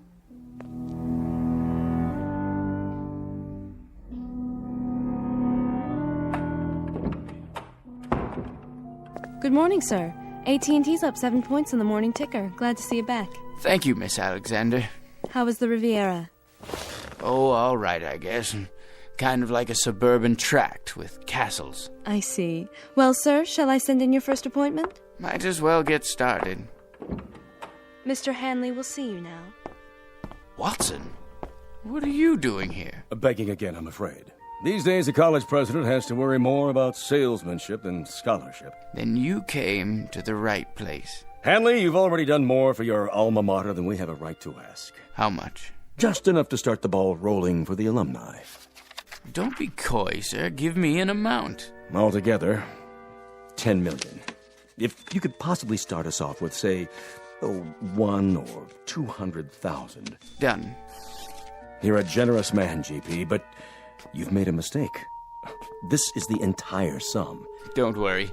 It's deductible. Besides, I want you to have it.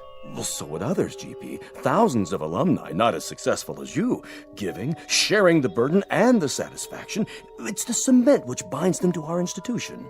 I only wanted to help. I can't accept this. Send me a check for, a few $100,000. Very kind of you. Don't mention it. Miss Alexander will show you out. Oh, nonsense. I know the way by heart. Send in the next one. Right away, sir.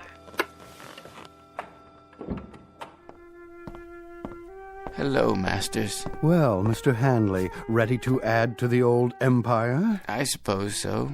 I brought along a few new catalogs. I thought I already owned one of everything ever made. Can't keep up with Yankee productivity. We have to buckle down and do some serious spending. Is that really necessary? If we don't, the government's liable to invent a new tax bracket just for you. Now, here we have an attractive little yacht. Already have one. A 94-foot job up at Newport. This one makes it look like an absolute dinghy. You know, Masters, there's no fun left in buying things anymore. Once I looked forward to a second-hand car like a kid waiting for Christmas. Now there's no anticipation, no hunger. Oh, perk up. I used to enjoy the little things. An ice cream cone, a ball game, going out for a walk in the park. Now people run up and ask if I'm going to subdivide it. No, I've had it. Sir, that's un-American. Think of all the men living on blue sky and a prayer who depend on you for their daily commissions. They have little ones, mouths to feed. Mr. Hanley, you can't stop buying. Please see yourself out, Masters. If you're absolutely positive, sir? Out! I don't know who let them in, Mr. Hanley. That's all right, Ann. Why, hello, son. Is this the man? Yes. Here's the C note. Awful sorry. What else did he lift? I don't know what you're talking about. I told you, Pop. He gave it to me. You gave my boy a $100 bill? He's a fine lad. Listen, you fathead. Know where I found him? Trying to lay the whole 100 on a 2-horse parlay. Herbie Boy and War Biscuit. But what about the newspapers? 5 o'clock in the morning. How can I teach the kid the value of a buck if you toss C-notes around like they grow on trees? I was only trying to help. If I ever catch you giving dough like that to my kid again, I'll bust you right in the chops. Millions or no millions. You're a man of integrity, sir. I congratulate you. Congratulate you. Congratulate me. George, I said congratulate. Congratulate? You're looking at the new head bookkeeper. Hey, way to go, Raj. Speech. Thank you. But the first thing I want to tell you guys is I intend to keep my vow. From now on, no more lousy lunches at Nick's. Can't believe it. He wasn't even a good chauffeur.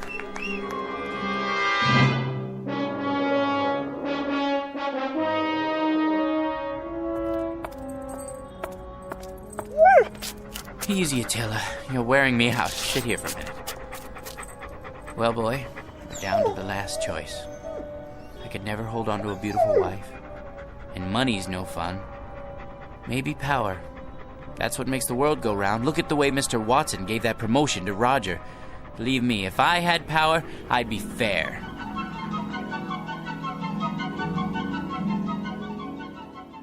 Here, sir. This copy and this. Just your initials on that page. Mr. President, you can't sign any more bills today. You're exhausted. Watson, the people elected me. They placed their individual destinies in my humble hands. I can't betray them. In that case, they're getting the best in leadership. The very best. Sir, the congressman is waiting. Send him in. Mr. President, this pension legislation will tear the party in two. If you let it come to the floor, I, for one, won't get a single vote in November from anyone over the age of 10. Check with the majority leader. See if he can kill it in committee. Yes, sir. Right away. Yes? The situation in Asia is fraught with tension, Mr. President. We're not getting enough intelligence down there. Have the CIA prepare a full study. Your appointment schedule, Mr. President. Thank you, Sam. Move the press conference to after lunch. I need a haircut. For the UN speech, have someone whip up a draft. Tell him I need jokes. Yes, sir. Who are Sonny and Mickey? Those scrub scouts who wrote the letter about citizenship. You asked to be reminded when they arrived in the capital. I know there's no time. Make time. The boys and I can get haircuts together. Pass this on to the Secretary of Defense and mark it expedite. Save this for the Economics Advisory Council. Top priority. On the double, sir. Decisions, eh, Attila? Mr.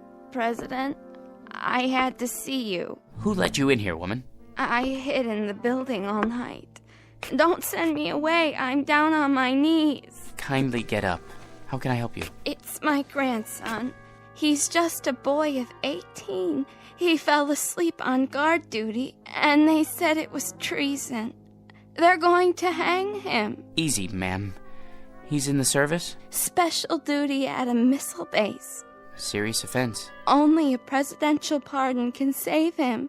Please, sir, he's a good boy. Just a little tired. It could happen to anyone. Indeed, it could. Then you'll do it? You'll pardon him? Ma'am, the world will little note nor long remember what I say here. But this nation, this government, and its president are no more and no less than people. Of, by, and for them. Freedom is our battle cry, justice and mercy our glory.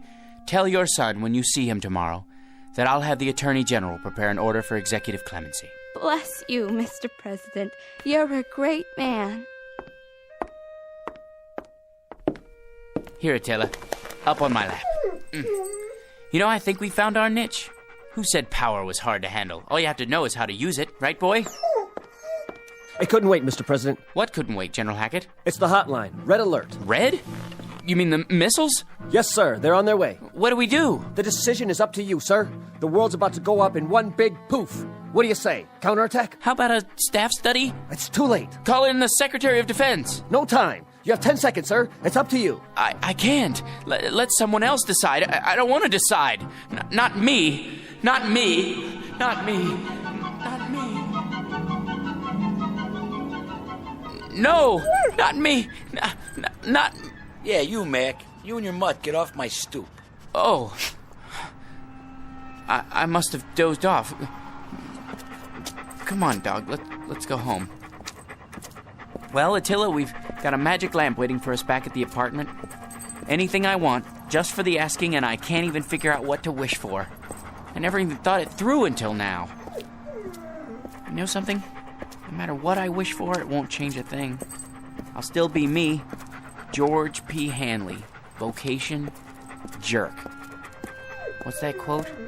The fault, dear Attila, is not in our stars, but in ourselves. Ourselves, huh? That's it! Come on, Attila. We're gonna show that bored old genie a thing or two. We're gonna wish for something original.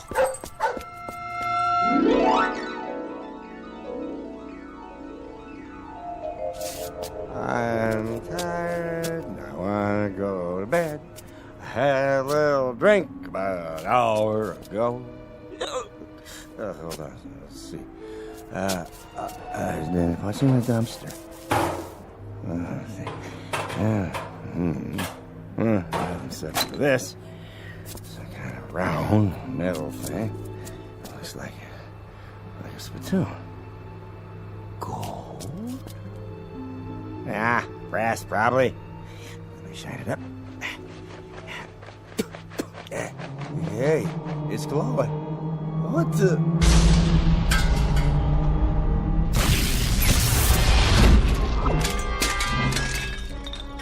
Yes, master? Hey, where'd you get the funny pajamas and the headpiece? They're traditional. I am the genie of the lamp. Your wish is my command. When you have made your wish, you must return the lamp to this alley so that others may find it. Keep your turban on straight, Attila. Now then, as I was saying, I am at your service, sir.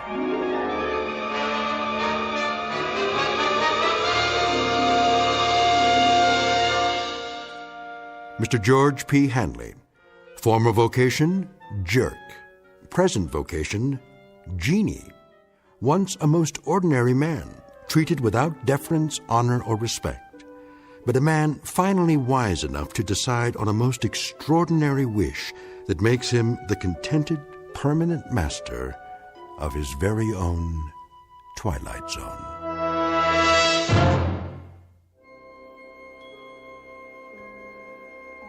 Hi, this is Carl Amari, producer of the Twilight Zone Radio Dramas. I'd like to take a moment to tell you about our official website at twilightzoneradio.com, where you'll get the latest news and information on these Twilight Zone Radio dramas. Plus, at twilightzoneradio.com, you can digitally download 3 free episodes or any of our episodes for only $1.95 each. In this age of ever-changing technology, we've decided to make these episodes instantly available to you by making the Twilight Zone Radio Dramas a digital download-only series. This means that this series will no longer be offered on CD. The CD collections at our website are now being offered while supplies last at buy one, get one free. So be sure to get your favorites before they're sold out. Be sure to visit us often, and I'll see you in the zone.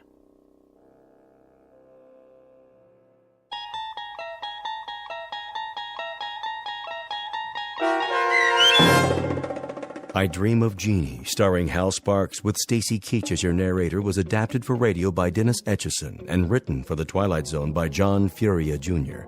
Heard in the cast were Christian Stolte, Lisa Joyce, Steve Key, Doug James, Richard Hensel, Derek Purcell, Brooke Reed, Linda Ryder, Charlie Kummerer, Bill Kummerer, Vince Amari, Roger Wolski, and Carl Amari. To learn more about the Twilight Zone radio dramas and to obtain audio cassettes and CDs of these programs, visit our website at twilightzoneradio.com. The producers of The Twilight Zone wish to thank CBS Enterprises, Carol Serling, Dennis Etchison, Dick Brescia Associates, Claire Simon Casting, Terry Jennings, XM Satellite Radio, Sirius Satellite Radio, our sponsors, and our radio affiliates for helping make this series possible. This copyrighted radio series is produced and directed by Carl Amari and Jason Mallow for Falcon Picture Group. Doug James speaking.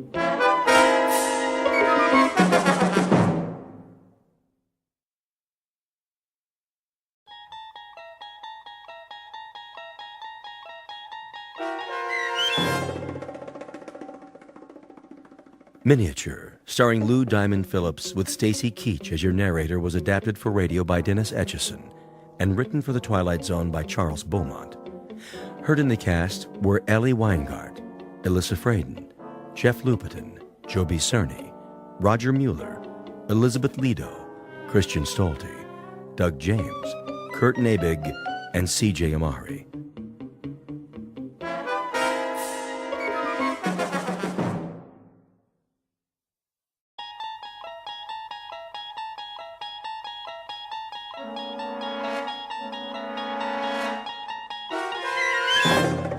You unlock this door with the key of imagination.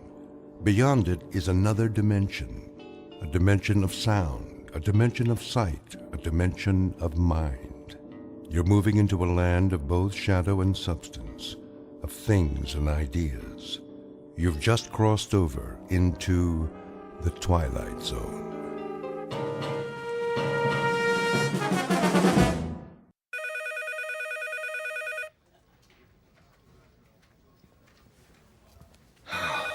Finally, 12 o'clock. Let's go to lunch. Hey, Charlie. Charlie, it's recess. Oh. Thank you. I just want to finish up here. Trying to make us look bad? What do you mean? Now, just what do you think I'm... Hey, just forget it. Come on, we'll be late. Look at him. Little goody two-shoes. Why don't you guys lay off him?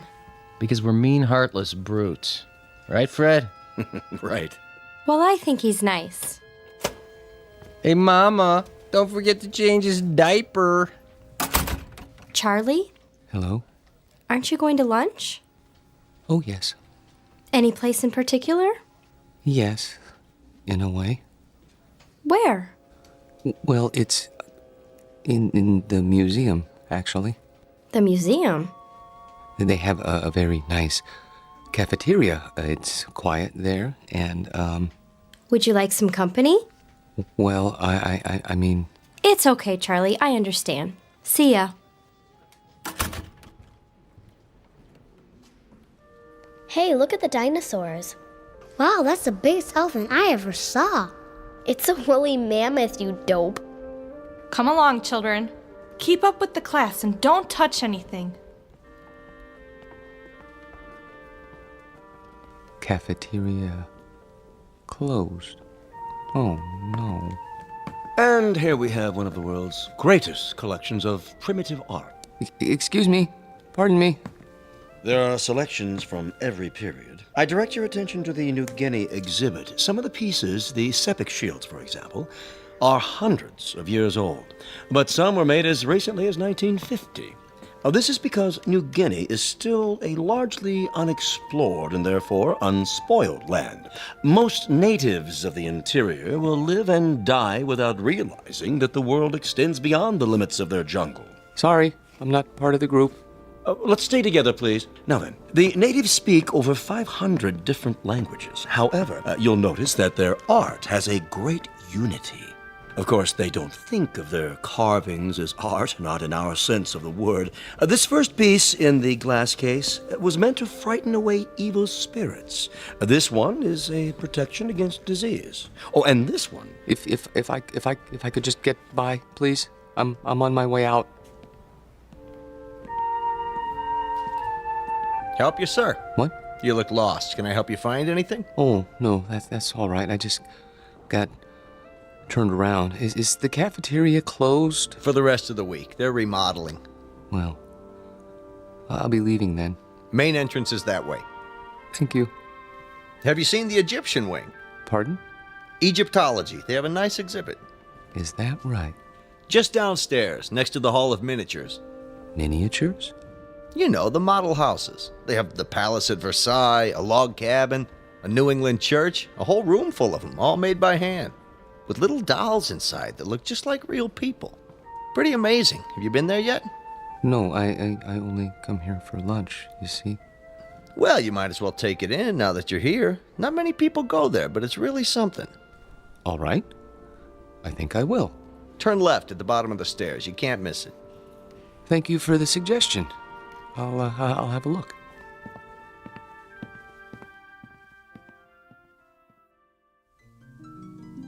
To most of us, a museum is a place of knowledge, of beauty and truth and wonder. Some people come to study, others to contemplate, others to look for the sheer joy of looking. Charlie Parks has his own reasons. He comes to the museum to get away. It isn't really the low-priced cafeteria meal that draws him in here every day. It's the fact that in these cool, inviting halls, he can be alone for a while, really and truly alone, away from his work and from people who don't understand, which includes almost everyone in the world. But Charlie should be careful. He doesn't know it, but there's always a chance he might wander too far and get lost in the Twilight Zone.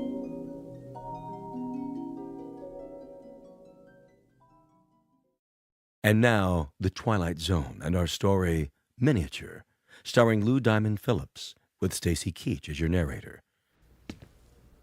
19th century townhouse, home of Boston residents Mr. and Mrs.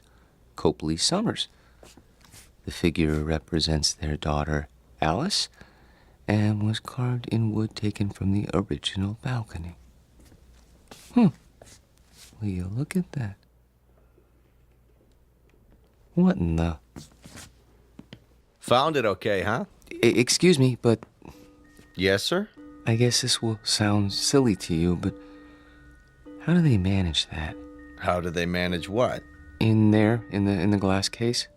Oh, well, I couldn't say exactly. I know they use magnifying glasses, little tiny tools, single hair brushes, that kind of thing.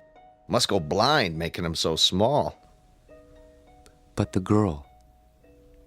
she's so realistic. Isn't she, though? Long black hair, lace dress. Look at her fingers. They didn't miss a thing. Little rug, chair's got teeny tiny doilies on it. But how do they get the girl to move? Servo motors? Microchips? How's that? The girl playing the piano, it's stopped now. I don't think I... There, see her sitting at the piano? She was playing just a few seconds ago. It was, I don't know, something like this?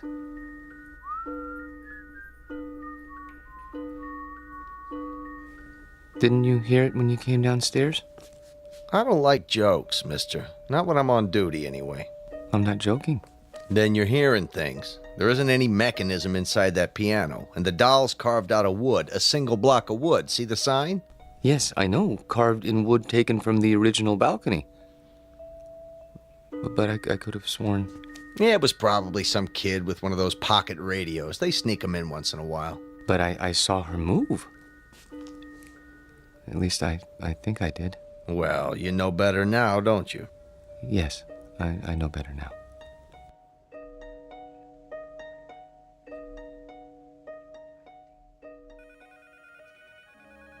Here he comes.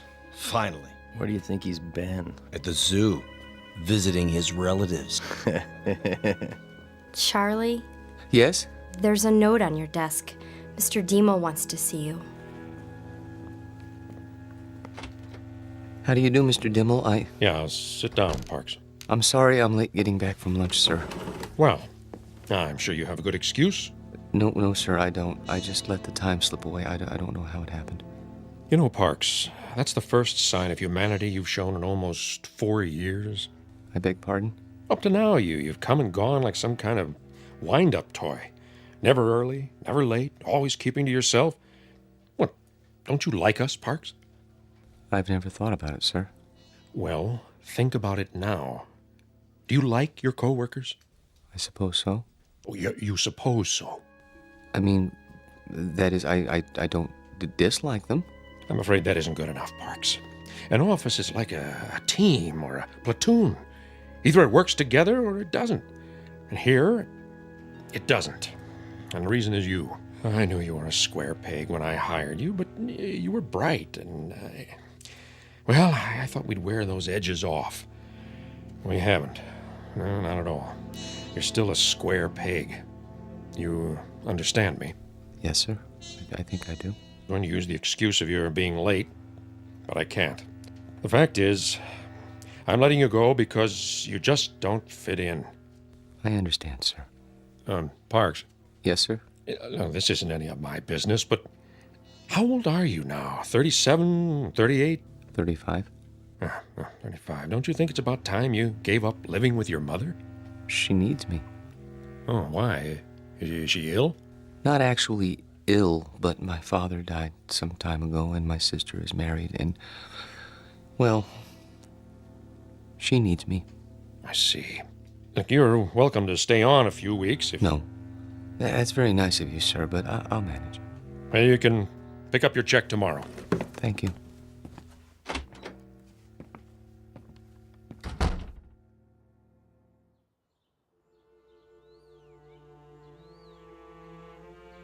He had no right. He had every right, Mother. Hiring and firing people is his job. But why you? He doesn't think I fit in. That's ridiculous. What are you doing? I'm going to phone that man and find out why you're being persecuted. Mother, please, it won't do any good. Oh, Charlie, what's going to become of you? I've worked so hard to bring you up right. Maybe if I'd let your father punish you the way he wanted to. It's all right, Mother. This is just a minor setback. You say that every time. Why can't you keep a job, son? Why do you always end up making people uncomfortable? I don't know. I suppose they blame me. Well, I'm not keeping you here. I know that, Mother. Nothing in the world would make me happier than to see you settle down with a nice girl, raise a family, live a normal life. Please, don't cry. I can't help it. I hate to see you hurt, son. I'm not hurt. Well, you should be. Getting fired. It would have killed your father. It would have absolutely killed him. I'll go to the Employment Bureau tomorrow. Here. Take my handkerchief. Where are you going? To my room? Get me my heart medicine before you do. Yes, Mother. Charlie? Why were you late getting back to the office? I was detained. What's that supposed to mean? Nothing. I was detained. That's all. Open your mouth. Charlie, do you feel all right? Yes, Mother. I'll go to my room now.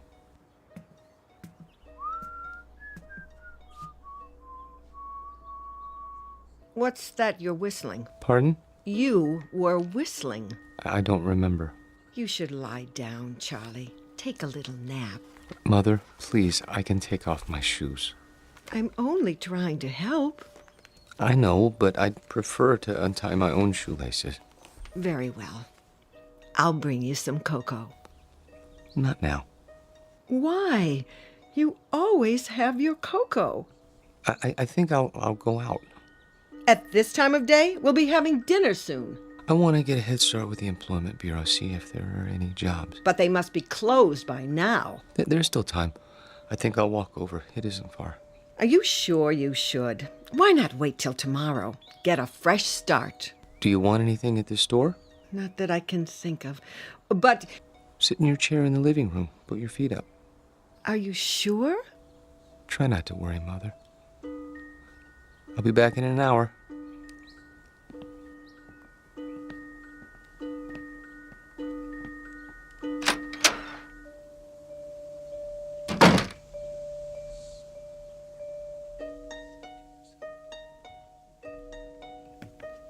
Back again, huh? Yes. Anything in particular? Is it still open? What's that, sir? A miniature room, you know, downstairs next to Egyptology. Oh, sure. Thank you.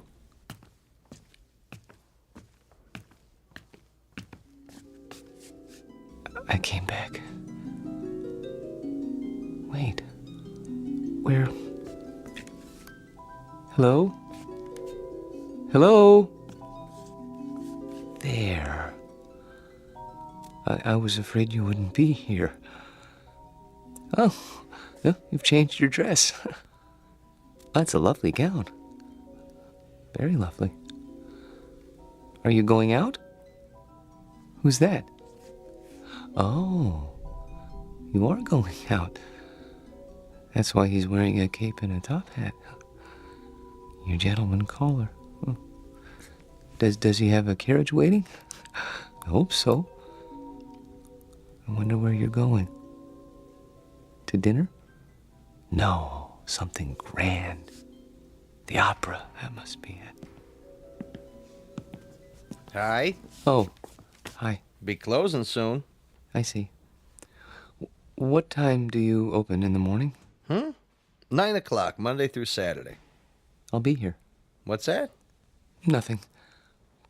I'll be along in a moment. I want to study this dollhouse a while longer, if you don't mind. Okay, sir. Just a few minutes, though. It's almost time. I see. Thank you. Have a nice evening. I have to go now. I won't be here when you come back. But I hope you have a nice evening, Alice.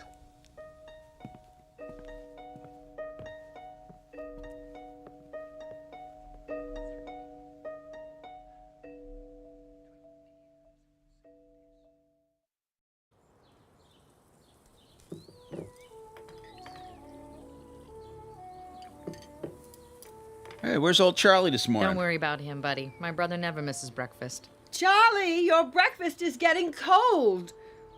You see, late for his meals, awake every night, tossing and turning.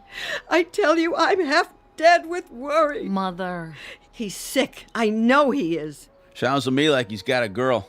Don't be silly. What's silly about it? He's not a bad-looking guy. A little peculiar, maybe, but, he's not... If he had a girlfriend, he'd tell me. He hasn't told me, so it isn't possible. Okay. Nothing would make me happier than to see Charlie settle down. He knows that.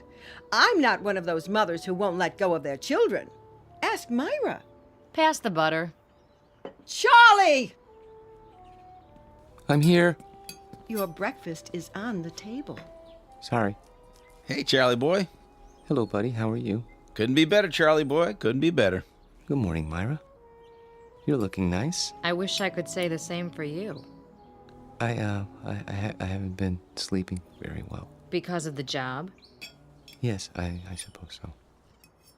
It's been terribly hard on him, pounding the pavement every day. Boy, that can get you down. Charlie. Yes? We've got a surprise for you. Tell him, bud. Well, it's like this. I heard they gave you the pink slip, and see, I know the dispatcher pretty well over where I work, and I told him about you, and he said... He said he'd give you a job. Yeah. Isn't that wonderful? Oh, yes, I guess so. Charlie! It's very nice of you, buddy. Really. You have experience in billing, don't you? Yes. Then what? Well, you see, I don't know if I'd want to travel that far. It's out of the city, isn't it? Nobody could pick you up. Sure, till you get yourself a car. Charlie, for heaven's sake, Buddy's offering you a job. I'm sorry. I appreciate it, really. But I'm afraid. You got something better, Charlie? Excuse me, I have an appointment. Charlie! Charlie! Oh, I don't recognize him anymore. My own son. Does he have something better, Mother? No, he doesn't have anything. He isn't even looking. How do you know? The employment agency called. They sent him on 2 interviews, and he never showed up. Well, then where does he go? I don't know. Like I said, he's got himself a girl. Oh, shut up, will you?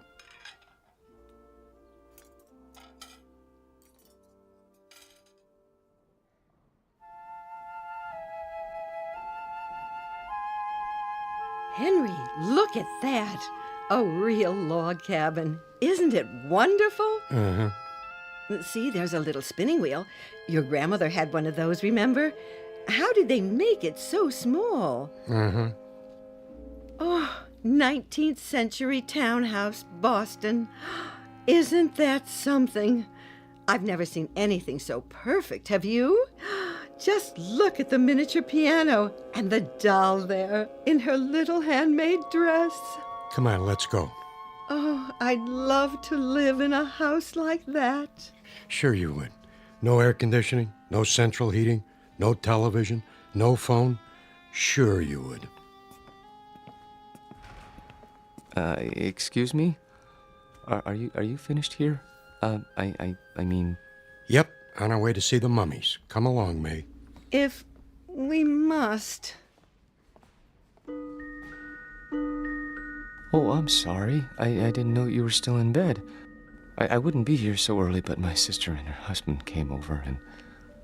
Oh, I understand. Of course you need to get dressed. I'll turn my eyes away so you can have your privacy.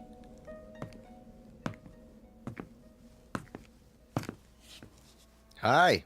Little early today, aren't you? Am I? I guess you must get a real kick out of these displays. Yes. This one in particular. What do you see in there, mister? Nothing. Man doesn't stand for 4 and 5 hours at a stretch looking at nothing. I'm not breaking any rules, am I? No. Then leave me alone, please. Suit yourself. Forgive me, it won't happen again. Oh, I see you're having breakfast. It isn't any of my business, but I really do think you should eat more than toast. Mother says breakfast is the most important meal of the day. Have I told you about my mother? She's very nice. Of course, she still treats me like a child, but you can't blame her. I'm all she has. I suppose that isn't very much. I have a sister about your age. Her name is Myra. She's nice too, but she's not as pretty as you are. I think you're about the prettiest girl in the world. I don't mind saying that because I know you can't hear me through the glass. But I think I'd say it even if you could, because I hope it's all right, but I have to go now. Just for a while. I didn't get much to eat this morning myself. I'd better have something. But I'll be back soon. I promise.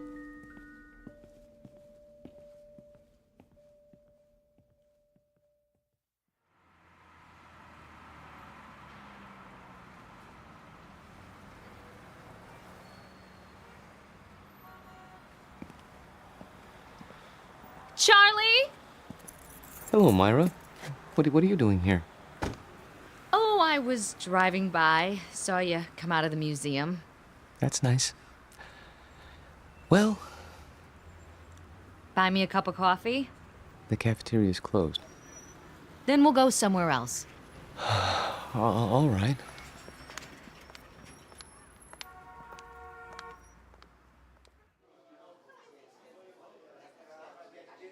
Here you go, folks. Thank you. Charlie, I'm gonna be honest. I didn't just happen to see you today. I followed you. You did? Why? Because Mother asked me to. She's worried, and so am I. You haven't been yourself. No? You go to that place every day? I thought it might be a good idea to improve my mind. That isn't why. I'm your sister, Charlie. I grew up with you, and I know you. You go there because it gives you a chance to be alone. And you want to be alone because you're scared. Myra? Listen to me. This is important. You're over 30 years old, Charlie, but you're living the same way you did when you were 14. Some of it's Mother's fault, some of it's yours. But it isn't natural. It's sick, Charlie, and you know it's sick. And that's why you're scared. You're probably right. Stop agreeing with me. I could say you were a blue monkey and you'd agree. But Look, I don't know about psychology or anything like that, but I think I know what's wrong with you. You need a girl, Charlie. You're at that time in your life. You know what I mean? Not exactly. Well, it's hard to explain, but you've never had a girl, have you? Not as such? That's what I thought. Well, we're gonna change that. How? I'll introduce you to Harriet Gunderson. She works at my office, and she's a lot of fun. You'll like her. Myra, please. Charlie, please. This one time, try. For me. If you do, I promise I won't bother you anymore. All right. Here's her address. You don't even have to phone. Just stop by, say around 7. And you don't have to buy her dinner. Take her for a walk in the park. She'll like that, okay? Okay. Word of honor? Word of honor.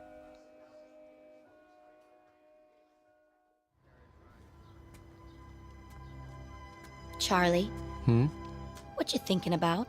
Nothing in particular. You sure are quiet. That means you're the dangerous kind. You can't trust the quiet ones. You can trust me. Who said I wanted to? I only meant... Look, why don't you relax? Come on, let's sit on the bench. If you like. Lean back. Take it easy. There. That's better. You like me, Charlie? Very much. Then why don't you show it? How? Well, you could try kissing me. But we only met this evening. Oh, come here.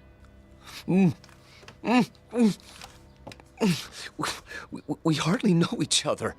Quiet, you man, you. Oh! I didn't mean to push you off the bench. It's just that you surprised me. Sorry, I'll help you up. Forget it, Buster. Just forget it. Tell your sister you don't need a girl. You need a doctor. Wait, please.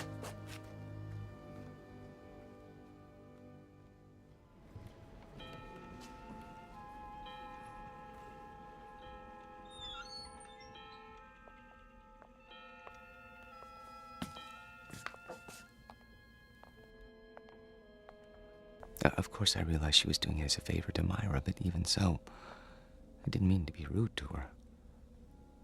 It must be hard for you to believe, but that's the way things are these days. Who's at the door? Oh, it must be your gentleman caller. Wait! Tell the maid not to let him in. You mustn't. Why, he's drunk! Look at him! Run! Run! Don't touch her! Don't lay a hand on her! Stop! He's got to stop! No, let go. Let go, please. I can't help you! The glass is too thick! I need something to break it! Hold on! No. There's a fire extinguisher on the wall!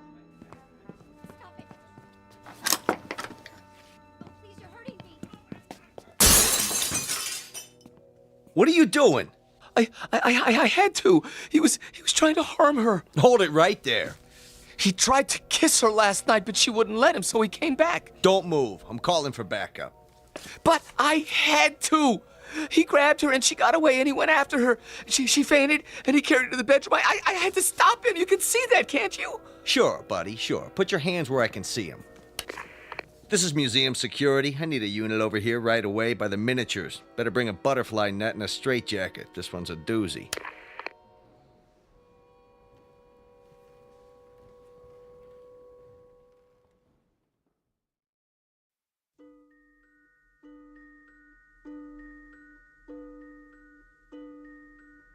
Now, Mr. Parks, I want you to understand that no one is saying you didn't see these things.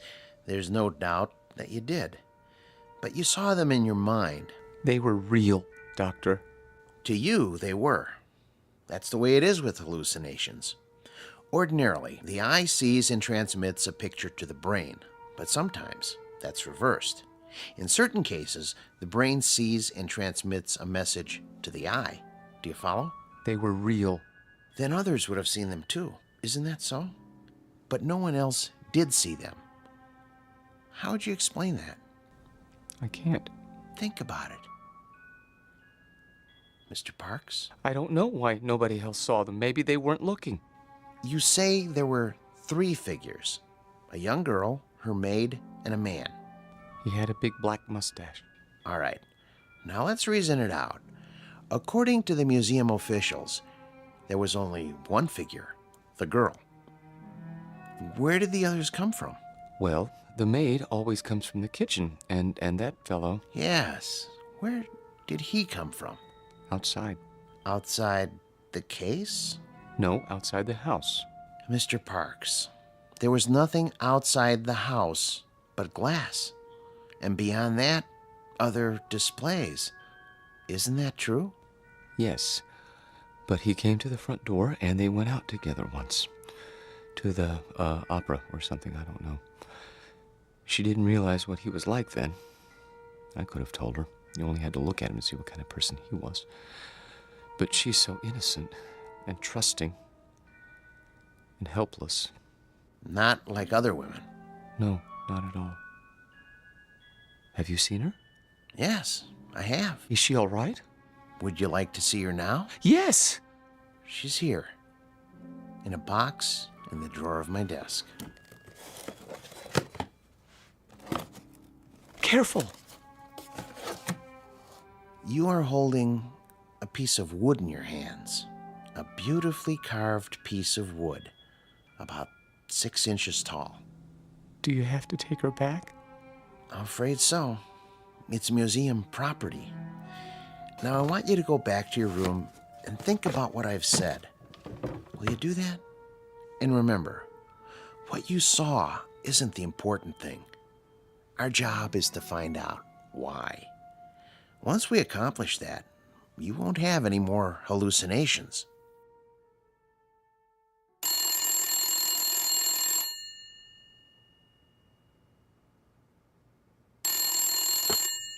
Yes? Oh, yes. Send them in. And ask Dr. Geisner to prepare the patient for checkout. Nice to see you, Mrs. Parks. You remember my daughter, Myra. Hello. Hello, Dr. Wallman. And my son-in-law, Buddy. Hi, Doc. Where's Charlie? He'll be along in a few moments. Is he really normal, Doctor? That's a word we try not to use. Why not? Because it's meaningless. It refers to the behavior patterns of the majority. If 99.9% of the people in this country went to bed with their socks on, then that would be considered normal. And if you didn't... I go to bed with my socks on all the time. Well, what I'm trying to say is don't judge Charlie's emotional health by the degree to which he conforms to other people's standards. Don't expect him to be like everybody else. Then you don't think he's sick? Not now. No. He was when he came here. The constant pressure to be something he wasn't, to act and think and feel the way you wanted him to, instead of the way he wanted to, he was unable to cope with this world. So he created another world. But he knew it was false, so he destroyed it, and with that act, he made his first step toward mental health. Of course, he insisted it was real for a long time, but that's standard with hallucinations. Charlie! Hello, Mother. Myra? Buddy? How are you feeling, Charlie? Wonderful, Doctor. Really, wonderful. No more dreams? I've been sleeping like a baby. Not worried about the girl in the glass case? There was no girl. Just a doll. I know that. And I know what made me think I saw what I saw. Thanks to you. Thanks to you, Charlie. You figured it out, remember? I didn't tell you anything after that first day a few weeks ago. Oh, Charlie, I was so worried. Now, Mother. I know you were, but I'm fine now. I'll find a job, and everything will be the way it was. You'll see.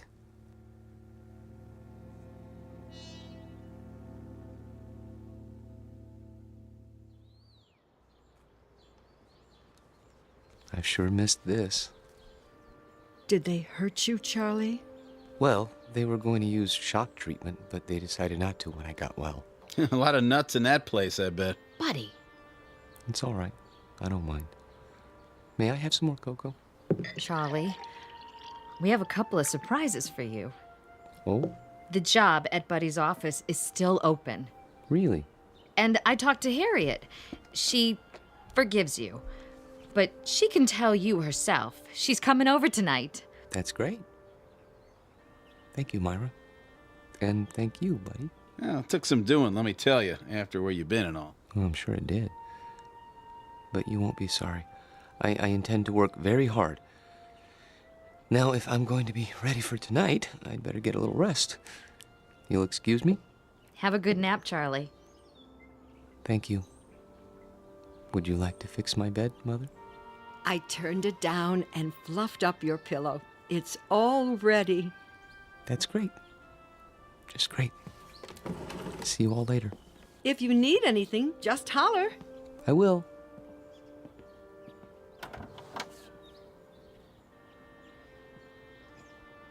All right, I gotta go by the house. Be back in a while. Okay, honey. You want me to pick up some chow? That's not necessary. We're all going out tonight. We are.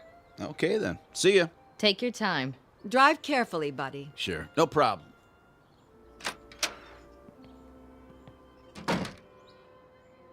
It's wonderful having Charlie home. I think the hospital did him good. Shh, not so loud.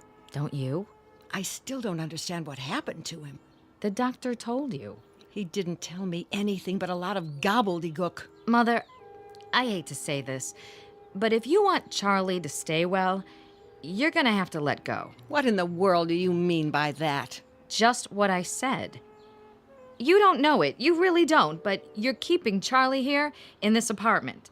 You're keeping him from growing up. That isn't true. I've told him 1,000 times nothing in the world would make me happier. No, Mother, that's wrong. And don't go clutching your heart, because it doesn't work with me. There's nothing wrong with your heart. And there's nothing wrong with Charlie that getting out of here won't cure. He's not your baby boy anymore. He's a man. Let him be one. I love Charlie. We all know that, Mother. But if he doesn't leave, he'll be back in that asylum.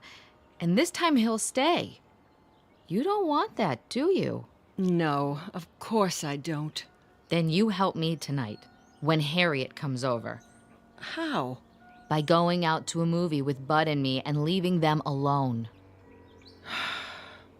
All right. If you say so.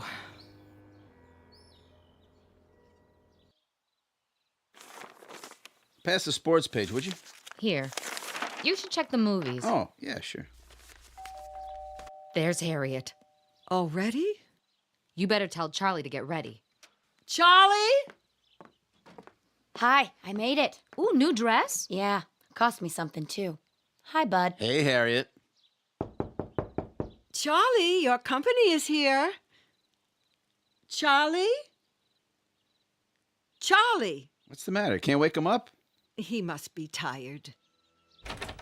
It's locked. Charlie never locks his door. Hey, Charlie boy! Up and at him, pal! Maybe he doesn't want to be disturbed. Nobody could sleep through that. Break it down, Bud. Gee, I don't know. Break it down. Okay. The window's open! Take it easy, Mother. He must have crawled out. Why would he do a thing like that? I don't know. He's your son. Oh, what did I ever do? Mother, be quiet. Hello, operator? Could you give me the number of the City Museum? The main one downtown. Thank you. He couldn't have gone there. The doctor said he was well. Hello? Yes, could you tell me, please, are you open tonight? I see.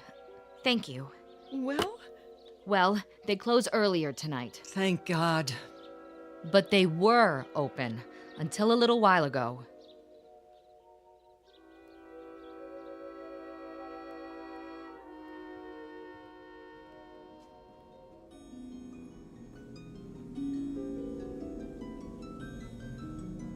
Hello. I see they got your glass case repaired. I'm so glad. They tried to tell me you weren't real. Of course I knew better. But I had to pretend. Otherwise, I never would have seen you again. I love you, Alice. Maybe if I keep telling you, you'll believe me. Your world isn't simple, is it? No world with people in it ever is. There's loneliness and misery and heartache. Oh, look at you, crying because you're alone. I've been alone all my life. People try to understand, but they can't. You could. We could understand each other and help each other and love each other, if only. Wait! Someone's here. I have to hide. But where?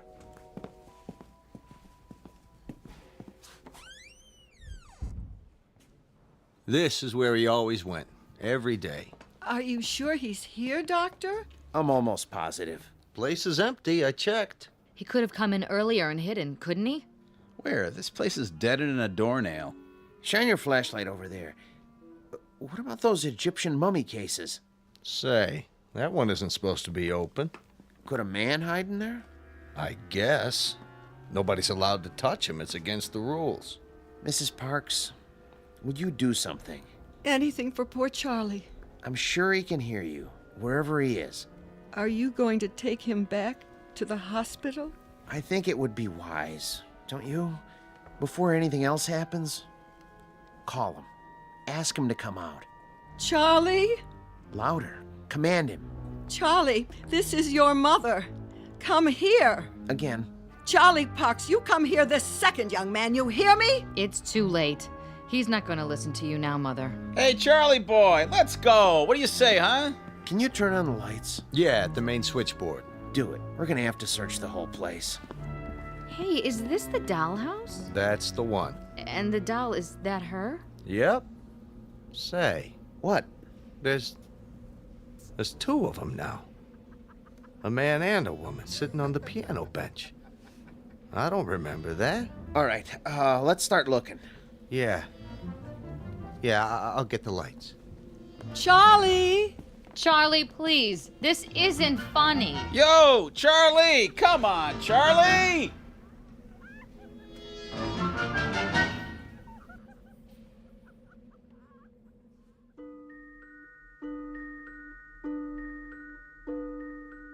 They never found Charlie Parks because they didn't look closely enough at the house in the glass case. The guard didn't say anything more about what he saw. He knew what they'd think, and he knew they'd be right, because seeing is not always believing. Especially if what you see happens to be on display in an odd corner of the Twilight Zone.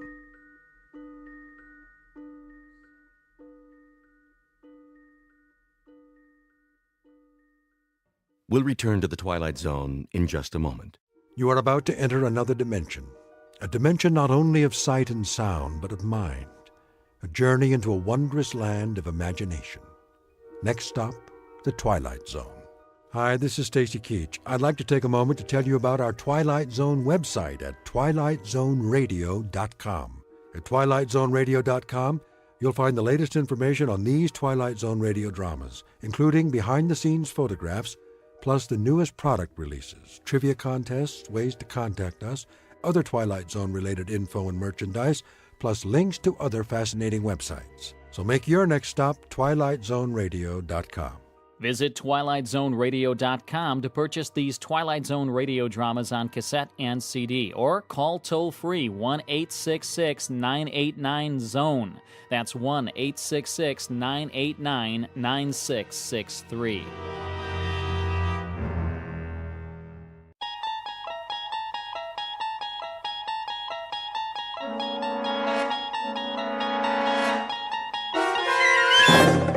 There is a fifth dimension beyond that which is known to man. It is a dimension as vast as space and as timeless as infinity. It is the middle ground between light and shadow, and it lies between the pit of man's fears and the summit of his knowledge. This is the dimension of imagination. It is an area which we call the Twilight Zone.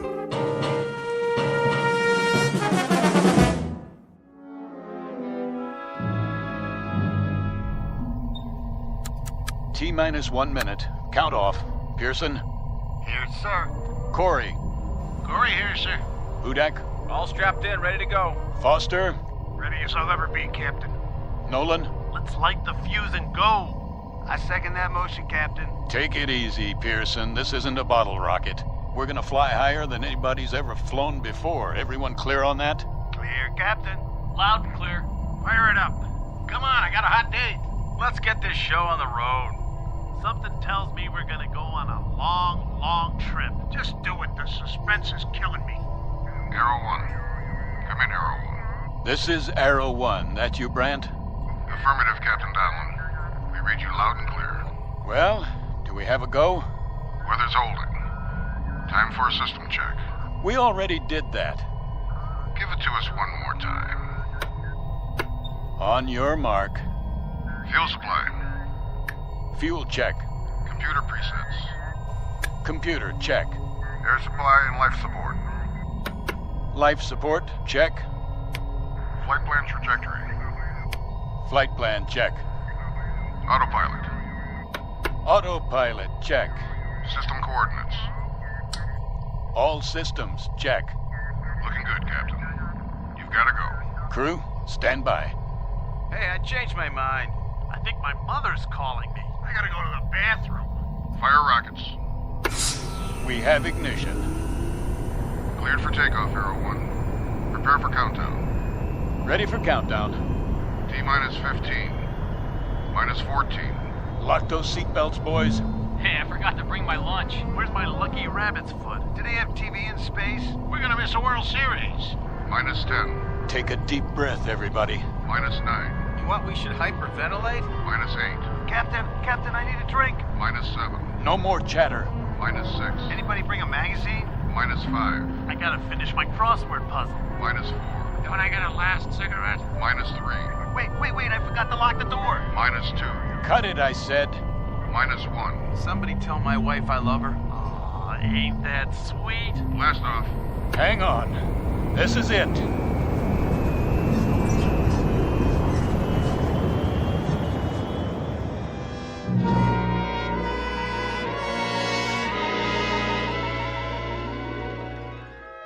Her name is the Arrow 1. She represents 4.5 years of planning, preparation, and training, and 1,000 years of mathematics and the projected dreams and hopes of not only a nation, but a world. You might say that all of human history has led to this point, with man poised to take one giant step off terra firma and into the void, the unknown that lies beyond the safety of the nest. Because she is the first manned craft aimed into deep space, beyond the moon to other worlds that until now have been the exclusive province of science fiction writers and those given to imagination without bounds. For her hand-picked crew, this has been the ultimate countdown, the last few seconds before humanity takes its best shot and fires a tall silver arrow into the air. But you know the saying about the best laid plans of mice and men. In just a moment, this ship will veer off course and into a region not on any star map for an unscheduled landing in the Twilight Zone. And now, The Twilight Zone and our story, I Shot an Arrow into the Air, starring Chelsea Ross, with Stacy Keach as your narrator.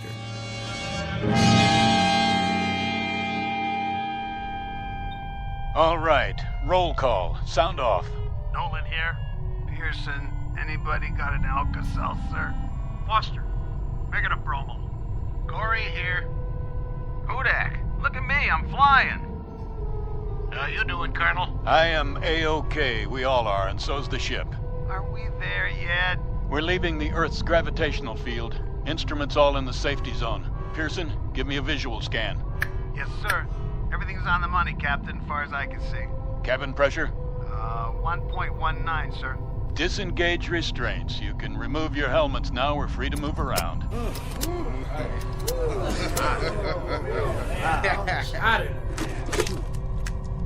I feel more like I do now than I did when I got here. Nolan, switch on the view screen. There she is, Captain. Wow. Will you look at that? Is that talcum powder? or stars. Never saw so many in my life. Quite a sight, huh? We're almost clear of the Earth's atmosphere. Where is the Earth, anyway? It's down there. Hey, question. Which way is up and which way is down? Watch the lower edge of the screen. It should come up any time now as our trajectory shifts. It'll be the blue one with clouds, about the size of a quarter from this far out, but we'll be able to see it. What are those blips? Where? The ones moving toward us. We've entered the asteroid belt. But don't worry, they're miles apart. The odds of hitting one are infinitesimal. Mission Control to Arrow 1. Come in, Arrow 1. Roger, Mission Control. Big high five, Captain. We've got you on the monitor, center screen, right on course. Just like a Sunday ride in the country. Any snafus down there? That's a negative, Arrow 1. Hold on, Captain. Someone wants to talk to you. Standing by. I just want to say how proud we are of you, Donlin. You and the entire crew. That you, General Langford? That's right, Bob. How does it feel to make history? I couldn't say, sir. We're only doing our job. Sure you are. You make it sound so simple. The President will be sending you a live message at 1400 hours. Till then, keep your eyes on the prize. You can't express how proud I am of all of you. Thank you, sir. First, keep space. Every American... What's that, sir? You're breaking up. I say, in the world. First broke... General, we're losing you. What's going on? Some kind of interference. Look, Captain. What? The stars are moving. We must be turning. Not this early. Did you punch in a course correction? No, I didn't. General Langford, we have rotation here. Till then, signing off. Wait, the ship is yawing. That's not part of the flight plan. Happens to your course. Up the screen, get deep. Get back in your seats. We're turning faster. Now! Captain, what's happening? I said strap in. What about you? I'll try for a manual override. Captain, we're spinning. Lock your belts. I can't get in the chair. We're going into a dive. 0 G's. Hold on and pray.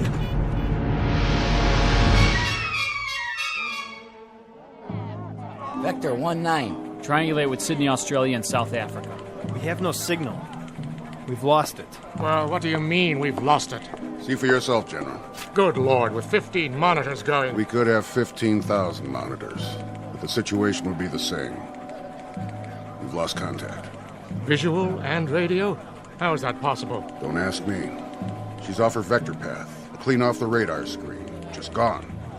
Completely gone. When did you first lose contact? A few minutes ago. There was a short period of heavy interference. What kind of interference? Probably solar. Some kind of sunspot activity. We haven't been able to identify it yet. In any case, when it was over, the contact was broken. Couldn't a change in their course account for that? The course was preset. The captain wouldn't change it without notifying us. Bob Donlin's a solid officer. And even if he did change course, the automatic tracking system would have been activated. It would show up here on the board. So a ship with an 8-man crew just disappears like a puff of smoke. 1 minute she's there, the next minute she's gone. That's not the worst part. What do you mean?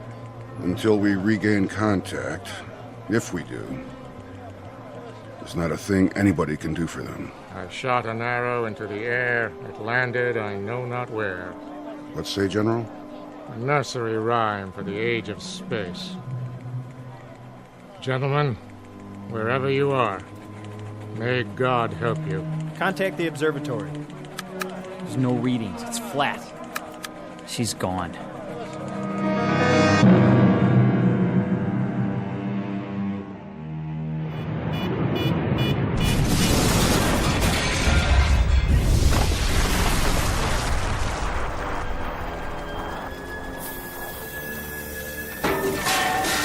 Captain Donlin? Go on, get out of here. I can't find my helmet. Forget your helmet. Go.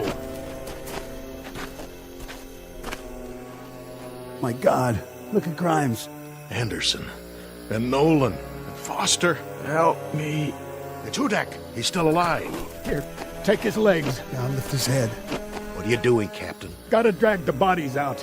But the fuel tanks are gonna blow. Hold on, we'll give you a hand. Somebody, please. Get him out, I said. That's an order.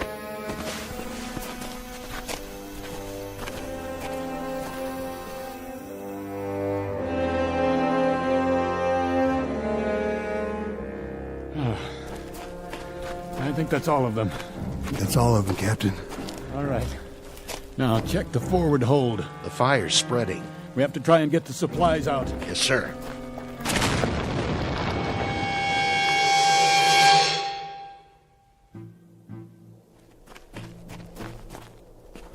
The others are all dead, sir. Except Hudak. How bad? He's still conscious. He keeps drifting in and out. We should have gotten the supplies out. We did the best we could. We should have done that first.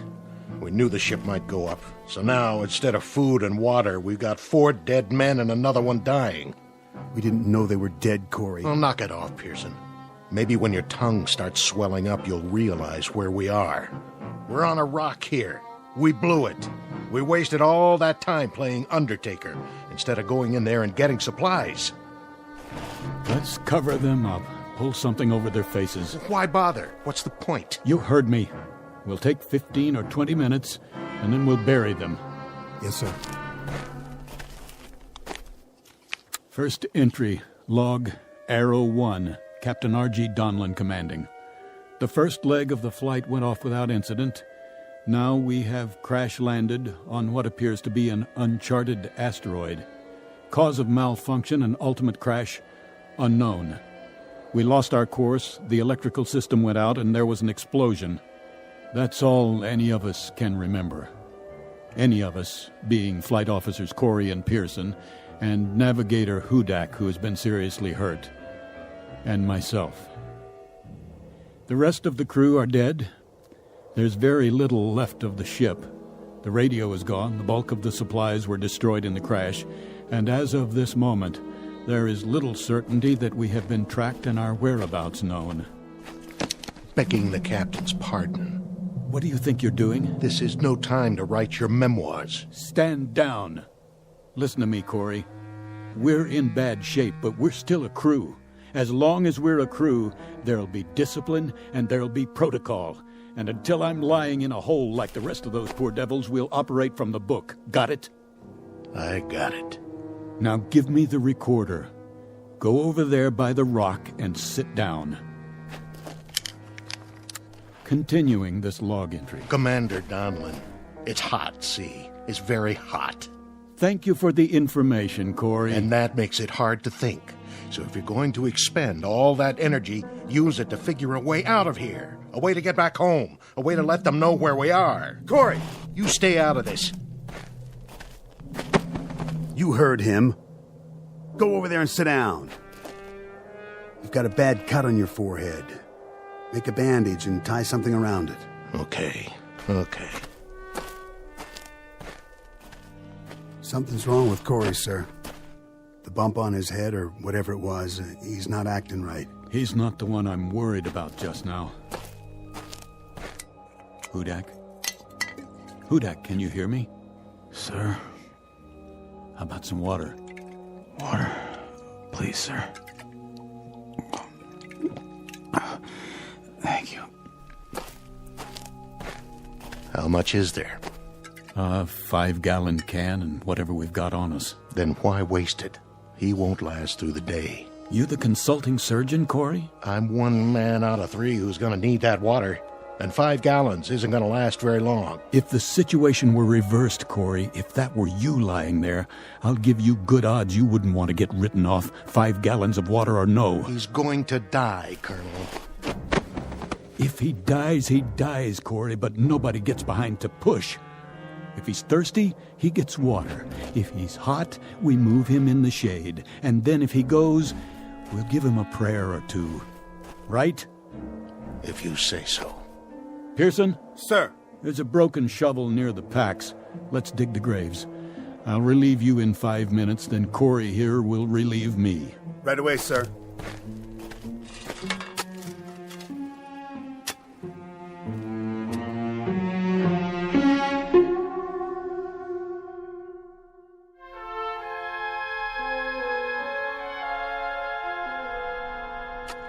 Captain? Yes, Pearson? That's odd. What is? The sun. Don't you think that's odd? The size of it, I mean? What, the size of the sun? It's hardly any different than we knew it on Earth. Same kind of star and almost exactly the same distance. Which means that whatever asteroid we've landed on is close to the Earth. How close? Huh. Pick a number. That's how it is, huh? 100,000 miles, 200,000, maybe more. A lot more. Who knows? Hard to say after we've blacked out. But wherever we are, it's a cinch it isn't heaven. We can count on that. Yeah, I guess we can. Unless it's the other place. We can count on this, too. We've got maybe 6-7 gallons of water and food concentrates for about 4 days. And that's it. So we'd better make our plans with that in mind. What kind of plans? We have to get our bearings and see what's here. Any water, plant life. We'll use this as a base and spread out in 2-man patrols, 1 man to stay behind and watch Hudak. You think we'll find anything but rocks out there? At least we'll see what's on the other side of the rise. Look at it this way. We've got several things in our favor. The air is breathable, so we don't need suits and helmets. The gravity's close to Earth's, so moving around's no problem. No signs of animal life, friendly or unfriendly. And there's no radiation to speak of. You checked? The Geiger counter still works. I have to hand it to you, Colonel. That's what I call positive thinking. We don't have much of a choice. No, sir, I guess we don't. It took 4.5 years to build that ship. There wasn't any prototype. Just the one, the only ship of its kind. So, if they know where we are and want to come get us, they've got to build another one, and that'll take another 4.5 years. So I suggest we dig in and get comfortable, because any way you look at it, we've got a devil of a long wait ahead of us. Pearson, your turn.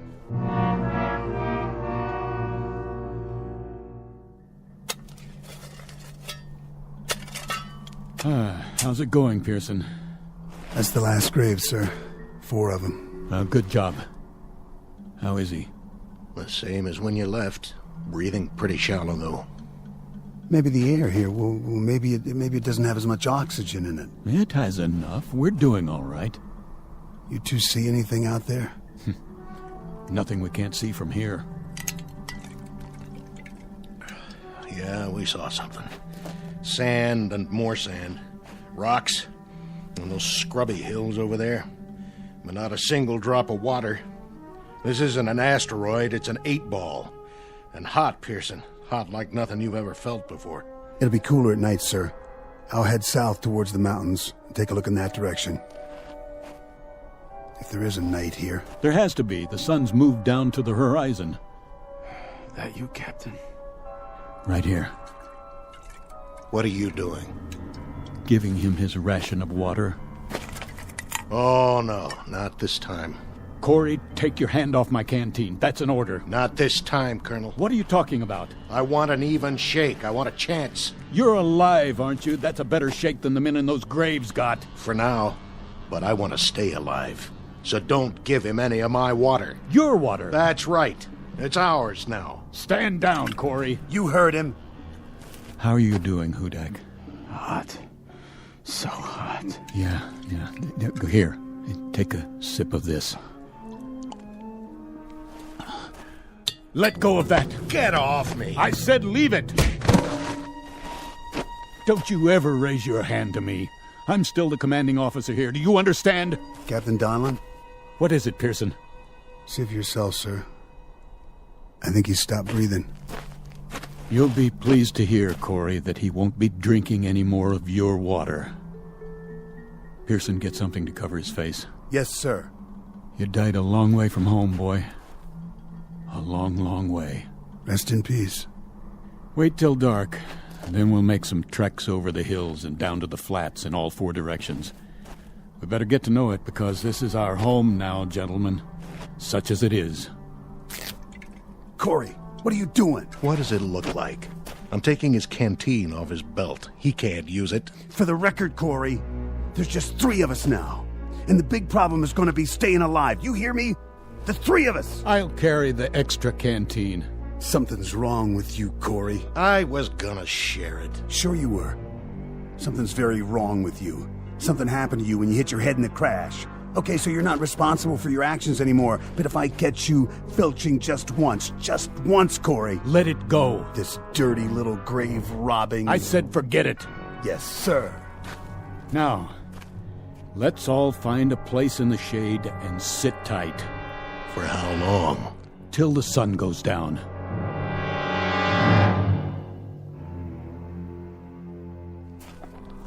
Watch your step. What's the difference? Can't see anything anyway. Use your flashlight. The batteries are going out. Turn it on and off in bursts. That way they'll last longer. You know, this is nuts. We're killing ourselves. For what? You got a better idea? Sure. Pack it in right now and head back to camp. We're on recon, Corey. Captain's orders. Well, I gotta stop for a minute. Hey. Take it easy with that canteen. I'm thirsty. Well, so am I. Now listen to me. We'll need every drop of that water come morning. Right now we've got 2 choices. Either curl up and die out here, or keep moving. What's the point? We can't see where we're going. The mountains are getting closer. They don't even look real. There should be stars, lots of them, and a moon. Doesn't this place have a moon? It's the atmosphere. Some sort of cloud cover after the sun goes down. Where are you going? I'll peel off and head for the mountains. We'll rendezvous at base camp in 2 hours. Yeah, what am I supposed to do? Check out the flatland straight ahead. Think you can do that? Yeah, but if we split up... What? Well, we might not find our way back. Are you telling me you can't walk a straight line, Corey? There's the rise directly behind us. If you get turned around, look for a light, okay? The captain will keep the fire going. Yeah, right. Listen, soldier. For all I care, you can lie down and fry like a piece of bacon when the sun comes up. As far as I'm concerned, you're on your own. All right. If that's the way it is... Keep your sidearm loaded. What for? In case we're not alone on this rock, after all.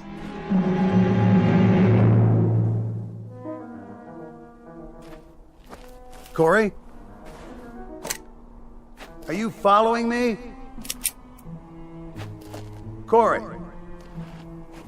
If you're out there, something's very, very wrong with you.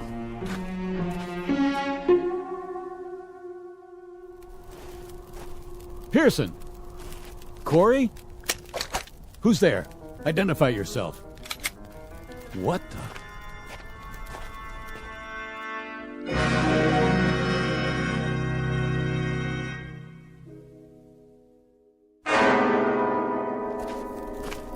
Corey? Hello, Captain. Well? I must have walked 12, 15 miles. Yes, and? Nothing. Not a thing. Sand flats. That's all there was. Just sand. One stretch after another. I thought I could get some kind of a fix from the stars, but it's overcast. I know. What about Pearson? What about him?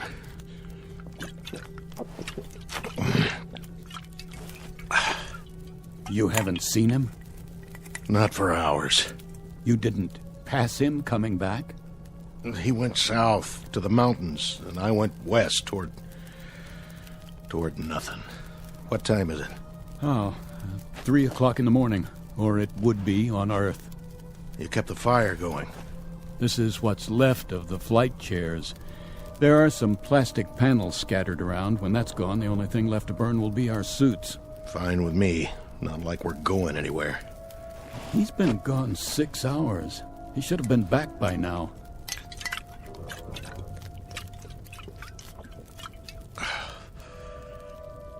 Corey? Yeah? You're sure you didn't see him or hear him? I already told you, Captain. We went in different directions. Was it hot out there, Corey? You know it. The sand doesn't cool off much at night. And that made you thirsty, didn't it? All the time. I guess I'm getting used to it. Obviously. Very, Used to it. So used to it, Corey, that you didn't even need any of your water. I drank some. Hardly any. This canteen is almost full. You were out all those hours and you didn't touch more than a drop. Is that right? That's pretty remarkable. Downright amazing, in fact. So put me in for a medal. Buddy, what I'm going to give you can't get pinned on a uniform. Hey, what are you talking about? I want to know why you started out 6 hours ago with half a canteen and then came back with it 3/4 full. Hey, let me go. Come on, Corey, talk. I want to know where you left Pearson and what you did with him. Now.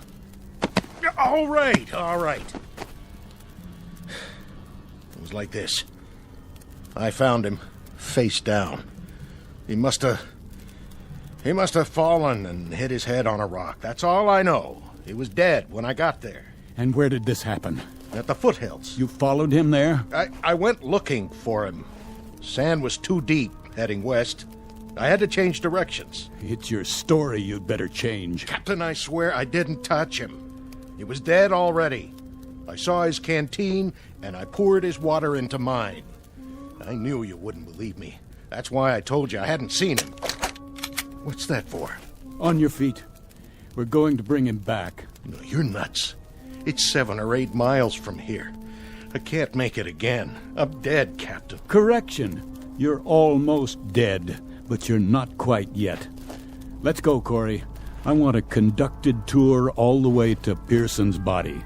I want to see for myself. Let's move out. I don't see him. No, neither do I. But I'm sure this is the place. I'm sure this is where he was. But he's not here now, is he? Just these marks in the sand. Captain, look.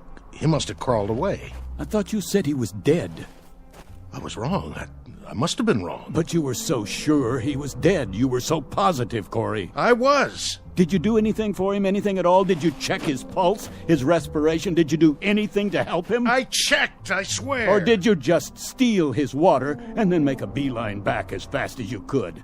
You must have been hit hard in the head, pal, real hard. It knocked more out than your senses. It turned you into an animal. Captain, please. I thought he was dead. I really did. And I was so thirsty. My tongue was swelling up. I swear on everything holy, my tongue was swelling up and I... Pearson! Pearson! It's Captain Donlin. Pearson, answer me! You can still see the tracks. It looks like he went that way. Pearson, I'm here. You're going to be all right, Pearson. I'm coming. Don't worry, Captain. I'm coming too.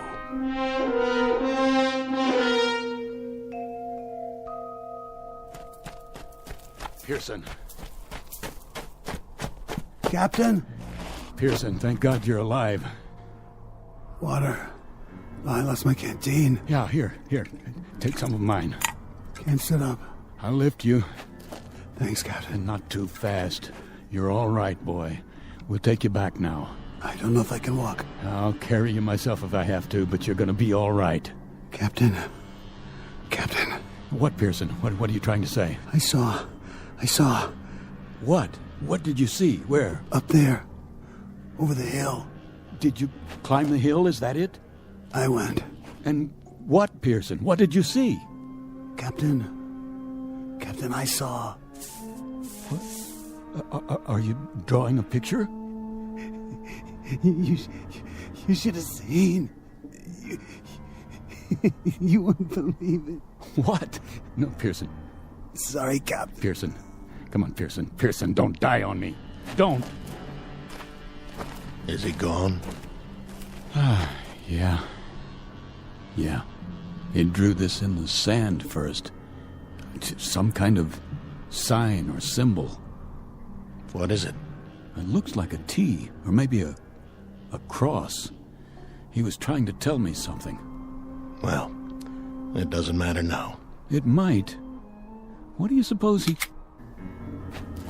Captain? Corey?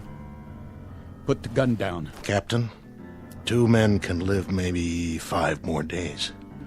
1 man can live 10.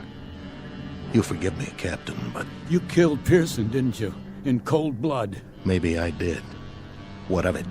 Are you gonna court-martial me? Corey, Corey, you're demented. You're a madman. You already killed once. Don't make this any...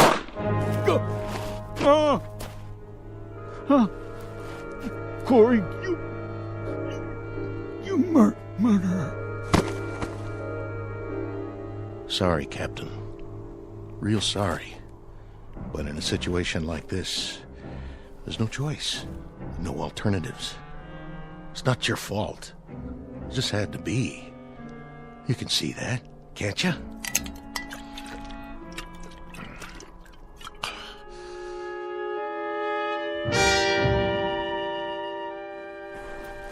What? Morning. That blasted sun already. Gotta get a move on. Goodbye, Captain Donlin. Pearson. Now, what were you trying to say, Pearson? Lines in the sand. Something over the hill. Is that it? Well, I guess you got me thinking. I'll just have to check that one out one time.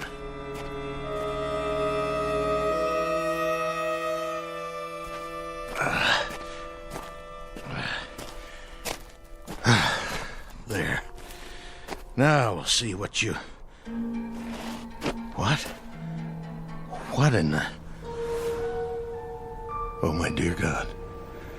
It's a highway. Pearson. Now I know what you drew in the sand. It was a telephone pole. You were trying to draw telephone poles. And there's a sign. Reno, 97 miles. Captain Donlin, Pearson, all of them dead. Now I know what happened. I understand. We never left. That's why we went off the radar, why nobody tracked us. We never left the Earth at all. We just crashed back into it. Donlin, Pearson, I'm sorry. Oh, please forgive me. I'm sorry.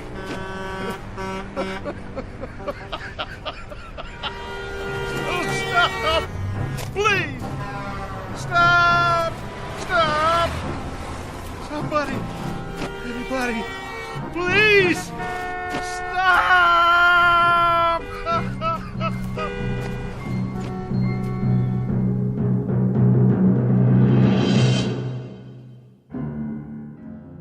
Practical joke perpetrated by Mother Nature and a combination of improbable events. Practical joke wearing the trappings of nightmare, of terror, of desperation. Small human drama played out in a desert less than 100 miles from Reno, Nevada, USA. Continent of North America, the Earth, the solar system, the galaxy, and of course, the Twilight Zone. We'll be back to the Twilight Zone in a moment.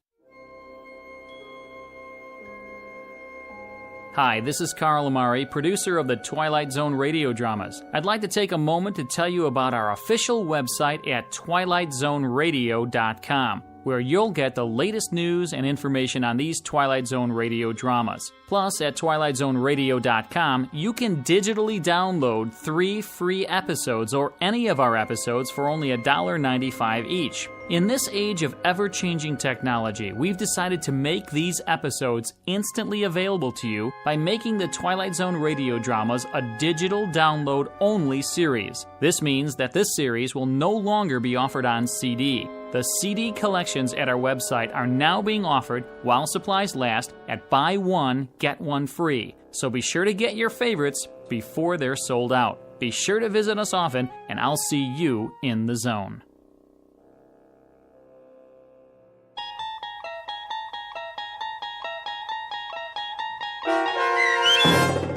I Shot an Arrow into the Air, starring Chelsea Ross with Stacy Keach as your narrator, was adapted for radio by Dennis Etchison and based on a script by Rod Serling. Heard in the cast were Norm Woodell, Roderick Peoples, Jeff Lupiton, David Darlow, Rich Komanek, Turk Muller, Lawrence Nepodal, Carl Amari, Roger Wolski, and Vince Amari. To learn more about the Twilight Zone radio dramas and to obtain audio cassettes and CDs of these programs, visit our website at twilightzoneradio.com. The producers of The Twilight Zone wish to thank CBS Enterprises, Carol Serling, Dennis Etchison, Dick Brescia Associates, Claire Simon Casting, Terry Jennings, XM Satellite Radio, Sirius Satellite Radio, our sponsors, and our radio affiliates for helping make this series possible. This copyrighted radio series is produced and directed by Carl Amari and Roger Wolski for Falcon Picture Group. Doug James speaking.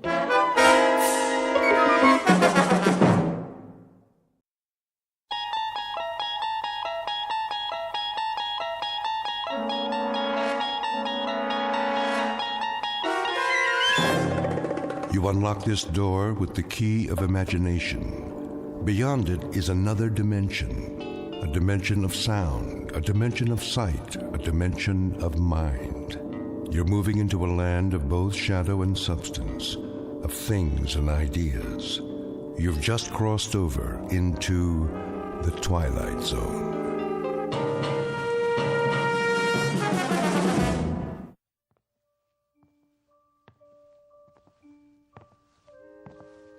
Come on, Mac. Let's go.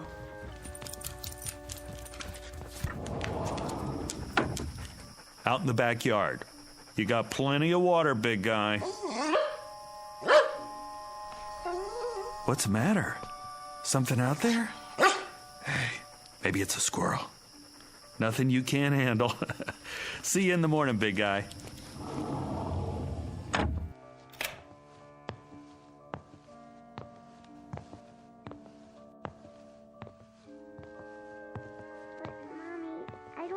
To sleep by myself. I know, honey. It'll be all right, I promise. Daddy and I are in the next room.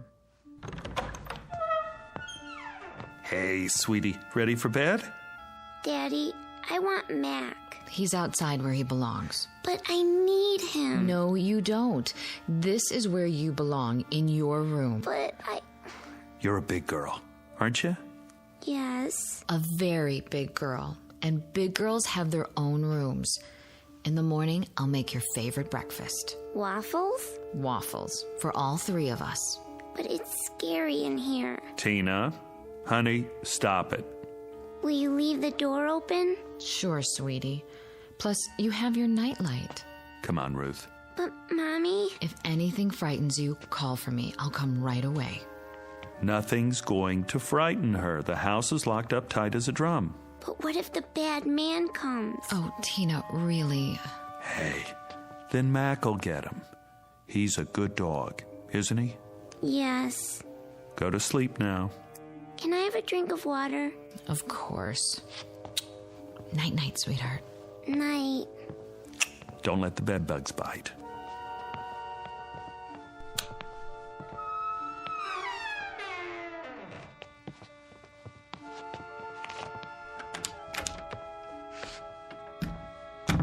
She's been scared of her own shadow lately. Yeah, separation anxiety.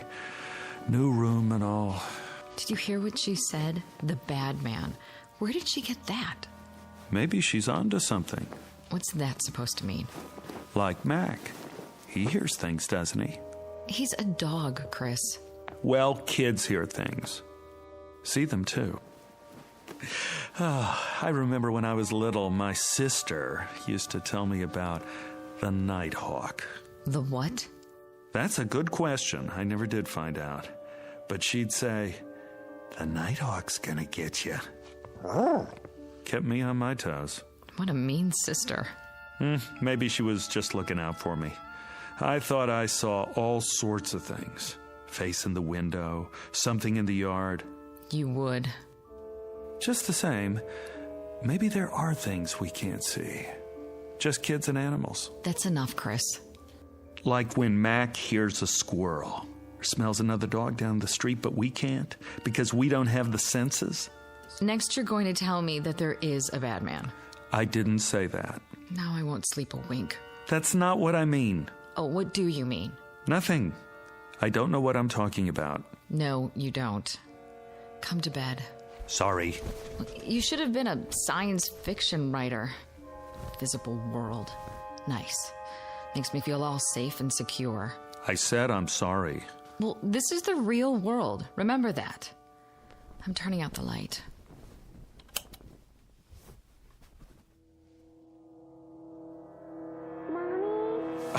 Now what? Oh, I forgot to get her a drink of water. If you get up every time, she'll never go to sleep. But I promised. One time. That's it. Agreed? Agreed. Mommy? Daddy?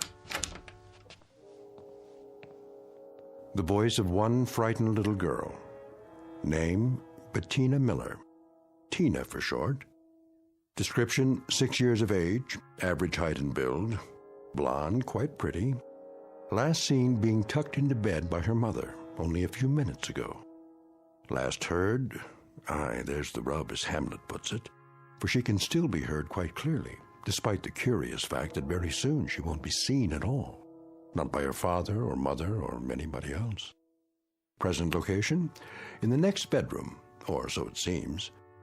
At this moment, it might be more accurate to say that she's just become a resident of an unseen world called the Twilight Zone.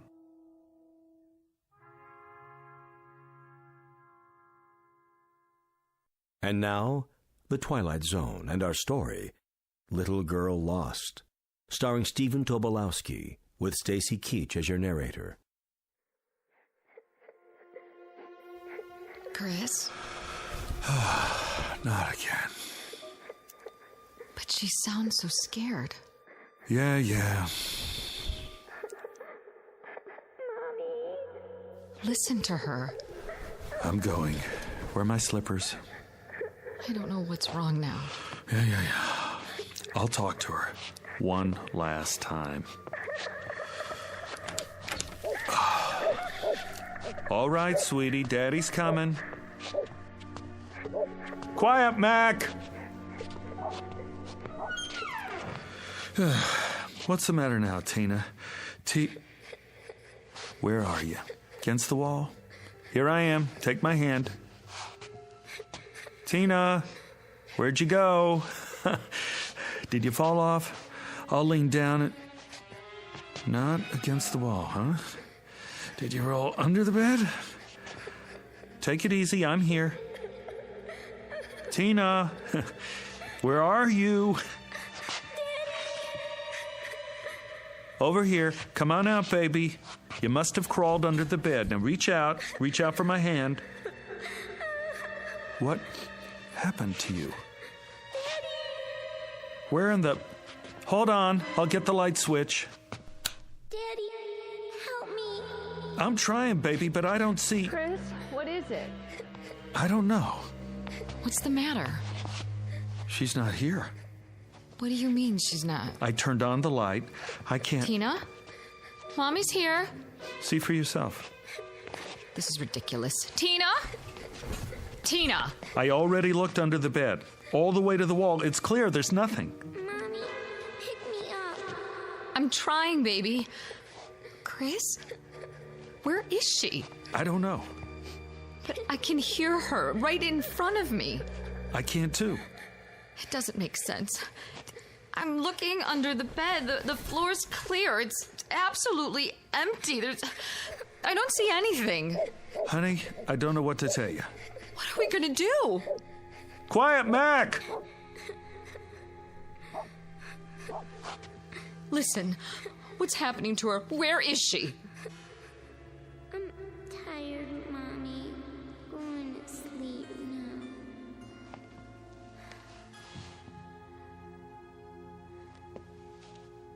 Tina? Tina.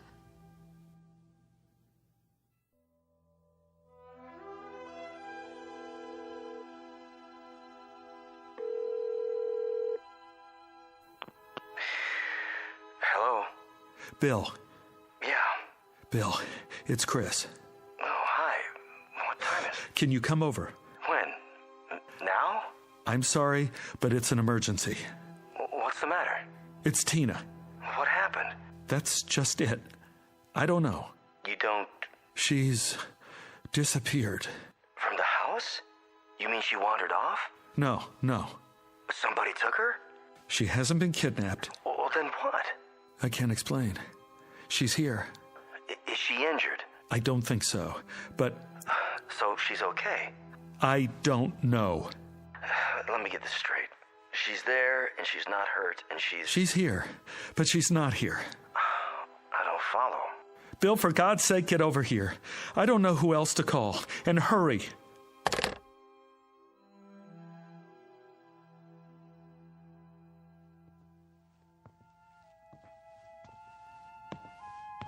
She's still asleep.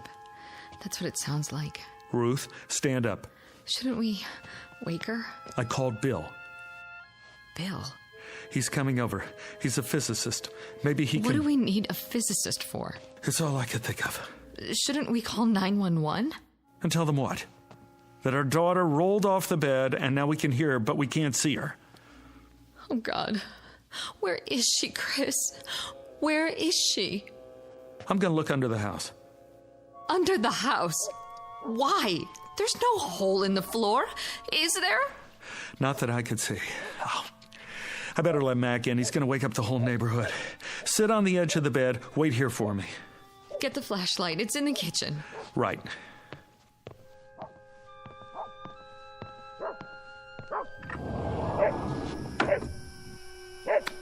Come here, boy. Mac, where are you going? Mac! What's wrong with him? He's after something. Like he's got a scent. He's trying to get under the bed. Grab him! I can't! Where did he go? I don't know. Step back. He's got to be under there. Mac, come on out, boy. Here, Mac. He's not, is he? Now, don't jump to conclusions. He's with Tina.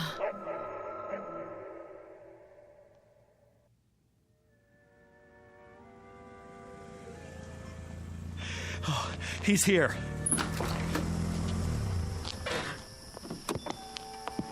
Bill. I got here as fast as I could. Thanks.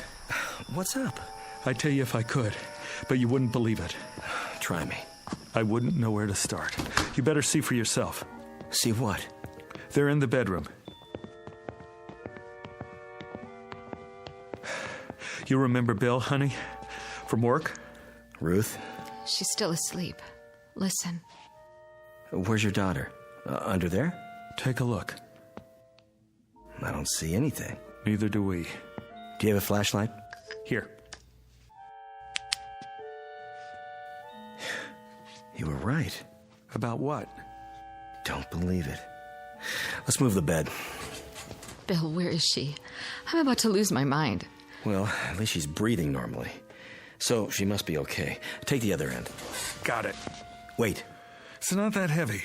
We better mark where the legs were. Why? Do what he says. Anything will work. You know, those books in the corner.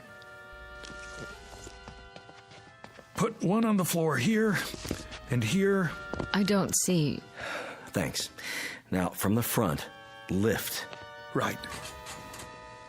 Two more under this end. Here? Perfect. Now, lift it away from the wall just a few feet. There. All right, now set it down. Okay. You can still hear it. That's her breathing? Yes. And these 4 books mark where the bed was. The sound of her voice is inside the rectangle. The dog was too a while ago. Dog? Mac. I let him in the house and he ran straight for this spot, dove under the bed, and poof. He was gone too. But we could still hear him. Not now, though. Not now. You felt the entire area? All over, several times. And? Nothing. Okay. What are you doing? Stepping very, very carefully into the rectangle. Looking for... the opening, maybe. I want to cover everything between here and the wall. The opening to what? I don't know yet, Ruth. Quiet. There. Do you hear? I hear. You're moving as if you're afraid you're going to step on her. But there's no hole in the floor. You can see that. Yes. Why are you moving your hands? To cover the air above the floor as well. I did that. We both did. Well, maybe not every inch, but... All right, take it easy. I'm almost at the wall. I don't get it. Get what? It's not in front of the wall. So that means it must be... Bill! Look out! Your hand's going into the wall. Pull out! Pull out! I guess I found it. Found what? Bill, what was that? Your whole hand disappeared into the wall. It did. I saw it. So did I. This must be it. What is? The opening. To where? I'm not sure. But off the top of my head, I'd say... to another dimension.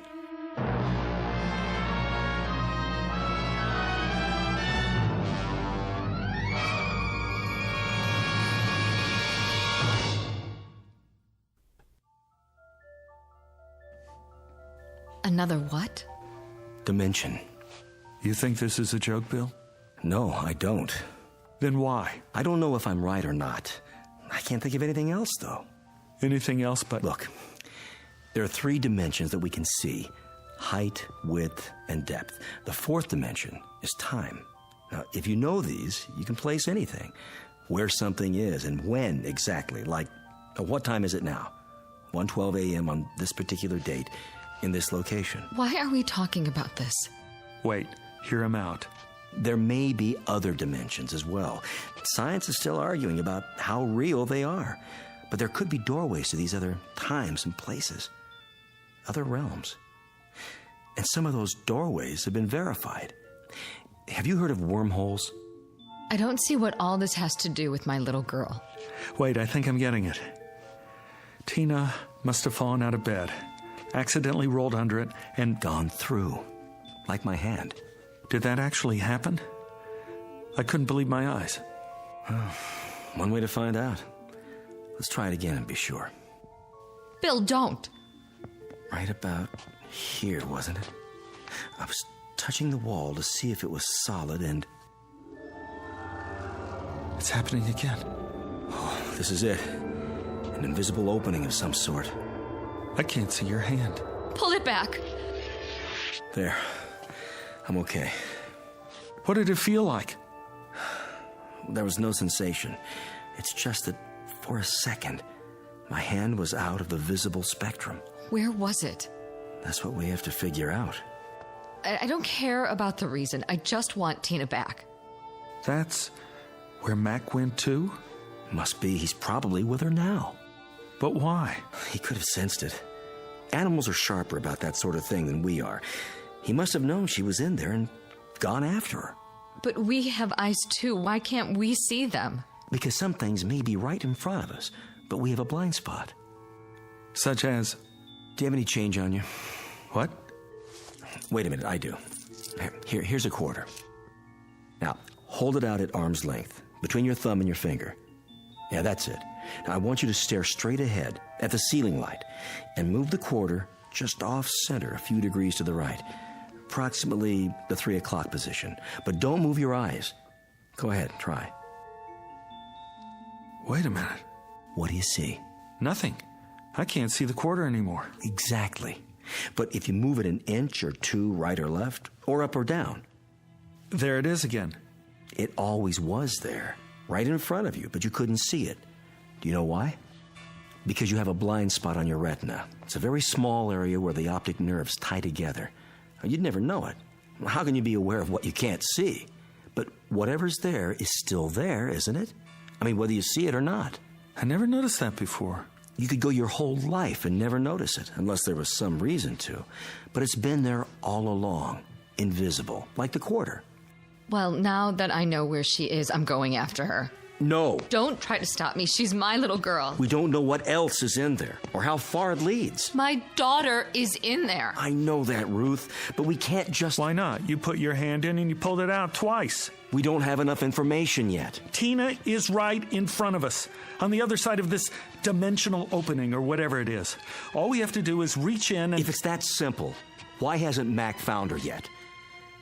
If I'm right, and this is a kind of gap or blind spot, an opening to another dimension, it wouldn't be laid out the same as our world, would it, Chris? There must be something we can do. Listen to the man, honey.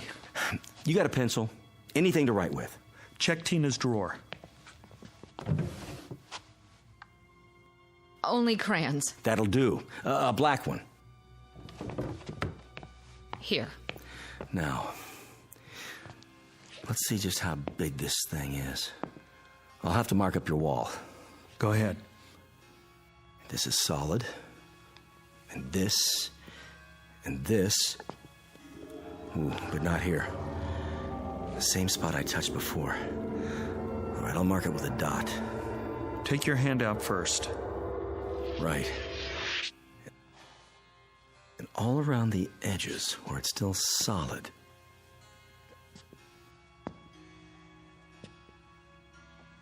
There. These marks form a rough outline of the opening. And you're saying it's always been there? Oh, my God. That's why she didn't want to sleep in here. She knew somehow. She could have fallen through at any time. Oh, I doubt it. Why not? Because locations are in space and time. The fourth dimension, remember? Oh, Lord knows, I'm no expert on this, but, well, it's still pretty theoretical. But for now, I can connect the dots in at least 2 of those dimensions. So you're establishing the perimeter? As best as I can. I suspect that junctures like this are anomalies. Freaks of nature, or of the space-time continuum, if you prefer. Occurring, well, who knows how often? Rarely, though, I'd say. I hope. Now, if I take these points and extend them geometrically, and then draw lines to connect the limits, we should see the projected boundaries of our so-called doorway. That's it. The outline? All right, let's step back and see what we've got. Kind of a vertical rectangle. Looks like a doorway, all right. Not quite symmetrical, and a bit small. About 3 feet across, maybe 4 feet tall. Exactly the size of Tina. She could have stepped through. Do you still have that quarter? Here. Throw it. What? At the wall. What for? It's a test. Toss it between the lines, and we'll see what happens. Okay, here goes.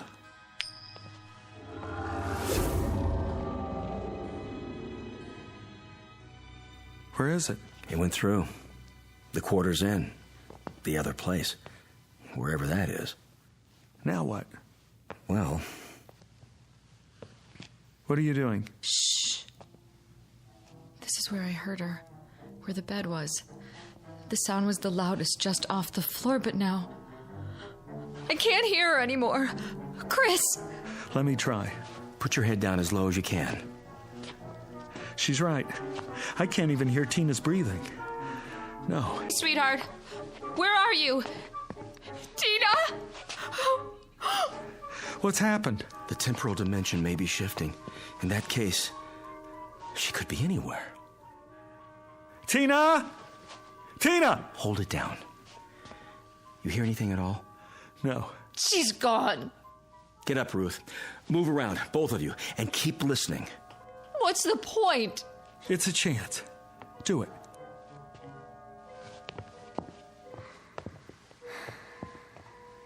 Psst.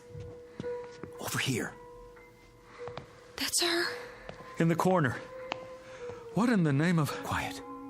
It's getting weaker. Where's she going now? Tina, come back! Keep looking for her. But how? Come on. Where? Anywhere. Try the whole house. I'll take the living room. Tina? Tina? What is it? She's gone. Gone and never coming back. We don't know that. We don't know anything. Come on, babe. You gotta be strong. For Tina. In here. Bill?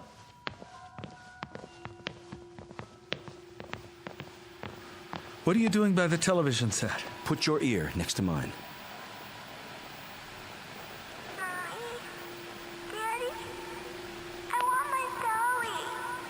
Tina? I'm here! Mommy, I can't see you. What is this? First, she was in the bedroom, now she's in here. I've told you what I think, Chris. But she went into this other dimension in the bedroom. What's she doing here? If I could tell you, I would. You've got to think rationally. How can we think rationally about an irrational situation? One step at a time. We try every possibility, cross off the ones that don't work. I'm not going to wait. Neither am I. We can't get ahead of ourselves. My daughter needs me. I've got to go to her somehow, some way. Mommy? Daddy, help me. Help me now.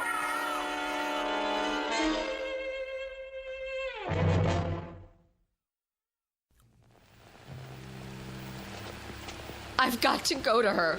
I'm afraid it's not that simple. Get out of my way. Slow down. Let's think it through first. We have to do something. I know, but what? She could be somewhere else entirely now. Are you saying it's hopeless? Chris, if she's beyond our world, everything's different where she is. The normal rules don't apply.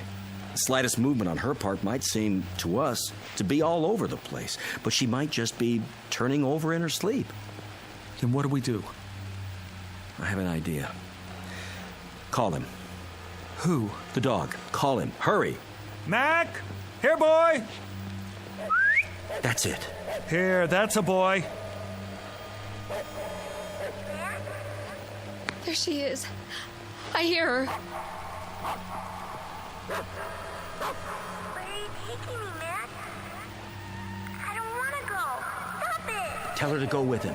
Tina! Mommy? She hears you. She hears you. Go with Mac, baby. Please, go with him. Where are you? Here, baby. I'm here. Just tell her to go with the dog. Sweetie, go with Mac. Right now, baby.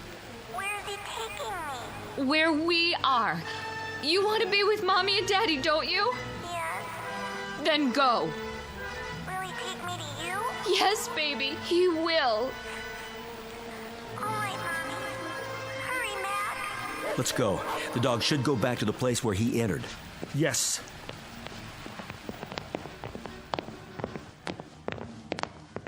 Now, get down on the floor in front of the wall. I don't hear anything. Call the dog again. Mac! Here, boy! Here! Nothing. Bill, can't we help her? It'll have to be the dog, Ruth. We can't take a chance going through ourselves. Why not? If Mac could do it. Mac has a better sense of smell and hearing. He might be able to find his way. Mac! Come here! Right here! Come on! I hear him. He's doing it! Man! What a mutt!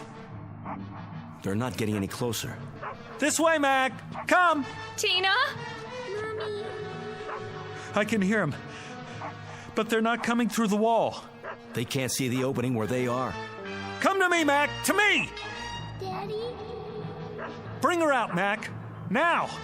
Daddy, where are you? Here, baby. Right here. Just a little bit farther. Follow Mac. I can't see you. Mac, you better come. Right now. Why doesn't he do it? Maybe he can't. He's confused. If you can't see him, he can't see you. No, I won't have it. What are you doing? Reaching in. Stop! Pull your arm back. Tina! Take my hand. No, Chris, it's too dangerous. Let go of me. My hand, Tina. Take hold of it. I can't see it, Daddy. I'll lean a little further. See it now? No. Chris! Here! Here! Chris! Chris!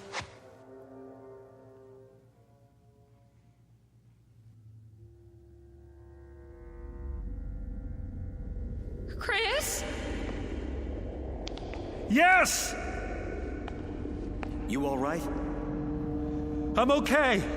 I got through. Can you hear me? We hear you, pal. Don't move. But I have to. Don't move an inch, or you'll never find your way out. But I'm just here, on the other side of the wall. What do you see? I'm not sure. It's dark. There are lights, millions of them, like stars. Some of them are flashing, moving past, and there's some kind of mist. I can't make out anything else yet. Don't even try. Stay where you are. I've got to find her. Let her come to you, Chris. Call her. Yes, call her. Tina! Daddy? I can hear her. She's close. Where are you? Come to the sound of my voice. I don't know which way. I gotta help her. She can't see any more than I can. Chris, I mean it. Daddy, I'm scared. Don't. Wait there for her. I don't have a choice. She needs me. Tina! Where are you, Daddy? Right here. Where? Is Mac with you? Yes. Grab his collar. Can you see his collar? I think so. Put your fingers under it. Mac, where are you going? I'm coming, honey. Chris, don't go after her. I have to. Tina? Where did you go? Tina! Tina! I'm over here, Daddy. Stand still. I don't like this place. Don't be afraid. I'll get you out. Where's Mommy? Waiting for you at home. In your room. She's waiting for us. Listen to my voice. Come to me. I don't know where you are. I can't see you, Daddy. Where's Mac now? Here. Grab onto him. Hold tight. Can you do that for me? I'm trying. Chris! Hurry! Got his collar yet? Yes. Get a good grip now. Okay, Daddy. But he wants to run away. You have to stay with him. Don't let go. Mac! Bring her here. Bring her to me, Mac. Is he bringing you, Tina? Yes. Hold on tight, baby. Go where he wants to go. I will. You'll be here in a minute. Mac knows the way. Just hang on. Come on, Mac. Come on, boy. Chris, we're running out of time. That a boy. Here. Right here. Can you see her yet? I'm not sure. There's shadows moving. Yes! Tina? Here, boy. That's right. Daddy, pick me up. Take my hand. I'm right in front of you. Reach out. Little closer. I can't see you. I know it's hard. Just try. That's it. Closer. There. I got her! Oh, Daddy. Oh, baby. Baby. You're okay now. Daddy, Daddy. Oh, baby. I got her. I got her. Hi, Mac. You big, beautiful animal. You did it. You found me. I want to go home. Me too. That's where we're going. Mac, let me take your collar. Now go. Go to Tina's room. Where is it, huh? Put your arms around my neck, honey. Hold tight.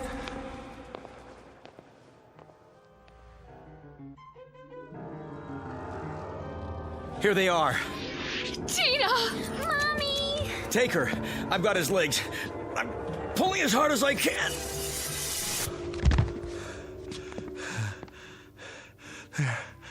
There. I told you you'd make it. Oh, Chris. How does she look? Fine. She looks beautiful. Mommy. Come on, honey. Let's get you out of this room. I better go with him. Sit down on the bed. Get your bearings first. Oh, man. What happened anyway? I pulled you out. Feet first? How did you do that? Half of you was still here. But I was walking around. You only thought you were.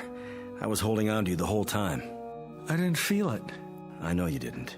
How come you kept telling me to hurry? Because. Yeah?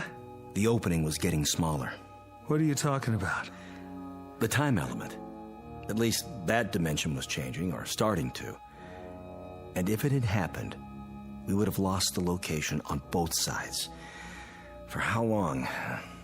I couldn't begin to guess. The opening was shrinking? See for yourself. Solid all over, now. Including the area inside the lines. It was closing up the whole time. You mean... Another few seconds, and it would have finished closing. With half of you here and the other half... there. I would have been cut in two. Yeah. Mac? You did good, Mac. Real good. How would you like to sleep in the house from now on? Keep an eye on things. Yeah, that a boy. Better put some boards on the wall for now, until we can figure out what happened and make sure it doesn't happen again. Can we do that? Well, we can try. Meanwhile, you might not want to let her sleep in here for a while. Are you kidding? No way. Tina will never have to sleep in here again. Looks like she got her wish after all. From the mouths of babes, huh, Chris? From the mouths of babes.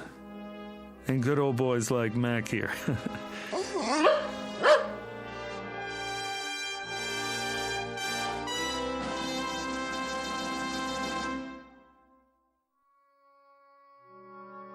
A brief journey into another dimension, perhaps. But which? The fourth? The fifth? Or one not yet charted by theoretical physics? They never came up with an answer, despite a battery of research scientists equipped with every instrument known to man. No explanation was ever found, only a little more respect and uncertainty about what can happen in the Twilight Zone.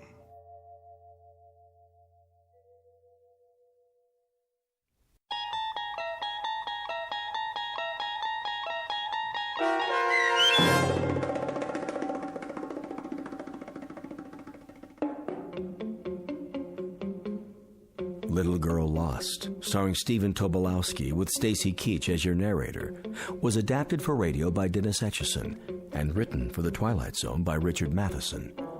Heard in the cast were Alyssa Fraden, Dana Bokor, and Doug James. The producers of The Twilight Zone wish to thank CBS Enterprises and the Rod Serling Estate for making this series possible. This copyrighted radio series is produced and directed by Carl Amari for Falcon Picture Group. Sound design and custom Foley effects for The Twilight Zone by Cerny American creatives Bob Benson, Craig Lee, Michael Slaybach, and Matt Sorrow. To learn more about The Twilight Zone radio dramas and to contact us, visit our official website at twilightzoneradio.com. Doug James speaking.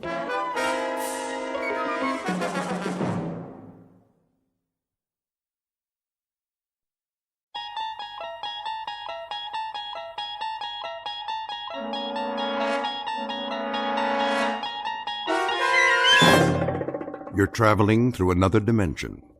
A dimension not only of sight and sound, but of mind. A journey into a wondrous land whose boundaries are those of imagination. Your next stop, the Twilight Zone.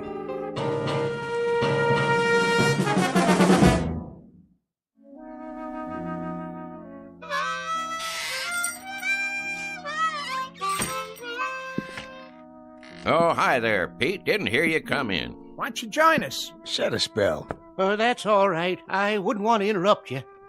Well, all right then. Where was I? General Pershing. Oh, yeah. So I said to Jack Pershing, General, I said, there ain't gonna be no artillery support. They're dug in too deep. When was this now? First World War, of course. The Great War, we called it. Yes, sir. So I says to General Pershing, Jack, what we gotta do is we gotta enfilade. Know what I mean? Do what? Enfilade 'em. That's what we're going to do. And for them to beat the band. Frisbee, when are you going to put that mouth organ of yours out of its misery? How's that? Or at least learn how to play it. Helps me relax. Well, sir, old Blackjack knew who he was dealing with. And that was? They didn't call me old Enfilade Frisbee for nothing. Horseradish? Huh? Where do you keep the horseradish, Frisbee? Right where it always was, Pete. Third shelf down. Down where? On your left there, next to the pickles. You got catsup? Underneath the cash register, behind the beans. What's your hurry? Come on over. I got another chair. No, thanks. I'll put a new log in the stove. If it's all the same to you, Frisbee, I'll just collect my goods and get on home while it's still daylight. Suit yourself.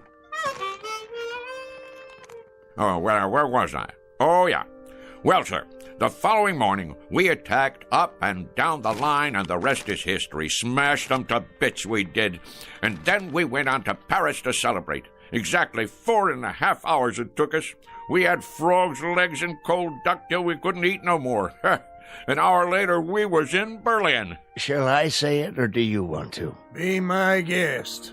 Frisbee. Yeah? You not only got a pot belly big as that stove, you're the biggest liar who ever sat in that chair. You're doubting my word? You can start with that. Beyond just doubting your word, I'm calling you a liar flat out. How can you go from Paris to Berlin in 1 hour? Find the radishes, Pete? Yep. What about celery? All out. Getting some fresh ones in the morning. We're waiting, Frisbee. How do you go from Paris to Berlin in 1 hour? Oh, hold your horses now. I'm coming to that. It's what made the whole operation so fantastic. I was doing some reconnoitering, and I found me a back route. That's very interesting, Frisbee, except last week you sat right there, big as life, and told us you were in the Balloon Corps. You sure did. And that over the Battle of Marne, you shot down 3 German Fokkers with a pistol and personally directed the artillery so the Marines could win. Oh, I did that too. Only it was a year later.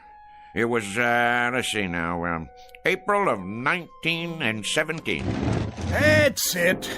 I heard enough. More than enough. I'm getting out of here. Well, now you might want to give that some thought, boys. Looks like rain to me. Rain? Sure enough, gonna be some rain. Tell by the clouds. You can always tell by the clouds, you know. Take that big job up on the hill. That there is a stratocumulus opacus. Anything you say, Frisbee. You fellas know anything about meteorology? Don't get him started. Well, what do you know? Looks like it got me a customer. Carload full of them. Better get out there and pump some gas before they change their minds. Oh, now ain't no reason to hurry. Them clouds, for instance, they like to take their time. So do I. It's the way Mother Nature made things. Why, did I ever tell you about...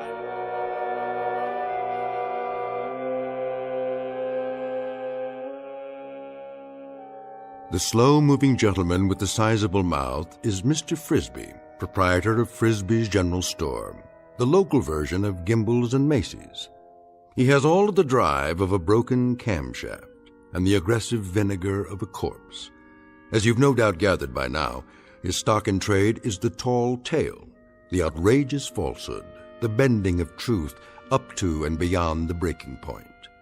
What he doesn't know is that the visitors in the car out front are a very special breed, destined to change his life beyond anything even his fertile imagination could manufacture and embroider. The place is Pitchville Flats. The time is the present, or thereabouts. And Mr. Frisbee is on the first leg of a rather fanciful journey into a place we call the Twilight Zone.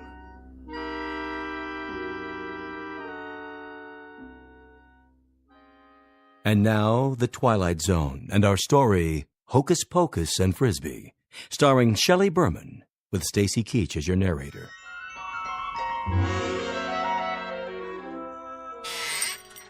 I believe I asked you boys a question. Oh, I'm sure you did. About meteorology. Well, I know plenty about that particular subject. University of Wichita it was.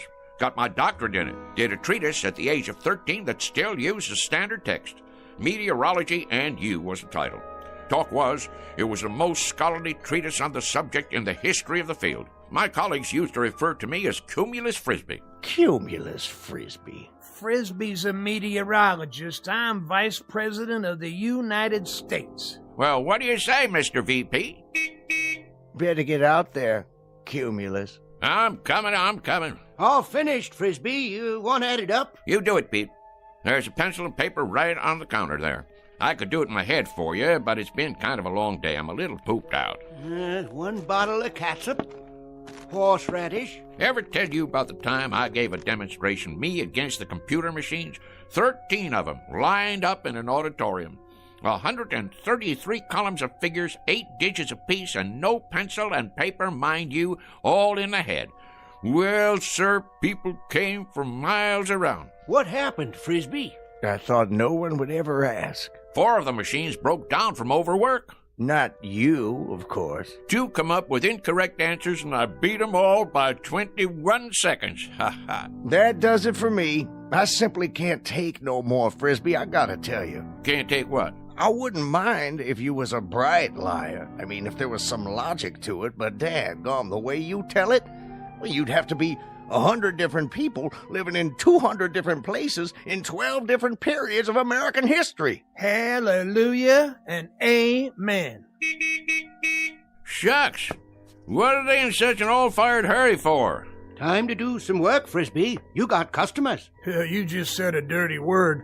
Only thing that works in Frisbee's whole body is his mouth. All right. Keep your britches on.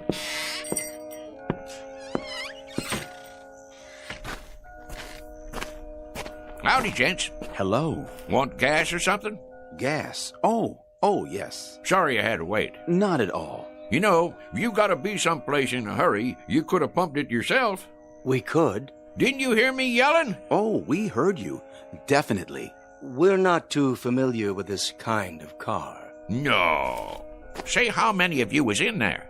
4 of us. It's a bit of a tight fit, I'm afraid. Sure it is. One of them foreign jobs. Not much room inside, huh? We don't know where to put the gas. We aren't familiar at all with these foreign jobs. You ain't?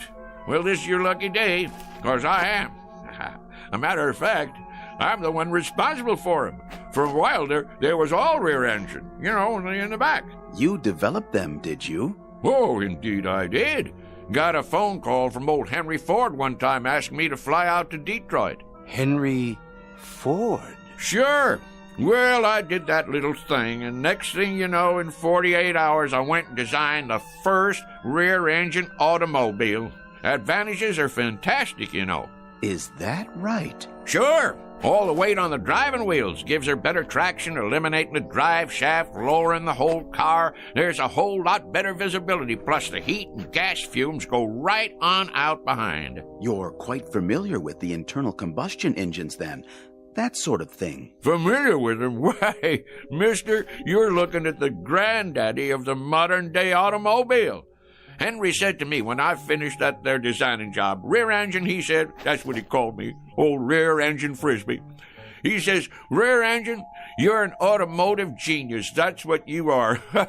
Well, I couldn't very well argue with him, being as how he was Henry Ford. I guess not. Now, where was I? Say, you want it filled up? If you don't mind. Not at all. That's what made this country work, and more work. Me, I done more of it in my life, more different kinds of work than most people ever even heard of. Of course, I had more than my share of ingenuity, too. I took this little old business here and made it a success, just like I did for, well, you might say everything I laid my hands on. Gas tank. Would it be on the other side? Oh, I knew that. Why don't you boys go ahead and stretch your legs? Take your time. Mighty pretty country around here.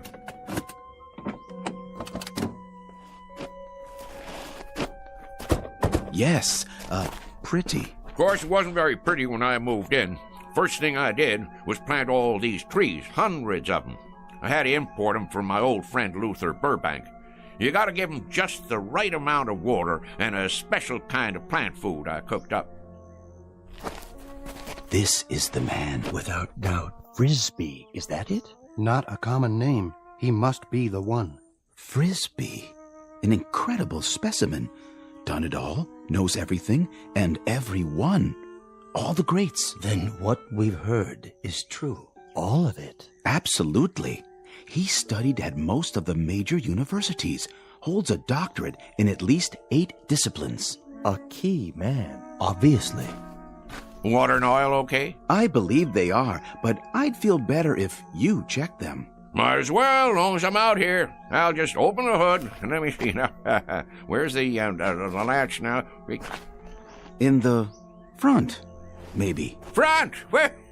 Oh, no, what am I thinking? In back? Of course, where the engine is. Engine. You're a big help, Mr. Frisbee. You don't know how much we value your personal attention. Oh, that's okay, boys. Look here. Ain't that something? They got the dipstick and all hidden away so's nobody can go messing with them. But I can see from here that they're just fine. They're just fine. And yep, that's fine and dandy. Well, that ought to do it. How much do we owe you? Looks like $5 and a couple of cents. Make it 5 even. Did you bring a supply of local currency? Right here. Which one? Will this do? This here's $20.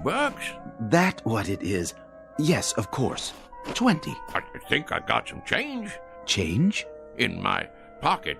Hold on now. Did we give you enough? Oh, sure, but you got 3 5s coming back. That's not necessary, Mr. Frisbee. You keep it. Huh? For your trouble. We have no need of it. That's mighty decent of you. You folks from around here? No, we're from quite a ways off. Well, if you're planning to drive a spell, I'd check in someplace first if I was you. And why is that? Those are dangerous-looking clouds. Dangerous? Yes, sir. We're going to have some rain shortly. You can tell when it's going to rain? Rain? Mister, I can tell when the humidity drops 0.5%. I can predict fog, smog, hail, sleet, snow, dew, and freezing 24 hours before it happens. Really? Well, I was working on a perpetual motion machine in Sioux City, Iowa, back in 1921, when I got a call from President Harding. He was begging me to fly to Washington, D.C. and help him set up their meteorology department. Is that a fact? Not only is it a fact, but I'm giving it to you oversimplified, kinda. 'Cause I'm too modest to say what they put on the medal they gave me after I got 'em on the right track. That's how come you have weather predictions on the news. Mr. Frisbee, we were wondering if... Not yet.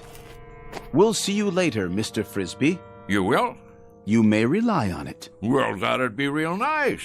Stop on back and we'll sit around and talk some more. But mind what I told you about the weather. Best check into a motel or something till she blows over. We'll do something like that. Thank you so much, Mr. Frisbee. Into the car now, gentlemen. Well, you take care now. Oh, we will. We will.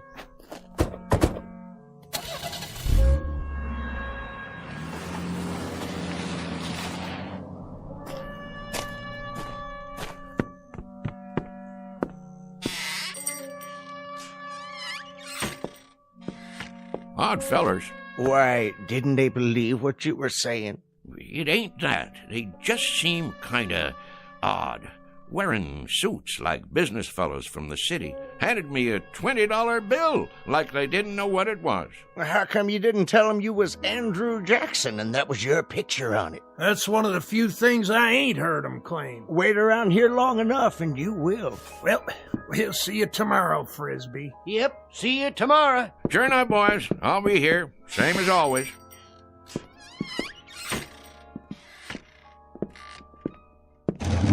Let's see now, 5 o'clock. Sounds to me like a good time to close. Mr. Frisbee? That's my name. Don't wear it out. Huh? Mr. Frisbee. Who's there? If you walk outside and head east down the highway... Where are you? Nobody left in this store but me. If you head east for 200 yards, you'll come upon something extraordinary. Oh, yeah?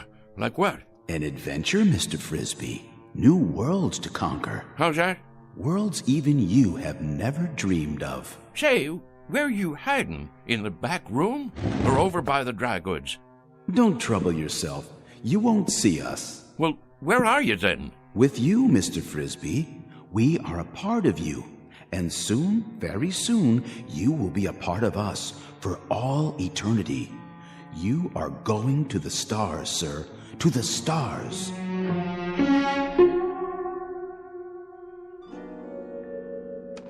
What do you mean, the stars?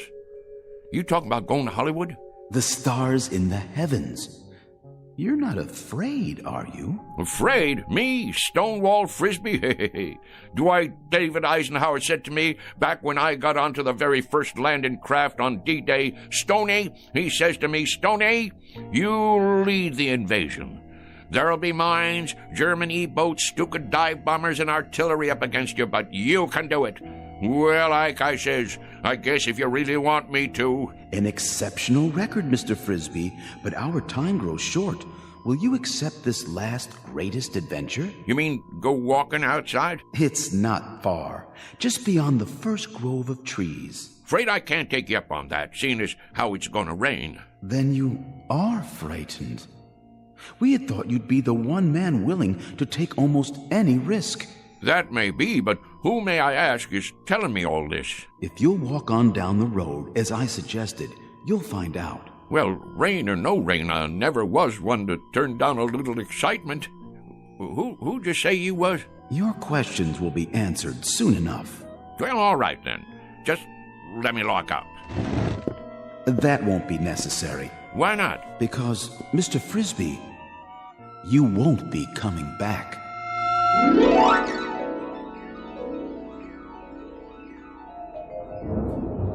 Well, will you look at that? I sure was right. Gonna be a big old storm tonight. Hurry, Mr. Frisbee. I'm coming. Don't get your long johns in a twist. Straight ahead. We're waiting for you. Where? Look to your right. I don't see... Wait a minute.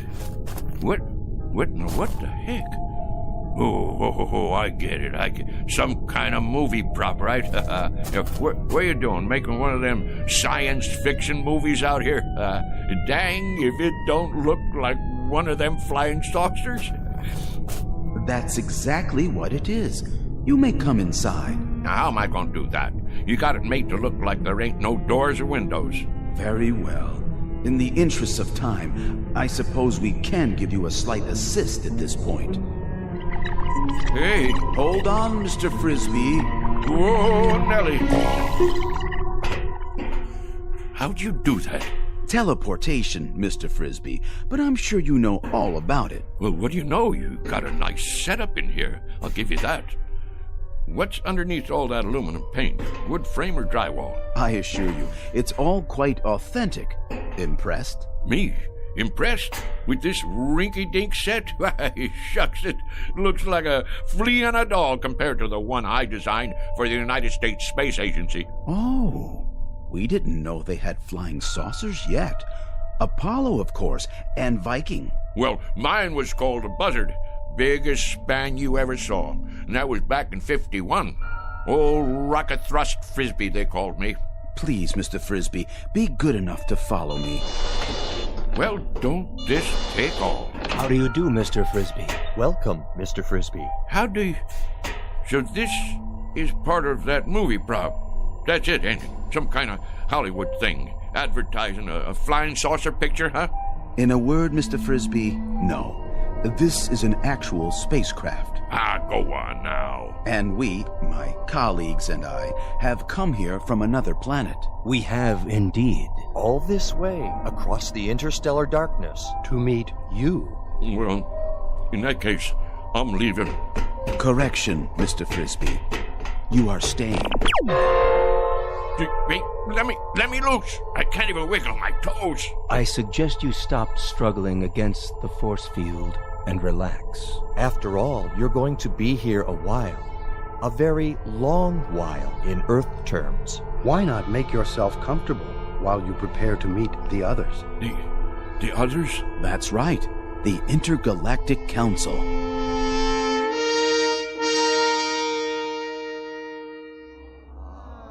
Well, sir, the government already knew about my research in atomic energy. Matter of fact, I suggested it to them as far back as 1923. Spent a whole summer one time with Al Einstein, during which time I gave him the preliminary stuff about that relativity theory of his. Smart as paint, that fella. Smart as paint. He had bad hair, though. Should have put some Brill cream on it. A little dab will do you. Anyhow, when I got this here call from New Mexico, I had to hightail it over there and show him how to make the bomb. Incredible. Fantastic. What a specimen. Now, let's see. That covers atomic energy. What was the next thing you fellows asked me about? If you wouldn't mind, sir. Go on, speak your mind. You're entitled, son. Your research in liquid propellants. Oh, yes, liquid propellants. Well, now, the main thing I gotta say about that is there ain't no liquid in the world that'll propel me faster than a dry martini on the rocks. We were referring to liquid propellants as applied to space travel, Mr. Frisbee. Oh, them liquid propellants. I get your drift. Yeah, I developed the first ones used by the Air Force in that old whack Corporal rocket, remember? Used to have a model of it out in front of Disneyland. Well, that thing sure could move, thanks to me. Made up a batch of liquid stuff in my cellar. Folks around town wanted me to run for Congress after that, being as how I got the country back into the space race. But if there's one thing I ain't, it's conceited. I figure it's a man's patriotic duty to invent liquid propellants if he has a mind to. And I had a mind to. Why, even as a boy, when I was attending Princeton University on a special scholarship, they used to call me Old Liquid Propellant Frisbee. Next question. Forgive me, Mr. Frisbee, but you mentioned Princeton University, did you not? Sure did, young fella. Nice place, too. Real homey. Of course not as homey as Pittsville Flats. But it was my understanding that you attended the University of Wichita. That one, too. I can see how you'd get a mite confused. It happens to be a fact that I hold degrees in 38 major universities and advanced schools of learning. Amazing. What on earth? It beggars the imagination. I also got me one of them Rhodes scholarships over in England one time, but I had to turn it down because I wouldn't bow to the Queen. Next question. No more? In that case, well, I'll just get on home to dinner. I said it was getting late and I have to get home to dinner. Hey, you guys. About time I was leaving. I gather that you don't quite understand the situation, Mr. Frisbee. How's that? You're not going home for dinner. You shall have dinner here. Here? Precisely. In exactly, 14 minutes by your measure of time, we'll be departing. Departing? From where to where? From here to our planet. You see, Mr. Frisbee, our assignment here was to secure a representative Earth species, the most brilliant we could find. There seems to be no question that your accomplishments are far and away more extensive than any other human beings. Mine? Now, wait a minute. Now, hold on there. You fellas got the wrong idea. Why, I'm just a plain old country boy, a bumpkin. I'm a bumpkin. That's what I am. Just a rube with a big mouth. Come now, Mr. Frisbee. You do yourself a terrible injustice. We know all about you and your accomplishments. My accomplishments. Mister, the one accomplishment you fellas didn't pick up on is the fact that I am the gall-darndest liar that ever walked the pike. I spin the longest yarn west of the Rockies, and I'm not talking about exaggerating. I'm talking about lies. I mean lies. Mr. Frisbee. Don't you get it? I'm a liar. I ain't got enough truth in me to raise a bump on a bee. There are some terms that have no equivalent in our language. This word, lie, that you mention. Dang right, lie. That there is the opposite of the truth. Don't you have that on your planet? Have what, Mr. Frisbee? Have a fella that runs around talking the bull off a nickel? I'm afraid not. We have no concept of this term. You mean whatever somebody says goes without saying? That is the truth? So everything I told you Every doggone piece of harebrained guff I've been throwing at you. You believe it? And now you're taking me up to your planet so you can stick me in a cage? Oh, hardly that, Mr. Frisbee. It won't be a cage. We'll naturally have to keep you confined, much as we do the other specimens we've collected. We've got a marvelously entertaining Venusian. He sings simultaneously in 8 different octaves, and he accompanies himself on percussion with his tail. Now, you listen to me. I'm a bona fide American citizen, and I got my rights. And furthermore... Please contain yourself, Mr. Frisbee. Since we'll be departing very shortly, you have your choice of dinner now or later. Perhaps you'd prefer waiting. What is your pleasure? I'll tell you what my pleasure is.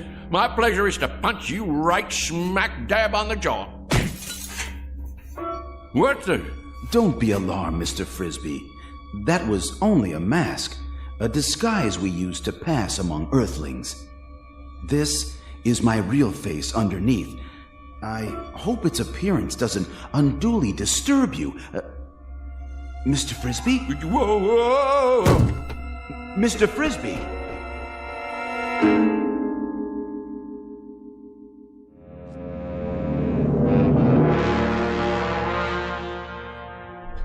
Oh, my, and back, where am I?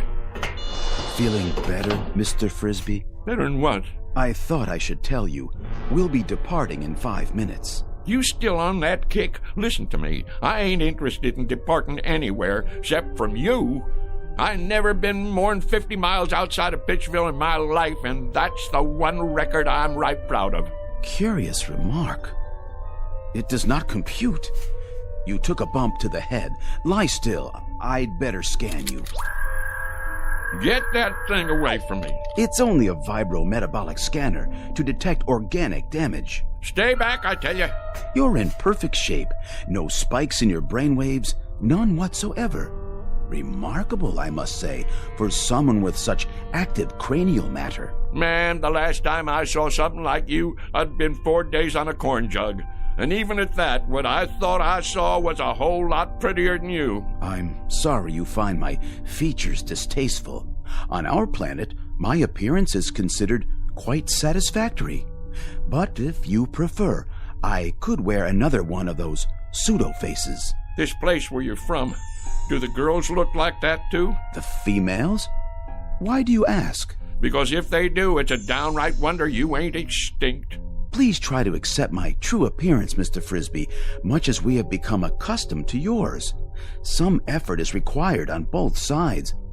Shall we, I believe the customary phrase is, shake on it? Don't point your finger at me. What you got there, a claw? A gesture of friendship, Mr. Frisbee. Hands across the galaxy and all that. Well, okay, but don't you go pinching me. You're built hard as a crawfish, I'll say that. Oh, we are indeed, by your standards, which is quite fortunate for us, considering the gravitational pressures on our home planet. You have a match on you? Pardon? For my pipe. Hold on, I gotta light my overalls. What are you doing? Helps me relax. A pinch of Prince. One time a guy come in my store and he says, "You got Prince Albert in a can?" And I says, "No, already went and let him out." Never mind. You boys wouldn't understand. I'm afraid there's no smoking on the ship. Well, who ever heard of a rule like that? It upsets the negative ion balance. No, I really ain't going. What do you think of that? Well, I suppose if you sit over here, directly under the laminar flow. Kind of chilly. Ooh. Don't you boys have a wood-burning stove at least? Must get mighty close to freezing up there in outer space. What's that? Oh, that? Oh, that's just my old harmonica. Want I should play you a little tune? Oh, please. Please, Mr. Frisbee. I've been meaning to give a concert one of these days. Maybe Carnegie Hall or over in Branford. Oh, attention. X10 and X12. I need you here at once. Most beautiful sound there is, huh? They have harmonicas where you guys are from? Well, do they? I ask you a question. Do you have harmonicas up there where you Help! Help! You don't look so good. Kind of green. Hey, whoa, well, let me play some more for you. Ain't nothing like a little tune before dinner. That's what I always say. What's that horrible sound? It's that object. Got to get it away from him before it's too late. Back. It's dangerous. Stay away from it. Save yourselves.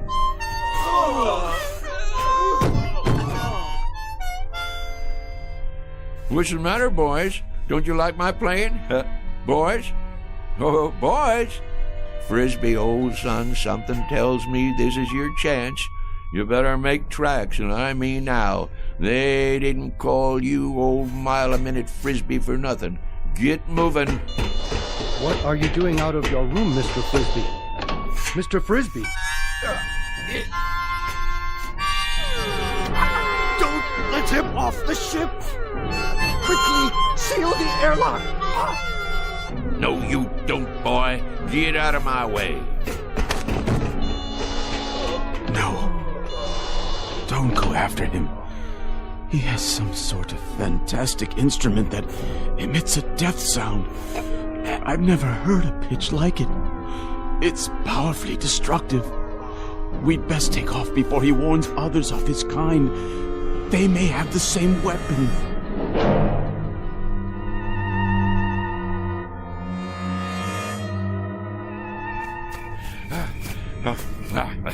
Can't catch this old boy, can you? Go on, get out of here. Get on back where you come from. That's it. Scat.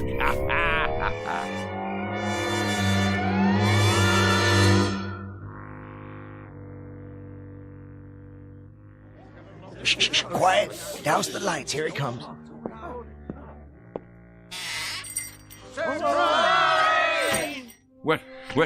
What's going on here? Will somebody tell me what's happening here? What do you mean, what's happening? It's your birthday, ain't it? As if you didn't know. And this here is a surprise party. As if you didn't know that either. Congratulations, Frisbee. Put her there, old buddy. Well, I sure didn't expect nothing like this. The heck you didn't.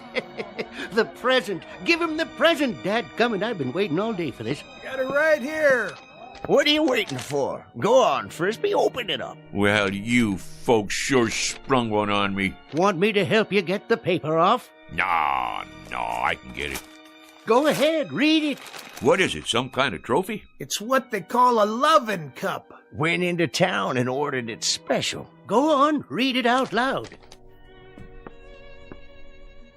For the first time, Frisbee is at a loss for words. I'll read it for him. World's greatest liar, Mr. Somerset Frisbee, presented by his friends on the occasion of his 63rd birthday. Folks, all I can think to say is, mighty nice of you all. Mighty nice. Ain't you gonna make a speech? Yeah, Frisbee. Tell us one of them real whoppers. Like where you been the last couple of hours? Was you inventing something? Or maybe you just took a quick trip to the moon? Well, you ain't far wrong, and that's a fact. I knowed it. I've been waiting for this all day. First off, you know who them fellas was in that car? Which car? That little foreign job come in here for gas, remember? The President of the United States and the Secret Service. Well, I'll tell you who them fellas was. They was from outer space. Oh, isn't he the living end? And somehow or other they picked me up in the air, right down there by the hollow, and I floated over to their flying saucer, and they took me inside, and then they was gonna kidnap me and take me to their planet. And you was gonna be their leader, Frisbee? But it's true. They was just about to kidnap me. Wanted to make me their A1 prize specimen. Oh, the whole Galactic Council was watching. They even had a guy from Venus who could sing 8 different ways from sundown and play the drum with his tail. Well, sir, you know how I stopped them? You talked them to death? No, not that. It weren't nothing, really. Just took out my mouth harp and blowed a little tune, something like this. You know what happened then? I'm sure you're going to tell us. I've been waiting all day for this. They just plumb fainted away. Now that I can believe. Play us a tune, Somerset, the way you used to. Well, I suppose I could do that if you really want to hear it. Wait a minute. There it is. Didn't I tell you it was going to rain? Sure I did. I can feel it in these old bones of mine. Yes, sir. What did I tell you? What did I tell you? Ain't he the perfect limit? Ain't he the be-all and end-all?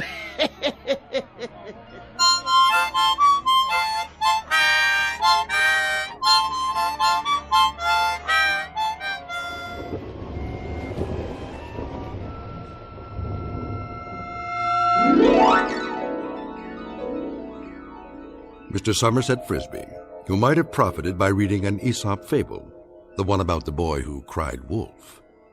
For now, consider this one more tall tale from the timberlands of the Twilight Zone.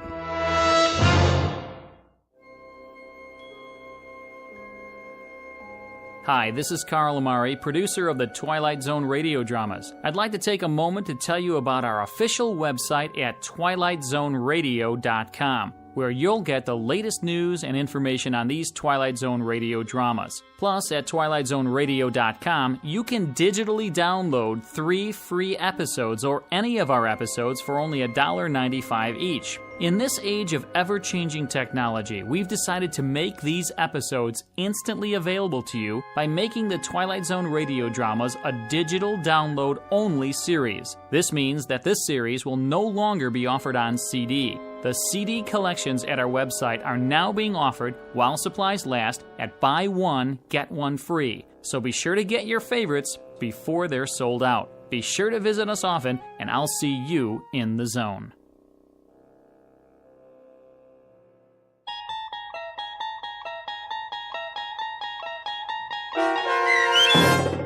Hocus Pocus and Frisbee, starring Shelley Berman, with Stacy Keach as your narrator, was written for The Twilight Zone by Rod Serling, from a story by Frederick Lewis Fox, and adapted for radio by Dennis Etchison. Heard in the cast were Mike Novak, Richard Hensel, Turk Muller, Sarah Marks, Jeff Lupetin, Christian Stolte, and Doug James. To learn more about the Twilight Zone radio dramas and to obtain audio cassettes and CDs of these programs, visit our website at twilightzoneradio.com. The producers of The Twilight Zone wish to thank CBS Enterprises, Carol Serling, Dennis Etchison, Dick Brescia Associates, Claire Simon Casting, Paul Patch, Terry Jennings, the American Forces Radio and Television Service, our sponsors, and our radio affiliates for helping make this series possible. This copyrighted radio series is produced and directed by Carl Amari and Roger Wolski for Falcon Picture Group. Doug James speaking.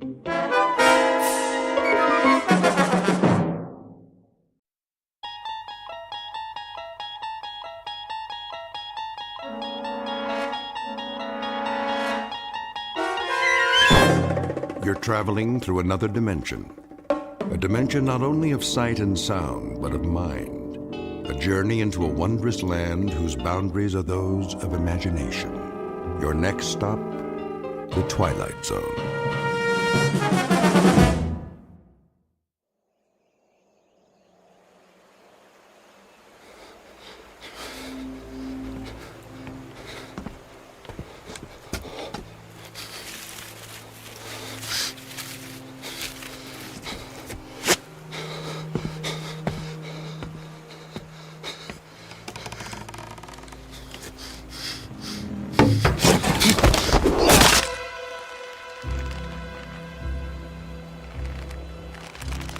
He's dead.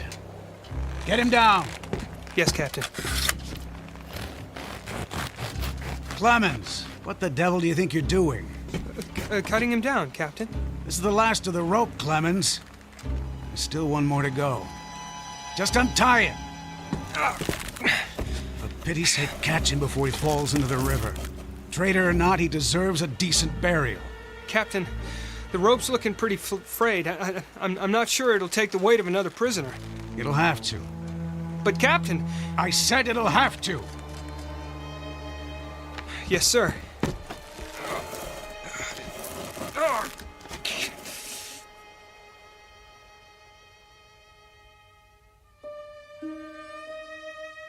You have just witnessed a military execution.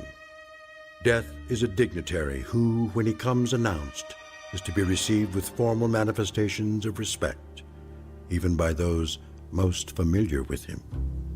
This particular execution occurred on Owl Creek Bridge in northern Alabama during the war between the states. You might find it in the works of that past master of the incredible Ambrose Bierce, but its proper home is in the Twilight Zone.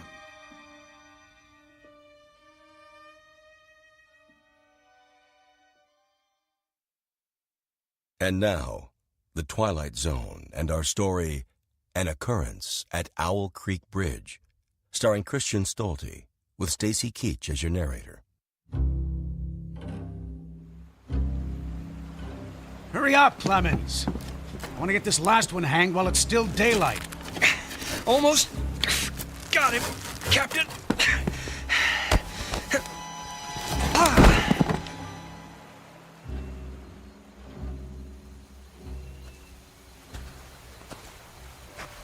Your friends are dead, Peyton. That's your name, isn't it? Mr. Peyton Farquhar.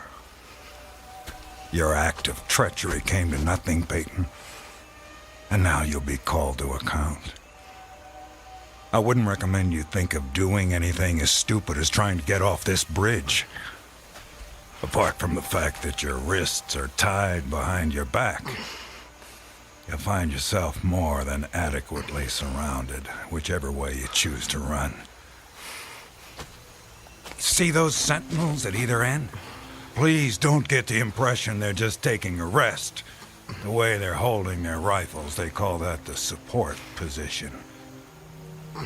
Means they're always at the ready. As a good soldier of the Federal Army should be.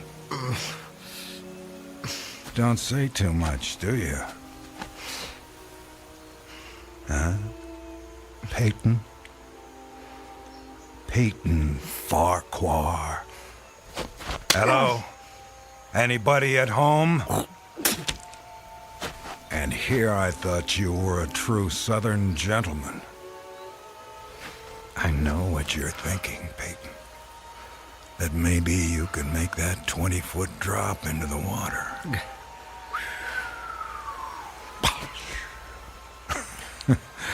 And who knows, maybe you could at that. But after that, your chances for continued survival become pretty slim. Look over there on the bank of the stream. You know what that is? It's the muzzle of a cannon. You see, there's an outpost near here. If you really squint, you can see a company of infantry at parade rest. Think of them as spectators if you want. But if you sincerely want to swim for it, you might just as well be giving them target practice, which, believe me, they don't really need. You want to leave your wife a pretty-looking corpse, don't you? Still not in the mood for talking, huh? Well, I can understand that, time like this. A man needs to get his thoughts in order, ready himself for, you know. Perhaps I can help you with that. From a purely practical standpoint, I mean. I'm not a priest or anything like that. Truth to tell, my knowledge of matters theological doesn't amount to very much at all. But I can tell you a little bit about how it'll happen. Me and Clemens will escort you out to the center of the bridge, then introduce you to Captain Newman. He's a nice man. You'll like him. Me and Clemens salute the captain, then we stand behind him, leaving you face to face with the sergeant. Now, he's not such a nice man, sorry to say, but... Oh, I forgot. You two have already met. moment comes, you'll both be standing on opposite ends of the same plank. He stands on the safe end, but you probably already guessed that. And you probably guessed that it's his job to hold the plank in place. Then, when the captain feels the time is right for him, not for you, he gives a signal to the sergeant. The sergeant steps aside, the plank tilts, and down you go.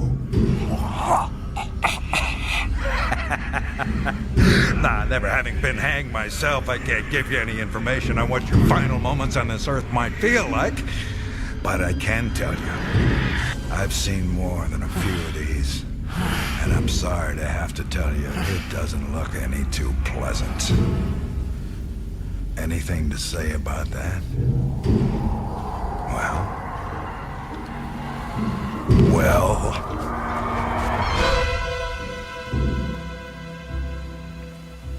I am a living man. How's that? Speak up, Peyton. If you got any famous last words, we should hear them. Otherwise, they won't be famous. I am a living man! Not for much longer. No, sir, not for much longer. Captain says we're ready for him. Hear that, Peyton? We're ready for you. They say the Lord hates a coward, so take my advice and try and face it with a smile. Why do you have to do that, Levine? Do what? Taunt him like that. You shouldn't expect anything better. This is war. He was on the wrong side. The wrong side? Do you think he thinks that? I don't give a damn what goes on inside his head. Neither should you, Clemens. And unless you want to end up with a noose around your neck, don't let anyone else hear you talking like that. Now, help me up with him.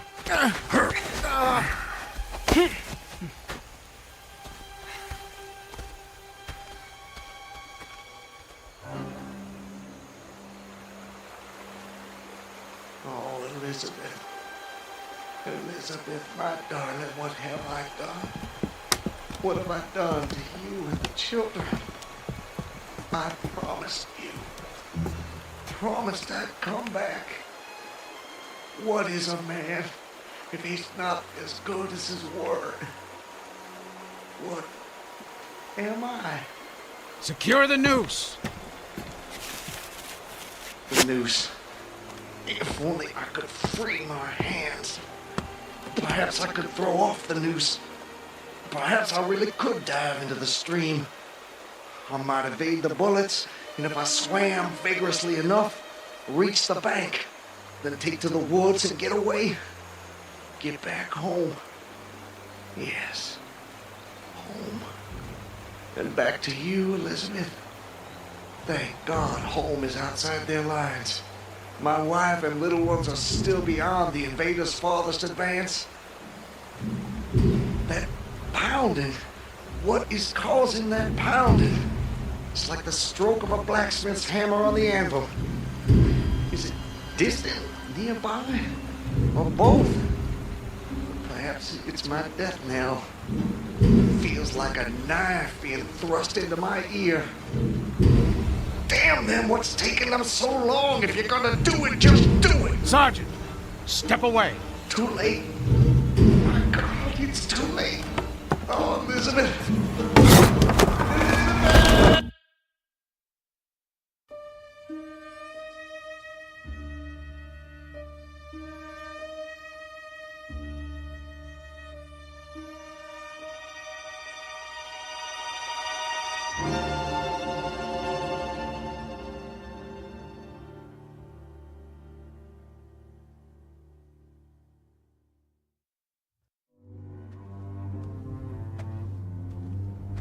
So, how much further is it? What? Much further to where? Where am I? You're home, Mr. Farquhar. How much further? A little further. Yes, a little further. Just keep along this road. I'm sorry, I'm somewhat confused. Hardly surprising. You've just woken up. It usually takes me a good half hour and a stiff drink before I know my own name. Say, you wouldn't happen to have a stiff drink on you, would you? I'm afraid not. Too bad. No, wait. I can't have been sleeping. Why not? Look at me, I'm walking. How could I fall asleep walking? Horses fall asleep standing up. But not walking. Well, I don't know about you, but I've got to the end of plenty of days without the faintest idea what I've done. Of course, as I explained to you, Mr. Farquhar, I drink a bit. You know my name? Mm-hmm. You're Mr. Peyton Farquhar. How do you know my name? You told me. I did. Sure you did. Right after I found you on the bank of the river. The bank? The southern bank. When I discovered you, you were digging your fingers into the sand, throwing it over yourself in handfuls, and almost blessing it. That doesn't sound like the sort of thing I'd do. You don't remember? No. Well, it's what you did. You said it reminded you of diamonds, rubies, emeralds. I said that? I got the impression there was nothing beautiful you didn't think it resembled. Naturally, I was quite convinced at that moment that you were insane. No offense, sir. Sounds like a very natural reaction. I would have come to the same conclusion. And then you said something that captured my attention. And what was that? Still don't remember? Please, refresh my memory. You said, now let me think. This was all good stuff. I don't want to get it wrong. Oh, yes. You noted a definite order in the arrangement of the trees. That a strange roseate light shone through the spaces among their trunks, and the wind made in their branches the music of Aeolian harps. Well, sir, I've been from one end of this great land to the other, and I've met many madmen. Some of them confined for their own good, some of them elected to high office, but never a madman with such a poetic grasp of the language. That was when I knew you were just too interesting to leave where I found you. I do remember. Now it all comes back to you. Not all of it, not yet. But I remember lying on the bank. I was so content there. More than I've ever been in my... Right then and there, I had no wish to perfect my escape. I was happy to remain in that enchanting spot until they recaptured me. Recaptured, eh? You haven't mentioned that before. Of course, you haven't said much of anything since I found you. You're a man on the run, then. Forgive me, Miss... I'm sorry, I don't seem to be able to recall your name. It'll come to you. Well, no offense, sir, but I'm not sure it would be wise to tell you the details. You're not a trusting man. Of late, I've become somewhat disappointed in human nature. I'm not sure why. This is a new world, Mr. Farquhar. It's understandable that you'd be cautious. But rest assured, I'm not what you might call political. But I do love a good story if you have one to tell. My story? I have no story. I have a life. A life that's become considerably more interesting of late, I'd venture to say. But beyond your name, I know nothing about you. What manner of man is Peyton Farquhar?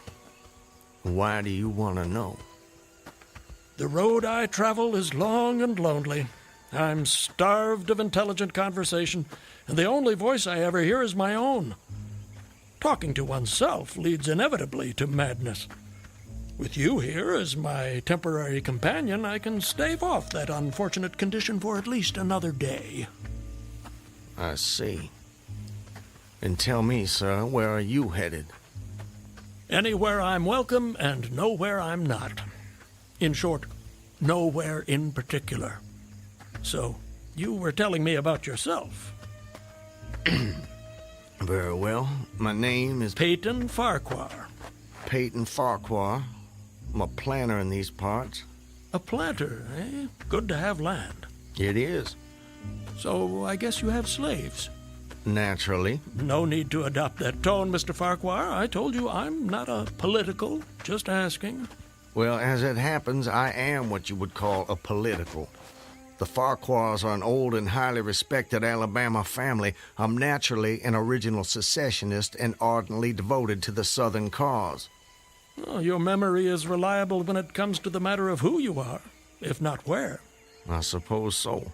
And yet, if you'll forgive my temerity, for all your patriotic fervor, you clearly didn't take service with the gallant army of the South. May I ask why that was? Circumstances of an imperious nature prevented me from doing so, but I assure you I chafed under the inglorious restraint, longing for the release of my energies, the larger life of the soldier, the opportunity for distinction. And in good faith and without too much qualification, you assent to at least part of the dictum that all's fair in love and war. Are you mocking me by any chance? I would never, ever risk a fellow traveler's friendship for such a trivial gain. Please, continue, I beg of you. I imagine that the opportunity to serve your birthplace came at last, as it comes to all men in wartime. It did. It was one evening, as I was sitting under the magnolia trees near the entrance to my grounds. I was with my wife, Elizabeth. The children were playing nearby.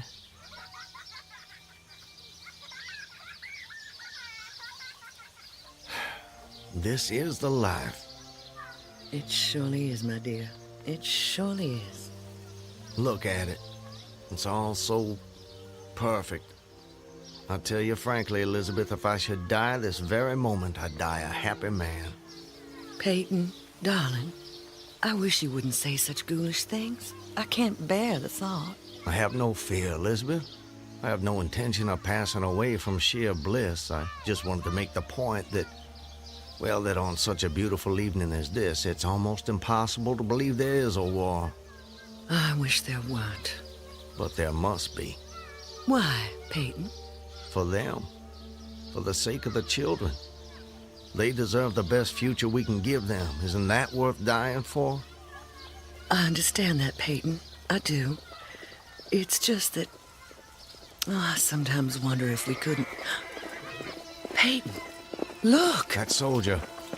He's one of ours. Water. Please.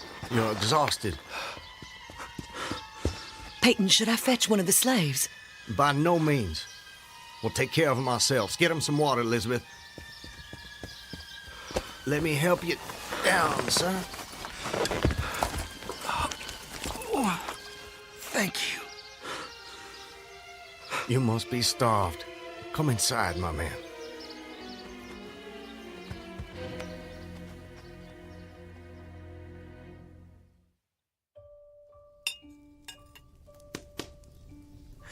Oh, this is a splendid meal.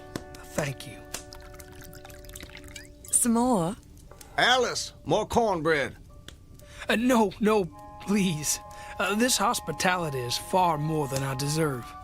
Nonsense. Nothing is too good for our brave boys. Tell me, Corporal, whose command are you with? Colonel Tolliver, 13th North Carolina. How are things at the front? We hear so little down here. I'm sorry to say things are not going so well. Not so well at all. The Yankees are repairing the railroads in preparation for another advance. They've reached the Owl Creek Bridge. Owl Creek Bridge? Yes, sir. They've put it in order and built a stockade on the north bank. I'm sure you know what that'll mean. Yes. If they can run trains over the bridge, there'll be nothing to stop them. Damn those sons of... Forgive me, Elizabeth. You shouldn't be subjected to this manner of talk. Peyton, I understand... Go and see what's keeping Alice with the cornbread. As you wish, my dear. Something on your mind, sir? Corporal, refresh my memory. It's about 30 miles to Owl Creek Bridge. About that. Maybe even a little less. And there's no force on this side of the creek? Only a picket post a half-mile out, on the railroad, and a single sentinel at our end of the bridge. Suppose a man, or perhaps several men, civilians and persons of intelligence, should elude the picket post and perhaps get the better of the sentinel. What could they accomplish? Accomplish? Well, sir, I was there a month ago. I saw that the flood of last winter lodged a great quantity of driftwood against the wooden pier at this end of the bridge. Driftwood, eh? It's dry now, exceedingly dry. If someone were to put a light to that driftwood, it'd burn like tow. That it would, sir. And that would mean the end of the Owl Creek Bridge. I don't think the Yankees would care for that. Not one damn bit would they care for it. And it goes without saying that such a conflagration would seriously hinder the northern effort. Oh, it would. But you should know, sir, the commandant's issued an order declaring that any civilian caught interfering with the railroad, its bridges, tunnels, or trains will be summarily hanged. I've seen the order. It's posted everywhere. Risk is a part of life, soldier. You face it every day. I do. That I do. And in my own small way, I've done what I can. No service is too humble to perform in the aid of the South. And should the opportunity present itself, no adventure would be too perilous to undertake if consistent with the character of a civilian who is at heart a soldier, of course.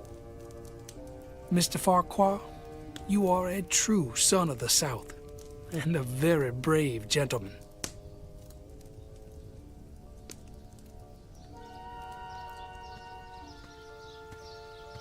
Elizabeth, I have to go away.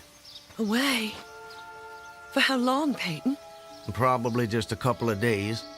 Why? Business. Larson will be going with me, maybe Zeller too. I don't know. I'll have to ask him. Peyton, don't go. I don't want you to. The children need you. It's for the sake of the children that I'm doing this, Elizabeth. Why can't you understand that? I do understand. I really do, but I'm afraid... terrified of losing you. If a man doesn't stand up for what he believes in, then we lose everything. Just promise me one thing. Promise you'll come back to me. I promise. And I'm a man who keeps his promises, my love. Setting fire to the Owl Creek Bridge. Sounds like a most audacious plan. It was. I must confess, Mr. Farquhar, I'm a little confused. How so? You strike me as a competent and determined gentleman. I imagine whatever you want out of life, you get it. That's fair to say. What of it?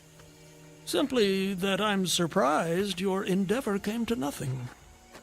And what makes you imagine that? Your present predicament. The absence of your co-conspirators. Those marks upon your neck. And if someone had set the Owl Creek Bridge alight, I'm sure I would have noticed it in some way. Let me check. Where there's smoke, there's fire, and... Nope, no smoke. You're a very thorough fellow. For a moment I thought you might know more of my situation than you let on. From the way you talk, do I take it someone in your party betrayed you? Not in my party. But you recall the corporal who appeared at my plantation? Of course. He was a federal scout. Then you were deliberately entrapped. It seems they wanted to weed out the civilians who might cause them some trouble.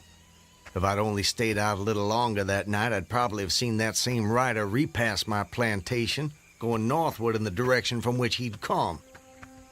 From the Owl Creek Bridge. Precisely. And when you and your co-conspirators... Patriots. ...made your assault on the bridge, the military were waiting for you. They made me watch as they hanged my friends for an act of treachery. The sergeant who put them to death was the same man who lured us there. Is there no honor in conflict? I've never been accused of having much imagination, but I might have guessed it would be something like that. I would say, sir, that you have too kindly an expression for one whose neck is in the hemp. It isn't. Isn't what? In the hemp. Of course, of course.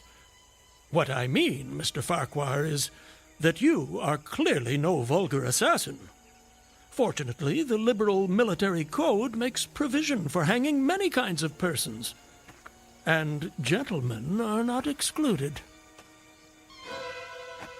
As they fastened the noose around my neck, I tried to fix my thoughts on my family, but there were so many trivial distractions.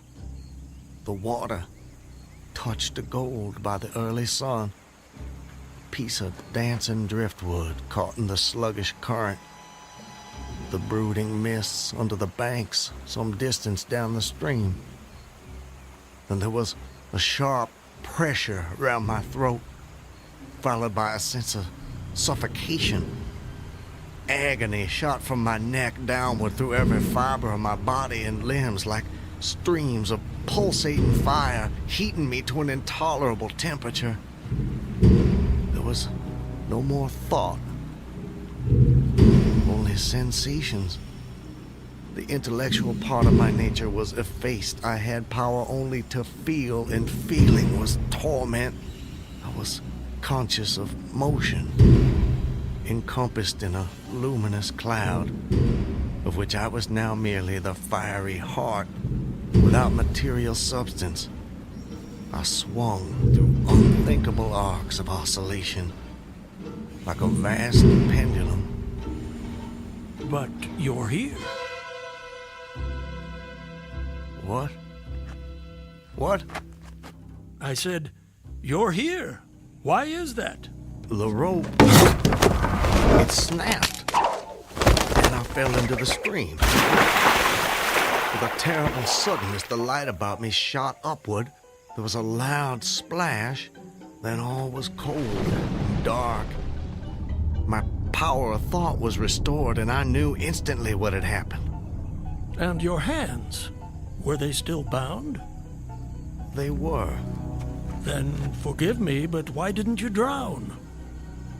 The noose was tight around my neck. It kept the water from my lungs. And kept you from breathing. When you get into a predicament, sir, you don't do it by half measures. I suppose not. To die of hanging at the bottom of a river, even at that moment it seemed ludicrous to me. I opened my eyes in the darkness. I saw above me a gleam of light, distant, inaccessible. I was still sinking, and the light became fainter and fainter until it was a mere glimmer. Then it began to grow and brighten, and I knew I was rising toward the surface. Knew it with reluctance, for I was very comfortable. Comfortable? Oh, yes. It was a question of preference at that point, you see. To be hanged and drowned, that didn't seem so bad, but to be shot? No, I refused to be shot. It didn't seem fair. I'd say you have a quite singular set of values. Do they offend you? Not at all, not at all. It makes for a more entertaining story, and yours is the most fascinating I've heard in many a year on the road. Please, continue. You're under the water, slowly rising to the surface. Your hands are tied. A sharp pain in my wrists apprised me of the fact that I was trying to free my hands.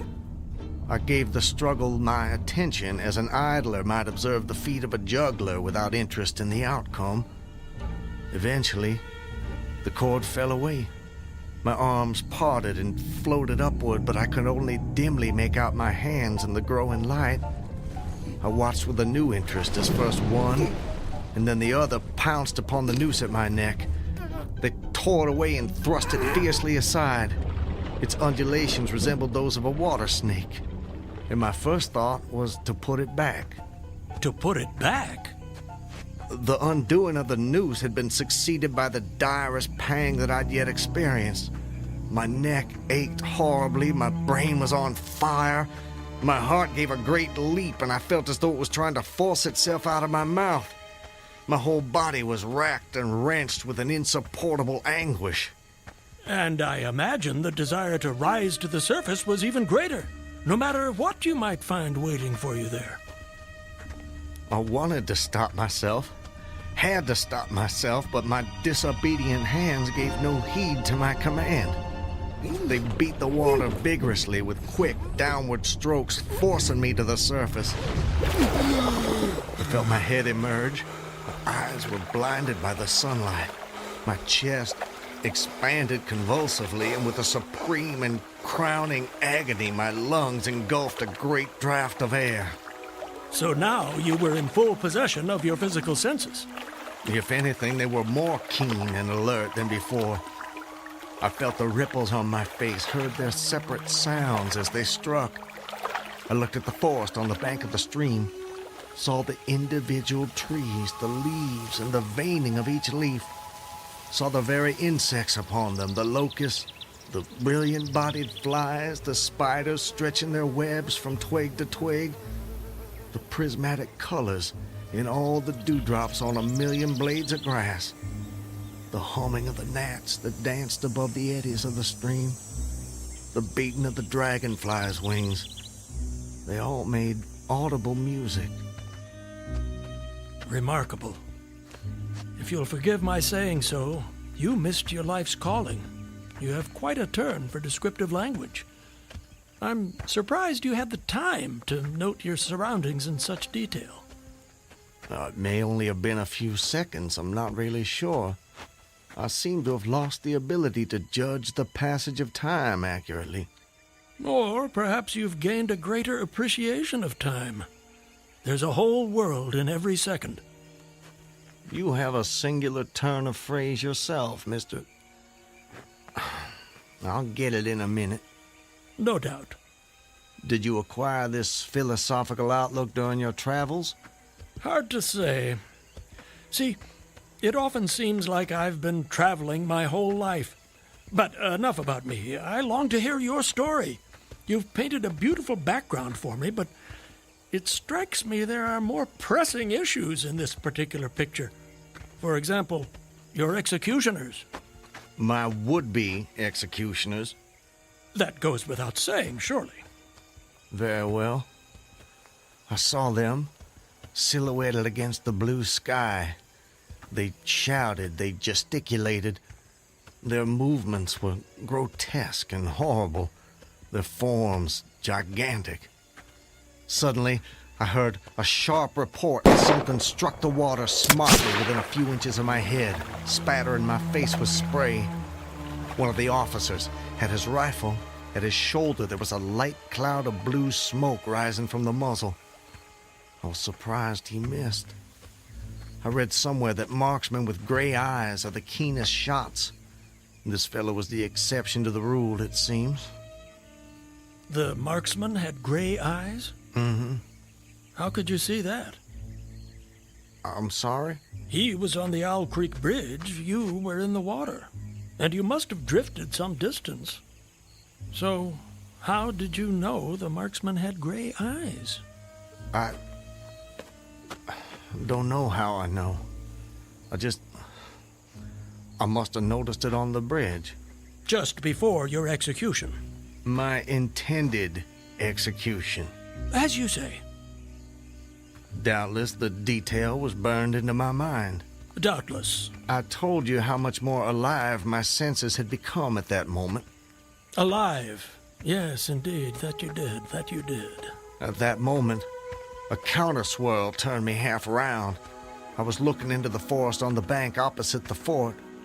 A clear, high voice rang out and came across the water with a distinctness that pierced and subdued all other sounds, even the beating of the ripples. The voice, what did it say? It said, "Attention, company! Ready! Aim!" How did you do that? Run! Fire!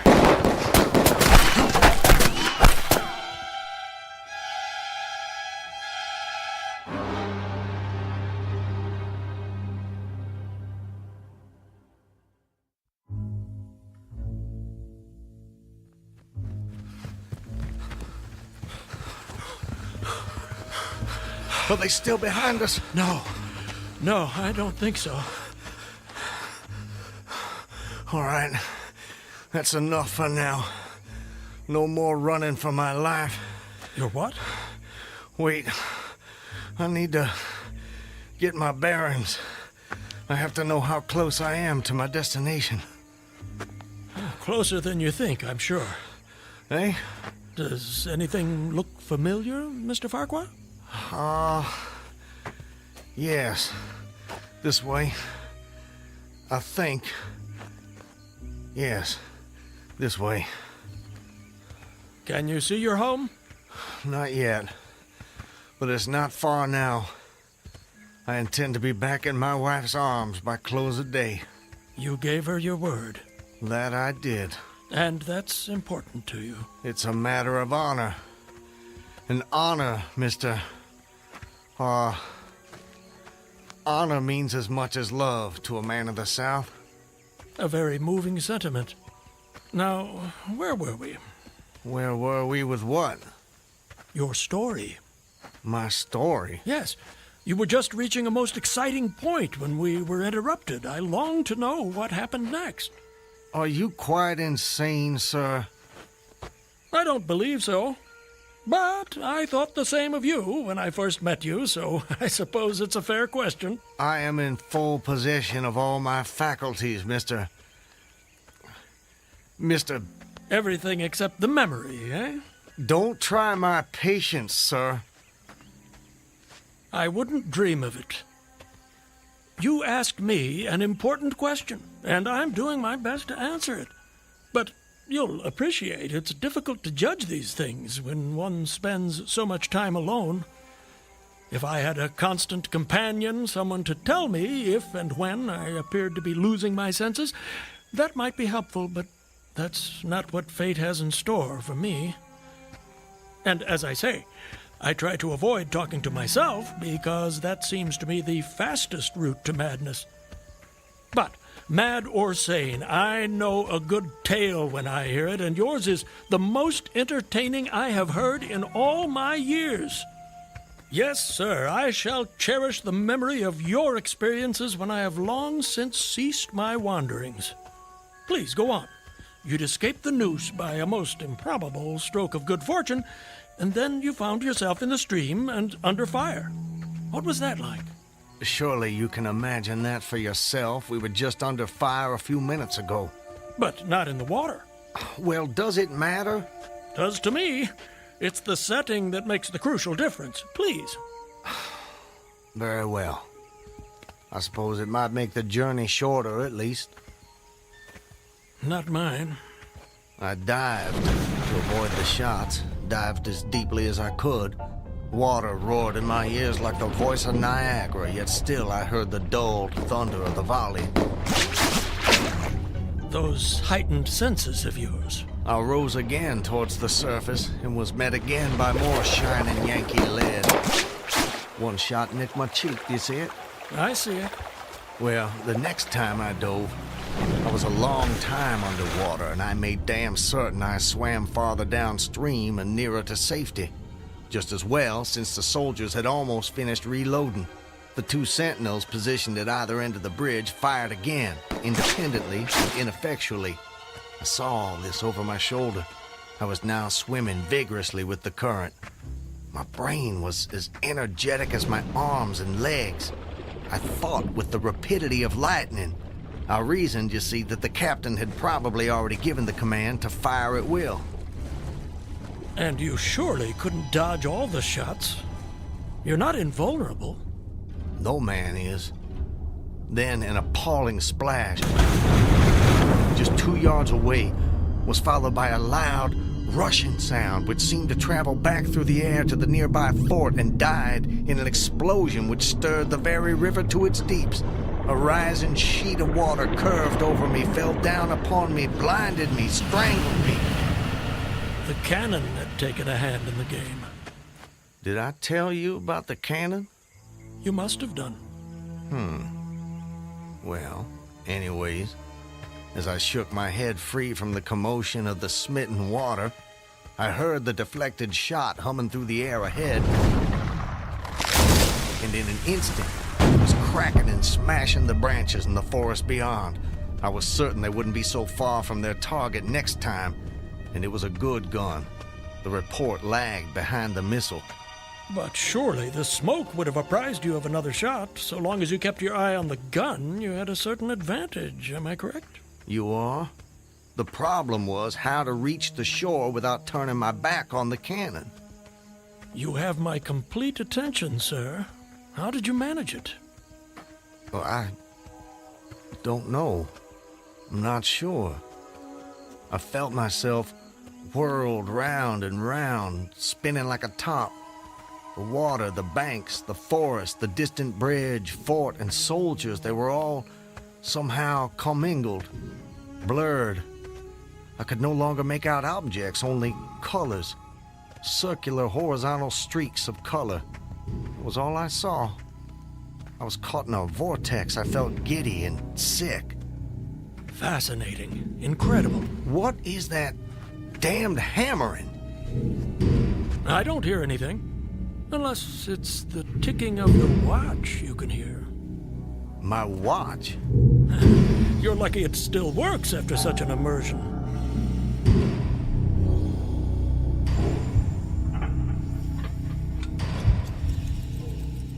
It is my watch.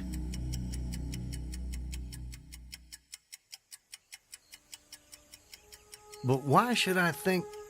Perhaps you're the sort of man who values the seconds as much as the minutes and the hours. And there's a whole world in a second, so I've been told. So how did you fight your way out of this vortex? I really have no idea. The next thing I knew, I was on the road with you at my side, heading for home as I promised. Surely not. I mean, you obviously avoided the cannon and struggled to the bank. Obviously. But I have no memory of it.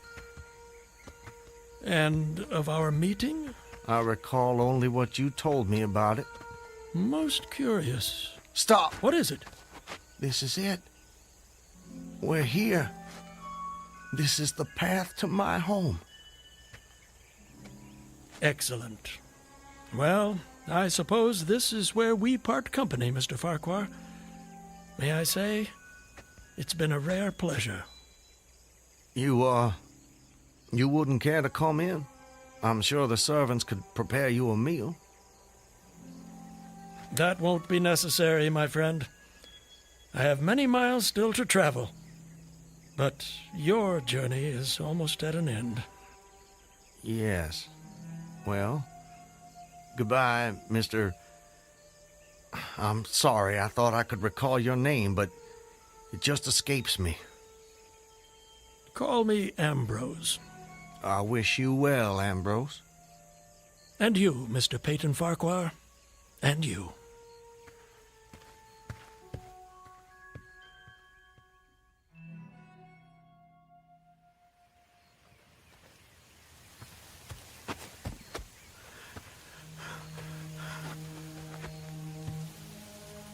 Home. Almost home. How long? How long since that damn imposter rode down this road? How long since I was drawn to the Owl Creek Bridge? I would say, sir, that you have too kindly an expression for one whose neck is in the hem. Seriously. It is. Isn't what?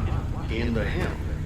Of course, of course. I promised I'd return, Elizabeth. All so perfect. They couldn't keep me from Just you. before your execution.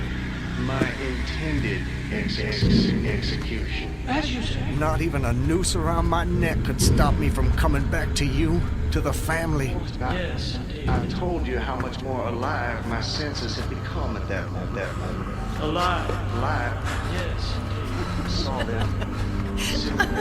John, don't tease your sister. I want you Elizabeth! both on your best behavior when your father returns. Elizabeth! Hey! Elizabeth!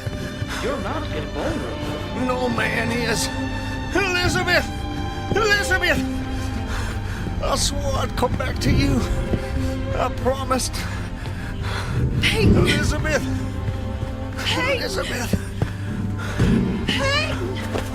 Oh, Peyton! Peyton, my love. Elizabeth, let me hold you. Let me take you in my... There's a whole world in every second.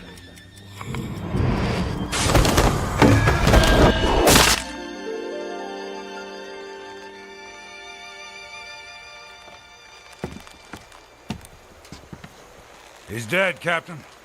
Good work. That's the last execution for today. Get him down! You know, Levine, for a moment there, I thought that rope wasn't gonna hold. It's strong enough. It did its job. Do you ever wonder what goes on inside a man's head in those last seconds before death? Like I said before, Clemens, I don't give a damn. And neither should you.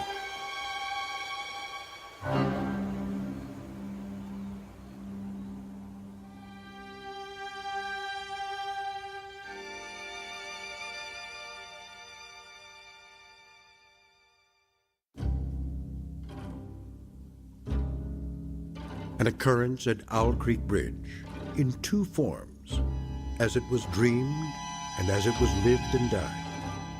This is the stuff of fantasy, the thread of imagination, the ingredients of the Twilight Zone.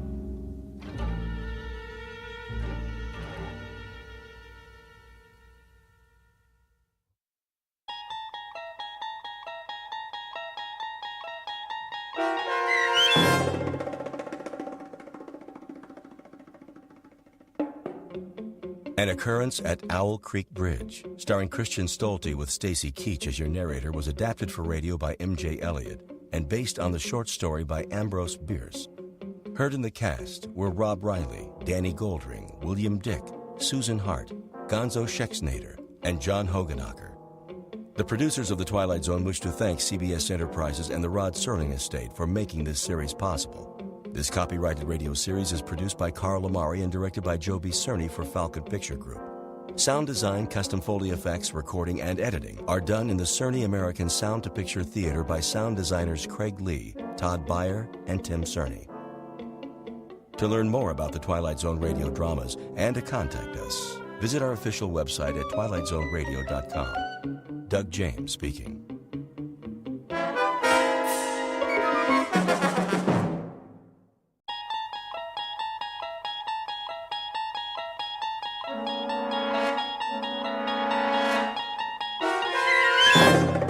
You unlock this door with the key of imagination. Beyond it is another dimension, a dimension of sound, a dimension of sight, a dimension of mind. You're moving into a land of both shadow and substance, of things and ideas. You've just crossed over into the Twilight Zone.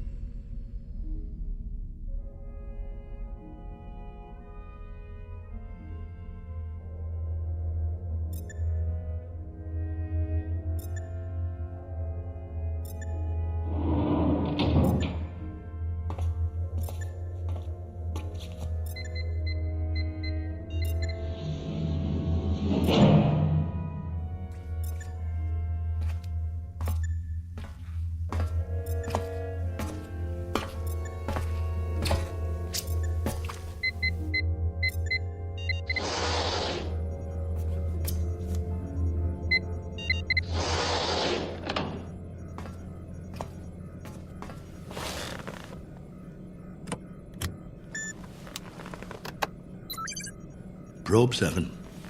Log entry 1411. Another waking period. Ship seems to be functioning perfectly as usual. Wish they could make cars this reliable back home. Oxygen supply, right on the button. Food supply, a little over. Something wrong with my appetite. Not enough exercise, I guess. I know. More workout time. Gotta stay in shape. Never know who I might meet in space.